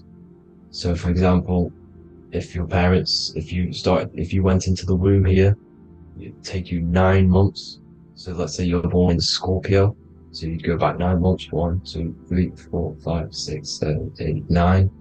You consist of all of these 9 energies because it takes 9 months or however long you took to be born. Some people are born earlier. You'd have to find out how many months you were in the womb for. But you consist of these 9 energies, and each constellation has a cell salt associated with it. And these cell salts are vital for your health, and your cells and the optimal health of your body. So the chief cornerstone that you rejected is these 3 cell salts, these 3 constellations. So you're mineral deficient in these 3 constellations. For example, fluoride, magnesium, phosphate, and potassium sulfate. So that's the chief cornerstone. And a cornerstone, people always get it rejected with the cornerstone. The cornerstone is not, it doesn't say the cornerstone in the Bible, it says the chief cornerstone. The cornerstone is a cornerstone of a building, but a chief cornerstone is the top of the pyramid. This is where we get the pyramid of the wheel. So you're mineral deficient in one of the 3 zodiac signs. You're not. You were not in the womb for. This is the chief cornerstone you rejected. So the human body is the micro. It is the universe in a physical form. It consists of everything in the universe. Just like your consciousness is the universe watching itself, experiencing itself. Your body is the whole universe. 12 systems in the body, 12 zodiac signs, 7 chakras are the 7 planets. The holy trinity of you is your temple of Solomon, the soul and the mind, the sun and the moon. You know, everything is in you. You consist of everything, all the energies, everything. Heaven and hell. Heaven and hell is a mind state. It's a state of the mind. Head, H-E-A, which is heaven, and the heel, the bottom of your foot, is hell. And the bottom of your foot is the soul. So they're basically saying, well, it's wordplay. They're saying that your soul is in hell because, you know, with the elites being in control. So they call the bottom of your foot the soul, trying to say that you're in hell. The Christ is in you. And this Christ is Greek for what? Christos. And Christos is Greek for the oil. And this oil is produced in the cerebrum, the Aries, the ram, the cerebrum, pineal. It goes down the pineal. Well, the pineal and the pituitary are underneath the cerebrum. Goes down the pingala and the ida. The pingala being the positive charge connected to the pineal gland, pin, and the ida connected to the pituitary. And this is the two serpents going down the spinal column. And this is why Jesus goes from Nazareth to Bethlehem, and then Joseph and Mary are waiting for Jesus in Nazareth. Joseph and Mary are the pineal and the pituitary gland waiting for Jesus to come back up the River Jordan, or spinal column. So this is the oil. This is the story of Santa as well. Santa comes from the North Pole. Why? Because the North Pole of the Earth is the center of the toroidal field, and the North Pole of you is your spinal column, which is the North Pole of the toroidal field. The North Pole. He comes from the North Pole. This is the North Pole. This is the South Pole of the toroidal field. Comes from the North Pole, which is your mind. And he goes down the chimney and then back up the chimney. This is the chimney. And he drops off the present, which is the Christos, the oil. And this is why Jesus is crucified at 33, because he crosses over the vagus nerve at the top of your spine. When this oil comes back up the 33 vertebrae, these are your vertebrae here. When it goes up the 33 vertebrae, it gets crucified at 33 because it crosses the vagus nerve, and he's crucified on a cross at 33. This is the story behind Jesus and Santa. The Ark of the Covenant in the Bible is the two hemispheres which cover the vital parts of your mind, the brain side, which is the cerebrum, the pineal, the pituitary, etc. So the two hemispheres are the two angels, the Ark of the Covenant. This is the Ark of the Covenant covering the two vital parts of your brain. So these are the optic thalamus is another part, and it protects the Christ oil, which is inside at the center of the brain. See, the Bible is all a massive metaphor about yourself, because you are the universe. You are a microcosm of the universe. Your consciousness is experiencing itself, and the universe experiencing, and your body is the whole universe. Your head's heaven. So Moses crosses the Red Sea. These are the two hemispheres of your brain. This is the corpus callosum, the Red Sea. So he's pretty much saying that he's uniting the two hemispheres of your brain, because most people in this generation are stuck in the left brain, which is just logic, reasoning, science and maths, writing. You know, and this is what school teaches you to do. It keeps you stuck in your left brain. And you want to cross over to the Red Sea, which is the corpus callosum, to the right brain, which is awareness, art awareness, creativity, imagination, intuition, insight.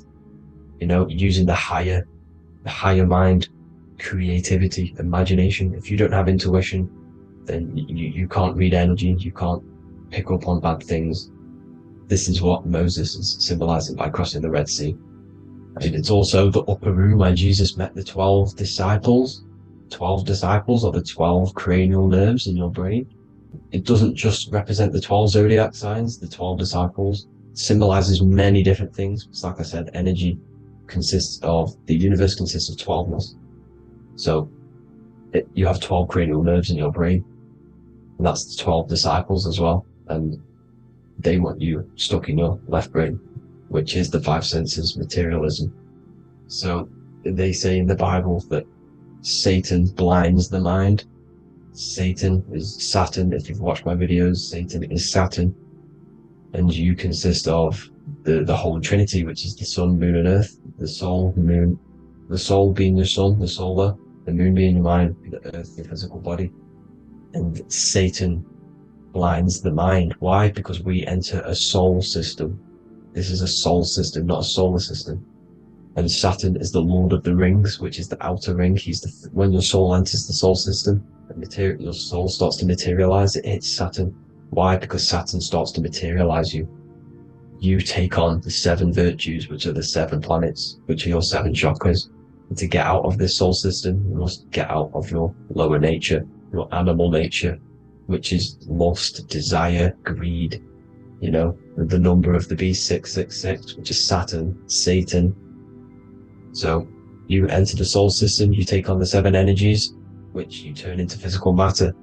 And this is your descension from heaven to, well, to say hell. And then you must raise back up from matter to spirit. They say Satan blinds the mind. Why? Because your mind gets materialized, your soul and mind get materialized. And when you get materialized, it's an intense experience. You lose the divinity within you. You forget the divinity. So Satan, which is the first planet, the first energy you take on, the material body, he blinds the mind. He makes you forget everything, your divinity.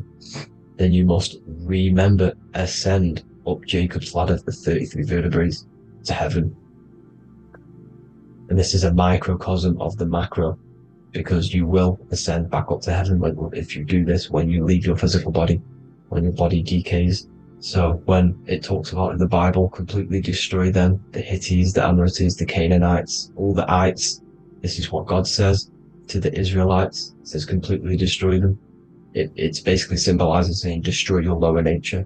The Canaanites, cannibals. We're under a Canaanite system now, which is cannibalism. And this is flesh eating, lust, greed, all the demonic stuff, all the lower vibrational stuff. You know, the lower nature, eating, sex and survival, the lower 3 chakras. You must get out of these lower 3 chakras and return back to spirit, which is heaven, which is spirit, love, being holy, being truthful, being passionate.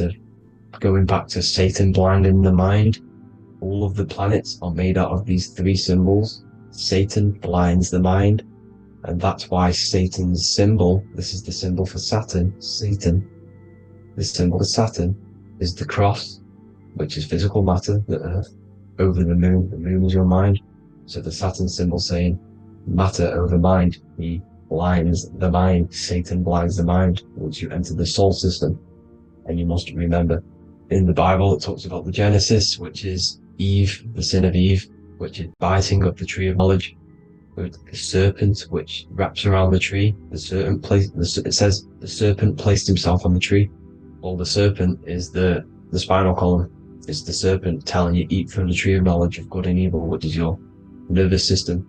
And eating from the tree of knowledge of good and evil is doing bad things. For example, over-sexualized, overeating, eating the wrong food. That's eating from your nervous system. It's decaying you, and it's preventing you from achieving the God self, the God consciousness. This is the symbolism of, you know, the tree on the serpent, telling you to eat from the left brain, with the left brain being the sinister. Sinister is Latin for left.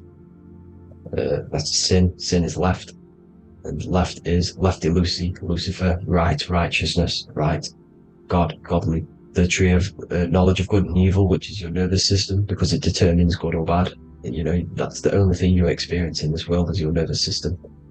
And then the tree of life is the cardiovascular system, and the Garden of Eden is your body. So that's it for this video, people. Hope you've got a greater understanding of how you are the universe and everything is inside of you.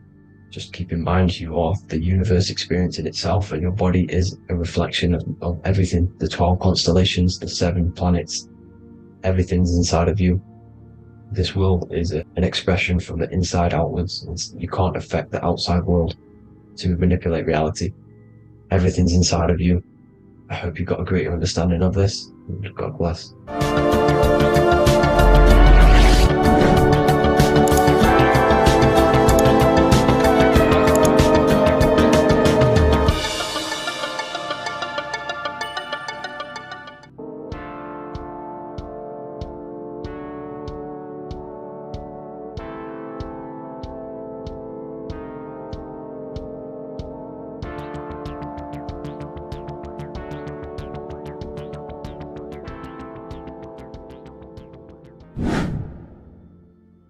How are we all doing, people? It's Revival of Wisdom from the Wisdom Academy.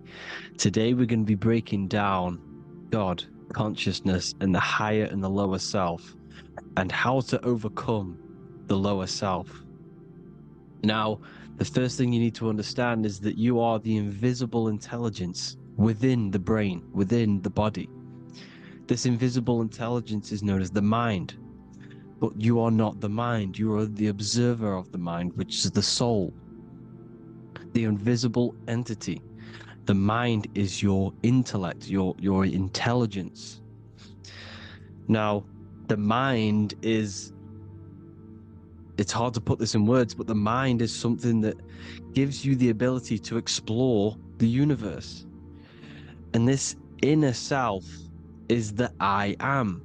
It's the quiet, the inner self, the voice you see in you hear in your head. This is why within spells high twin, inside, internal. The I is also the number one, which is one line. Because the one and only, is the inner self, which is the I am. This is why you say, my name is Harry. You are not Harry, you are the I, the inner self, the intelligence. Okay, this is why Jesus in French is I am. You look with the two eyes and you see with the inner eye. I and I, the same thing. Okay, because the I inside is what gives you the perception of what you're looking at. So when someone's trying to explain something and then you catch on saying, I see now, it's because you're seeing with your inner eye, the one that gives you perception, gives you intelligence, gives you the ability to understand things. This is the internal eye, the invisible self, which the physical body is nowhere near as complicated as this inner self. Is in infinite potential. God, G-O-D, generator, operator, destroyer, soul, mind, and body. Brahma, Vishnu, Shiva, the Father, the Holy Spirit, and the Son. They're all the reason why you see God is always a triad is because it represents yourself. Your invisible intelligence is God. Me and you are the same invisible intelligence. We are the invisible intelligence experiencing the program being ran by the central nervous system and the brain. I always say this in my videos, but I have to, in order for you to understand the things that I'm going to say later on in the video, you need to understand this concept, is that you are the consciousness experiencing the nervous system, the tree of knowledge of good and evil, which is you here. You would be in this invisible intelligence right here in the center of the brain. Now, this is why the ancient Christians show God is in the brain. This is the brain stem. This is the brain. This is also the brain stem and the brain. The brain stem and the brain. It's all depictions of the brain, because the brain's the computer, the electromagnetic computer, which decodes the demands created by the invisible intelligence, the I, the inner self, you, your true self. The person if you observe what someone moving, this is going to sound, but if you observe someone walking, it's not the body. The body is moving, but the thing telling it to move is the invisible intelligence. Before you kick a football, a decision is made within your invisible intelligence, your mind. And this consciousness, this invisible intelligence, is either stuck between the lower self and the higher self. Okay? When the invisible intelligence, meaning the true self, identifies itself with the physical body, it will trap its mind within physicality. This consciousness that we have is either operating in the lower self or the higher self. It's either feeding the material body or it's feeding the spirit. Okay? But because we are physical and spiritual, we need to be even. We don't want to be meditating all day long, because we do have a physical body as well whilst we are here. We are playing a game in physical matter. Okay? Now, the reason that you incarnated here is to learn a lesson, because the mind can manifest anything it wants within the astral planes, within the world of imagination. It can manifest anything it likes, but it incarnates into matter, into this game, so we can understand labor, because anything in matter you have to labor to manifest. But in the astral, you can manifest at the click of a finger. You come here to learn the knowledge of good and evil. And your consciousness, I came out a bit off topic there, but your consciousness is experiencing the lower or higher self. The lower self is manifested in the lower parts of the body. Sex, food, and power, the lower three energy centers. These centers are like mini brains. You are literally thinking with these centers. And when your mind is stuck within these lower centers, you'll think, have you ever heard the term of thinking with your penis, or thinking with your, you know what, as a man? Even females maybe, but mainly this is a boy saying, you're thinking with your penis. This is a truth, it's truth in plain sight. You think with these energy centers.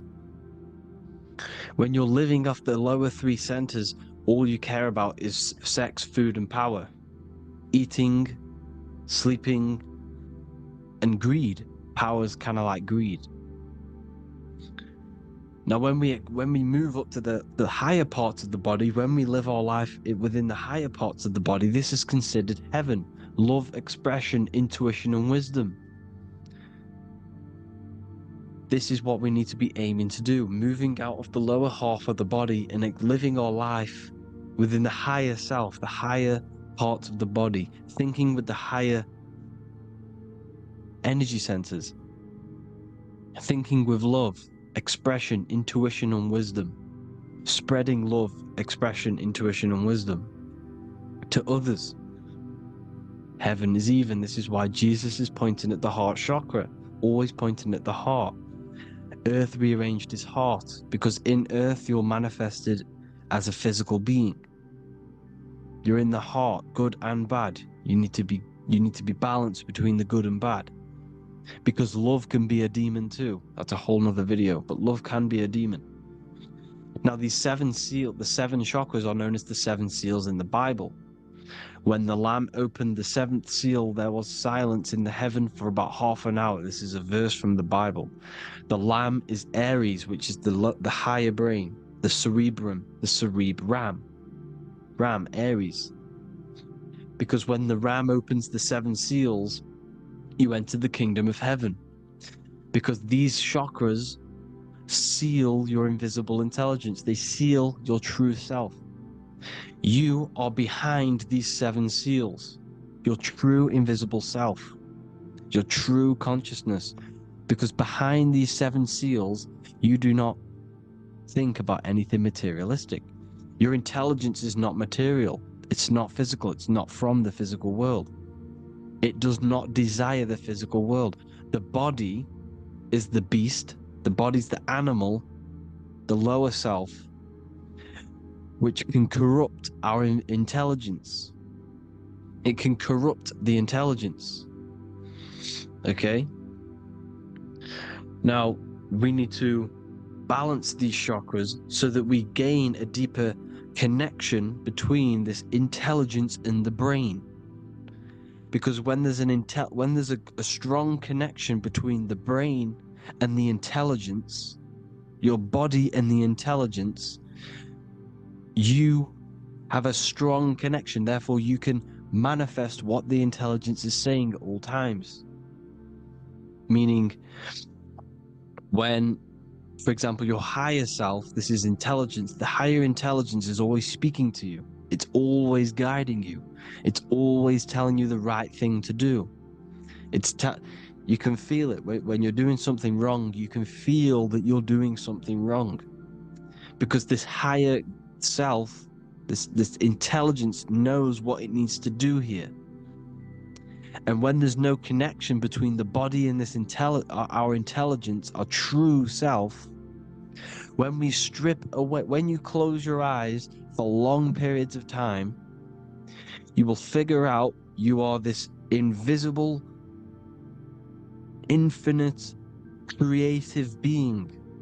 There's no words that I can't describe what it is, but it's the voice inside of your head that you can feel when you close your eyes. You are this being inside of the head, heaven, because this is heaven, this intelligence. And when there's a strong connection between the body, you can manifest everything it's saying. When everything is balanced, when you're no longer thinking with the lower centers, when they're all balanced, you're not thinking in particular with every center, you balance them all, you can manifest everything it says. Your body will act out what the intelligence is always saying. This is God in the brain, the intelligence, trying to touch Adam, representing the lower self. This is why they're not touching. Notice how Adam is resting, but the intelligence is always reaching out, stretching, symbolizing metaphorically saying it's guiding. I'm always reaching out. The intelligence, your intelligence is always guiding you. It's always reaching out to you. But Adam is ignorant of it. The lower self is ignorant of it. And that's why he's so relaxed and God is so stretching out. Because at our highest self, that when you think of when you want to better your life, that highest true version of yourself is God. When you're manifesting this, your highest self, this is God. Your truest form, your most perfect form, that is God. Your highest version of yourself, that is God. Emotions are not what you've been taught. Emotions are not something that should be reactive, okay? You should not let the emotion be you, except that you should experience them instead of letting them become you. You need to understand there's a separation in our consciousness. You have the soul, which is the person who is observing your thoughts. When you think a thought, who's the one observing that thought? The soul, you, the I am, the I, the inner self, the one and only. And inside of every single body, inside of me, inside of you watching this video, there is this same intelligence that is inside of me, inside of you. And it's the exact same intelligence, experiencing a different body. And this is what we mean by the universe is mental. We all are all sharing the same ball of consciousness in a different body. The animals, the fish, the cells, all expressing this one consciousness. Me and you are the same. This is why the golden rule is treat others like others should be treated, because I am you and you are me in a different body. Now, going back, you need to identify that there's different levels of consciousness: soul, mind, emotion, and body. Okay? Your emotions are on a separate layer than the body, the mind, and the soul. So when you identify there's a difference between all of these, you do not let them become you. You do not let your mind rule you, because your mind can be corrupted. Your soul is the one that is pure good, pure love, but your mind can be corrupted. Okay? Your emotions can be corrupted. The body can be corrupted, but the soul can never be corrupted, only layered on top. You can only throw piles of programs within the subconscious, layering the soul down, but deep down inside of every single one of you, there is a loving being. Because love comes from the heart. Love is the universal emotion, expression. Now, your thoughts can become bondage, your emotions can become bondage. Now, what do I mean by bondage? By conquering the lower self, we need to conquer our own mind, because the mind is what's manifesting the lower self. When you're thinking with the lower half of the body, when you're becoming your emotions, you need to experience the emotion, not become the emotion. Do not let the emotion become you. Do not let your thoughts become you, because your thoughts are tools that you can manifest. Your thoughts are the idea, your emotion is the energy that you can use to manifest that thought. Your emotion is energy in motion, emotion. You use emotion to manifest, to feel as if you already have the thought. Therefore, you become that vibration. Therefore, your emotions are actually a creational force that is given to you to manifest things, because you're a human, a manifester. You're here to manifest things. You're a creator. You are a god. Your inner self, your intelligence, your I am, the one and only inside of you, the inner self, the quiet one, the one that's deep, deep down, the invisible intelligence, is it's creating things all the time. All the time. Speak no evil, see no evil, hear no evil. This is the astronauts, they're Freemasons, but they understand this. Because thinking, seeing, and hearing can corrupt your mind. And when you have a corrupted mind, you'll have a corrupted subconscious. The subconscious will manifest into the body, because 90% of your behavior comes from the subconscious mind. So you got to speak, see, and hear no evil. A sin, what is a sin? To overcome our lower self, to overcome our lower self, the 7 deadly sins are not something that goes against an external God. A sin is something that goes against your inner guide, your inner conscience, the inner self that's always speaking to you. It's always telling you the right thing to do. A sin is something that goes against this inner guide. And this is why you can feel something where you can feel you're doing something wrong, because the inner guide is speaking constantly. And when you commit these 7 deadly sins, which are 7 internal states which keep your invisible intelligence bound to your physical body.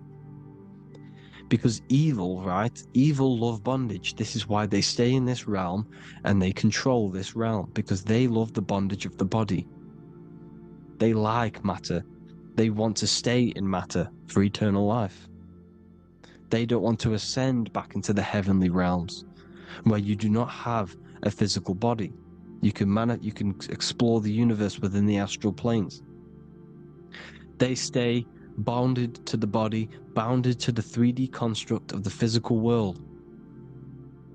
They have greed, lust, envy, gluttony, wrath, sloth, pride. They want all of this. And if you want that, that's okay. But deep, deep down, you don't want that, because your soul is always telling you the right thing to do. Your soul knows what to do to get out of here. It needs to detach from the external world.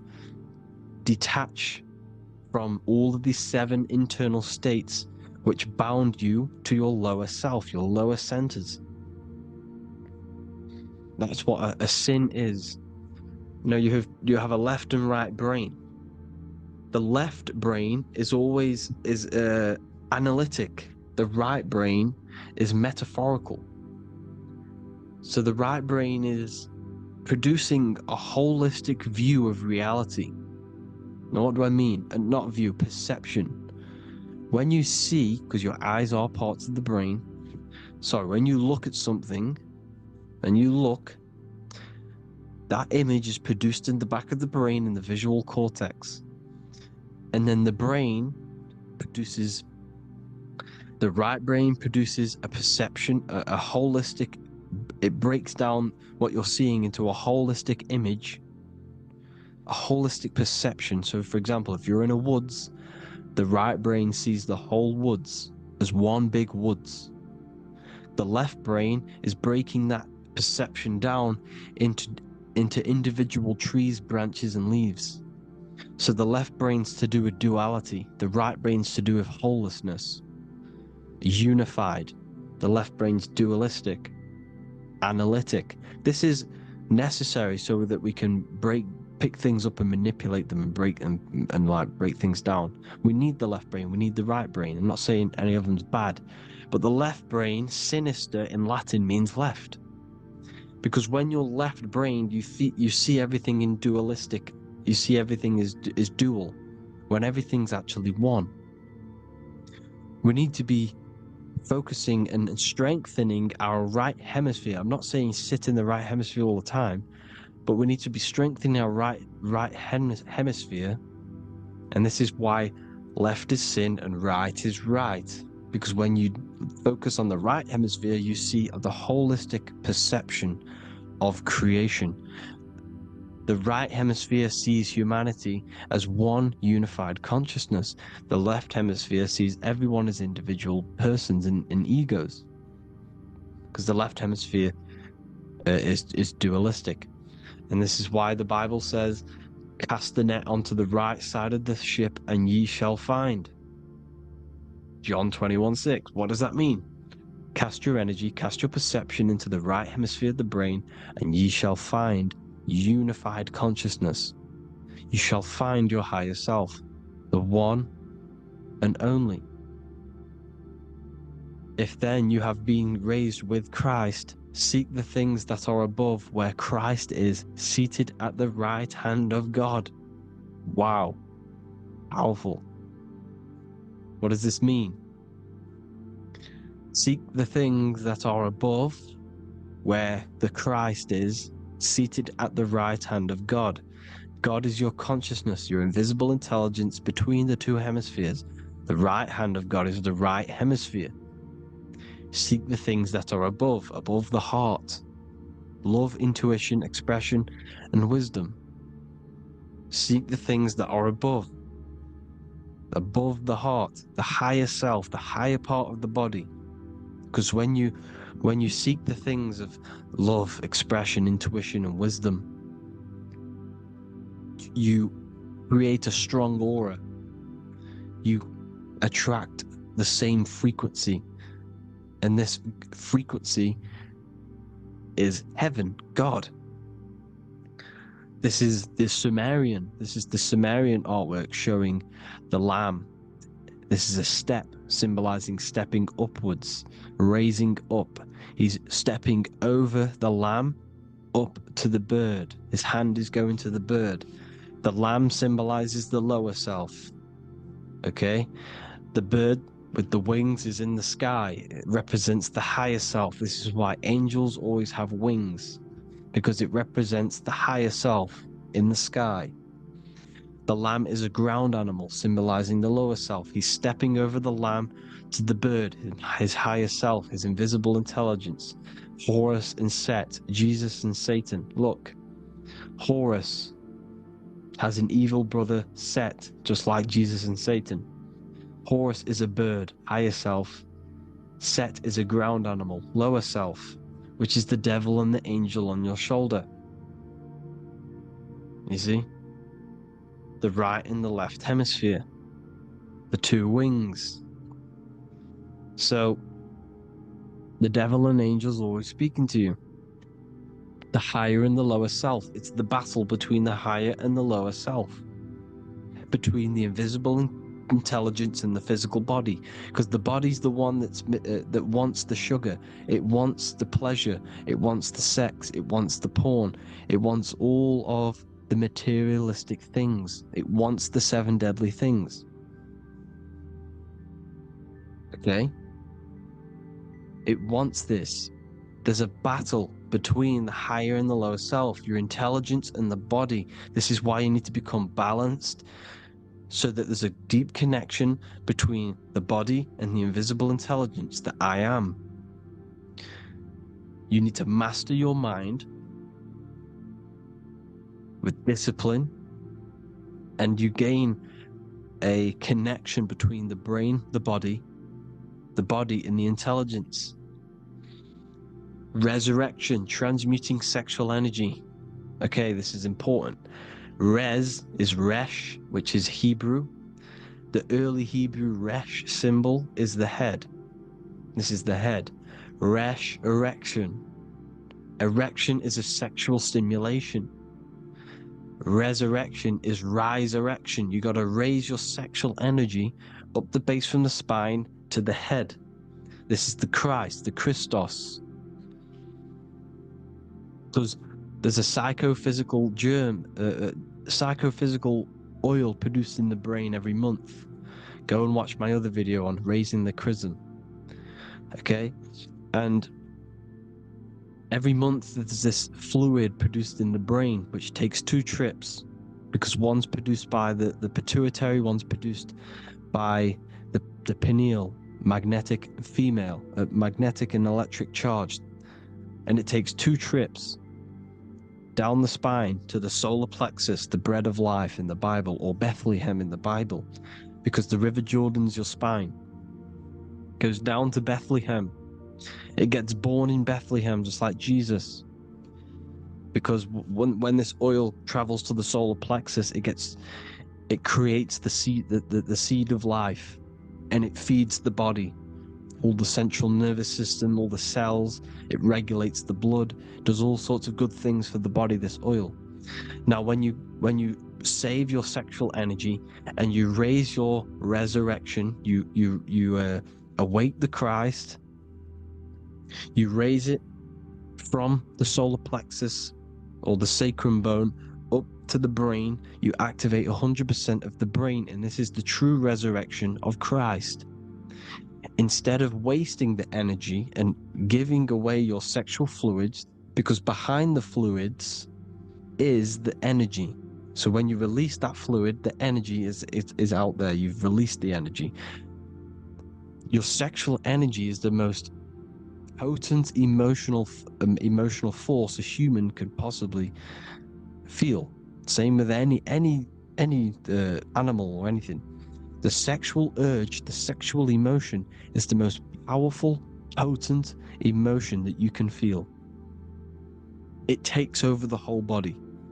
When you feel sexually aroused, it takes over everything because it's so potent. And when you fight the serpent, when you fight the sexual energy, which is shown here in the Egyptians, the cat cutting off the head of the serpent, or Hercules fighting the serpent, or in the Greek mythology fighting the 7-headed dragon, the 7 chakras. The serpent is your sexual energy because it symbolizes your kundalini. When you fight it and you transmute this energy, instead of releasing it, instead of acting sexually on it, you can transmute the energy, transfer it from the solar plexus up to the brain. You can do this with other tasks. Instead of releasing it, instead of raising it from the solar plexus to the brain, you can use it for other things. So for example, you want to think critically. You can use it for critical thinking. You can use it for going to do exercise. You can transmute sexual energy into anything. But you can do this, you can raise the sexual energy, and you can use this energy to push the cerebrospinal fluid from the solar plexus up through the spine, up the 33 vertebrae to the brain, and it'll activate 100% of the brain. And this is the resurrection of Christ. Jesus was never dead. Jesus was never rose from the dead. It symbolizes the Christ, Jesus Christ. Christ is Christos, which means oil in Greek. The resurrection of the Christ, the Christos, the oil. When it activates 100% of the brain when it's raised, and it can regulate all the systems, it can regulate all the blood, it can regenerate the body. And this is the true Antichrist. They don't want us doing this process. The Antichrist is not against Jesus. It's against the fluid in our body that makes us live hundreds and hundreds of years and makes us live as gods.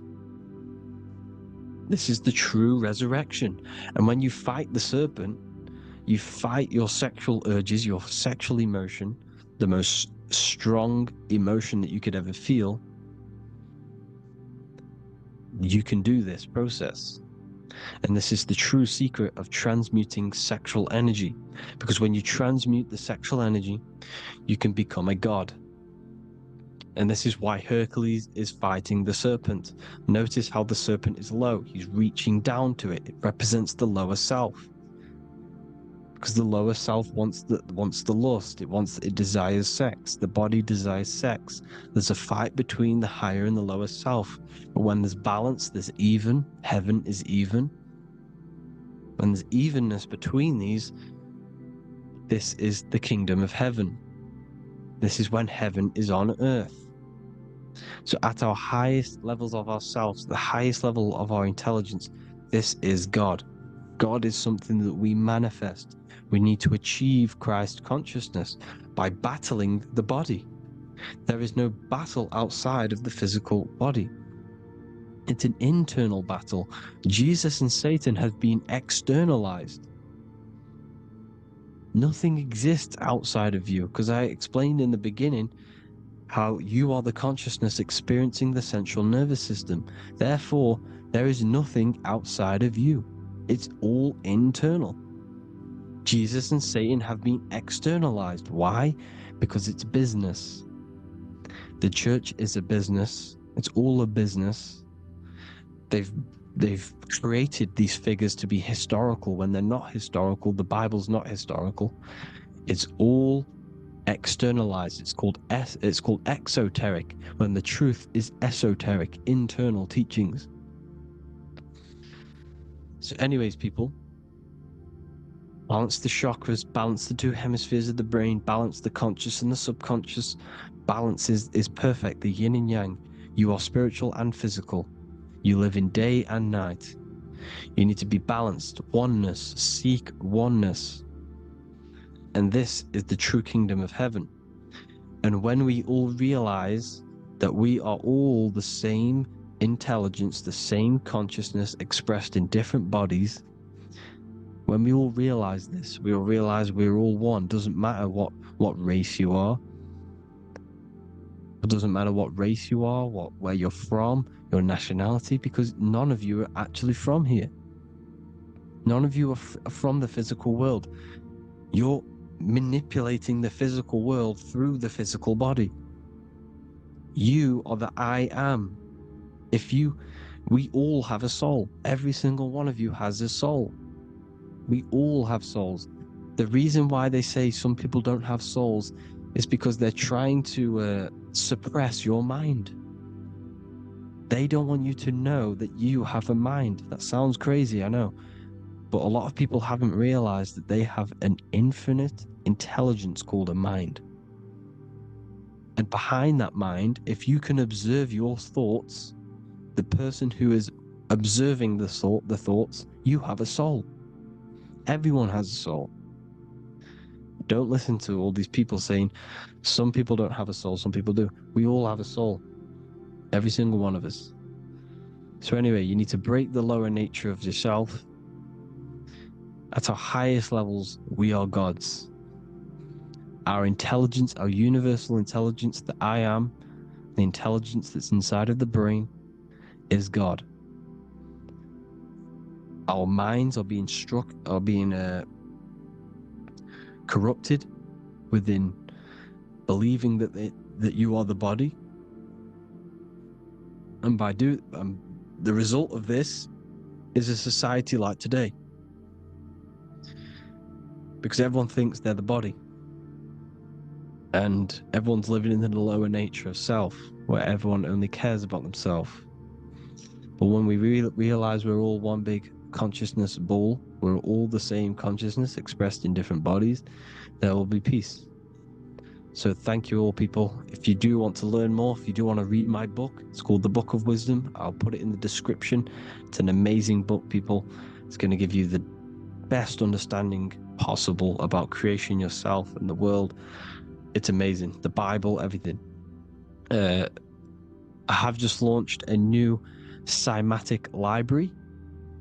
A friend of mine has just added this to the website. He creates beats, and he creates the purest beats, so they are actually the frequency that it tells you. Most of the stuff on YouTube and Spotify and Apple Music is all, it says it's a certain frequency, but we know these major platforms are all playing with the frequencies of the apps. So if you want a real binaural beats, solfeggio scale frequencies to meditate on or listen to throughout the day, join the Occult Library. You can get a 2-day free trial. I'll put the link in the description. Thank you all, people. Hope you all enjoyed this video. God bless you all.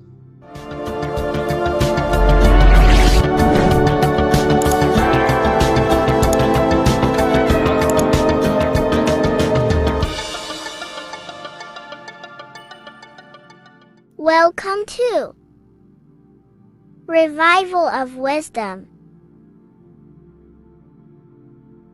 Welcome people, we're back with another video, and this video is about Freemasonry and the connection to the Illuminati.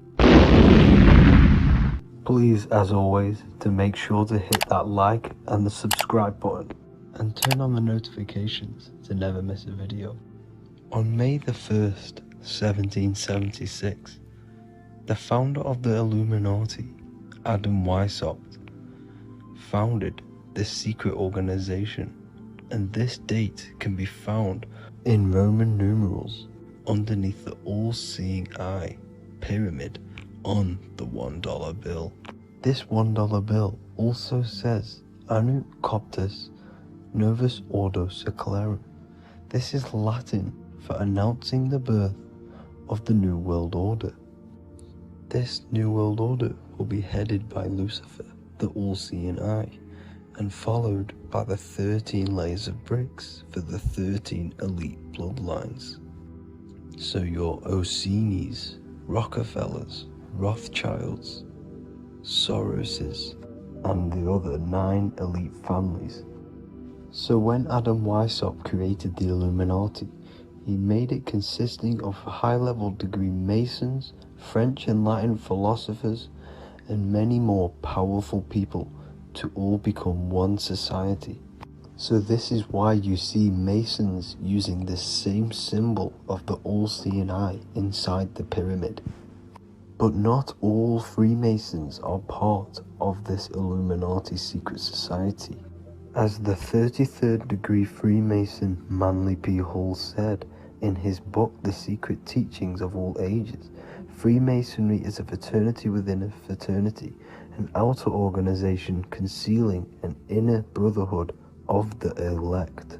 So what he's saying here is that Freemasons have to go up the degrees of Freemasonry, and once they hit the top, they either get elected or not into these secret societies like the Illuminati, Skull and Bones, and Knights Templar. So when you see celebrities doing this one-eye symbolism, either covering one eye, doing the triangle, or doing 666 over one eye, this is showing and reflecting the symbolism of Freemasonry. They have taken the oath to never speak on anything they learn about Freemasonry. Duncan's Ritual of Freemasonry book states the oath they have to take, quote, I ... of my own free will and accord, that I will hail, ever conceal, and never reveal any of the secrets, arts, points of Master Mason's degree to any person whomsoever. All this most solemnly, sincerely promise and swear. Now, this is what happens when they break the oath, stated in this book, quote, myself severed in two, my bowels taken from thence, and burnt to ashes. So this states that Freemasonry comes first, before any law of the land. It has the right to kill you if you break your oath. This is the hand gesture they have to do every time they enter the ritual room inside the Masonic Lodge. This is the cutthroat symbol, showing you and reminding you of the oath and what will happen if you break it. Now in this book, Richardson's Monitor of Freemasonry, it states, if you break your oath, binding myself under no less penalty than to have my throat cut across, my tongue torn out by the roots, and my body buried in the rough sands of the sea. If they do not decide to kill you, this book states this by pointing him out to the world as an unworthy vagabond, by opposing his interest, by dearranging his business. In other words, they have the power to frame you and destroy your reputation to the world, and destroy your business if you break this oath. So yes, they do kill to keep this truth hidden, because this truth of this reality is what keeps them in power. They have the ability to manipulate people, because people do not know what manipulates them. This is why they call themselves the government. They govern the ment, which is the mentality, because the mind is the root cause of reality. They control what you perceive to control what you manifest. By knowing the truth, you are set free, and you no longer need no controller above you. So this is why they are willing to kill and do whatever it takes to keep the truth concealed within these high-level degrees of masonry and these secret societies. However, going back to Manly P. Hall's book, it states, part of the symbols are displayed here to the initiate, but he is intentionally misled by false interpretations. So this is saying even Freemasons are intentionally misled and told lies to conceal the truth, to make sure the truth is hidden in the high degrees of masonry.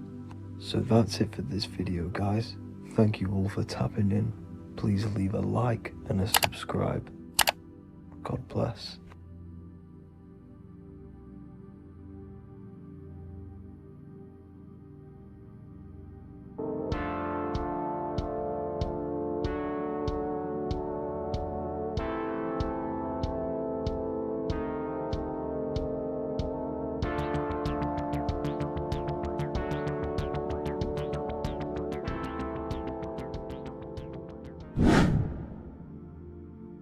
What is good, people? It's Revival of Wisdom. Today we're going to be talking about Saturn. I've done this video in the past, however, this video is going to contain a lot more in-depth explanation of Saturn. So the 33rd degree Mason, Manly P. Hall, said, Saturn is the key to crystallization, physical matter. Light is matter, matter is light. They are interchangeable. Low vibrating light turns into matter, high vibrating matter turns into light. And Saturn is the god of this world, this physical world. He crystallizes light into matter. This is symbolized as the Masonic checkerboard, matter and spirit, matter and light, light and matter. He's also the god of time, destruction, justice. He creates and destroys, because all things in time die. He creates and destroys you. So, because we live in this physical world, which is the electric world, this is why we say electricity, because it comes from the root word of El, Saturn. They used to call Saturn El, E-L. This is why we used to say Elohim is God. The real god of this world is Saturn, but it's being hid. This is being hid. Jesus is Saturn. All of this is Saturn. It's all Saturn worship. It's the real god of this world, So, physical matter is a result of two opposing forces equalized on the plane of inertia, because everything is created out of electromagnetic toroidal fields.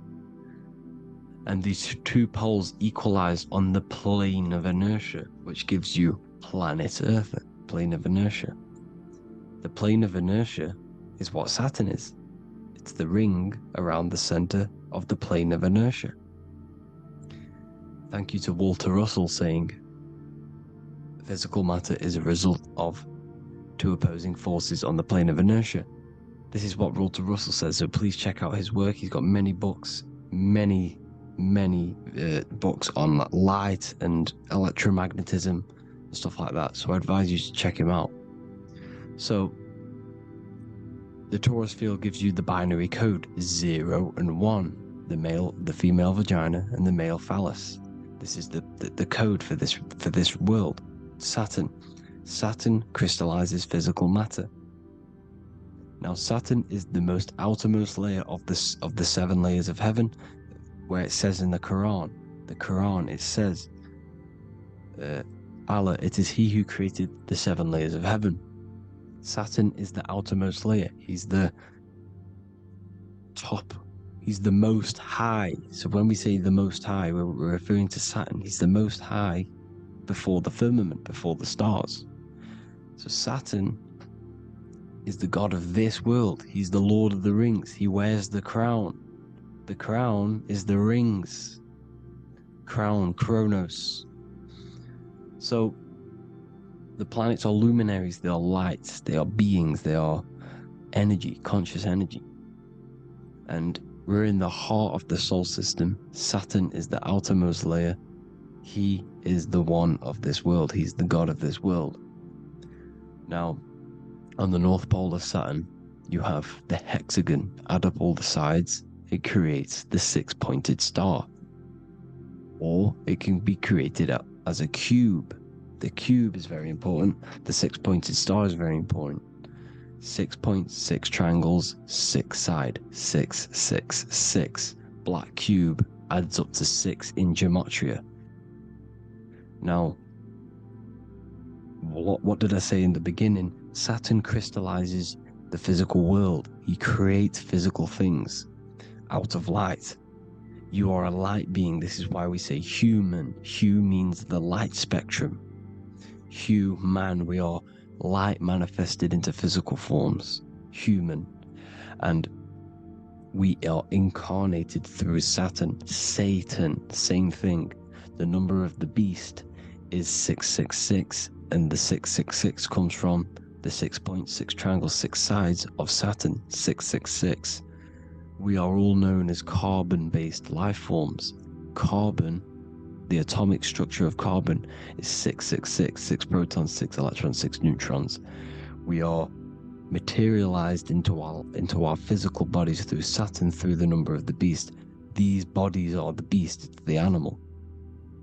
The divine, the Christ, is the consciousness within, because you are a physical, spiritual being combined into one, hexed into one. Hexagram. This is a hexagram. You're hexed into physical matter, spirit and matter, light and dark, combined into one. Now you contain of the mark of the beast, the mark of your body. Your body's the beast. It says in the Bible, Satan, who is the god of this world. This world. There are many different worlds, but this world is run by Saturn, and it says that in the Bible. Saturn is Satan. It's the same thing. And look at the crown of thorns are wrapped around the heart. The soul is in the heart, the mind is in the brain.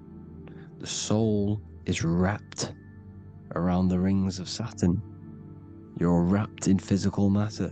This is what it's showing you. This is symbolizing the rings of Saturn wrapping you. And the cross on top is the cross of the cube. The cube, the black cube of Saturn, unfolds into a cross. So Satan, who is the god of this world, Corinthians 4:4 in the Bible, Satan, who is the god of this world, has blinded the minds of those who don't believe. Saturn blinds your mind, because the god of this world materializes you, and he blinds your mind when you incarnate into physical matter.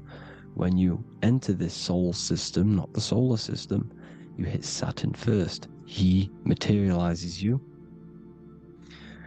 And look at the symbol for Saturn. This is the symbol for Saturn. All of the planet symbols are created out of the Holy Trinity. the earth, moon, and sun. Body, mind, and soul. The sun is your soul, the moon is your mind, the earth is your body. Your body's made out of the 5 elements.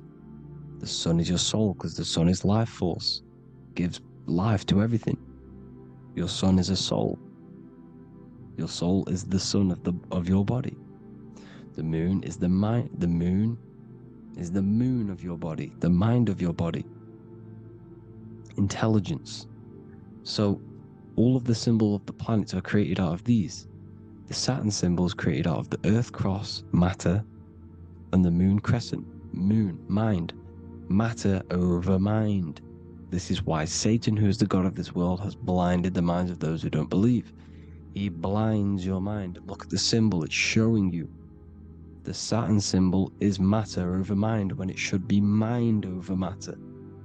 So we descend into a soul system, into our 666 Saturn carbon suit bodies, and we are matter over mind. Then we have to move up the spine to go back up to spirit, to mind over matter, where you manipulate your own reality. Now look at this, it creates the number 5. 5 is the number of change. You're moving from this side of the number sequence over to the right side. You're moving from the spiritual into the physical world. You're incarnating into the 5 elements, the 5 senses. So the cube, the black cube of Saturn, is another major symbol. Very important symbol. Here you see the cube, and the color black is associated with Saturn because Saturn's associated with death. He creates and destroys. Light and dark. Death is associated with black, spirit, because you can't see spirit, which is blackness. So the black cube is black because Saturn rules the nighttime, which is dark, blackness, and he rules the winter, which is death, blackness. So Saturn is the black cube. Cubes have 6 sides. Up, down, right, left, back, and forward. Cubes are 6-sided. Everything is 6-sided inside of this creation because you're incarnating, you're materializing, crystallizing into the cube, the world of the cube. Everything's a cube. Everything's got 6 sides. Here's Leonardo da Vinci showing you that you're in the cube. Leonardo da Vinci did this famous painting. You're in the cube, you're hexed into physical matter. Or you're incarnated into the 3rd dimension, the 3-dimensional world, which is a cube, 3D. And black cube adds up to 6 sides of the black cube. The Kabbalah means cube god in Arabic. And look at what they do. They worship the cube, the black cube, and they stand in rings like the rings of Saturn. Australia, Denmark, Manhattan, Santana all have these black cubes. You go to New York, you will see the black cube there as well. These black cubes are everywhere because it is the real God of this world, So look at the cross. The cross unfolds into the cube. Xbox, Nintendo GameCube, Sega Saturn.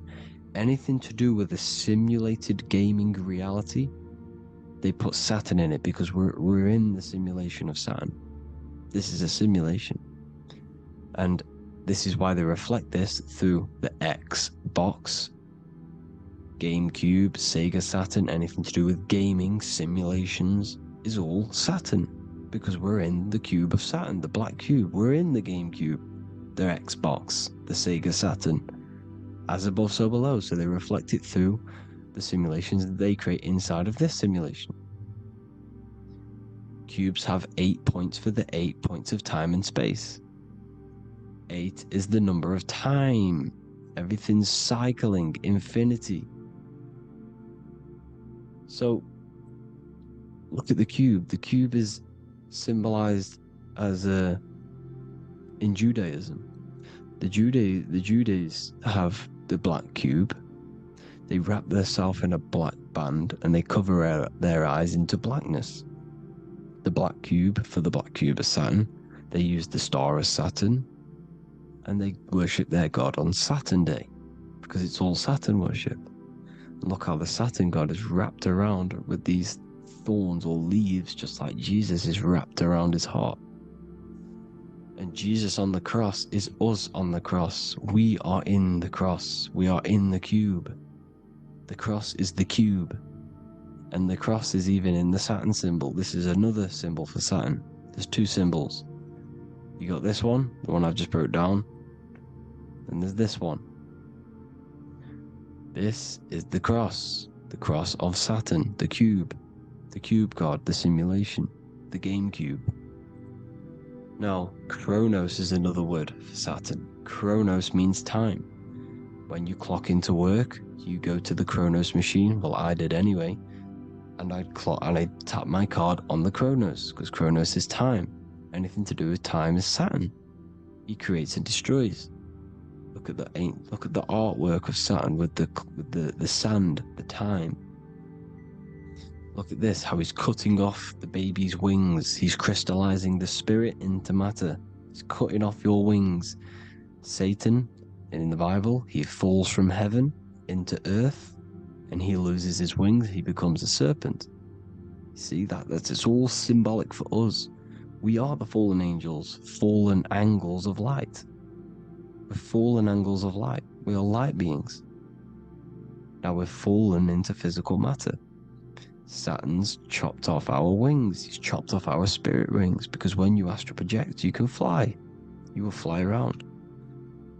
He's got the Reaper staff here, always depicted with the Reaper staff. Now look at the clock. Saturn Day is the 6th day, the number of the beast, 666. Look at the clock. 6 take away 12. 12 take away 6 equals 6. 7 take away 1 equals 6. 8 take away 2 equals 6. 60 seconds in a minute, 60 minutes in an hour, 24 hours in a day, 2 plus 4 equals 6. That's 666. Everything's 666 because it's time. Saturn. All goes to Saturn. He's the god of time. We're in time now.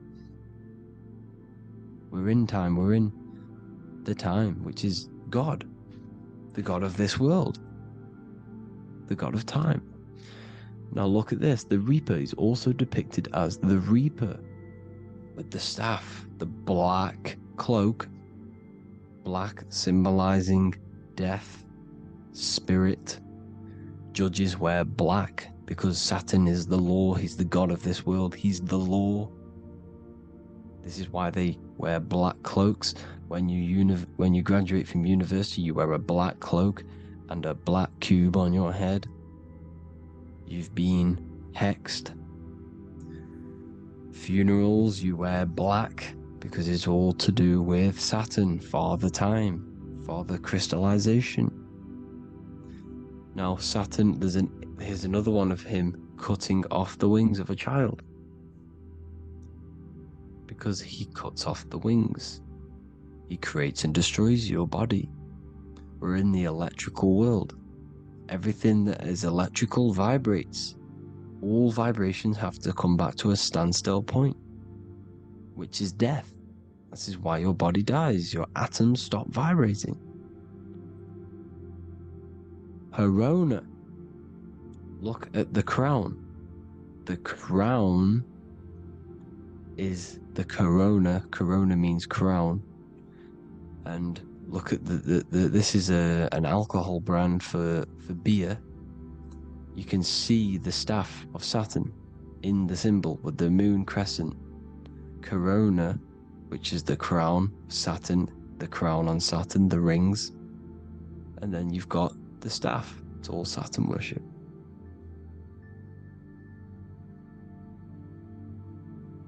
There's the black cubes of 9/11. 2 black cubes. This was a ritual for Saturn. It's all ritualistic. And look at the Star of David, the Star of Saturn. It's not the Star of David.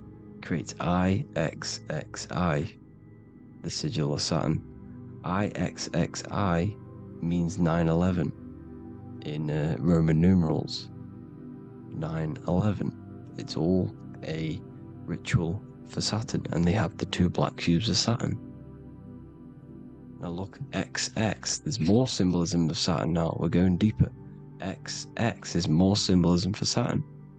The sigil of Saturn is XX, as above, so below. Same with the Star of David. You split it in the middle, as above, so below, as above, so below. XX, this is a Knights Templar Cross of Lorraine. XX, Knights Templar, High Order of Masonry. They all worship Saturn. Well, Saturn's the real god of this world. X Eon with the XX. XXL magazines, which is all to do with famous rappers and stuff like that. When you die, you put XX on the eyes because it's Saturn. He's the Reaper. Is Jesus with the XX crown with the thorns around his heart, around his soul, with the cube on the top, the cross cube. Lucifer with the XX Cross of Lorraine. Jay-Z with his alcohol brand, XX Cross of Lorraine. The X Factor with the rings of Saturn. All Saturn worship. The seal of Melchizedek is also Saturn. This is the cube. This symbolizes the cube with the 8 points for the 8 points of space and time. And this is the cube. It's another ancient symbol for Saturn. Here you see the star of Saturn with the Melchizedek symbol around it, which is all to do with Saturn. Here you see an altar, the Holy Grail, the Melchizedek symbol on it, and they're worshipping it. This is why we wear rings, wedding rings for the rings of Saturn. It all goes back to Saturn. Earrings. The 8-pointed star of the ancient Sumerians is all Saturn. It's all Saturn. So, the ancients, the symbols of Saturn goes on forever. It's in all of the major corporations. You can see it everywhere, the rings of Saturn. Toyota is an obvious one. Internet, Nike, Target, Sega, Saturn. It's all Saturn worship. All Saturn worship. Because he is the real god of this world. Here's Kanye West's album with a Saturn here. Here's Michael Jackson's album saying X, escape. There's the X again. The X, escape. You have to escape this reality. Maybe that's what he's pointing at. Here you see it on the dollar bill. The star of Saturn. Here you see it again on the dollar bill. So that is it for today's people. I hope you all gain some insight on Saturn. Please like, comment, and share if you can. Subscribe if you like the channel. Please have an amazing day. God bless.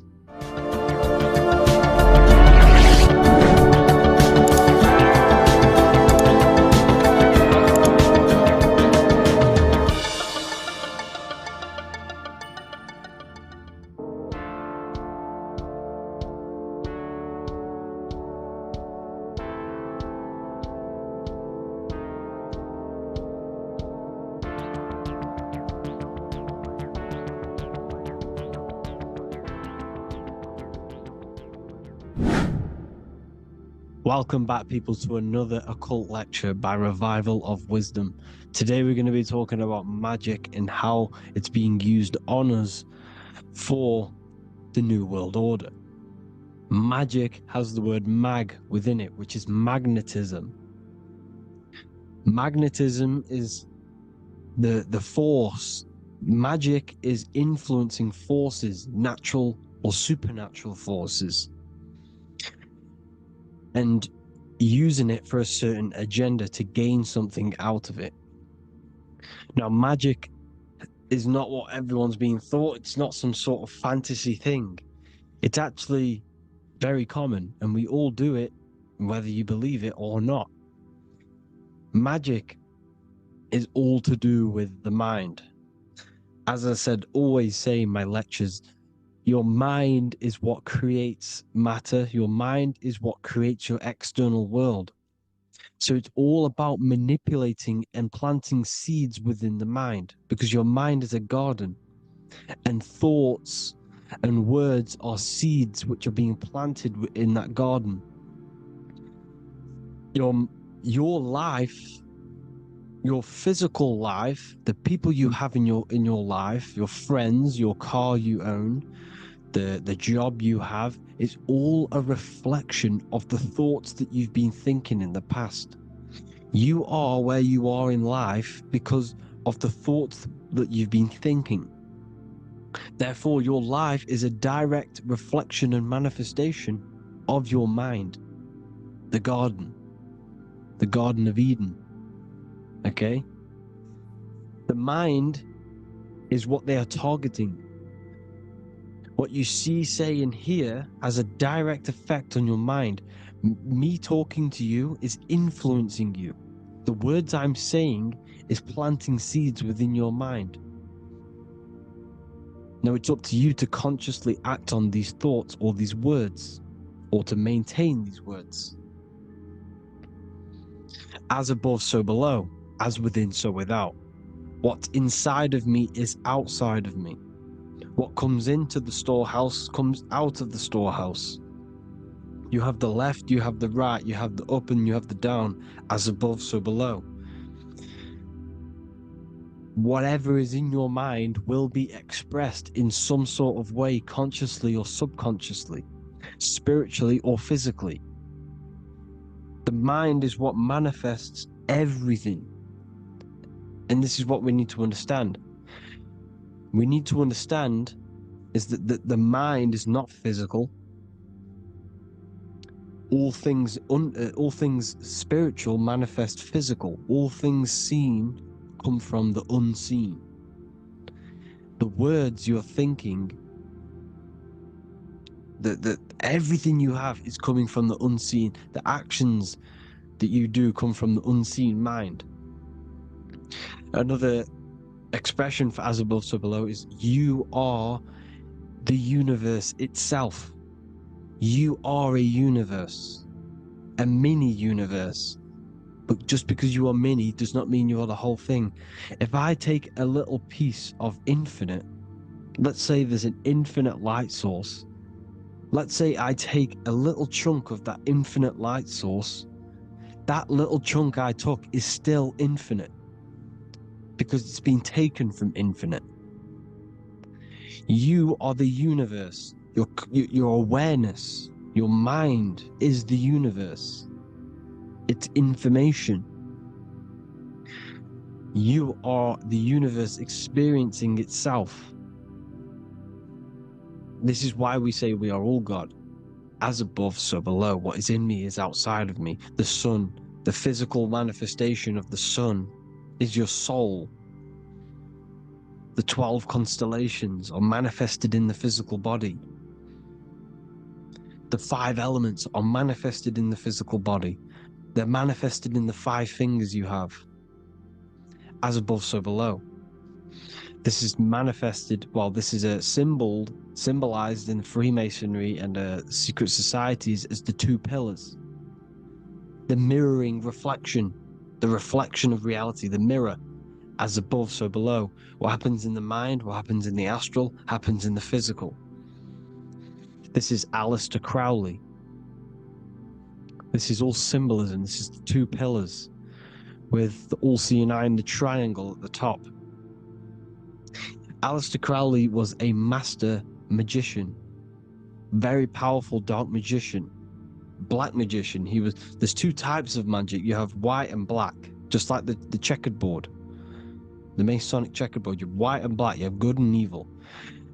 White magic is influencing natural forces to gain something that will help the collective consciousness, help the collective, help the earth, help other people. Black magic is something you manipulate something so you can get something personal out of it. Doesn't matter if it's good or bad. It's still considered as black magic because you're being selfish. Everything you do should be contributing towards the collective consciousness and helping others. And this is why the ancients lived in a system where everything was in unity. We understood that I am you and you are me. What I do to you happens to me because I am you and you are me. We are the same mind substance on the inside. We're all the same mind substance being expressed in different bodies. So what I do to your mind will have a ripple effect on my mind because all of our minds are connected within the mental plane. So this is why they know all this knowledge. They know all this knowledge. So yeah, this is the mirroring effect of reality, the two pillars, or symbolizes the number 11. The number 11. We'll go deeper into that. The technology we're using is magic. It's a form of magic. Television is tell a vision. They're telling a vision into your subconscious mind, into your memory. And when you turn on the television, you get a program, because they're telling a vision to create a program within your subconscious mind. You see, the conscious mind is only 10% of your mind, which is to do with your, what you're aware of, your five senses. What are you consciously aware of? Well, I'm aware I'm here, I'm talking. I'm aware of what I'm wearing, the five senses, what I can hear, taste, smell, hear. What I'm wearing, I'm aware of what I think of. But the subconscious mind is the 90% of your mind. It's the hidden part of the mind, which is telling your heart to beat, telling your body to breathe. It's storing all of your emotions. It's storing everything you see, storing all the belief systems that you have. It has everything. It stores all of the habits you have, the values. It stores everyone's name that you know. All the words that I'm speaking right now is all coming out of the subconscious. Everything is subconscious, and it literally manipulates 90% of your daily basis behavior. Most people don't know this. What you did yesterday is what you will do today because of these beliefs and mental programs within the subconscious, stored within the subconscious. So the subconscious is what they're aiming at. They're trying to create programs within the subconscious, because the subconscious manifests 90% of your thought patterns, 90% of your actions and words. They know all this stuff. So the subconscious mind is the most powerful part of the mind. Another way the subconscious manifests and influences your life is, let's say you were in a car crash years and years ago, 10 years ago. Let's say you're in this car crash, right? And you really hurt yourself. The emotion you felt in that time when you were injured in that car crash had a great impression on your subconscious mind. You see, the stronger you feel something emotionally, the stronger impact it has on the subconscious. You can remember and recall that moment, and very vividly, because of the impact it had on the subconscious. Another, for example, you become that terrified of cars that it manifests into your life today, that you are wary to go in certain cars. You don't want to go into cars at all, maybe, because of that moment that stored within the subconscious. And it will manifest into anxiety. It will manifest into not going into cars. It will manifest into depression, maybe. These things, these emotional, very emotional, traumatic events have a great impression on our subconscious, and they control your life. This is why you need to meditate and let go go deep within yourself and let go of these internal, deep emotions that you may have repressed and keep pressing down and ignoring. But you need to address it and let go of these subconscious impressions you have, which are controlling your life, like anxiety, depression. All of these things are stemming from things that are stored within your subconscious years and years ago, more than likely. Broadcasting. They're casting spells to a broad audience, to news, north, east, west, and south. They're casting spells. No, if you watch the news, everything's red. Breaking news in red writing or the red background. Everything's red. Why? Because red's the root chakra, which is all to do with survival. They want to stimulate this root chakra because they want you down there in survival mode. They want you in survival mode because you're easier to control. They control out of fear. And not only they're casting these spells as if, because most of the things they cast in the news hasn't already happened. They're constantly bombarding you with, there might be a war breaking out, war this, war that, kill here, kill there, murders. It's impressing, it's casting spells on your subconscious mind. So when the event does turn up in real reality, in physical reality, you're less emotional, you're less surprised. You're not as surprised because you've already heard it before. Your subconscious has already heard it all before. If you never heard of a war and then a war broke out, you'd be going crazy. So they subtly program your subconscious mind through the words, because the words they say is impressing your mind. It has an effect on your mind, which will have an effect on your behavior, your words, your conversations you have with people. They're casting spells to north, east, west, and south on the They're telling a vision by broadcasting, by saying spells. This is why we call it spelling. Even the words we say cast spells. Bless. Oh, bless you. That's be less. The subconscious mind only picks up literal things. You see, when I say bless you, your conscious mind picks that up as, oh, thank you, you're blessing me. But your subconscious picks up as be less. You see? Because the subconscious it has no filter. It's just, it is what it is. Everything is factual in the subconscious. Therefore, if I call you an idiot, your subconscious, my subconscious will think I'm talking to myself and calling myself an idiot, and it will take that as true. That is truth. Everything is truth within the subconscious. And the subconscious manifests your behavior. The devices this is the biggest one. Black scrying mirrors. Device, the devil's vice. The device. Okay? Black scrying mirrors, black screen is scrying. Black scrying mirrors were used to communicate with spirits within the astral plane in the medieval times. They're still being used now by black obsidian mirrors.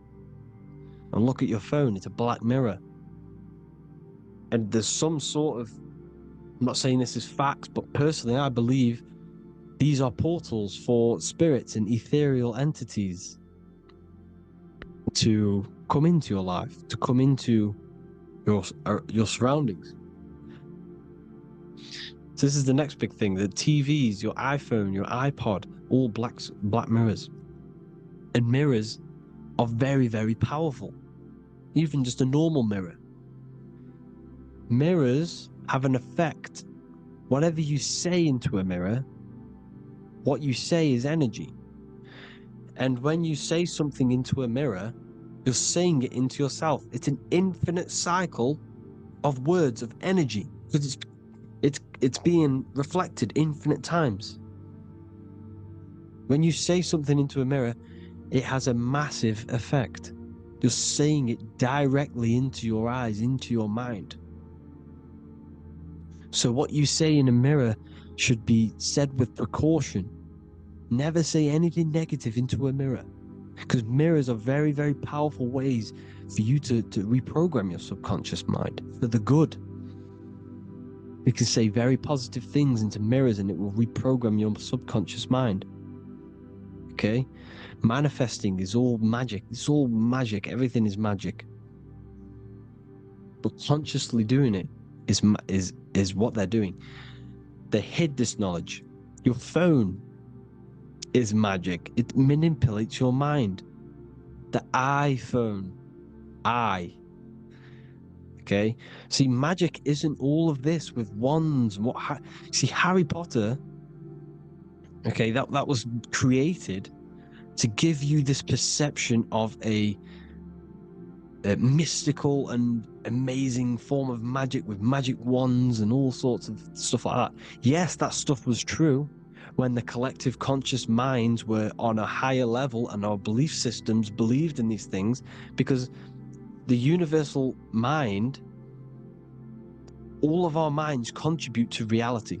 If the masses don't believe in magic, if the masses don't believe in a certain thing, it's going to have an effect on physical reality. So when the collective minds are higher and have more open minds, things like Harry Potter can come true. See, it's all in the mind. The iPhone, the eye is the symbol for the mind, the invisible intelligence. The triangle is the ethereal plane. Okay? So the eye in the triangle is the eye that sees into the beyond the ethereal planes. The square is the physical plane. So the iPhone, your phone, is a black box, just like the Saturn black cube. It's a black mirror. It's taking photos of you every 2 seconds. And it's your mind. Your mind is in that phone. Everything you like, everything you text, everything you type in Google, everything you say to someone, every conversation is all recorded on the phone. Therefore, it is a direct reflection of your mind. Your mind is imprinted into your phone, because your mind, everything you think in your mind, you're manifesting into typing, saying, taking pictures into the phone, and it's collecting it and storing it. And what they're doing, and this is for all forms of magic, it's manipulating the mind. It's all manipulating the mind. Reels, Instagram, TikTok, this is all dopamine. It's all controlling the mind. Every like you get, every follow you get, every share that you get is dopamine within your brain. They're literally targeting your brain and mind. It's all manipulating, because what they're pushing through the phones, through the media, through the news, through the televisions is visions and programs. You are the one manifesting the New World Order. They're not manifesting the New World Order. They're giving you the information so you can manifest the New World Order. Everything they say is contributing to your mind.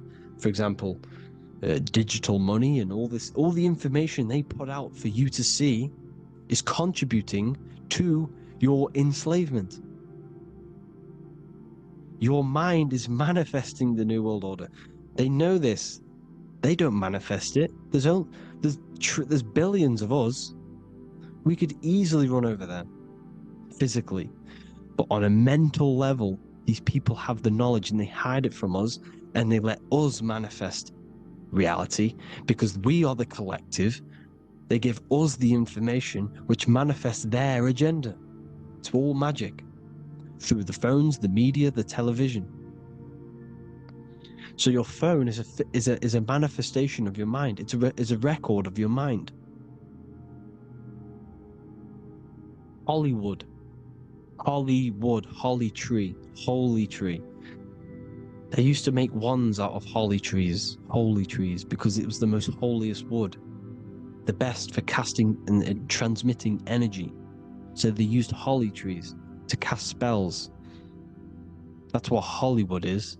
And in Hollywood, they have the red tier, the blood drop next to the Hollywood sign, because it's all satanic. They're all black magicians. They use Hollywood to cast the spells through the music, through the films. You see, music is a form of magic. All of this is magic. Everything they do is a form of magic, because they want an agenda behind it. But it's not black magic. They're letting us create our prison. This is what you have to see. Yes, they're evil, but they're not doing anything evil, or else they would face the karma. They let us manifest this agenda through giving in the information, by telling you what's going to happen in the movies.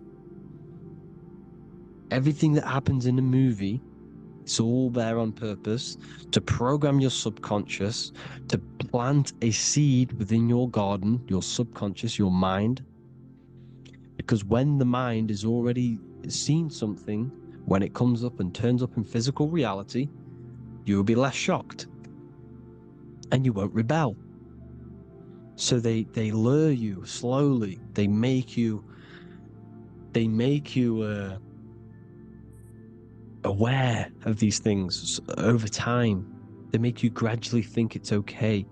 Like the technology, we never used to use these phones. How did we become so addicted and reliant on them? Well, because first they gave you a little flick phone. Well, no, sorry, they gave you a phone in your house, and then once you got used to that, they say, oh, here's the newest version of a little flick phone. You started texting your friends. Everyone was loving it in high school. They could now meet up without saying, let's meet on the weekend at this point at this time, like your parents probably did. Or maybe some of you watching this, you probably had to tell your friend to meet on the weekend at a certain time because you had no way of communicating. So everyone got these phones and got addicted to them. Then they slowly got addicted to the new iPod with the touch screen. Now they invented touch screen. Then everyone got addicted to touch screens. Then because all of this is producing dopamine in the brain, which creates you to become mentally addicted to things, and physically addicted, chemically addicted, because dopamine's a chemical. Your subconscious becomes a program within your subconscious, and your body becomes chemically addicted to these phones. And these phones are the enslavement of humanity, technology. Without this, we wouldn't be in this mess, without technology. Because they're creating a hive mind. We're creating a hive mind. So back on track anyways, they program you. Look at the films, 9/11, all produced by Hollywood. Here's the 11, like I said at the beginning, the two pillars which reflect reality. What happens in the mind happens in the physical. What happens in the astral happens in the physical. Okay, what happens in the physical happens in the mind. It's the two pillars, the mirrors. 9/11. 9 + 1 + 1 is 11. Flight 11 was hijacked. New York is the 11th state. New York adds up to 111. This is not a coincidence. It's all a form of magic. It's a ritual, energy harvesting ritual, because your mind produces energy. Your mental attention produces energy, and they're feeding off this energy in the astral plane, these demons. Music is the most powerful. Personally, I think the music is one of the most powerful forms of magic they're using. Okay? Music is hypnosis. It puts your brain in a hypnotic state. It influences your electromagnetic field through vibrational energy.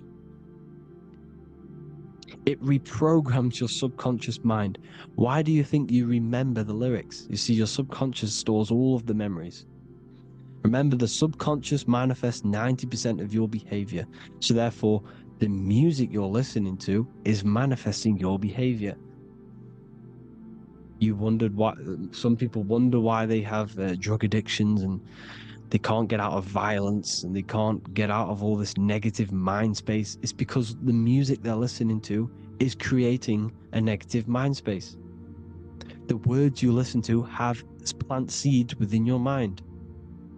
So the reason you remember the lyrics is because that song created a program within your subconscious. Yes, that is what happens. You can use magic to reprogram your mind, but you can use music to reprogram your mind, because it's all forms of magic. It's using natural mental energy forces to manipulate the physical reality. You manipulate your mind, you manipulate reality, physical reality. Okay? So the music, another very, very big one. When you turn on the radio, it's just all talks about alcohol, drugs, and sex, because they want you down in the lower 3 chakras. They want your mind attached to matter when it's mind over matter. Your mind's not physical. You see, the word spirituality is the new trend. It's not about your spirit. It's not about your spirit. It's about your mind. It's not about, spirituality and looking after your spirit. And they've got you focused on your spirit. Why? Because they hide your mind from you. You see, a lot of people think their mind is their brain, but the mind is everything. There is no physical reality without mind. You can have a brain. Imagine if you had no mind but a brain. It wouldn't work. The mind is everything. The mind controls your avatar. It begins in the mind before it happens in the brain. Then the brain manifests through the body. The brain's just an electrical computer. So that, they've got people scared, or do I have a soul or not, and all this stuff. Listen, if you have a mind, you have a soul, because you are not the mind. This is why everything is sort of an illusion, because beyond the mind is your soul. But what is the soul without a mind? You can't have a soul without the mind. But if the mind didn't exist, the soul doesn't exist. You are the person listening to your mind. I shouldn't say person, because you're not the body. You're the entity behind the mind. But if you didn't have that mind, you couldn't understand what you even were. You would just be an observer who couldn't think. So yes, we all have a soul. If you have a mind, you have a soul. Everything is mind. Everything has mind. Mind creates everything. God is mind. And they're manipulating your mind through TV, your phone, every little thing. The school. It's all about the mind, people. Control your mind, you control your reality. Just the last thing, here you go. Aleister Crowley, the dark magician, Kanye West doing the exact same thing because they're implementing magic in the music.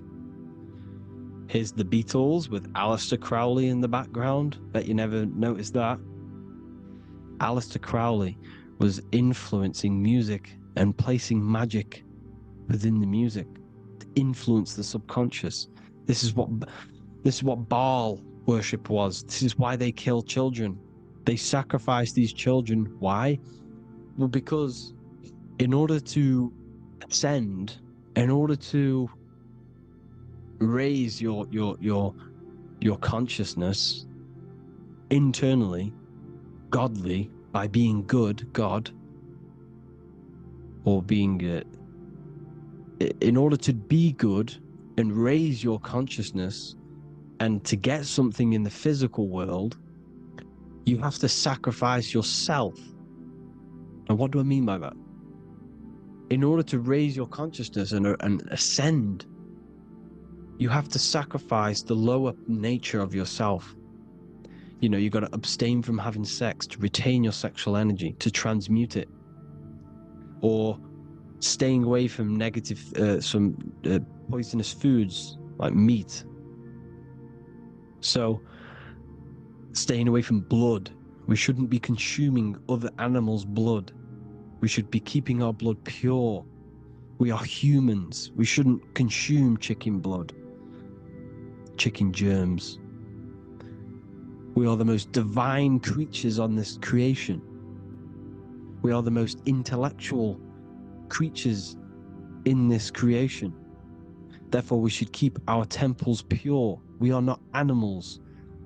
If you want to associate yourself with an animal, go out in the wild, go and find a wild boar, and go and try rip its guts out with your bare teeth, because you can't do it. You're not a cat. You're not a carnivore. Okay? So in order to ascend, you have to kill and sacrifice your lower part of yourself to ascend up to your spirit self, your mind self, the highest version. And the elites don't want to do this.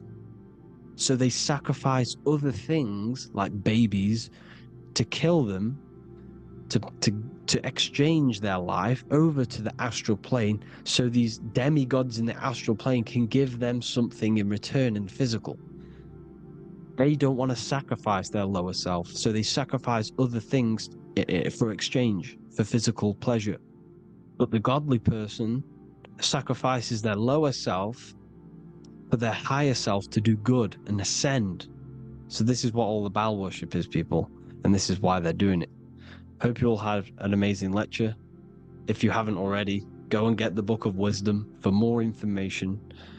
You know, I don't go into dark stuff in this book, because all I do is enlighten people in this book. You can get it in Spanish, English, German, Italian, and French. Worldwide shipping. You can get the PDF or paperback. Or there is also a new one called the Human Health Guide 2.0. It gives you a list of all the foods, grains, oils, nuts, you know, everything that's alkaline and positive for the body and not man-made and hybrid. It tells you all the products to stay away from, how to fast, how to improve vision, how to improve everything, literally. So the Human Health Guide has been released. If you want that, I'll put all the links in the bottom of the description. Hope you all enjoyed the lecture, people. God bless you all.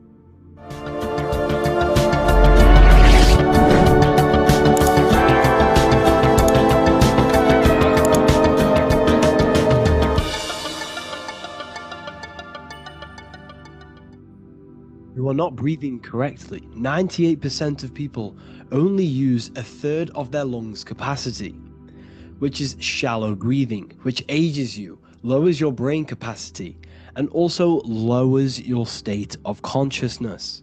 So it's essential that you breathe consciously on a day-to-day basis, because this is what truly elevates your consciousness. I am going to give you the key for you to raise your consciousness just through breathing alone. It's such a simple thing, but yet the most effective way for raising your state of consciousness and becoming more spiritually and mentally advanced. So tune in for this video, and I'm going to show you exactly how to do it and the symbolism behind breathing.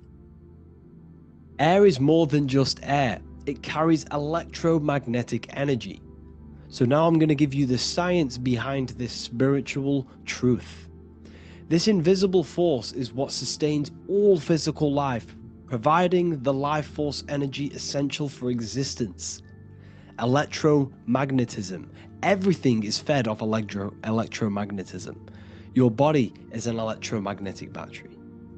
Now, we can prove that air carries electromagnetism just by doing a simple test, a simple scientific experiment, by getting liquid oxygen and pouring it between a north and south magnetic pole, two polar opposite magnets. We see that the liquid does not fall straight through it. It is sucked, it is magnetically attracted to these two opposing forces, opposing magnets. This is proof that air, liquid oxygen carries electromagnetism. When you are breathing electromagnetism, the essential life force behind all living beings. This is known as energy or prana, chi, ether, or spirit. This is all the same thing. Air is not just empty space, it is energy. it is prana, it is life force, it is spirit, it is ether, chi, prana. You are an electromagnetic being. Your consciousness is in direct correlation with your electromagnetic aura or biofield around your body. Your state of consciousness is mirrored within this field around your body. Now, your breath, when you breathe in, you're breathing electromagnetism or life force.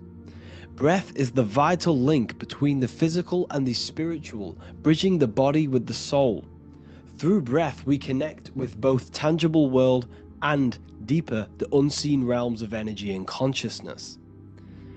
Breathing deeply and properly elevates our consciousness, enhancing the brain's functions, heightening the sensitivity of our five senses. It also brings a profound calmness to the mind, creating a state of clarity and inner peace. Like I said earlier, breathing properly is the fastest way to elevate your consciousness. It is the fastest way, because breathing, when you stop breathing, what happens? You lose physical consciousness. Your body will shut down if you do not breathe in this vital electromagnetic energy in the oxygen. If your body does not get this for 5 minutes or however you can last without breathing, this makes you lose physical consciousness. Your body will not survive without this essential life force energy. Therefore, air is one of the most overlooked things. This is why we see the symbolism of Buddha having a big belly. Why does he have a big belly? Because it's symbolizing breath work, proper spiritual breath work, the certain teachings of breath work, of when you breathe in through the nose, you have to breathe in through the nose. You don't want to breathe in through the mouth, because the nose acts as a filter which catches dust particles and filters out the air before it enters the lungs. The mouth does not do that. The nose is for breathing inward. We breathe in through the nose, and when we breathe in, we breathe into our belly, not our lungs. When we breathe into our belly and our belly expands outwards, we are then moving this energy down from the nose down the spinal column. And when we breathe back out, the belly goes in, which is raising the energy up the spinal column, back out through the mouth. This is the true way of breathing, because when we breathe, we are moving energy. We are moving electromagnetic energy. When we breathe in through the nose, the energy travels down the spinal column, and when we breathe out, we are raising this energy back up the spine, some of it going out the mouth, and some of it reaching the brain, activating dormant brain cells in the brain. But when we breathe, we need to make sure we are using 100% of our lungs' capacity, because the lungs is what transforms this special energy into consciousness, physical consciousness. So this is why Buddha has a big belly. It's not because he was fat. It's not because he was overweight. It's symbolism. It's symbolism of breath work. So try this. Do this for 2 minutes while you watch this video. Breathe in through the mouth as hard as you can until you no longer can fill any more air into your lungs and belly. Breathe it into your belly, not your lungs. And breathe out through the mouth. Do this for 5 minutes or 2 minutes, however long. I promise you, breath affects your consciousness. You will notice the difference. If you do it quicker, the quicker it'll affect your consciousness, and you might go lightheaded. But that lightheaded is you activating your spirit, your energy body. So try this just when watching this video. When you breathe consciously, you are renewing both your energy body and astral body, aligning your consciousness with a higher state.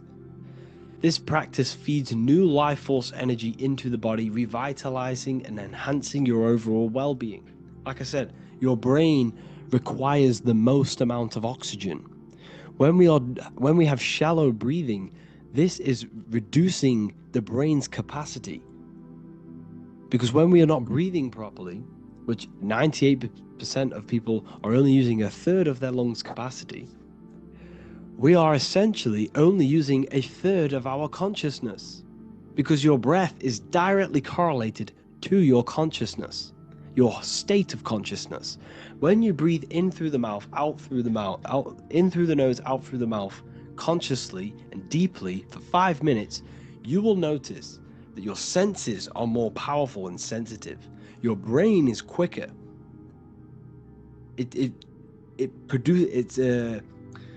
What's the word?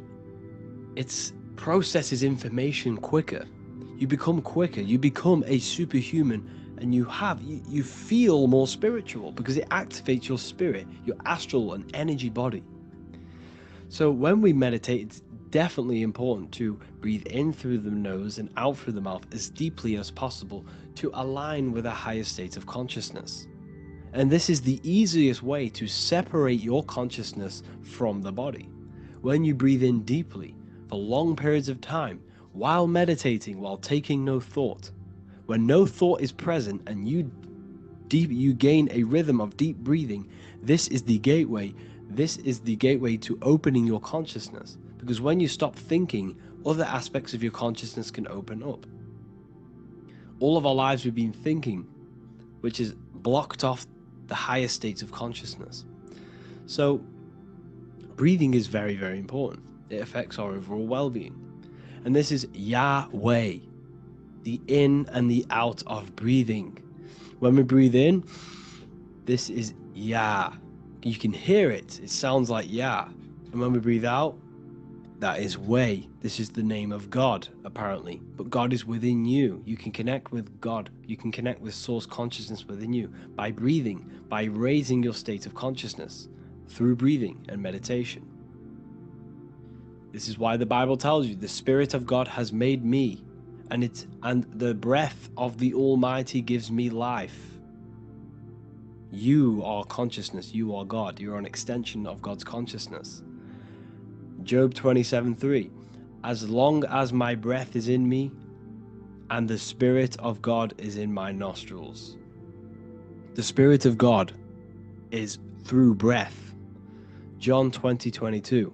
And when he said this, he breathed on them and said to them, receive the Holy Spirit.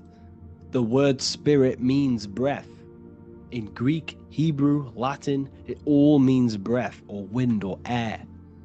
The Holy Spirit is a certain way of breathing, a breathing technique that elevates your consciousness, that syncs you up to a holy consciousness, an elevated state.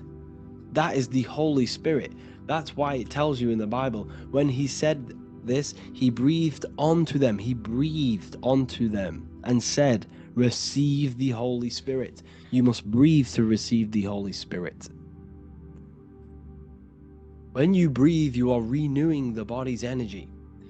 You're taking in new life force, which is regenerating your cells, regenerating your brain, nervous system, and also connecting with consciousness, pure consciousness. This is not something that we should be doing during meditation. Yes, it is. We should be doing it during meditation, but this is something that we need to apply all of the time. This is the fastest way you can raise your consciousness. I just want to say, all of this knowledge is inside of the Book of Wisdom, Volume 2. Make sure to give a like and a comment on this video to help the algorithm. And let me know what you think about the last book or this book if you have read them, to let the new people know what they're looking at with this book. This is truly life-changing. The Volume 2 and Volume 1 is truly life-changing. You can get them in a bundle also. Learn hidden knowledge inside of the Ethereal University. This is where truth seekers belong. I'm not here to try sell you this, but this is the place for truth seekers. And if you are serious about your spiritual journey and serious about gaining knowledge, which gives you the advantage of a life, join Ethereal University. This will definitely help you. Thank you for watching this video. Please leave a like and comment. Make sure to give me any suggestions on videos you want me to make in the future. Thank you all. You don't just have a physical body. You have a physical, mental, spiritual, and emotional body. Each one of these aspects are a body of its own. Body does not just refer to a physical substance. You have a mental body for thinking, an emotional body for your emotions, a spiritual body for your energy in your astral form, and a physical body to encapsulate all of these. Each four of these aspects are essential for the human experience and essential to balance. Now, today we're going to be syncing the four aspects of your consciousness with the four seasons and the four elements, and how this ties into the Bible. So we have four physical elements. We have 5 elements in total, spirit being the most important, but spirit is pure invisible. We have 4 physical elements. We have air, fire, earth, water. Earth and water are feminine. Air and fire are masculine. Air and fire are active. Water and earth are passive. The air corresponds with the mental body of consciousness. This is where your intellect, this is where your communication, this is where your thoughts, intuition all comes from. This is the mental body of consciousness that allows you to think, allows you to process, figure things out, and have intellect and gain knowledge. This is your intellectual aspect of your consciousness, located in the head region. We have a fire nature, a spiritual nature. This is our astral body. Our astral body is all to do with the subconscious realms, the higher realms of consciousness. This is the body that allows us to be free from the physical body. Our spirit is more of our energy. Water is our emotional body. This is what allows us to feel things, that allows us to gain intuitive feelings of conscience. So emotion allows us to understand what is right and what is wrong. When we feel something bad, we know that this is wrong. When we feel something good, we know that we are doing good. Emotions are a creational force that allows us to feel certain things to bring them into existence. Our emotional body is a creational force and should not be reactive, and they should be controlled. Most actions are stemmed from emotions. Actions bring thought into physical existence. Emotions are the driving power. They are what drives your actions. The thought, then the emotion, then the action. Earth is your physical body. This is your physical state that allows you to take mind and emotion into action, into fruition, into physical matter. This is what your physical body allows your consciousness, your soul, to interact with the physical world and bring things into physical existence. The physical body, the physical world, is an outcome and an effect of the thinking mind. All physical substance comes from the thinking mind. The pen, the phone you're holding, the microphone I'm speaking into, all began as a thought in the thinking mind, then it was brought into physical reality. Earth is the most dense. So it goes in this order: body, emotions, spirit, mind. The higher you go up, the more lucid and fluidic it becomes. The lower you go down, the more dense and dull it becomes. Air is the mind, fire is the spirit, water is the emotion, earth is the physical body. So this is why you are a microcosm. You have these 4 things within you. You contain of these 4 elements, which correspond to the 4 bodies of your consciousness, the 4 bodies of the soul. You are the soul. You are the spirit. So this is why in Theologians 4:17 it says, "Caught up together with them in the clouds to meet the Lord in the air." You don't meet God or the Lord in the physical air, in the clouds. This is clearly a parable. A human being cannot go up to the clouds and meet a mystical man in the clouds. This is obviously a parable, a metaphor. The air is your mind.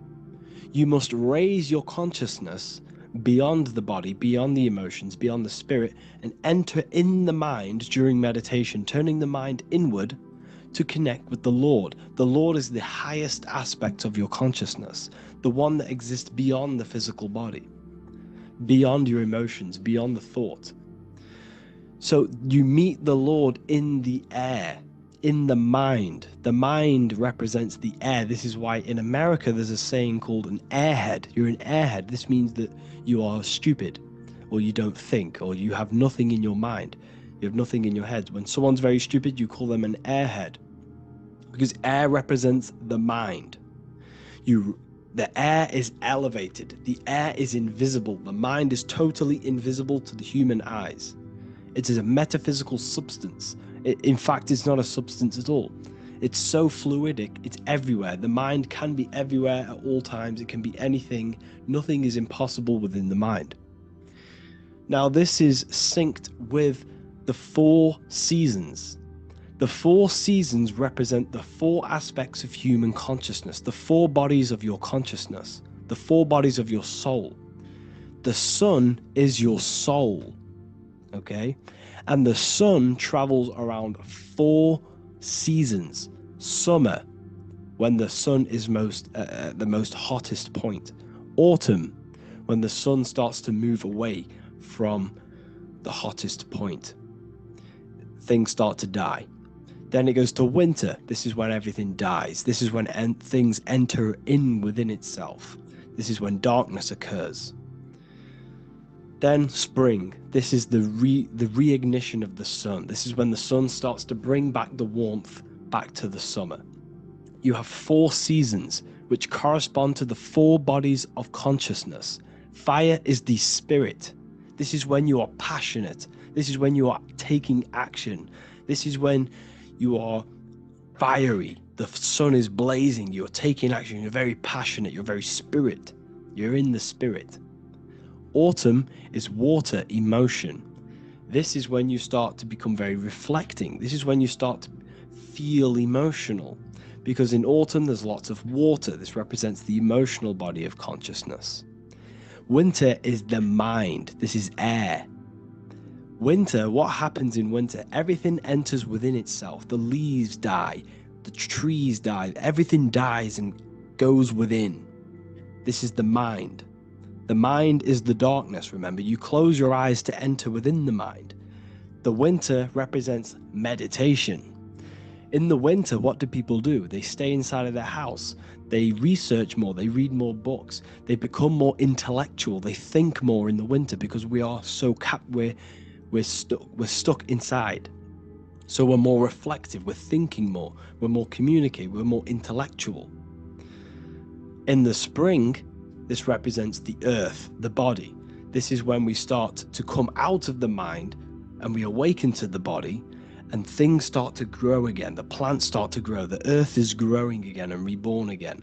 This is the body. This is when you become more active in the spring.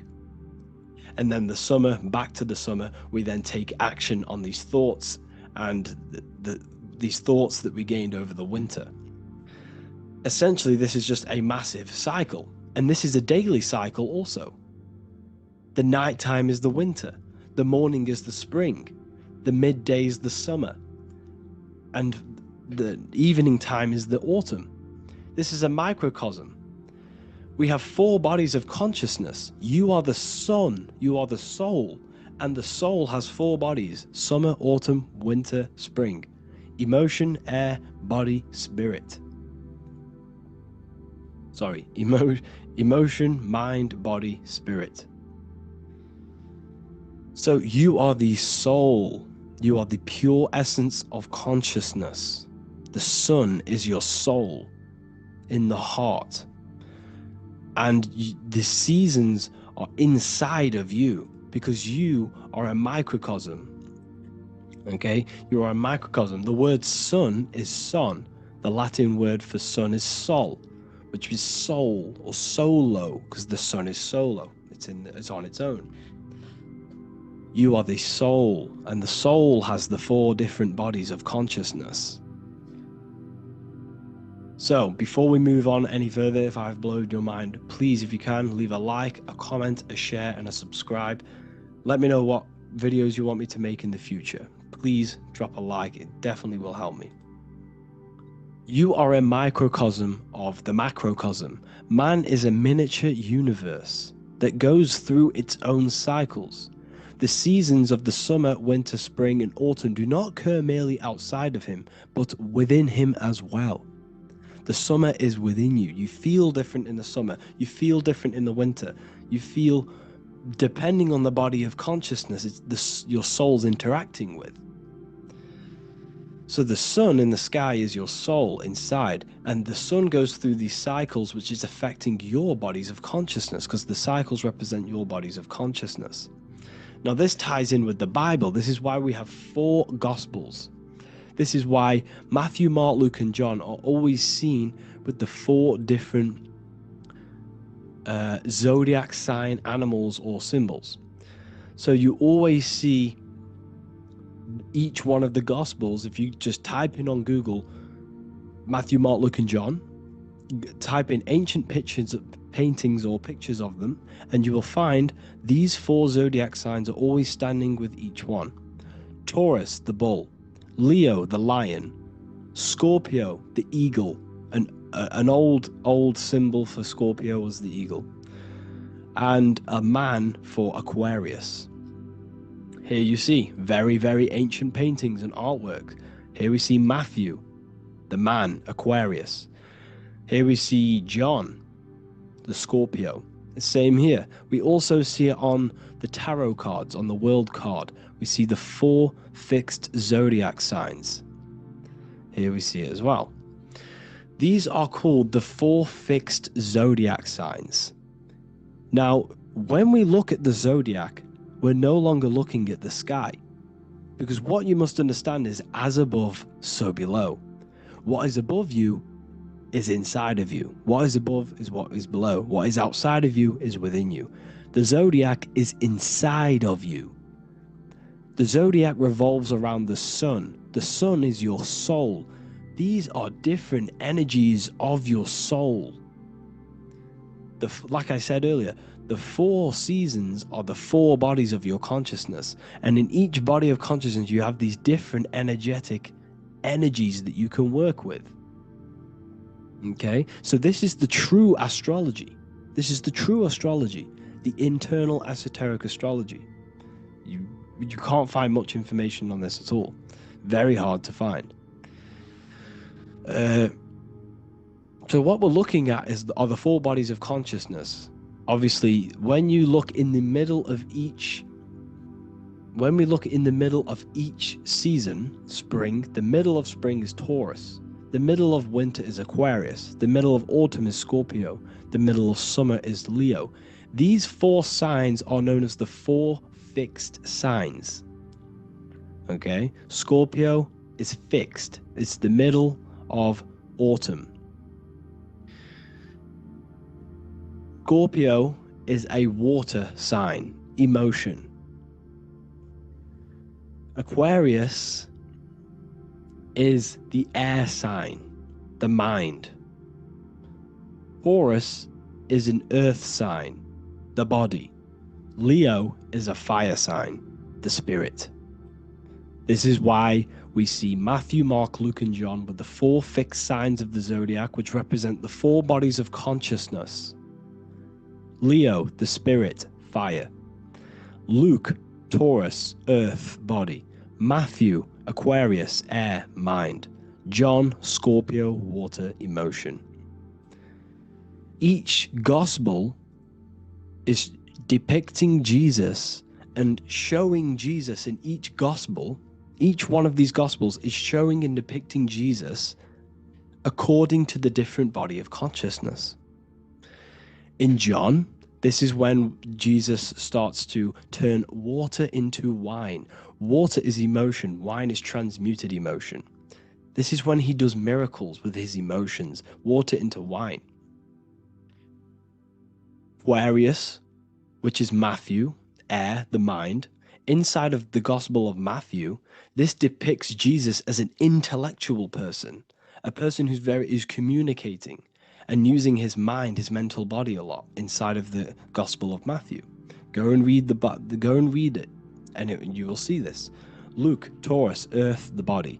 Luke shows and depicts Jesus according to the body of consciousness, the physical body.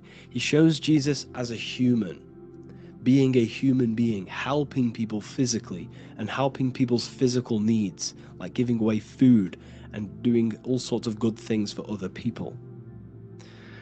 Leo, Mark, inside of the Gospel of Mark, this shows Jesus as a spiritual teacher, a passionate person who is taking action.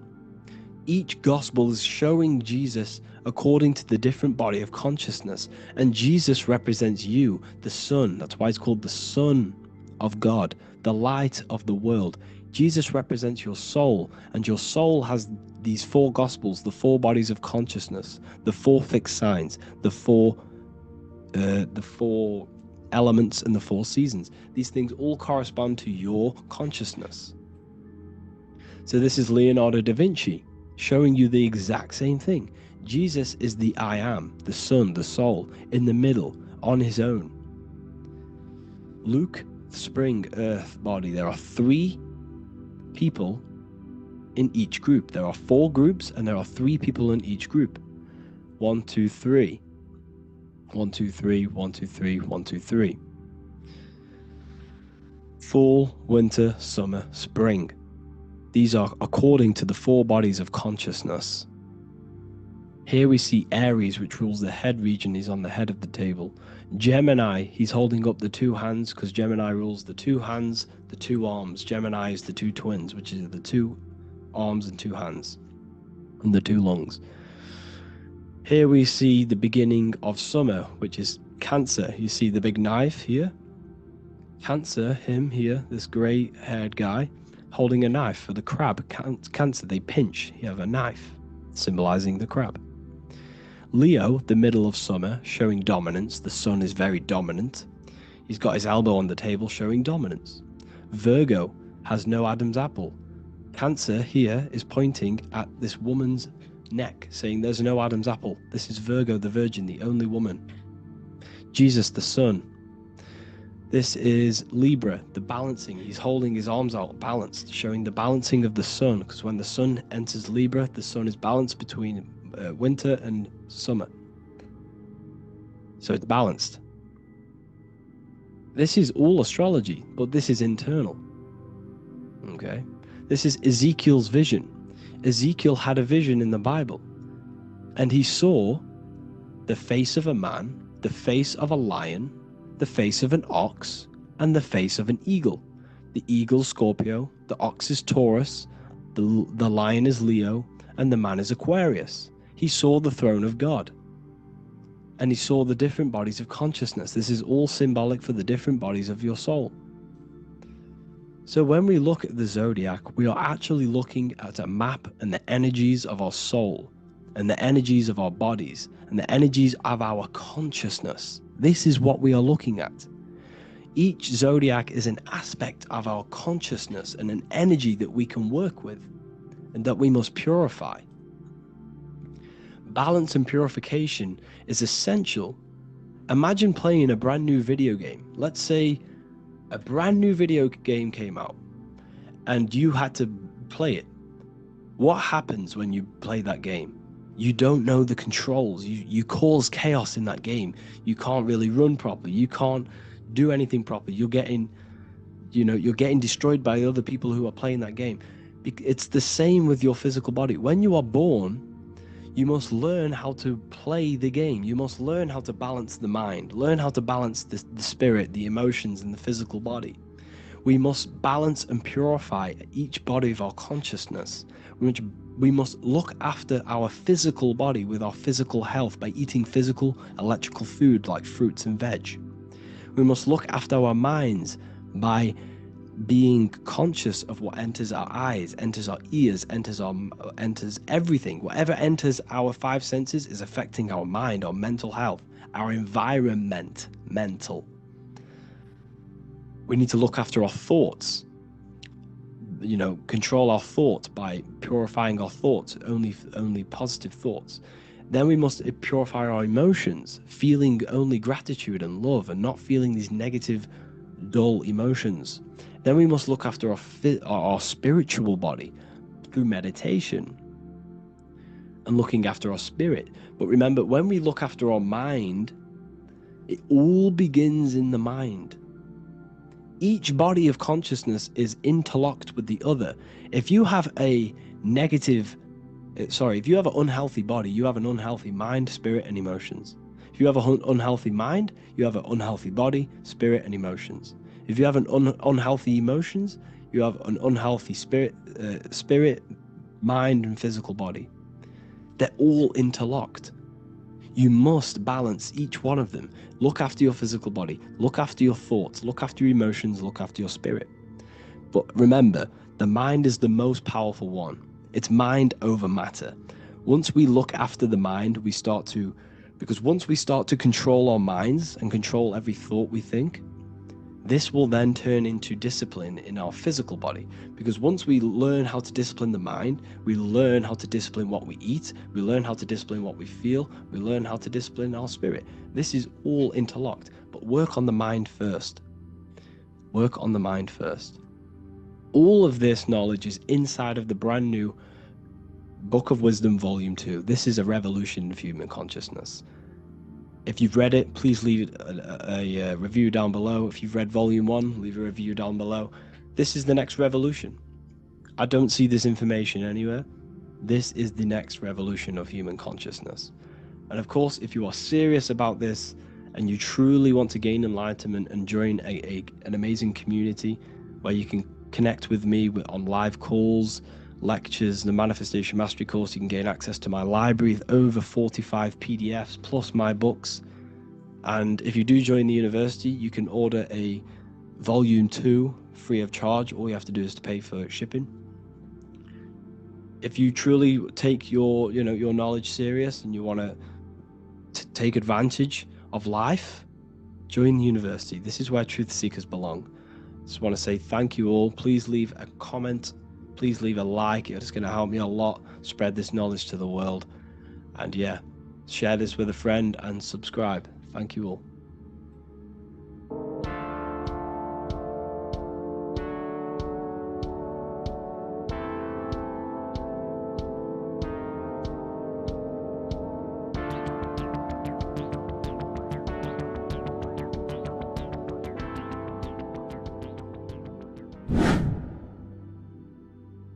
People, how are you all doing? It's Revival of Wisdom, and today we're going to be talking about your birth certificates and how we are slaves to a system and how they have trapped us into this system. Okay, so the first thing you need to understand about this system is there are two types of laws. You have the law of water, which is Admiralty law, and the law of the land. So the Admiralty law is the law of water, and this is what money is. Money is water. This is why we say liquidity, currency, the current. A current is water, something moving through something. Cash flow. And this is why banks are called banks, because a river bank is on either side of the water, and it directs the currency. You see? So money is water. And as you can see here, Ripple, the cryptocurrency, Ripple, water Ripple, and they're building a bridge over water, overseas, international banking with cryptocurrency. So money is water, and this has specific laws about water, but water is the same everywhere, you see.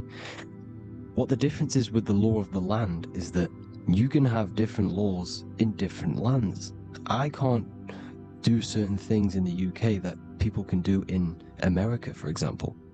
You see, that's the law of the land, but the law of water is the same, because water is everywhere. Now, this is very important to understand when it comes to, you know, these birth certificates. So, Pope Gregory, this is where we're going to start off. Pope Gregory in 1582 took the Orthodox Eastern sunrise calendar and changed it to his own Gregorian timeline, not a calendar, a timeline. This timeline was copyrighted by Pope Gregory under the name of the Vatican. So the Vatican owns the timeline that we are using today, 2023. They own it. They own the title of this Gregorian calendar. Okay? Therefore, anyone who is born under this copyrighted timeline, not calendar, they are subjected to Rome, because Rome owns the timeline. They have a patent, a copyright for that timeline. What is on our birth certificates? That timeline. We are born underneath, we are subjected to the Vatican. This is why all birth certificates go to the Vatican. They own every single birth certificate. Okay? So when we use this timeline, we are subjecting ourselves to this timeline, okay, which the Vatican has a claim over. This calendar or timeline is set to sunset, not the sunrise, which is associated with death, darkness, and the moon, lunatics. You see, so this is a sunset calendar timeline. Okay, this is now, they've changed a couple things, right? They say that the new year is January the 1st. Okay, when we know this is in winter. January is winter, which is associated with darkness, death, the death of nature. So this is a death cult, people. These people are evil. They're so evil. The Vatican. And this is why we use April Fool's Day, because April is in Aries, and Aries is always the start of the zodiac. This is why Aries rules the head region. 12 zodiacs, 12 systems of the body. Each zodiac is associated with each part of the body, and this is why Aries is the head. Cerebrum. But we're not going to talk about it in this video. But yes, that is what April Fool's Day is. They're putting it in your face. April Fool's Day is the real start of the year, when the sun starts to rise again, when the risen Savior is resurrected, when it's born again. This is when the Jews celebrate the Passover.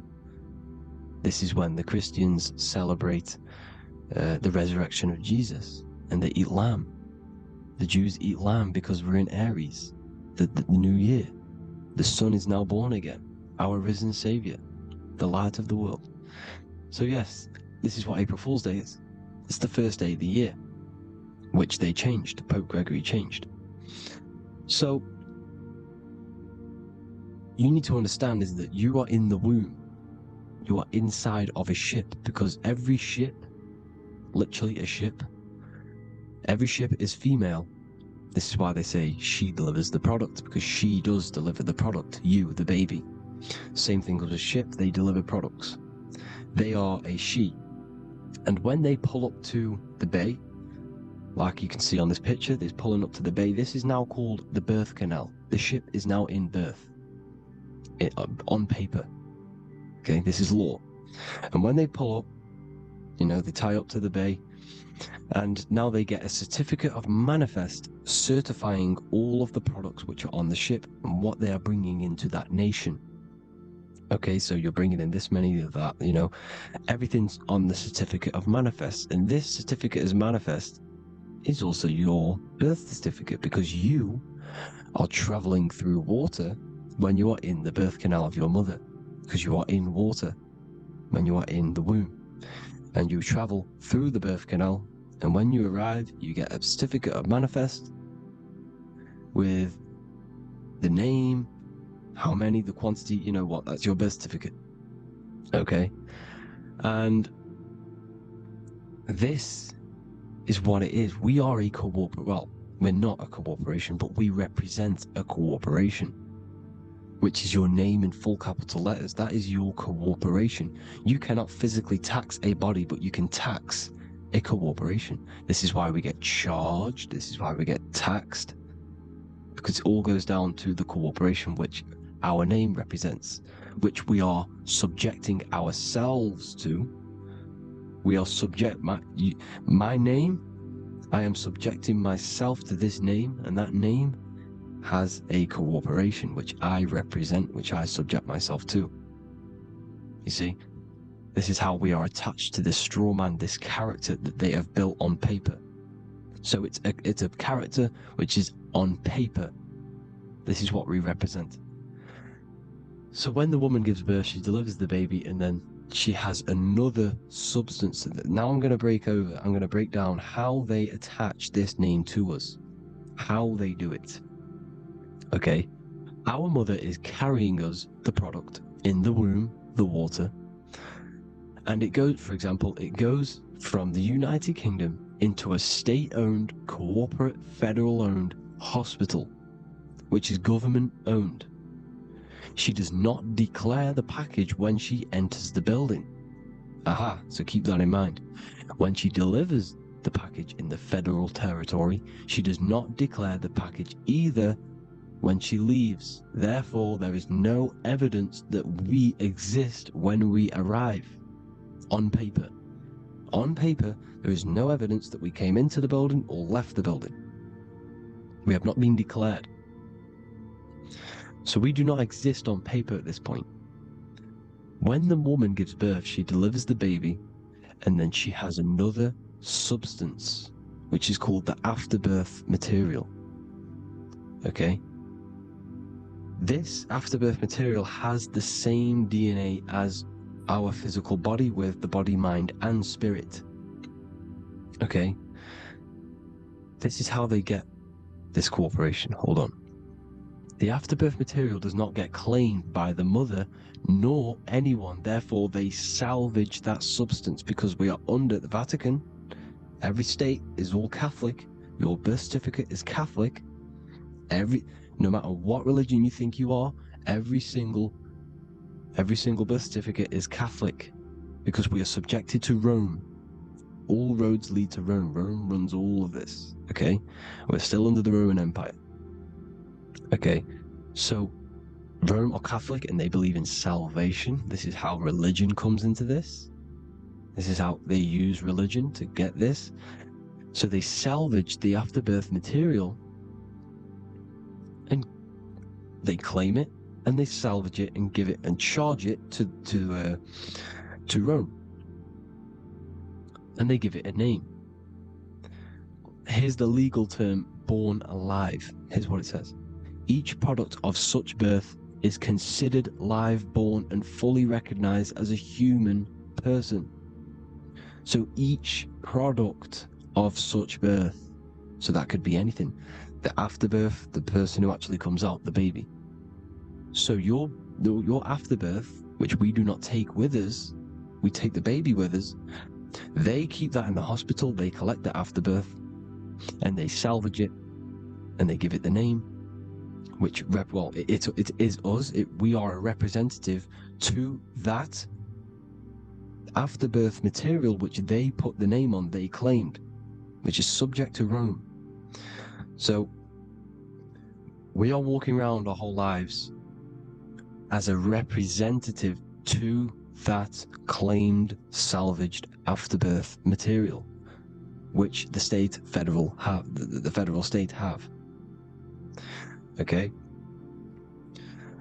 We are under the Catholic Church, Vatican, therefore the afterbirth material is a child of God. See? On paper, therefore they believe in salvation and salvage the afterbirth material. This material has no mother or father. The state pick it up, it becomes a war to the courts and gets charged to the state. So we are a representative to that character they salvaged, because it is the exact same DNA as you. Subject is the name or the title, and the matter is the physical aspect left behind in the hospital, which represents us. You see, So now we're moving on to Unum Sanctum. Unum Sanctum was in 1302, a very, very important year. Very important year. Unum Sanctum says this is basically how they claim everyone in the world. So the Vatican had all this power, all this gold, all these people under them. They need to get a claim for them so then they can rule over them and make them slaves. So what they did, they created Unum Sanctum. Pope Boniface VIII did this. And it says, the spiritual man judges of all things, and he himself is judged by no man. The spiritual man, keep that in mind, unless he invent like Manichaeus, two beginnings, which is false and judged by heretical, since according to the testimony of Moses, it is not in the beginnings, but in the beginning that God created heaven and earth. Furthermore, we declare, we proclaim, we define that it is absolutely necessary for salvation that every human creature to be subjected to the Roman pontiff. So they are claiming us in Unum Sanctum, and it's in the vaults in the Vatican. They will put a spell on it because they are sorcerers, they are magicians. They put a spell on it, they lock it up, and whatever goes on that piece of paper goes. And this Unum Sanctum is claiming all of us. So what does it say in the beginning? The spiritual man judges of all things, and he himself is judged by no man. The spiritual man, the man with the body, mind, and soul, the first baby that comes out the birth canal. That's you, your body, you, body, mind, and soul. You have the Christ, which is I am, which is grace. Grace means here now, in the present. You have the Christ, which means I am. Therefore, you have a soul. If you can say I am, you have the Christ. You have a soul. But a creature can be anything with no soul. You see, so no man can judge the man with the soul. However, as it says in the second part, we proclaim, we define that it's absolutely necessary for salvation that every human creature to be subject to the Roman pontiff. So they are subjecting the afterbirth, not the man with the body, mind, and soul, but the afterbirth to the Roman pontiff, to the Roman Catholic Church. We are the ones who are claiming to be the afterbirth material, which is our birth certificate, which is our representative. We represent that because it is our DNA. This is how we are stuck. We are stuck because we represent this DNA, which is on paper, recorded. You see? So we, being untaught, uneducated in these subjects, we are subjecting ourselves to this system, to this slavery. Because we just want to live. We just want to live happily. Just peaceful. Think about it. Where's all this coming from? Where's all this war, all this killing, deaths coming from? We just want to live. It's coming from the Catholic Church, these evil death cult, which has subjected us, which has used us as slaves, and we are still slaves, and it's just going to get worse and worse and worse. So this is how we have subjected ourselves to be the slaves to this system. It's a lot to take in, and there's a lot more deeper stuff which goes into this. I'm just going over the surface. I'm going quite deep, but there is little details that I still need to learn myself. But this is the general how that we've been stuck to this slave system. So we are batteries, okay? This is why we get charged. When you go in a court, you get charged, okay? Because you're a biological battery. This is why cities look like motherboards, because we are feeding energy to this matrix, okay? When we look outside of ourselves, when we give power to so-called Jesus Christ, worshipping idols outside of ourselves, where attention goes, energy flows. We are feeding the matrix with energy. By looking within, placing your attention within yourself, you are taking back your power. Because the I am is Christ. The you, the soul, is Christ. It's God. The awareness is God. Okay? However, we are subjecting ourselves to this system. We're subjecting ourselves to this system and the feeding of our energy. So what we need to look for the future is that, think about it, with the end goal is to change our DNA, is to literally make us robots, transhumanism, slaves. This is why we have smart cars, smartphones, smart watches, smart meters, smart cities, and all of this is going to be connected by the smart grid, which is 5G. This is why 5G is rolling out. 5G is going to connect all of these technologies to one. It's like a big net system. And you know why they're doing this? It's because all of this is going to be connected through AI, through this 5G, and that 5G is going to be controlled by the elites. So you say anything wrong, you do something wrong, you say the wrong thing online, they'll turn off your car, they'll turn off your phone, they'll turn off your smartwatch, they'll turn off your TV, because it's all going to be connected and controlled by the smart grid. And this is what the Great Reset is, people. But they're going to trap us inside of these 15-minute smart cities, so we can't leave the area, because they're going to use climate change as a tool to enslave us to not travel because of so-called climate change and the fumes that we are putting into the air, which is all BS. They're doing this to push these new cities, to push all of it. But listen, they're trying to get inside of your body. The only way they can do that is to get you addicted and using this technology. First, they got on the body with the smartphone. Well, first of all, we use the technology. We get used to it with it in our hand. The next step for them was to get on the body, which is the Apple Watch, as you see down here. They have now successfully got onto the body. The next thing is to get inside of the body. This is the brain chip. You see how they've slowly lured their way in, slowly got you addicted to this technology, got you dependent on this technology. And what they're going to do is that they're going to mold society to be dependent on the brain chip. So in order, for example, if you want to go and pay for food, you're going to have to get a chip to pay for the food, because it's all going to be digital money.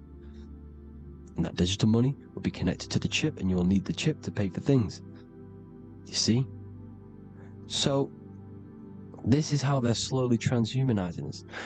These phones, these apps, these things which are all which are all using, was created by Freemasons.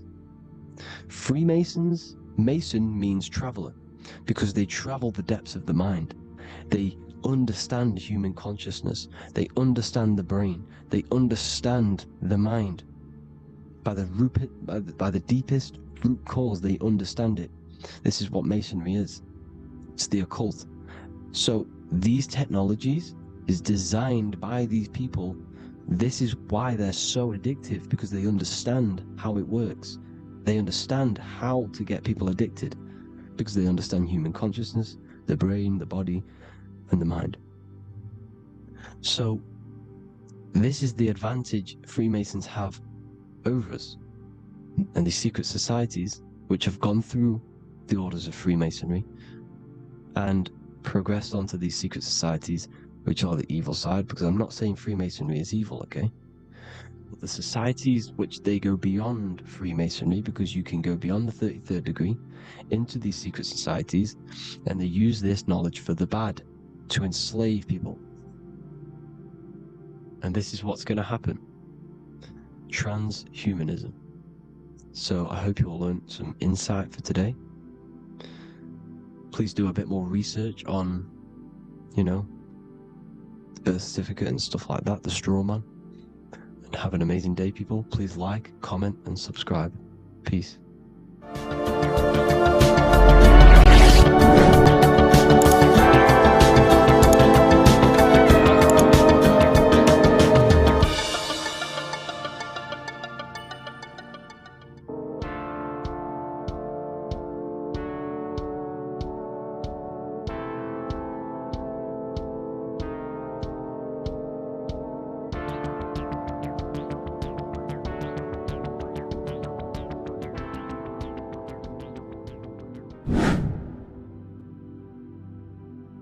How are we all doing today, people? It's Revival of Wisdom, and today we're going to get real deep.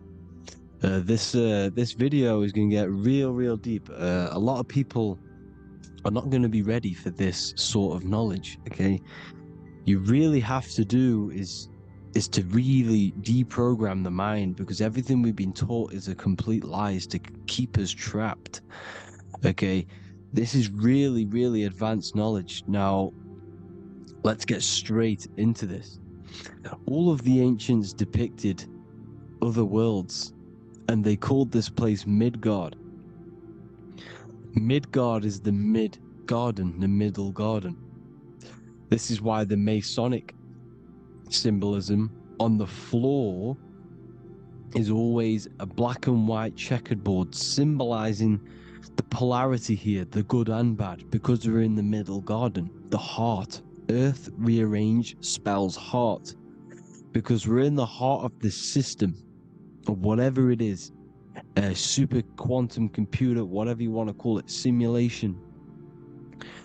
Now, in the Quran, it talks about the 7 layers of heaven.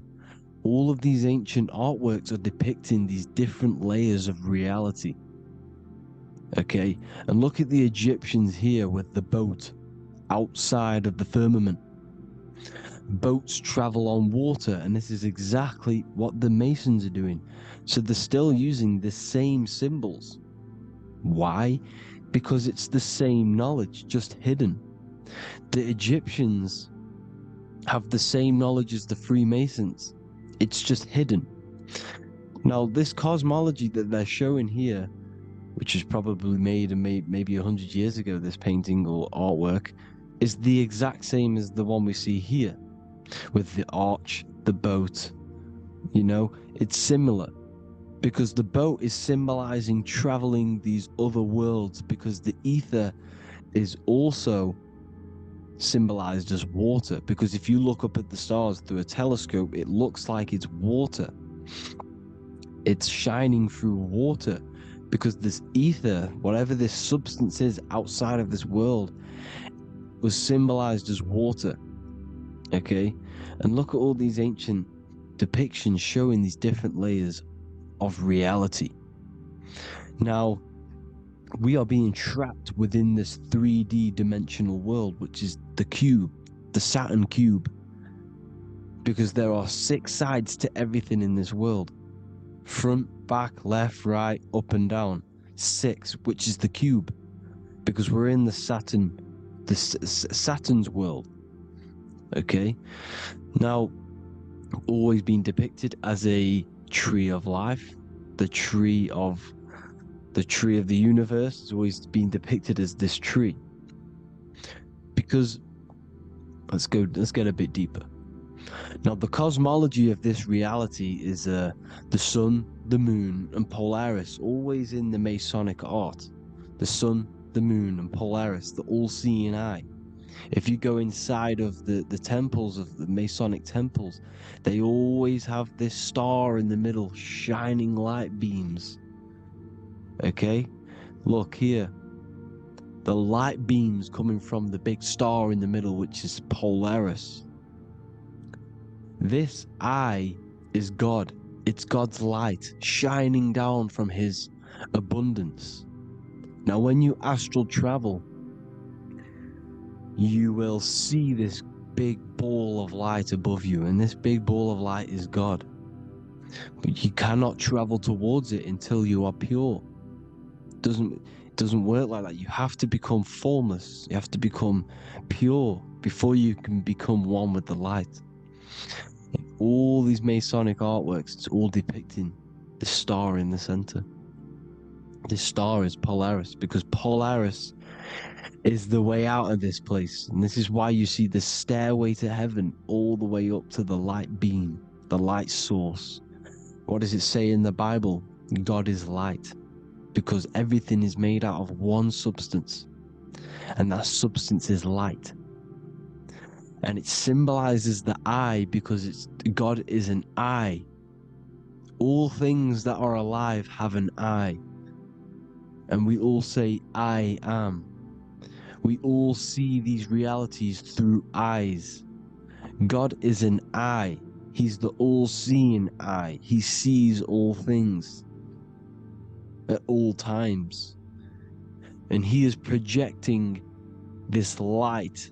And this light comes down to create all the different levels of the worlds. And this is what the two pillars symbolize the number 11. 11, the number 1, is just a vertical line. It's the one. It's a 1 point. 11 symbolizes the mirror nature of reality. Everything's mirrored. As above, so below. Now, the 11 also symbolizes openings, doorways. And as you can see here, an opening to the all-seeing eye.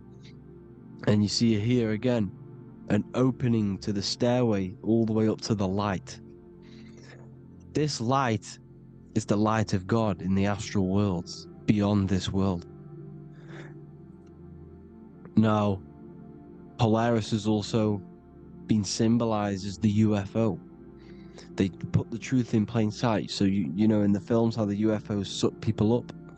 That's what Polaris is doing. If you ascend beyond this world, if you do not ascend beyond this world, you will be reincarnated in this world. The whole thing is to outgrow this consciousness to the plane above. And I'm not just making this up, I'm going to be bringing in scriptures after this. But you can see with the Christmas tree, we always put a high, big star at the center, at the top, which is the star of Polaris, which is exactly what the Masons are doing here. The star at the top. And it's on top of our Christmas trees. And all of these symbolize the other stars, because Polaris is the most high star. And all the other stars are wrapped around the firmament lower than Polaris. And that's exactly what the Christmas tree is. And it's a triangle. It's a triangle, just like light beams travel from one point in the triangle, just like the all-seeing eye. It's a triangle. The light is coming from one point and sending its rays downward. You see, it's kind of like you see here with the water. And the lower you go, the darker it gets, the more evil it becomes. And this is what the ancients would call hell. Now, this all-seeing eye is Polaris. And below Polaris is Mount Meru, the North Pole, the magnetic North Pole. The Tower of Babel, which is in the Bible. The etymology of the word Babel, Ba meaning spirit, which gives the ability to move the soul through the worlds, which is that's the ancient Egyptian description of the word Ba, meaning of the word Ba. You have the Ka, the Ba, the Ak, but the Ba is the one that gives the ability for the soul to move through the worlds. Your soul can't speak into a world without incarnating into it. Now, the Tower of Babel symbolizes Mount Meru because it's the word Ba is the spirit which gives the ability for the soul to move through the worlds. The Tower of Babel is the magnetic North Pole, Mount Meru, which gives the ability to move through these different worlds. And you can see the ancient Tibetans always showing this depiction of these different worlds coming from the center. Because we have to ascend our consciousness. It's not about how good you are to reach heaven. It's about how you expand your consciousness, you expand your mind. So they teach now that you have to be good in order to reach to heaven. It's about expanding the mind, expanding your consciousness to these different planes, these different realms. So that's what it's about. And Jesus was known as the fisher of man. Now, Jesus is a massive part of this. He was known as the fisher of man because he was fishing. He could have been fishing. He could have been one of these deities that had come down from these different higher realities and pull people up. So they would. So they called Jesus the fisher of man. And he says unto them, "Follow me, and I will make you fishers of men." So these deities that we see in the past, like Buddha, Krishna, Hermes, Thoth, Jesus, could all be these entities who were coming down to pick up the minds that were worthy enough to see the higher planes of reality. And this is why they called him the fisher of man. Now, when Jesus walks on water, there is a parable with Paul. And he says, "But Jesus immediately said unto them, Take courage, it is I, don't be afraid." He's talking about astral travel here. He's talking about leaving the body. Because when you leave the body in astral travel to see these alternative realities, you can't be afraid because fear is a bondage, which is what the Emerald Tablets talks about. "Lord, if it's you," Peter replied, "tell me to come to you on the water." The water. "Come," he said. And Peter got down from the boat, walked on the water, and came towards Jesus. But when he saw the wind, he was afraid and began to sink. When you become afraid in astral travel, you sink back into your body. "Lord, save me." So this is talking about Jesus pulling people up into different realities. And you can see the fish is the symbol of Jesus, is another symbol of Jesus, a fish. Because fish symbolize deep occult knowledge, because fish travel the depths of the ocean. And they symbolize us because we are fish underneath the ethers. And Jesus was pulling people up. You see, so the Bible is a people today believe the Bible is a book telling you how to reach to heaven, how to become godly and reach heaven. But you've got to become the Jesus Christ to see these alternative realities. Now look at the Emerald Tablets is a massive part, and it speaks so much about these different realities. Look what it says here. This is in Emerald Tablet 3. "Then in my heart grew a great longing to conquer the pathway that led to the stars," which is exactly what the Masons depict in all of their art. Look, the ladder to the stars. And then he goes on to say, "Years after years I sought after wisdom, seeking new knowledge, following the way, until at last my soul in great travail broke from its bondage and bounded away, broke from the bondage of the body. Free was I from the bondage of earth men, free from the body I flashed through the night." The stars. The stars are a massive part in the astral world. Each star is a different reality. And the true astrology is the star that you came from. You came through a star to reach this, to reach here. There is a reason why you are here. There's a reason why You have the personality traits because your soul came from a specific star. This is why we call them stargates, because they are gates in and out of this reality. And Polaris is the way out to the higher worlds. Now look, far into space, my soul traveled freely into the infinite circles of light. Beyond knowledge were some planets and great gigantic beyond dreams of men. Then he goes to say, lift up your flame from out of the darkness, fly from the night and ye shall be free. Lift up your flame. Your flame is your soul, because it has to be lifted up out of the darkness. This is the darkness, this world, this body is the darkness. Because it's a bondage. You need to break free. You need to learn how to astral travel, people. You have to learn this. If you want to get out of this world, you have to learn how to astral travel and see the other realities. Traveled I through space-time, knowing my soul at last was set free, knowing that now I must pursue wisdom until at last I pass to a plane hidden from knowledge, known not to wisdom, extension beyond all that we know. So he's talking about he went to a place where we cannot even comprehend here, a place that is not even known to Earthmen. He's telling you he's ascended out of this world to the planes that are beyond.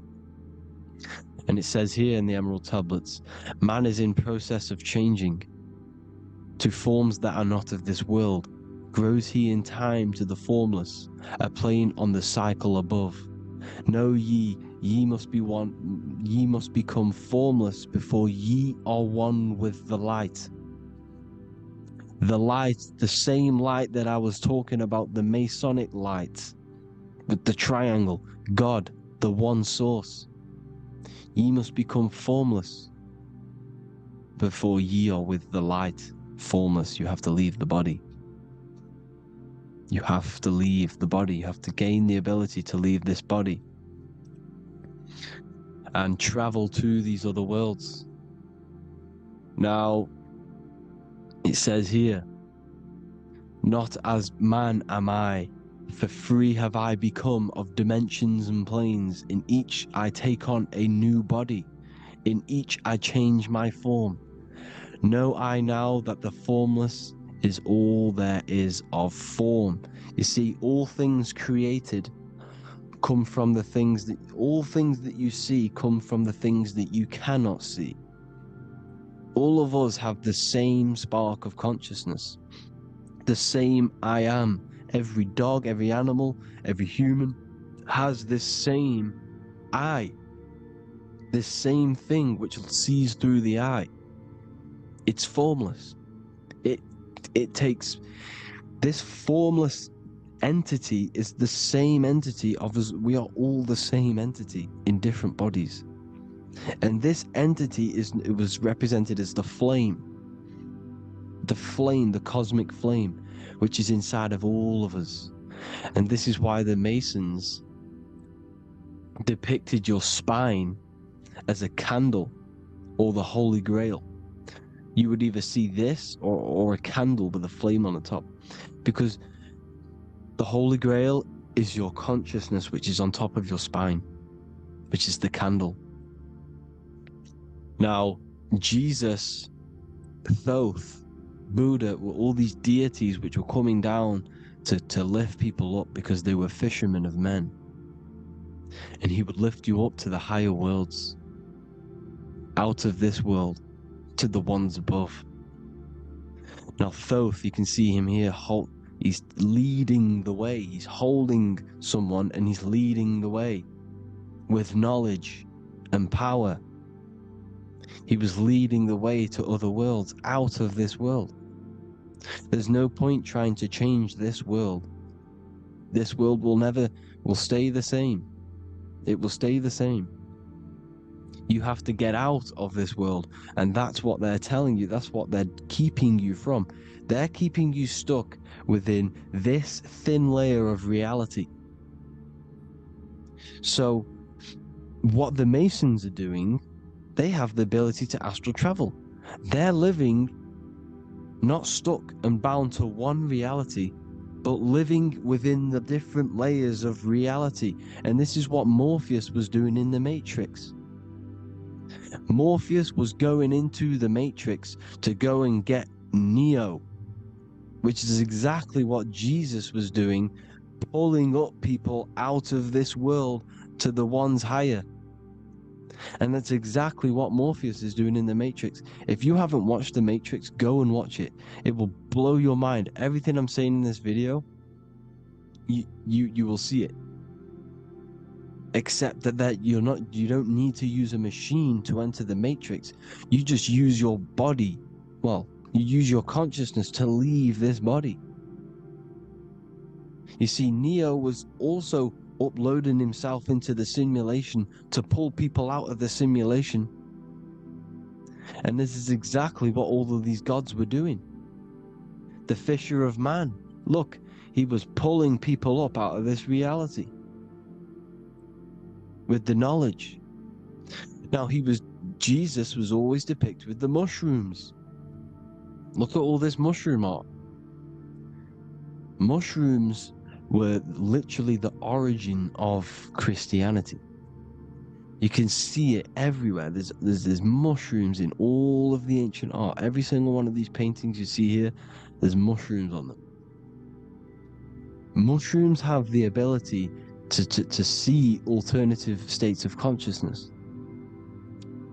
Now, if you go and do them, and you go to sleep, if you pop mushrooms, you go to sleep, and you will wake up in another reality.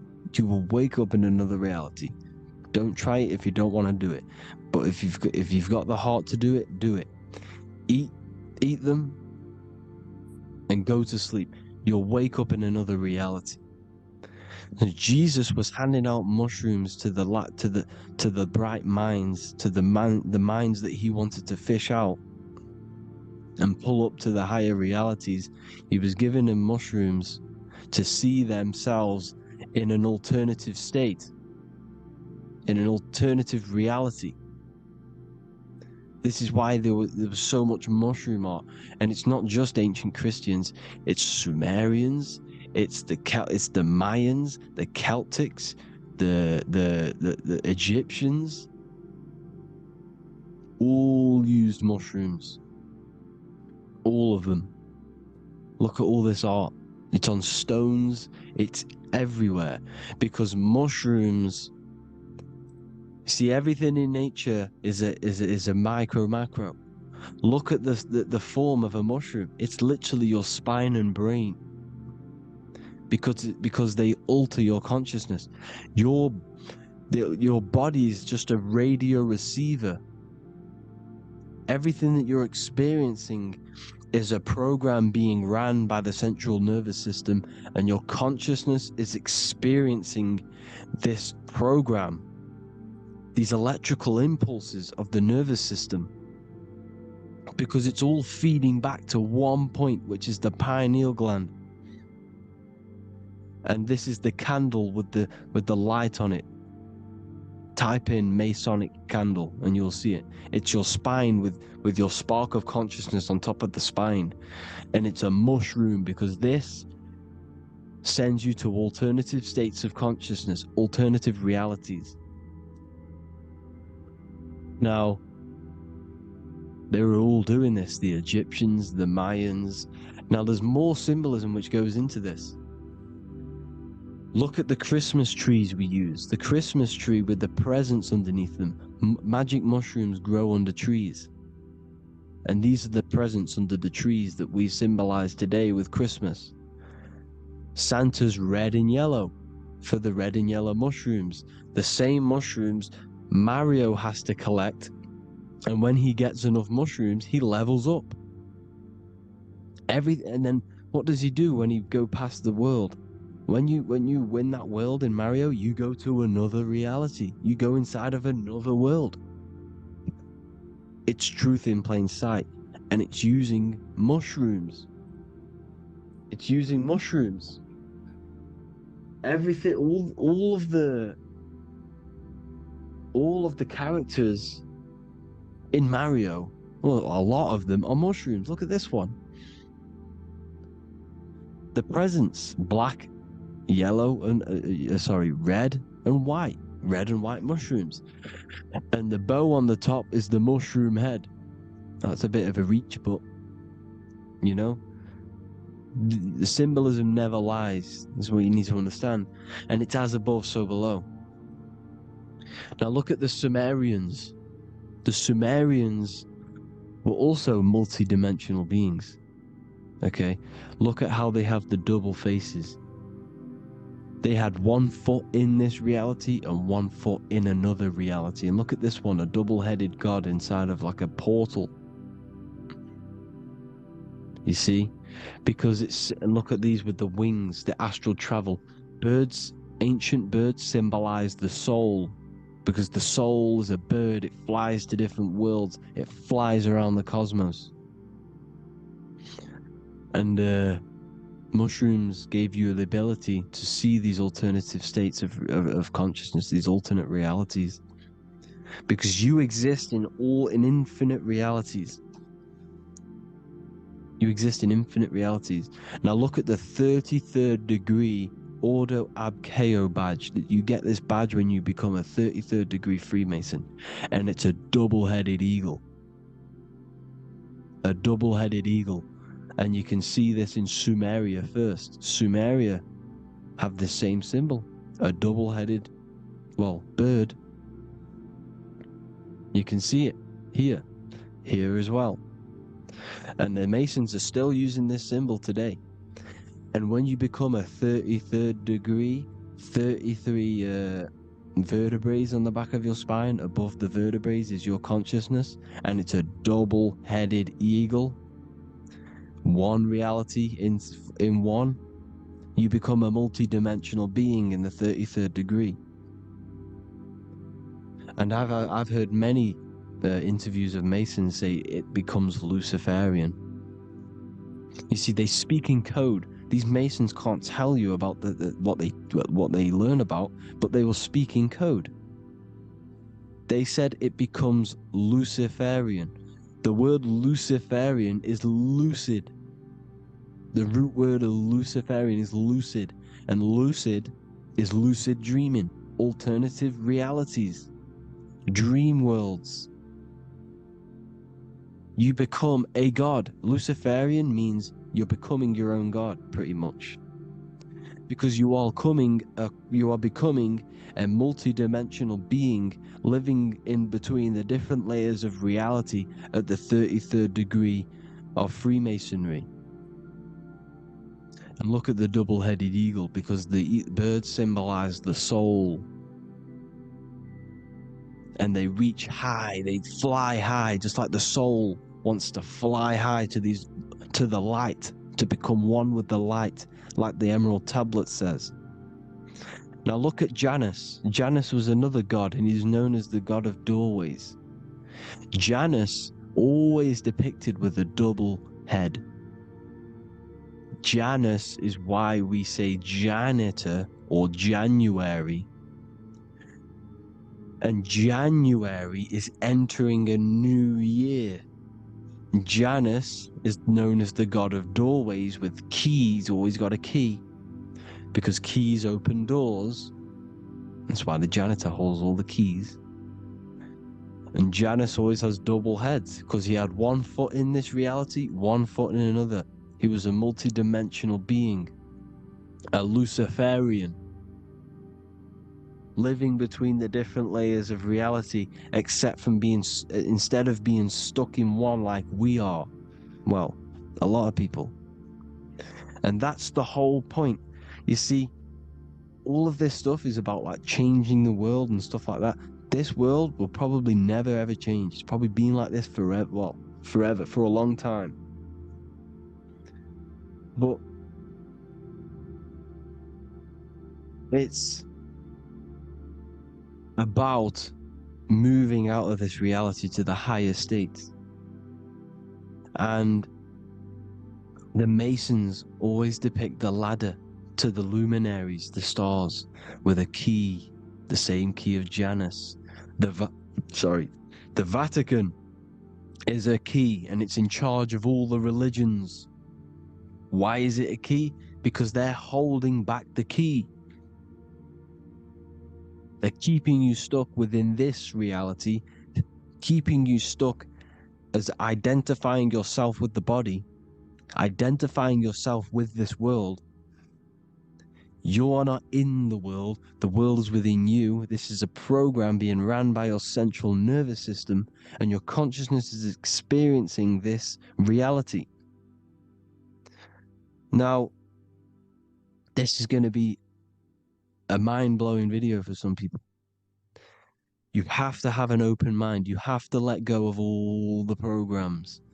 I'm repeating what the ancients are talking about and the ancient symbolism. Look at Janus with the double-headed god. He was just another god coming down, giving keys to people who had the worthy mind to be pulled up out of this reality, to be pulled up to heaven, just like Jesus was teaching how to reach heaven. But really, it's an encoded scripture. But anyways, hope you all gained some insight on this video. Have an amazing day. Please like, share, comment. All the links are in the bio for the PDF, for the Manifestation Mastery course, and all the other amazing stuff. And if you want to support the channel, I'd greatly appreciate it if you became a Patreon member. Hope you all have an amazing day, people. God bless.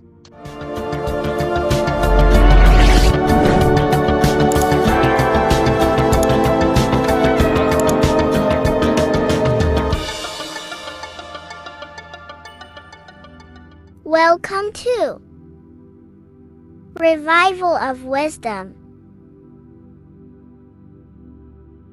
Welcome people, we're back with another video. In this video we're talking about how Jesus Christ and Christianity is all sun worship. The Holy Bible of Christianity is not meant to be taken literal for history. It is a story and has lots of metaphors. Starting with the symbol of the cross of Jesus. This cross originates from this ancient cross of the sun.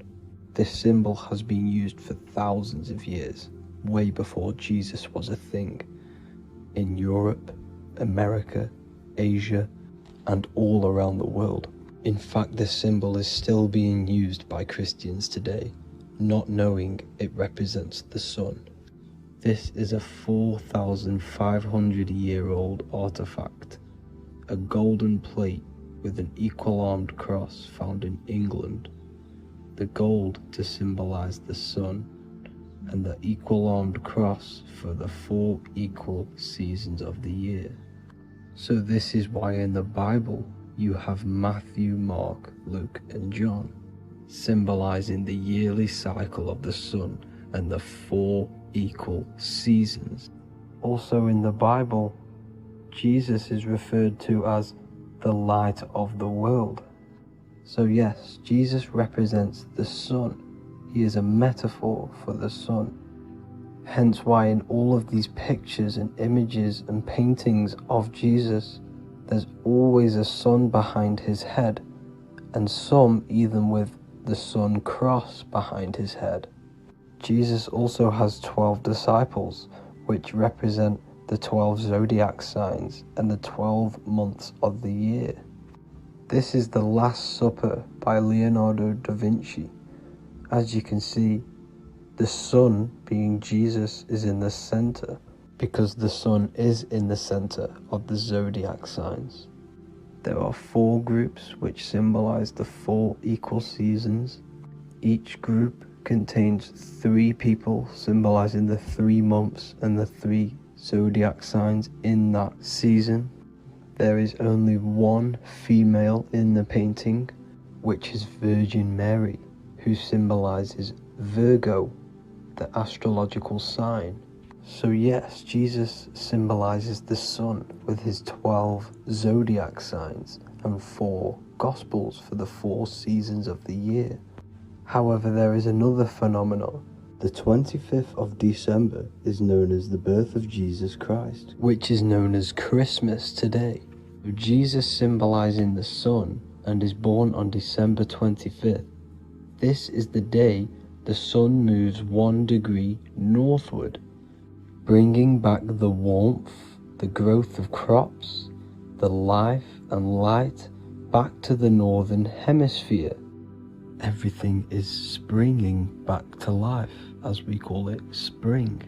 So it is said that the sun is born again on the 25th of December, and Jesus is known as the risen Saviour, because the sun is our risen Saviour, because it gives life to the whole of this realm, the warmth, the crops. And without the sun rising in the morning, we'd all die in about 2 weeks. And we all know how Jesus died on a cross. The sun also dies on a cross in the southern hemisphere. It dies on the Southern Crux constellation. And on December the 22nd, 23rd, and 24th, the sun remains in the same position. So the sun dies for 3 days, and it is born again on December 25th, when it moves 1 degree northward. And this is when the sun is born again, or resurrected, just like Jesus. Constellation Virgo is prominent in the spring sky in the northern hemisphere. So therefore, the sun is born a virgin, Virgo. And as you see in this image, you see Virgin Mary holding the sun. Us as humans do not own the sun, so therefore God owns the sun. So yes, the sun is the Son of God, and this is what Jesus is symbolizing. And just how Jesus sacrifices himself for humanity, that's what the sun does. The sun gives out all of its energy so we can live. There are many other Bible verses which represent Jesus as the sun. Now in Matthew 8:23-27, his disciples are in a boat and there is a massive storm. Jesus is asleep, meaning the sun has not arose. And the disciples say, "Save us, Lord, we are perishing." Quote, "Then he rose and rebuked the winds and the sea, and there was a great calm." End quote. Now this is a metaphor for the sun rising and calming the storm, because in the ocean, when the sun is down, that's when there are great storms.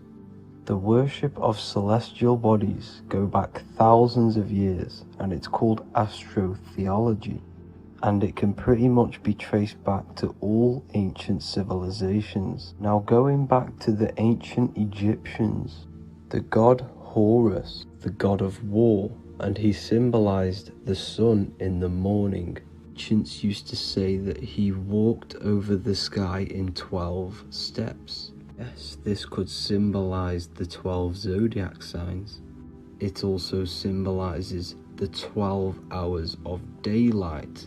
So we have 12 hours of Horus, but now they've rearranged the word to hours. Horus and hours. And when the sun rises, Horus rises, we say horizon, which is Horus is rising. That's the etymology of horizon. Another Egyptian god called Amun-Ra was known as the god of all creation. He was the first god of them all. Amun was also a sun god. Therefore, after every Christian's prayer, they say Amen, sending their prayer through the sun to God. So this all goes back to the worshipping of the sun. Sun worship was around way before the Romans. However, in the Roman times, their sun god was called Mithra. Mithraism was the main religion before Christianity came into play. Mithra was the son of God. He died on a cross, and he was dead for 3 days and resurrected, just like Jesus. So the Catholic Church was not made in heaven, it was made by the Roman Empire.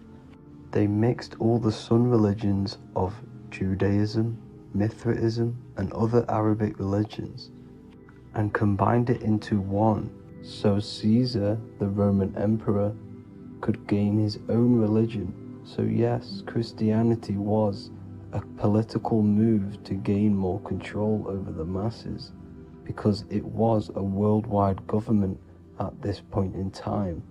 So here is a Sumerian helmet with the rising sun symbol. And then the Romans also used this rising sun symbol on their armor. So sun worship has been going on for thousands of years, and it still goes on today.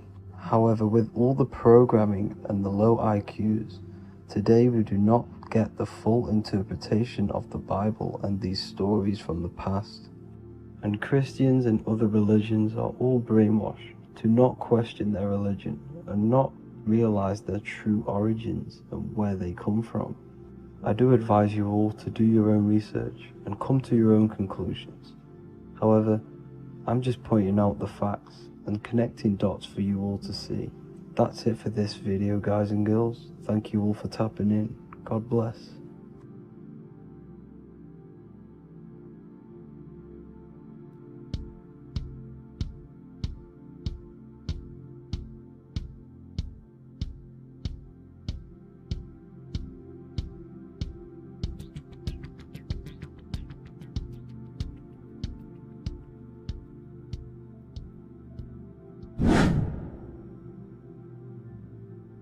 What is good, people? How are we all doing? Today we're going to be talking about the different planes of existence, the occult side of the world, the things they don't teach you in school. And of course, you can only find that on this channel, so welcome. So you need to understand is that your consciousness moves through these different planes of existence, these different states of consciousness, which make up all of you. Okay? They are all interlocked planes. They are all interpenetrated into each other. They are all one. They melt into the plane above and below. You see, each plane is a product of each plane. As above, so below. Now, the higher you go, the more fluid, the more dreamy, the less dense it becomes. The lower you go, the more denser it becomes, the more solid it becomes. The lowest plane is the physical plane, which you are obviously aware of. You are inside of the physical plane now. But while you are in this inside of this physical plane, you are indeed inside of all these other bodies which you have not awakened yet. You have to awaken these different bodies. You have these bodies. Okay? It's like a ripple effect. And the center is the most dense, the most solid. This is Earth, heart, the heart of the ripple. And the lower you, the further you go out from the center, the more dreamy, the less fluid, the more fluid, the more less dense it gets until you're one with the all. You see? And this is what it's like. This is what this system is. It's like a ripple effect. Now, let's jump straight into the planes. First, you have the physical plane, made out of 4 elements. 5 elements. The ether is the mother of the elements. It's the womb of the elements. It's the 5th element. And it gives birth to the 4 other elements. 4 is stability. Tables have 4 legs, and this is why the ether gives birth to 4, because it's the foundation of the physical world. Fire, earth, water, air. They are not pure. Each one of the elements melts into the other one. For example, earth and water both share cold. Water and air both share wet. You see? They compose of each other. They melt, they mold into each other based off the vibrational state of the ether. That's what it is. The 4 elements are the vibrational states of the ether. Okay? So you have the 4 physical elements making this, physical world. It's the lowest world. It's the world of effect. This world, whatever you see, whatever you experience, it's the effect. You can't change anything by manipulating this world. You got to manipulate the higher worlds to affect this world, you see? As above, so below. This is the lowest plane. It has 3-dimensional. It's the 3rd dimension. Space, height, and thickness. That's all it is. Front, backwards, upwards. You see, it's 3-dimensional. We cannot perceive the hidden side, which is the interior of this existence. We cannot perceive the interior from our exterior view. We are looking into this world. Okay, this is the exterior view. We can't see what's inside of that. That's the fourth dimension, which is the next one. It's the most gross and dense plane. Four states of matter, the most slowest vibrational molecules, exist in this plane. Above this plane, you have the ether. Okay, the word ether and either are the same thing, because either connects two scenarios in languages. I either support Manchester United or Liverpool. Either is connecting them two scenarios. The ether is doing the exact same, as you can see here on the planes of existence. It connects the astral world, which is very important, to the physical world. It's connecting these two worlds. So it's the ether. It's the ether. The ether is pure potential. Energy flows through the ether. It is pure energy, pure potential. Okay? The physical body is an exact copy of the etheric counterpart body. So every physical object has an etheric energy double. It's like a blueprint of that object. Every single object has an energy double, and that's the etheric double. Okay? The etheric body determines the shape of our physical body through its lines of force. All through life, it rebuilds and restores the physical body. Physical problems show up first in the etheric body, because as above, so below. You manipulate the higher planes, it will manipulate this plane. And this is why sorcery works. You know, contact with astral plane entities. We'll get into that a bit later. So, the reason why we can't see this plane, this energy world, which is all around us, which we are inside of right now as we speak, is that the molecules that compose it are further apart than those of the physical plane, making it invisible to the two eyes. That we can't perceive it. Our eyes cannot physically suck in that sort of information, and our brain cannot decode it. This is why, you know, they brainwash us with all these programs to keep us asleep, to keep these other bodies we have asleep, so we don't find out about these other bodies, and is to make you believe that everything's just a material. Only the material world exists. They don't want you to know is that everything that you see is a result of something you cannot see. As above, so below. There are realities within this reality. This is what I'm breaking down now, these different planes, on how this reality works. So your etheric double is your energy body. You can see here the physical, etheric, astral. Astral is your spirit. The ether is a part of the physical plane. It's like just above the physical plane, but it's still part. But then the astral plane is completely separate. It's another plane, but they're all interlocked. Don't think they're apart. They're all interlocked. They're all one. They all melt into each other. The chakras that we have are inside of our etheric body. They are our sense of organs which tune us to the fourth dimension. These 7 chakras connect us to the astral world, the fourth dimension. Okay? They are points for the flow of energy from the universe / 7 planets, because the 7 chakras are your 7 planets, and the 7 planets are connected to the astral world. They are feeding these 7 senses in our body. They connect us to the universe, to our etheric counterpart, and then to us, supplying the physical body. Because the energy comes from above. As above, so below. These 7 senses, these 7 etheric chakras, are being supplied with energy from the universe, the 7 planets, the solar system. Then it supplies the physical body. You see? So, the ether is very important. And this is, you know, that the ancients understood the science of the ether, and they could, you know, harness free electricity from it, because it's all around us. The ether is all around us. And this is what they were doing. They were harnessing free energy using the ether. The astral plane, the fourth dimension, very important plane. Very, very important. We've all been there. Every single one of you has been there. Okay? The fourth dimension is unseen of what we see. It's the interior of the exterior that we see. We see the third dimension, but we cannot see beyond what's making this third dimension. This is the fourth dimension. Okay, it's the dream world. This is where you go when you dream. Okay? This is where you go when you dream. It's the place of disembodied spirits or ghosts, entities, whatever you want to call them. When you hear ringing in your ears, that is not tinnitus. That is an entity around you. Okay? That is an entity around you. The fourth dimension is where thought forms exist. Mental images. Thought forms as in what you see in your mind when you think of an image, because the mind is the highest plane of existence. Mind is the highest plane of existence. And it manipulates all of the planes below. So it goes the mental plane, then the astral plane. So the thought is in the mind, the mental plane.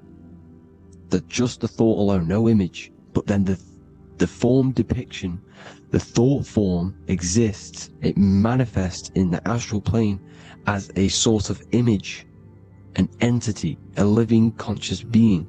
So this is why thoughts are things. You see, thought forms exist within the fourth dimension. So when you imagine something, when you are, for example, right now, look into your hand and imagine there's an apple in your hand. If you can see that, you are seeing into this fourth dimension.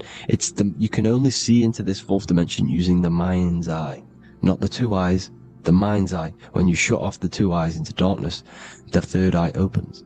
The mind's eye is open, and you can see, this is astral travel. You got to work on astral travel, and you will see this astral plane, this fourth dimension. And there are 3 different sections to this astral plane: higher, middle, and lower. So yes, there is a kind of a heaven and hell, and a mid-god. Heaven being the higher vibrational entities manifesting higher vibrational thought forms existing there, the lower vibrational thought forms existing in the astral plane. But these thought forms are beings. You can create these beings. They're called elementals. Okay? If you entertain specific thoughts for long enough, this will plant a seed and it will grow. If you keep, so for example, you have a bad feeling or whatever, what's a good example? Unforgiving someone. You keep that energy inside of you for long enough, it will manifest in the fourth dimension. You entertain that thought long enough, it will manifest. And it will create an etheric body, and it will be an entity which will harm you. It will feed off you, this low vibrational energy. Your mind is so powerful.